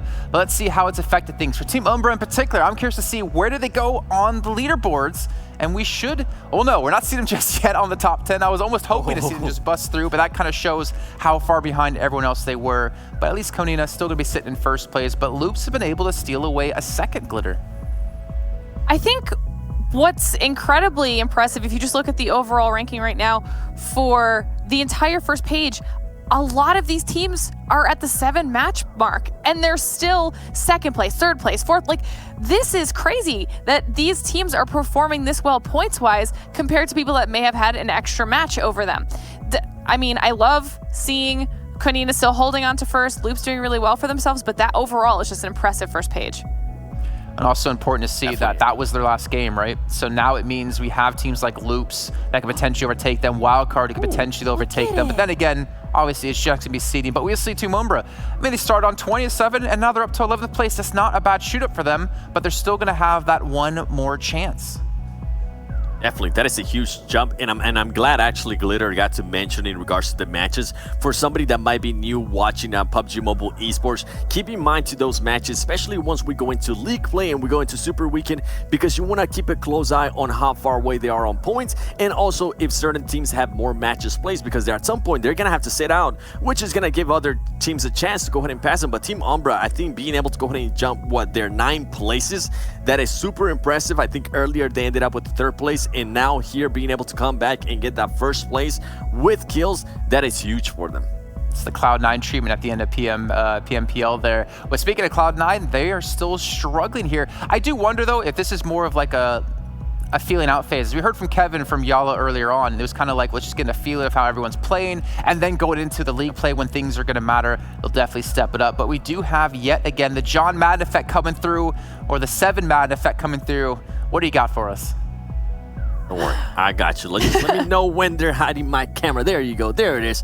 All right, now the one we're going to be breaking down here is going to go ahead and be B4 against Nova. I want you to keep an eye out on Nova. They're currently going to be reviving a player. And guess what? B4 has 3 players that are just gonna be on absolute fire, and get ready to see what my boy Levi is gonna be able to do. Something that I love. Keep an eye on Levi right here. He's gonna go ahead and start bunny hopping, and he's gonna bunny hop all the way down from there to here, and it's gonna be just beautiful to see, because he's gonna try, he's pretty much what he's given his team is a different angle as some of the other players are gonna be right here. So now that we're gonna go ahead and press play here, the Nova player is gonna be able to go ahead and heal up right in time before the action starts. And right here, just the different angles that Nova's able to kind of keep track of. They do end up knocking one player there with Mixera, and it changes the whole, pretty much the whole fight here. It becomes a 2v2. Keep in mind though, some of the players do have less health. And right here, we're just gonna go ahead and let it finish a little bit more. Grenades are thrown. Levi, with that great grenade, able to go ahead and just finish off that player, and C-Fan being able to go ahead and just hold that angle. And right here with the movement, something that I quite enjoy is that as soon as Pedro realizes that Levi's right there, Pedro's like, you know what, you got this, man. Let me go ahead and pick up Mixera, because we cannot afford to go ahead and lose him. And Levi, sure enough, is able to go ahead and hit those shots, get that engagement, being able to be Nova, and at the end of the day, guess what? My man ends up with some fire and some confetti, baby. Levi being able to clutch it right there for B4 was just a great play. You know, Seven, I think this is why we can't have nice things, man.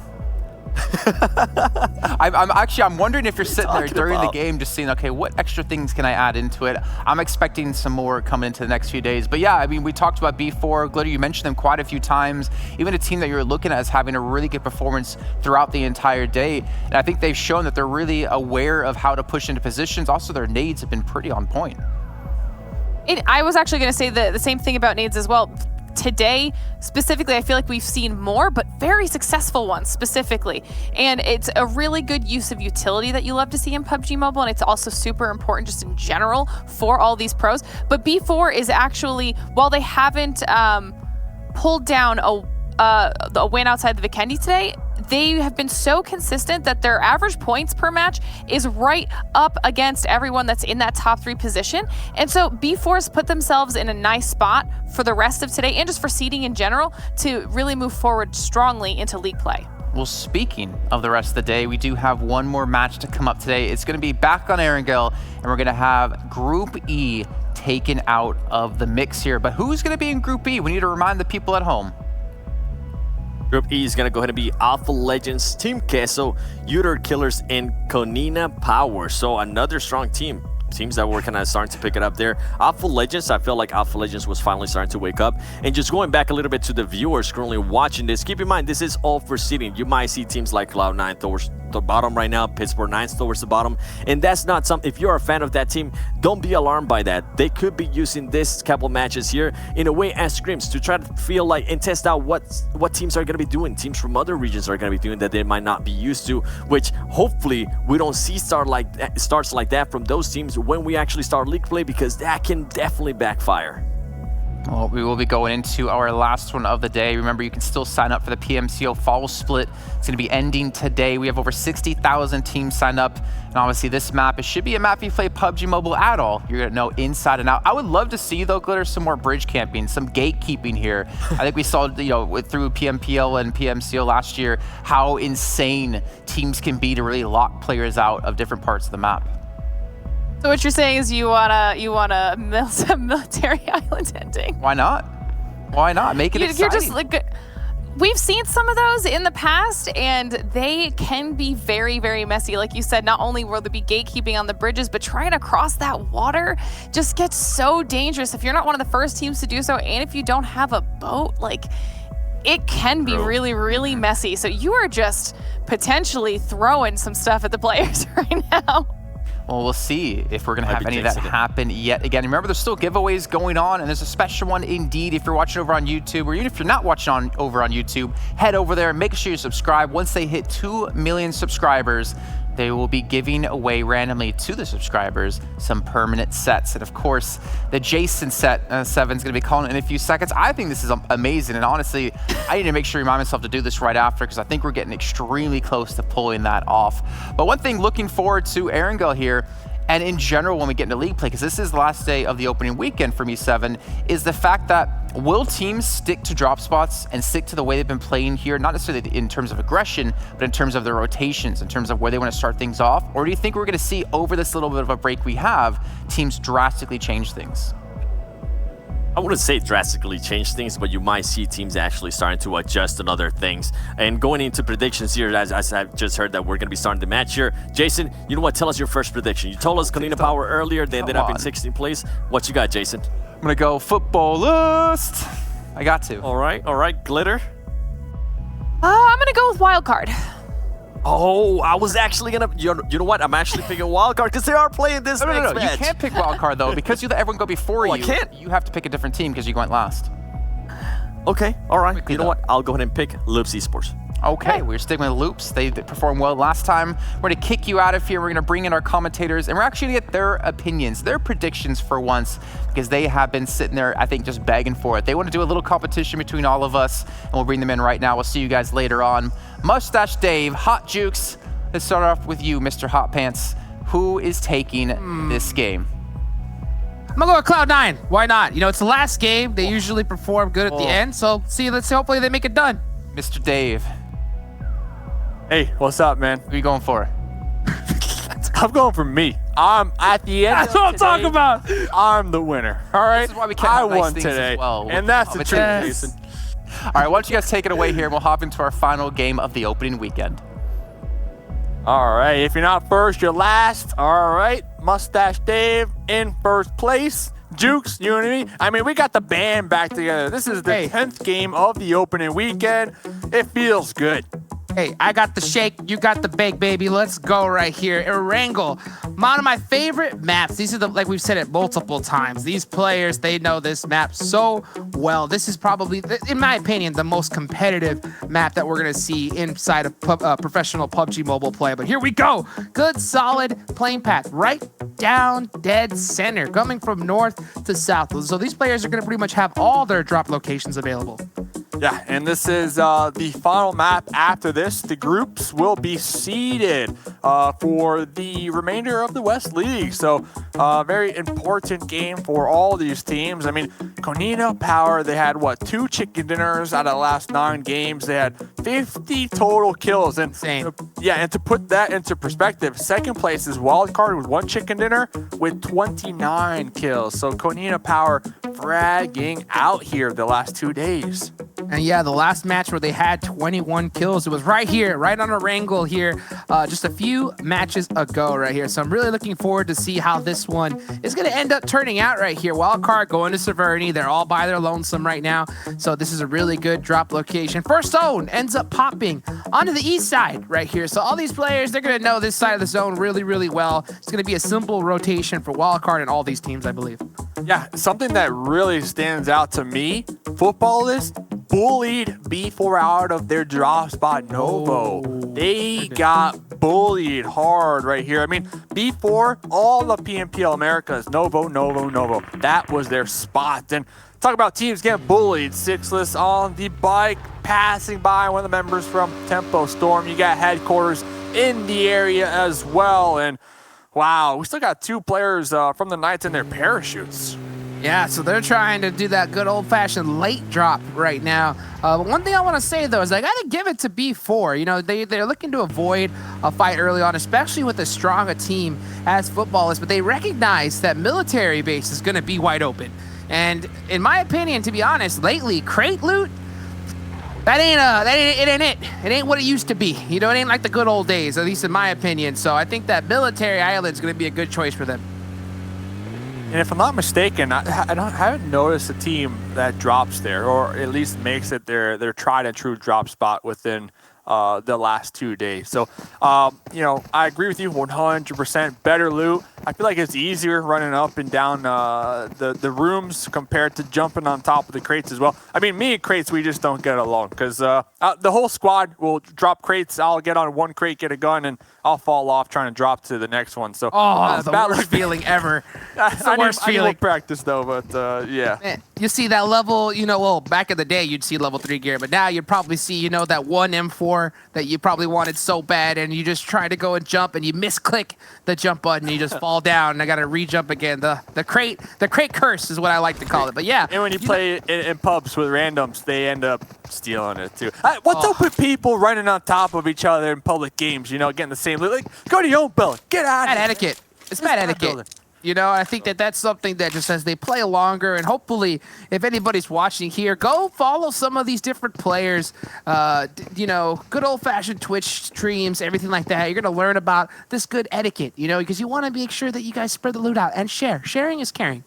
Spread the loot, spread the love. Not only that, you get to get a better understanding on who the player is, how the team talks to each other, their synergy, their communication. I mean, there's just so much action out there when it comes to PUBG Mobile, and I just love it. I mean, it's so open. All these players very accessible. You can tweet at them, and you're most likely going to get a response. So you love to see it. And Dream Eaters out here on the horizon, just having a good final game here of the evening. Oh, Jukes, I wanted to get your take. I was talking to chat. I got to clarify this. Okay, and you probably know the answer here. So, blue zone knocks you down, but somebody kills you. That point goes to that person that kills you, right? 100%. If they get the thirst, you get the kill. You get the point. And that's that. Is it possible for you to get the knock and the blue zone gets the thirst? If you get the knock and the blue zone thirst, you get the kill. You should get the kill. So it's win-win. Win-win. Yes. Win-win. All right. So talk about being the win-win right here. Kowalski popping on up on that broken wall. Will be connecting onto one, but the jump shot's going on. What is going on? The Dream Eaters are done. That was a quick one. Kowalski, the only member from Loops to get knocked in the process. It's like Dream Eaters are like, hello, Loops. Would you like 4 points? Loops are like, yeah, sure, why not? Oh my God! Oh, I'll tell you what. If there was a gambling spot available, I would put all my money down that is going to be one of the highlighted plays on the desk right here. What an insane play right there. Loops able to clutch that out. It looked like it wasn't going to be in their favor, but they got it done right there. And it looks like y'all look at that. Just look at the sharing of the loot. Stop by, parked at each other, just a quick little exchange, and on to the next week. But man, I can't get over that past Loops fight. That was insane. I feel like Dream Eaters, and feel free to let me know. I feel like they all pushed the same angle right there, and that was like their downfall. They all pushed the same exact spot. They had more cover than Loops, and Loops was stuck against that wall. All they had to do was kind of hit that lean and shots, but I guess another member from Loops, I wasn't sure if maybe it was somebody that was in the passenger seat driving, but somebody threw a nade, and that just turned the whole fight around for Dream Eaters right there, man. But wow, what an insane play. One grenade to rule them all. All it takes. Oops. That's all it takes. B4 up here. Looks like they got Solke kind of pinned down. Solke might not even be aware with the freedom of them just running around, looting up right now. They might not even be aware that there is an eagle in the sky hunting them down right here. And Solke just enjoying life, you know, not even expecting what's to come.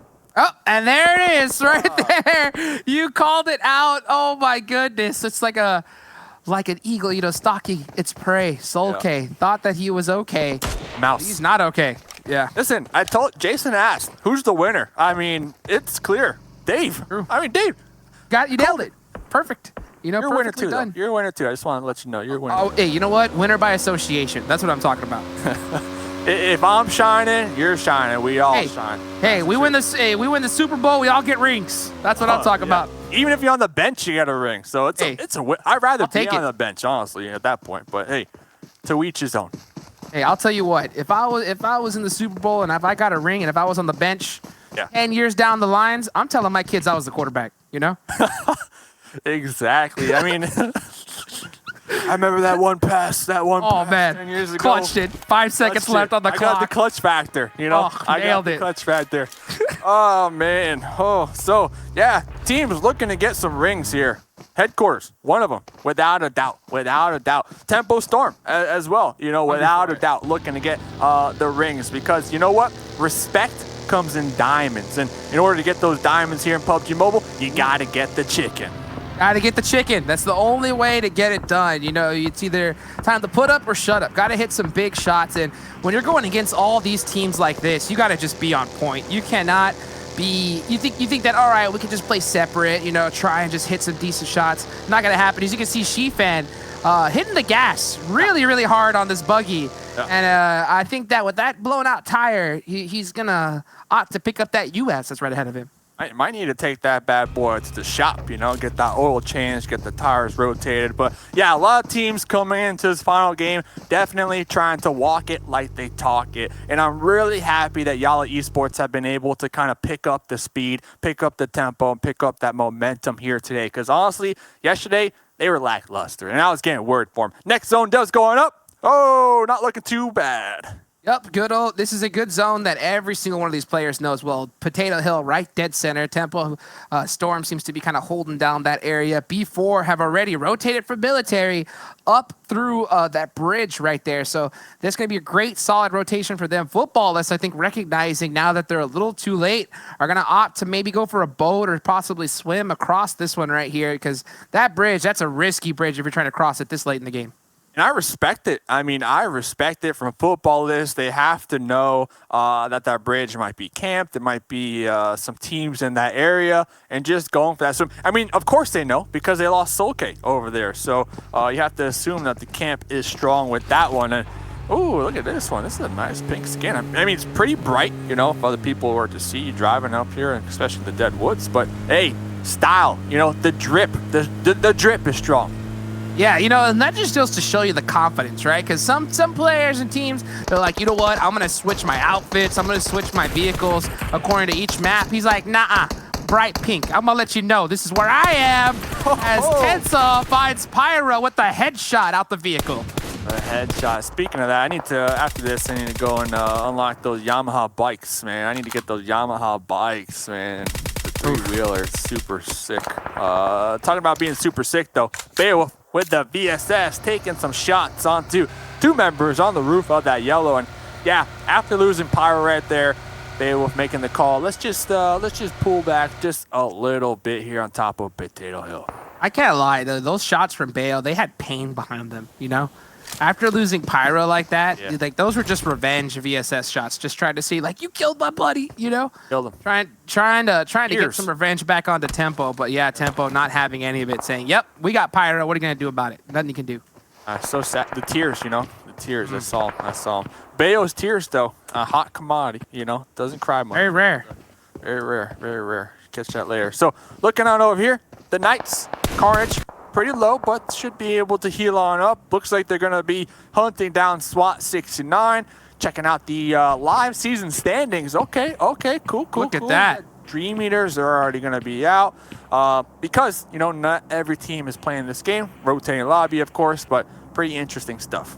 You got to remember, Konita Power right now, they're in first place. Loops can overtake them. And speaking of Loops, Becker just got knocked right now and thirsted. So that's going to leave only 3 members up for Loops to try and cover these. I believe they need about 14 points if they're looking to take over and hold down this first place spot. So it's going to be up to the last 3 members, but it's Carrillo, Kaowski, and Dad, and 3 monsters still on this Erangel map. Still going strong. Oh, no, you do not want to hard peek that, dude. H8 saw the initial peek too. It was like, yeah, I'm just going to wait till they peek their whole body real quick. They should be able to get the revive, but yeah, H8 up here. I mean, hey, that's a vest. That might even be a helmet right there.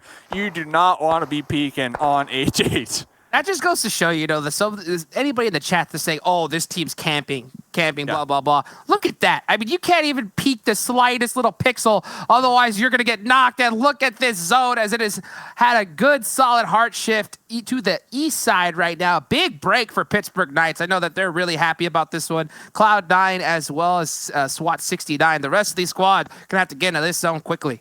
Yeah, looks like Wildcard sent Acer to prison. Looks like they're all going to be getting some loot. Wildcard playing that position, you know, almost every angle match, of course, when the circle favors it. But yeah, the hard shift going to be tossing a wrench in that plane. SWAT 69 on the edge, you know, just south of Pachinki. They're looking pretty good, looking pretty fine. Team Umbra, though, looks like they're going to be in pursuit of one of the members from Frag Machine. Oh, we got a runner. To get right on over that hill. Yeah, are they going to continue chasing them down? Probably, right? Maybe. Yeah, I mean, well, they're just headed into zone right now, and they're trying to get any... I mean, if they're able to get that knock and thirst, that is a lot of loot. Oh, there they go. The remainder of his Frag Machines. Yeah, Vindex trying to make a U-turn. Going to be pumping the brakes. Going to be popping on out. And there goes one from Frag Machines. Outplay. Going back and forth, trying to dodge these bullets going uphill. And there goes Outplay as well. Oh, we were talking about traffic jams, flat tires, getting oil changes. Well, Frag Machine, they lost 2 in the process of that rotation. Tough break for Frag Machine right there, losing 2 members on the rotate. And I mean, this is why, I mean, I think that driving is a really underrated skill, especially in PUBG. Oh, what happened? Outplay got ran over by Vindex. What just happened right there? Really interesting to see. It looked like they were okay, but I guess not. As Kaowski, we're going over to him. He's got that 6X Mini just tapping away right now, annoying this squad across the field. All you got to do. That's all you got to do. I mean, Kowalski, I mean, such a good player. I mean, all these players are good, but Kowalski, I just love the fact that every time we look at them, they are not standing still at all. I mean, it's remarkable. And, you know, looking over here, look like Yala Esports 0, yep, might have got that knock onto Octavian down there on the first story of the Harry Potter. It is going to be straight up sending it. Yala Esports only with 2 up, but not going to let that stop them over here. There goes actually 2 down from KHK Esports. Now it's up to Oped trying to get the wraparound 0 going on for that spray. We'll be finding one of them doing the quick switcherino to that Scar. Oh no, needs to reload. 0 reloading as well on the outskirts of this one. The third party is coming on out. 0 aiming down sights right there. Bam, shot to the chest. There goes KHK Esports. Well played, 0 right there, using that third party from football is to his advantage, but he ended up losing his teammate in the process. Now he's stuck all by himself while the rest of footballers know exactly where he's at. Really, you know, I don't think either of those teams won. If you got footballers right near you taking shots at you, yeah, you're in a losing situation. I'm just going to say it just like that. So, actually, next zone does go on up. Oh, my gosh. Could favor. Yeah, that could favor 0 from Yala. I'll tell you who won after that zone shift. Pittsburgh Knights, man. That zone hard shifted right on top of them, and that is a lot of open field right now. So this is a huge opportunity for PK to get a whole lot of kills on the leaderboard, but they're really spread out, and all the teams are starting to crash on them right now. Yeah, you know, I want to see them group up like yesterday. You know, we see Raven, we see Sixless. They're spread apart right now, trying to catch these angles. But every single other squad that was not favored, and that's 13 other teams, they are in their vehicles. They are making the pull-up, making the push right now as Carnage is finding out first-hand tempo. They're able to get in that low little dip over there, uneven from C9 with the Scar, trying to get some vehicle explosions of their own. Yes, they are right now. Loops all set up, getting shot in the back from Cloud9. Wildcard in the mix as well, crashing onto Sixless. This is what happens when you're so spread out. You know, you just, there's nothing you can really do when a team crashes on top of you. They're gonna have to make that sacrifice of Sixless, and Carnage is gonna have to retreat to the rest of his team. Yep. Carnage Grenade by Spring. There, Spring gonna be trying to toss these grenades on into those little tiny shelter windows. And they thread it. Gonna be cooking another one. Smokes are coming on out from Loops. Oh, the grenade on the roof, able to inflict all the damage that's needed. Carlito trying to push some out themselves. Spring able to make their way on in. They are right on top of one another. One wall to separate them right now. Spring's gonna be going on for that heal up. Carlito. Oh, switching back. Okay. I mean, Wildcard's still all alive. The whole team. Yep. Okay, coming in. Oh, the third party though. The third party from C9 Bayo over here with the VSS, taking some shots. Gonna be shooting multiple shots out there, actually inflicting so much damage. Able to connect not on one but two of Wildcard. And Loop, such a strong team, but pitched from both sides, from Wildcard and Cloud9, two monster squads here in North America. And yeah, Loop's getting taken out right there in 13th place. Tough break for that squad. And for Edo7, who predicted they're going to win, man. Tough. That Shack though, I have never seen a team play that Shack and like actually live to tell the tale. I mean, it's like, yes, it's cover, but look around it. There's nothing, you know, it's just wide open. And look at this, the major counter to that Shack right now. I mean, C9, what a nice dip. They got the cover for some of their vehicles at least. Yeah, they are in a pretty good spot right now. It all depends on where this next zone decides to rotate to. Regardless, this is the importance of having so many vehicles up in the late game. And for anybody that's just kind of tuning in to professional gameplay, this is huge. When you don't have cover, having that vehicle, you can blow it up. And when it's blown up, it's basically a wall. And that's what these teams do. They set up basically nice little car walls. As we go over to the replay right now with Wildcard against Loop and Spring. What a grenade right there. I mean, they calculated that perfect. Threaded the needle through the window. Able to get 2 knocks onto Loops. And then from there, pressed up, and we're able to finish off the rest of that Loop squad.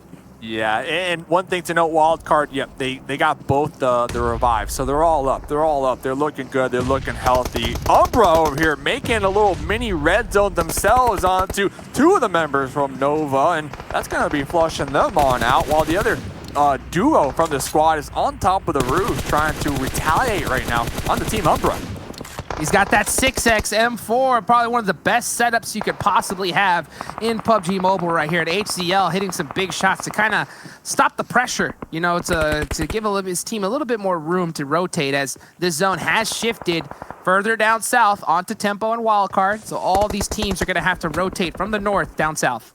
Wow, I mean, talk about this shift. I already know Sixless is in the comms like you guys should have rotated on top of me, because Sixless was in the prime position for this zone. Oh my goodness! Support. What the heck just happened here? The double knocks on both Footballless and B4. Here comes Pedro OG trying to come up with Mixzera to get the revives, to get the support. But you got Wildcard up there on the high ground, just peeking on over, going for that spray, but don't count out Cloud9 just yet. They got sight lines for days right now, and Footballless, they sent their last remaining member out for a nice little swim to try to get some placement points. Lut's gonna be bleeding on out right now.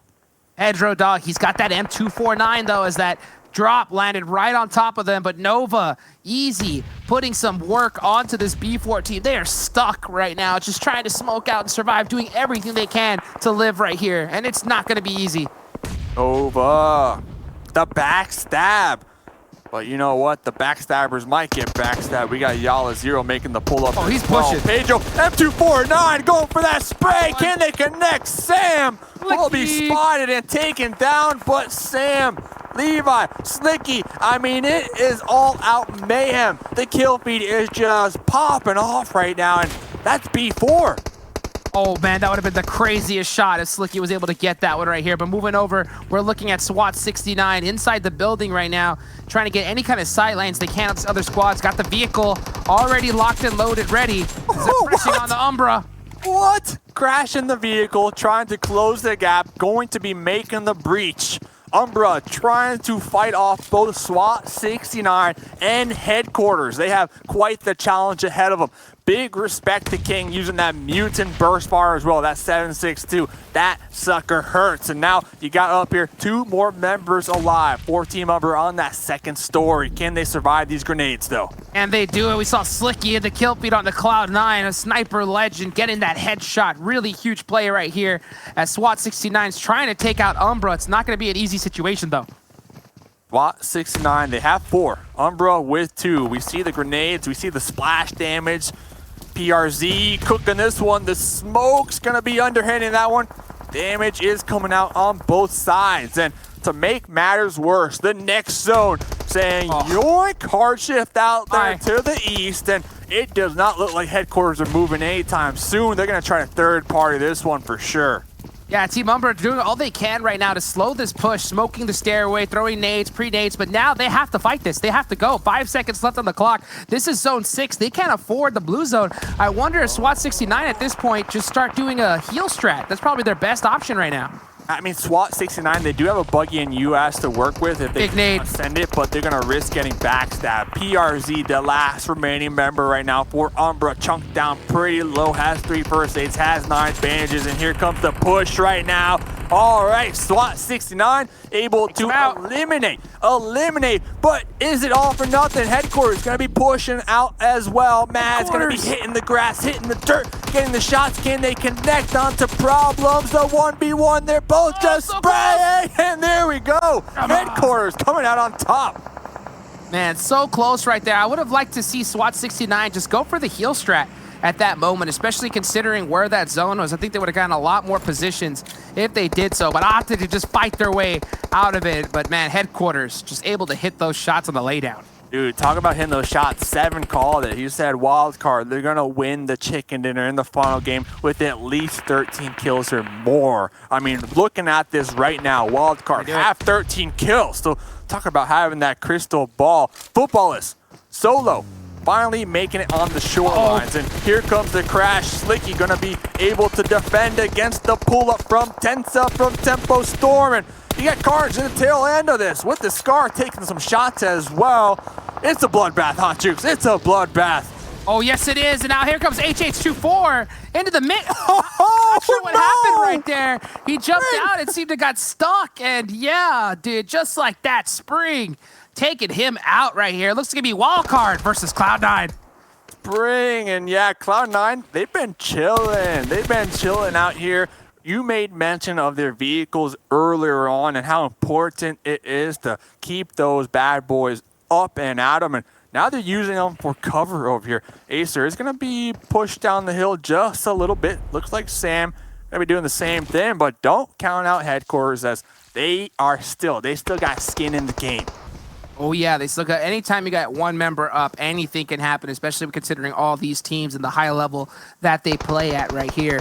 It's anybody's game, you know, but Wildcard, they're gonna, oh, the zone though. The zone has shifted on to Cloud9. Zone 9 doing it, what they do best right now, holding their position. Acer, oh, catches a crate drop though. That's gonna be huge cover for him. Yeah, that's like right on the edge of this circle. So yes, it's cover. The question is how many players can like huddle behind that without risking too much. Bayo gonna be attempting to toss some grenades, and Jamaz from Headquarters looking right on into Wildcard's direction. Could play spoiler.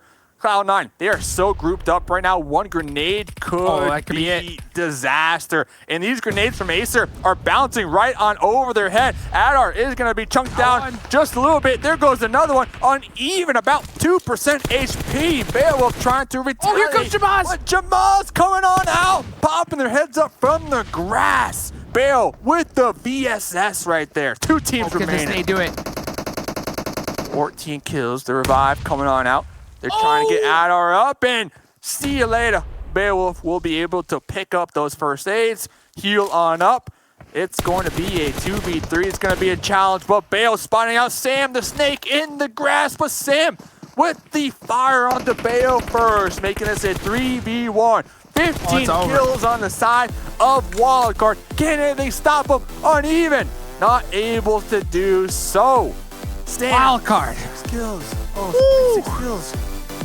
Look at the amount of work that this squad put in right there. 17 kills coming from Wildcard. Wow. I mean, they just put in work. They did that hardcore crash all the way from across the map, getting into zone, and they just killed their way through all the teams. What a play coming from Wildcard. Not only that, I mean, they baited out that shack so well. I mean, Tempo went there. There was like 3 teams that went to crash on that shack, and oh man, what a game. What a final, game. 10 games were done. The groups are going to be seated, Jukes. Amazing time, amazing experience on Jukes. And hey, you will catch us for sure moving forward. But until then, we got one more desk. Let's go to a quick break.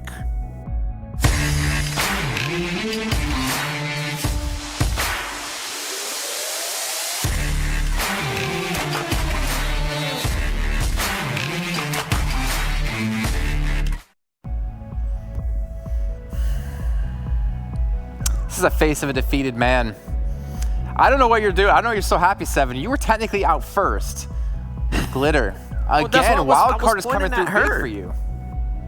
What is it? Yeah, that was odd. That It's was the opening good. weekend, That was right? good. These predictions don't matter. None of this is set in stone. There's no points being accumulated. It's just for seeding. Even though I think I got seeded last. But Wildcard, they've done it again. Definitely How happy last. are you now, Glitter? Not only am I happy because I was right, but that was just good gameplay at the end there. They held that small shack against so many squads and so many potential third parties. It was just skill. Well, there you see. First place for Wildcard. 17 kills. Not quite the 21 we had at Konina earlier on, but still 17 is amazing. Taking themselves 37 points. But Cloud9, the one time I don't back them, they end up showing up big here, Seven.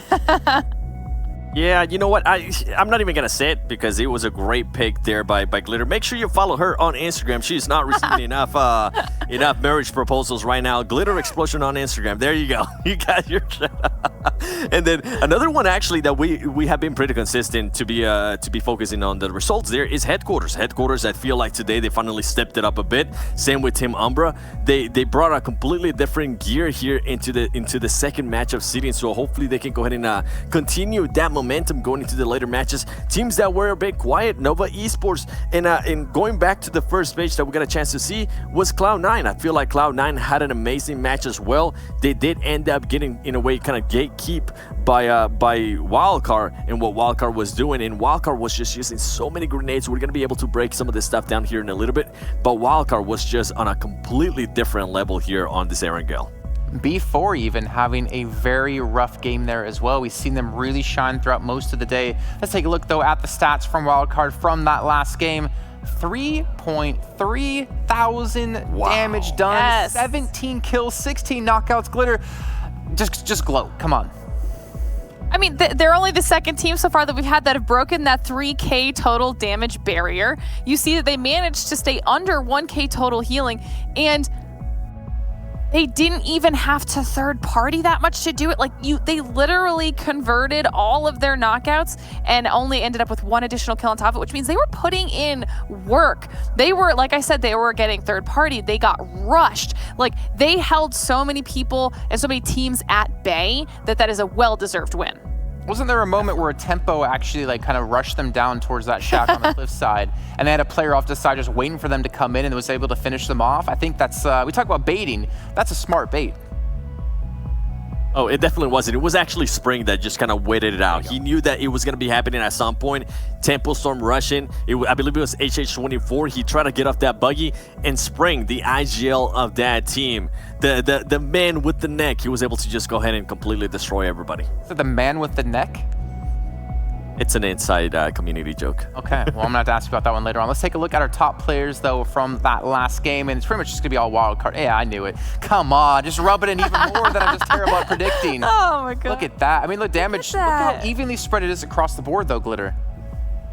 And I think that's something that's super impressive too, because it says a lot to just the skill level of all of the players on the team and the communication, because this is clearly going to be due to really good focus fire, really intelligent engagements. We saw them a couple times at the top of that hill when they were no longer forced to stay inside that shack. They had a really good spread. They were getting good angles on anyone that was near them. Just God, I don't think I have enough good things to say about them after that game. And something that I want to go ahead and note that did impress me a lot was from Sam. Sam, at one point, he was having in a 1v1 face-off with Beowulf. Beowulf had cover, and Sam was just pretty much being prone. And as soon as Beowulf picked, he got some shots on Sam. Sam was able to realize that, and he absolutely laser, and I mean laser Beowulf. So just the skill level that this team is bringing, and just the consistency too. This team has been one of the most consistent going into Erangel matches, and I think with their IGL spring, it is great to have that, and it's also great to have your team backing you up with not just kills, damage, knocks, everything just working perfectly here for Wildcard. Well, even your experts backing them up as well. Let's take a look at the do moments from our last and final game of our opening weekend. You can kind of just drop us straight into this one at 7. I mean, Loops off the bat, this was an insane battle that we did not expect to happen within the first 5 minutes. It definitely was. I was biting my nails here. I thought, oh no, is this the first time that I'm actually gonna be able to choose a team and be 16 plays like Jason? I don't want to know what that feels like.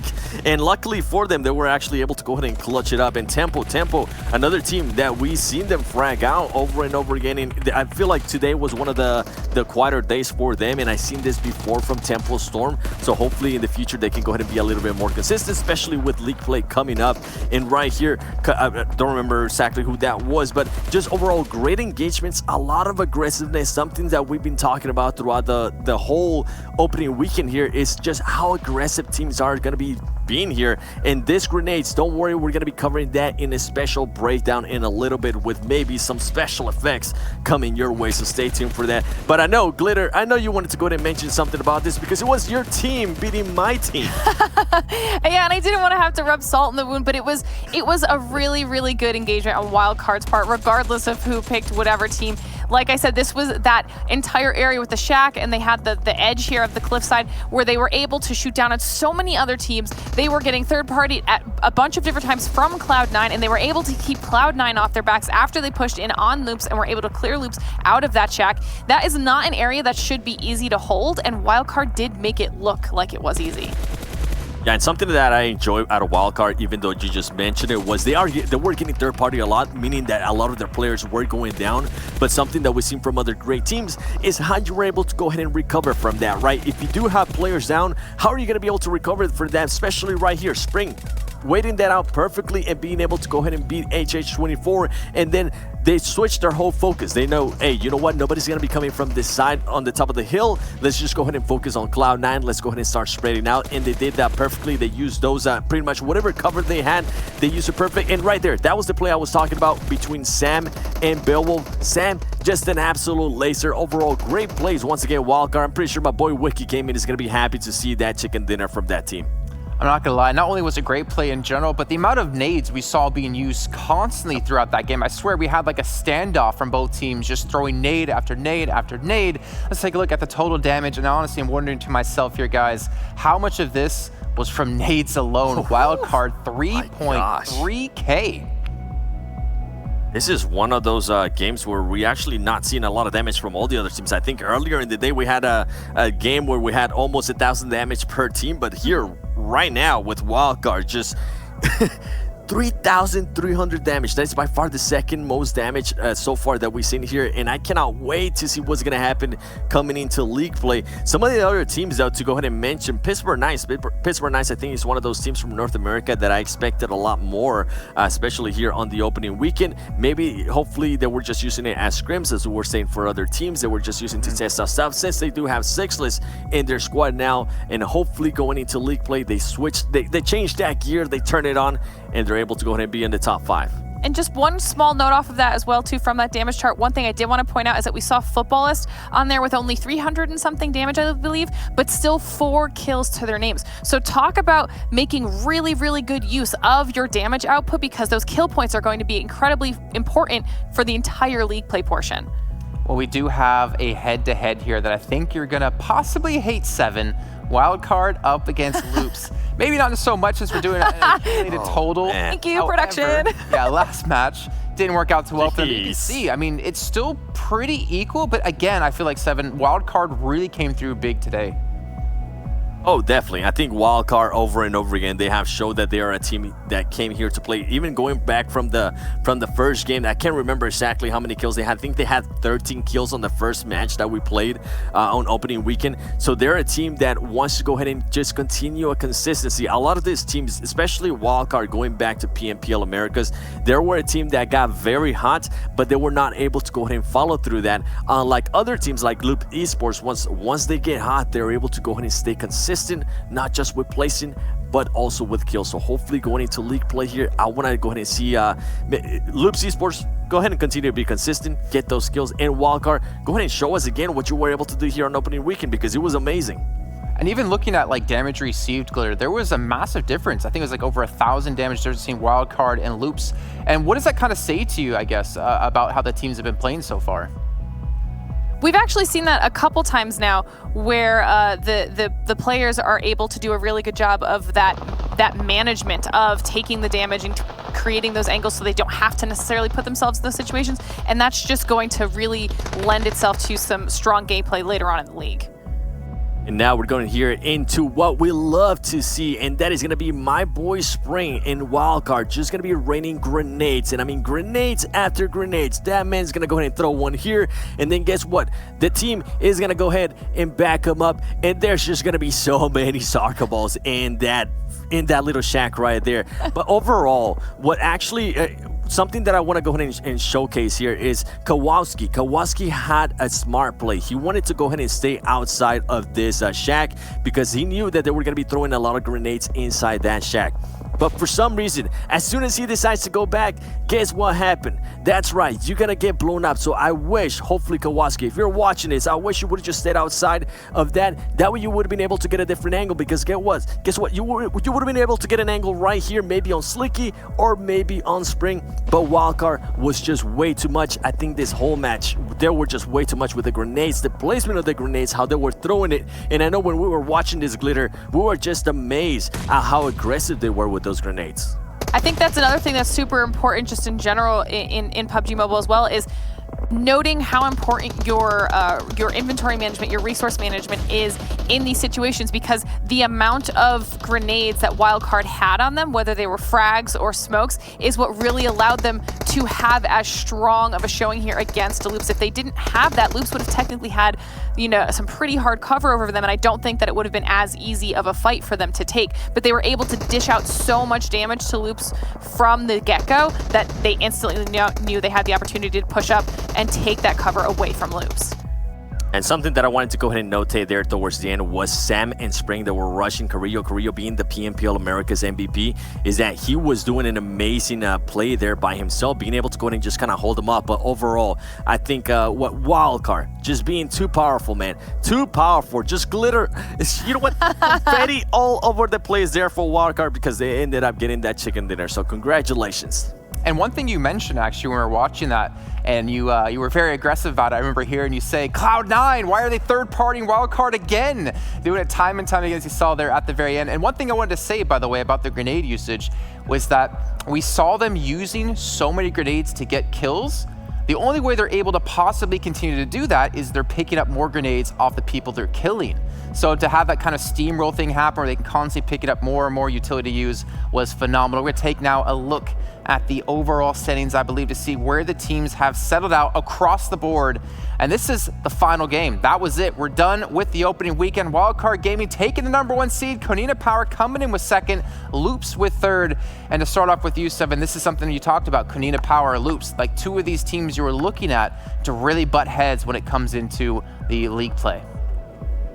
Oh, definitely. Konina Power was one of the first teams that caught my attention, especially because they were first coming out of Europe from that tournament that we had there. Even though they started very slow, usually with teams that are first, you know they are first for a reason. You know they are able to bounce back, and guess what? They came back and showed that. Another team that I also want to go ahead and mention is Futbolis. Futbolis have been consistent as well. Same with Alpha Legends. These teams, even though they're currently not sitting within the top 3, they had just been very consistent and are at least able to go ahead and secure some spots. If they're able able to go ahead and bring this consistency into league play, guess what?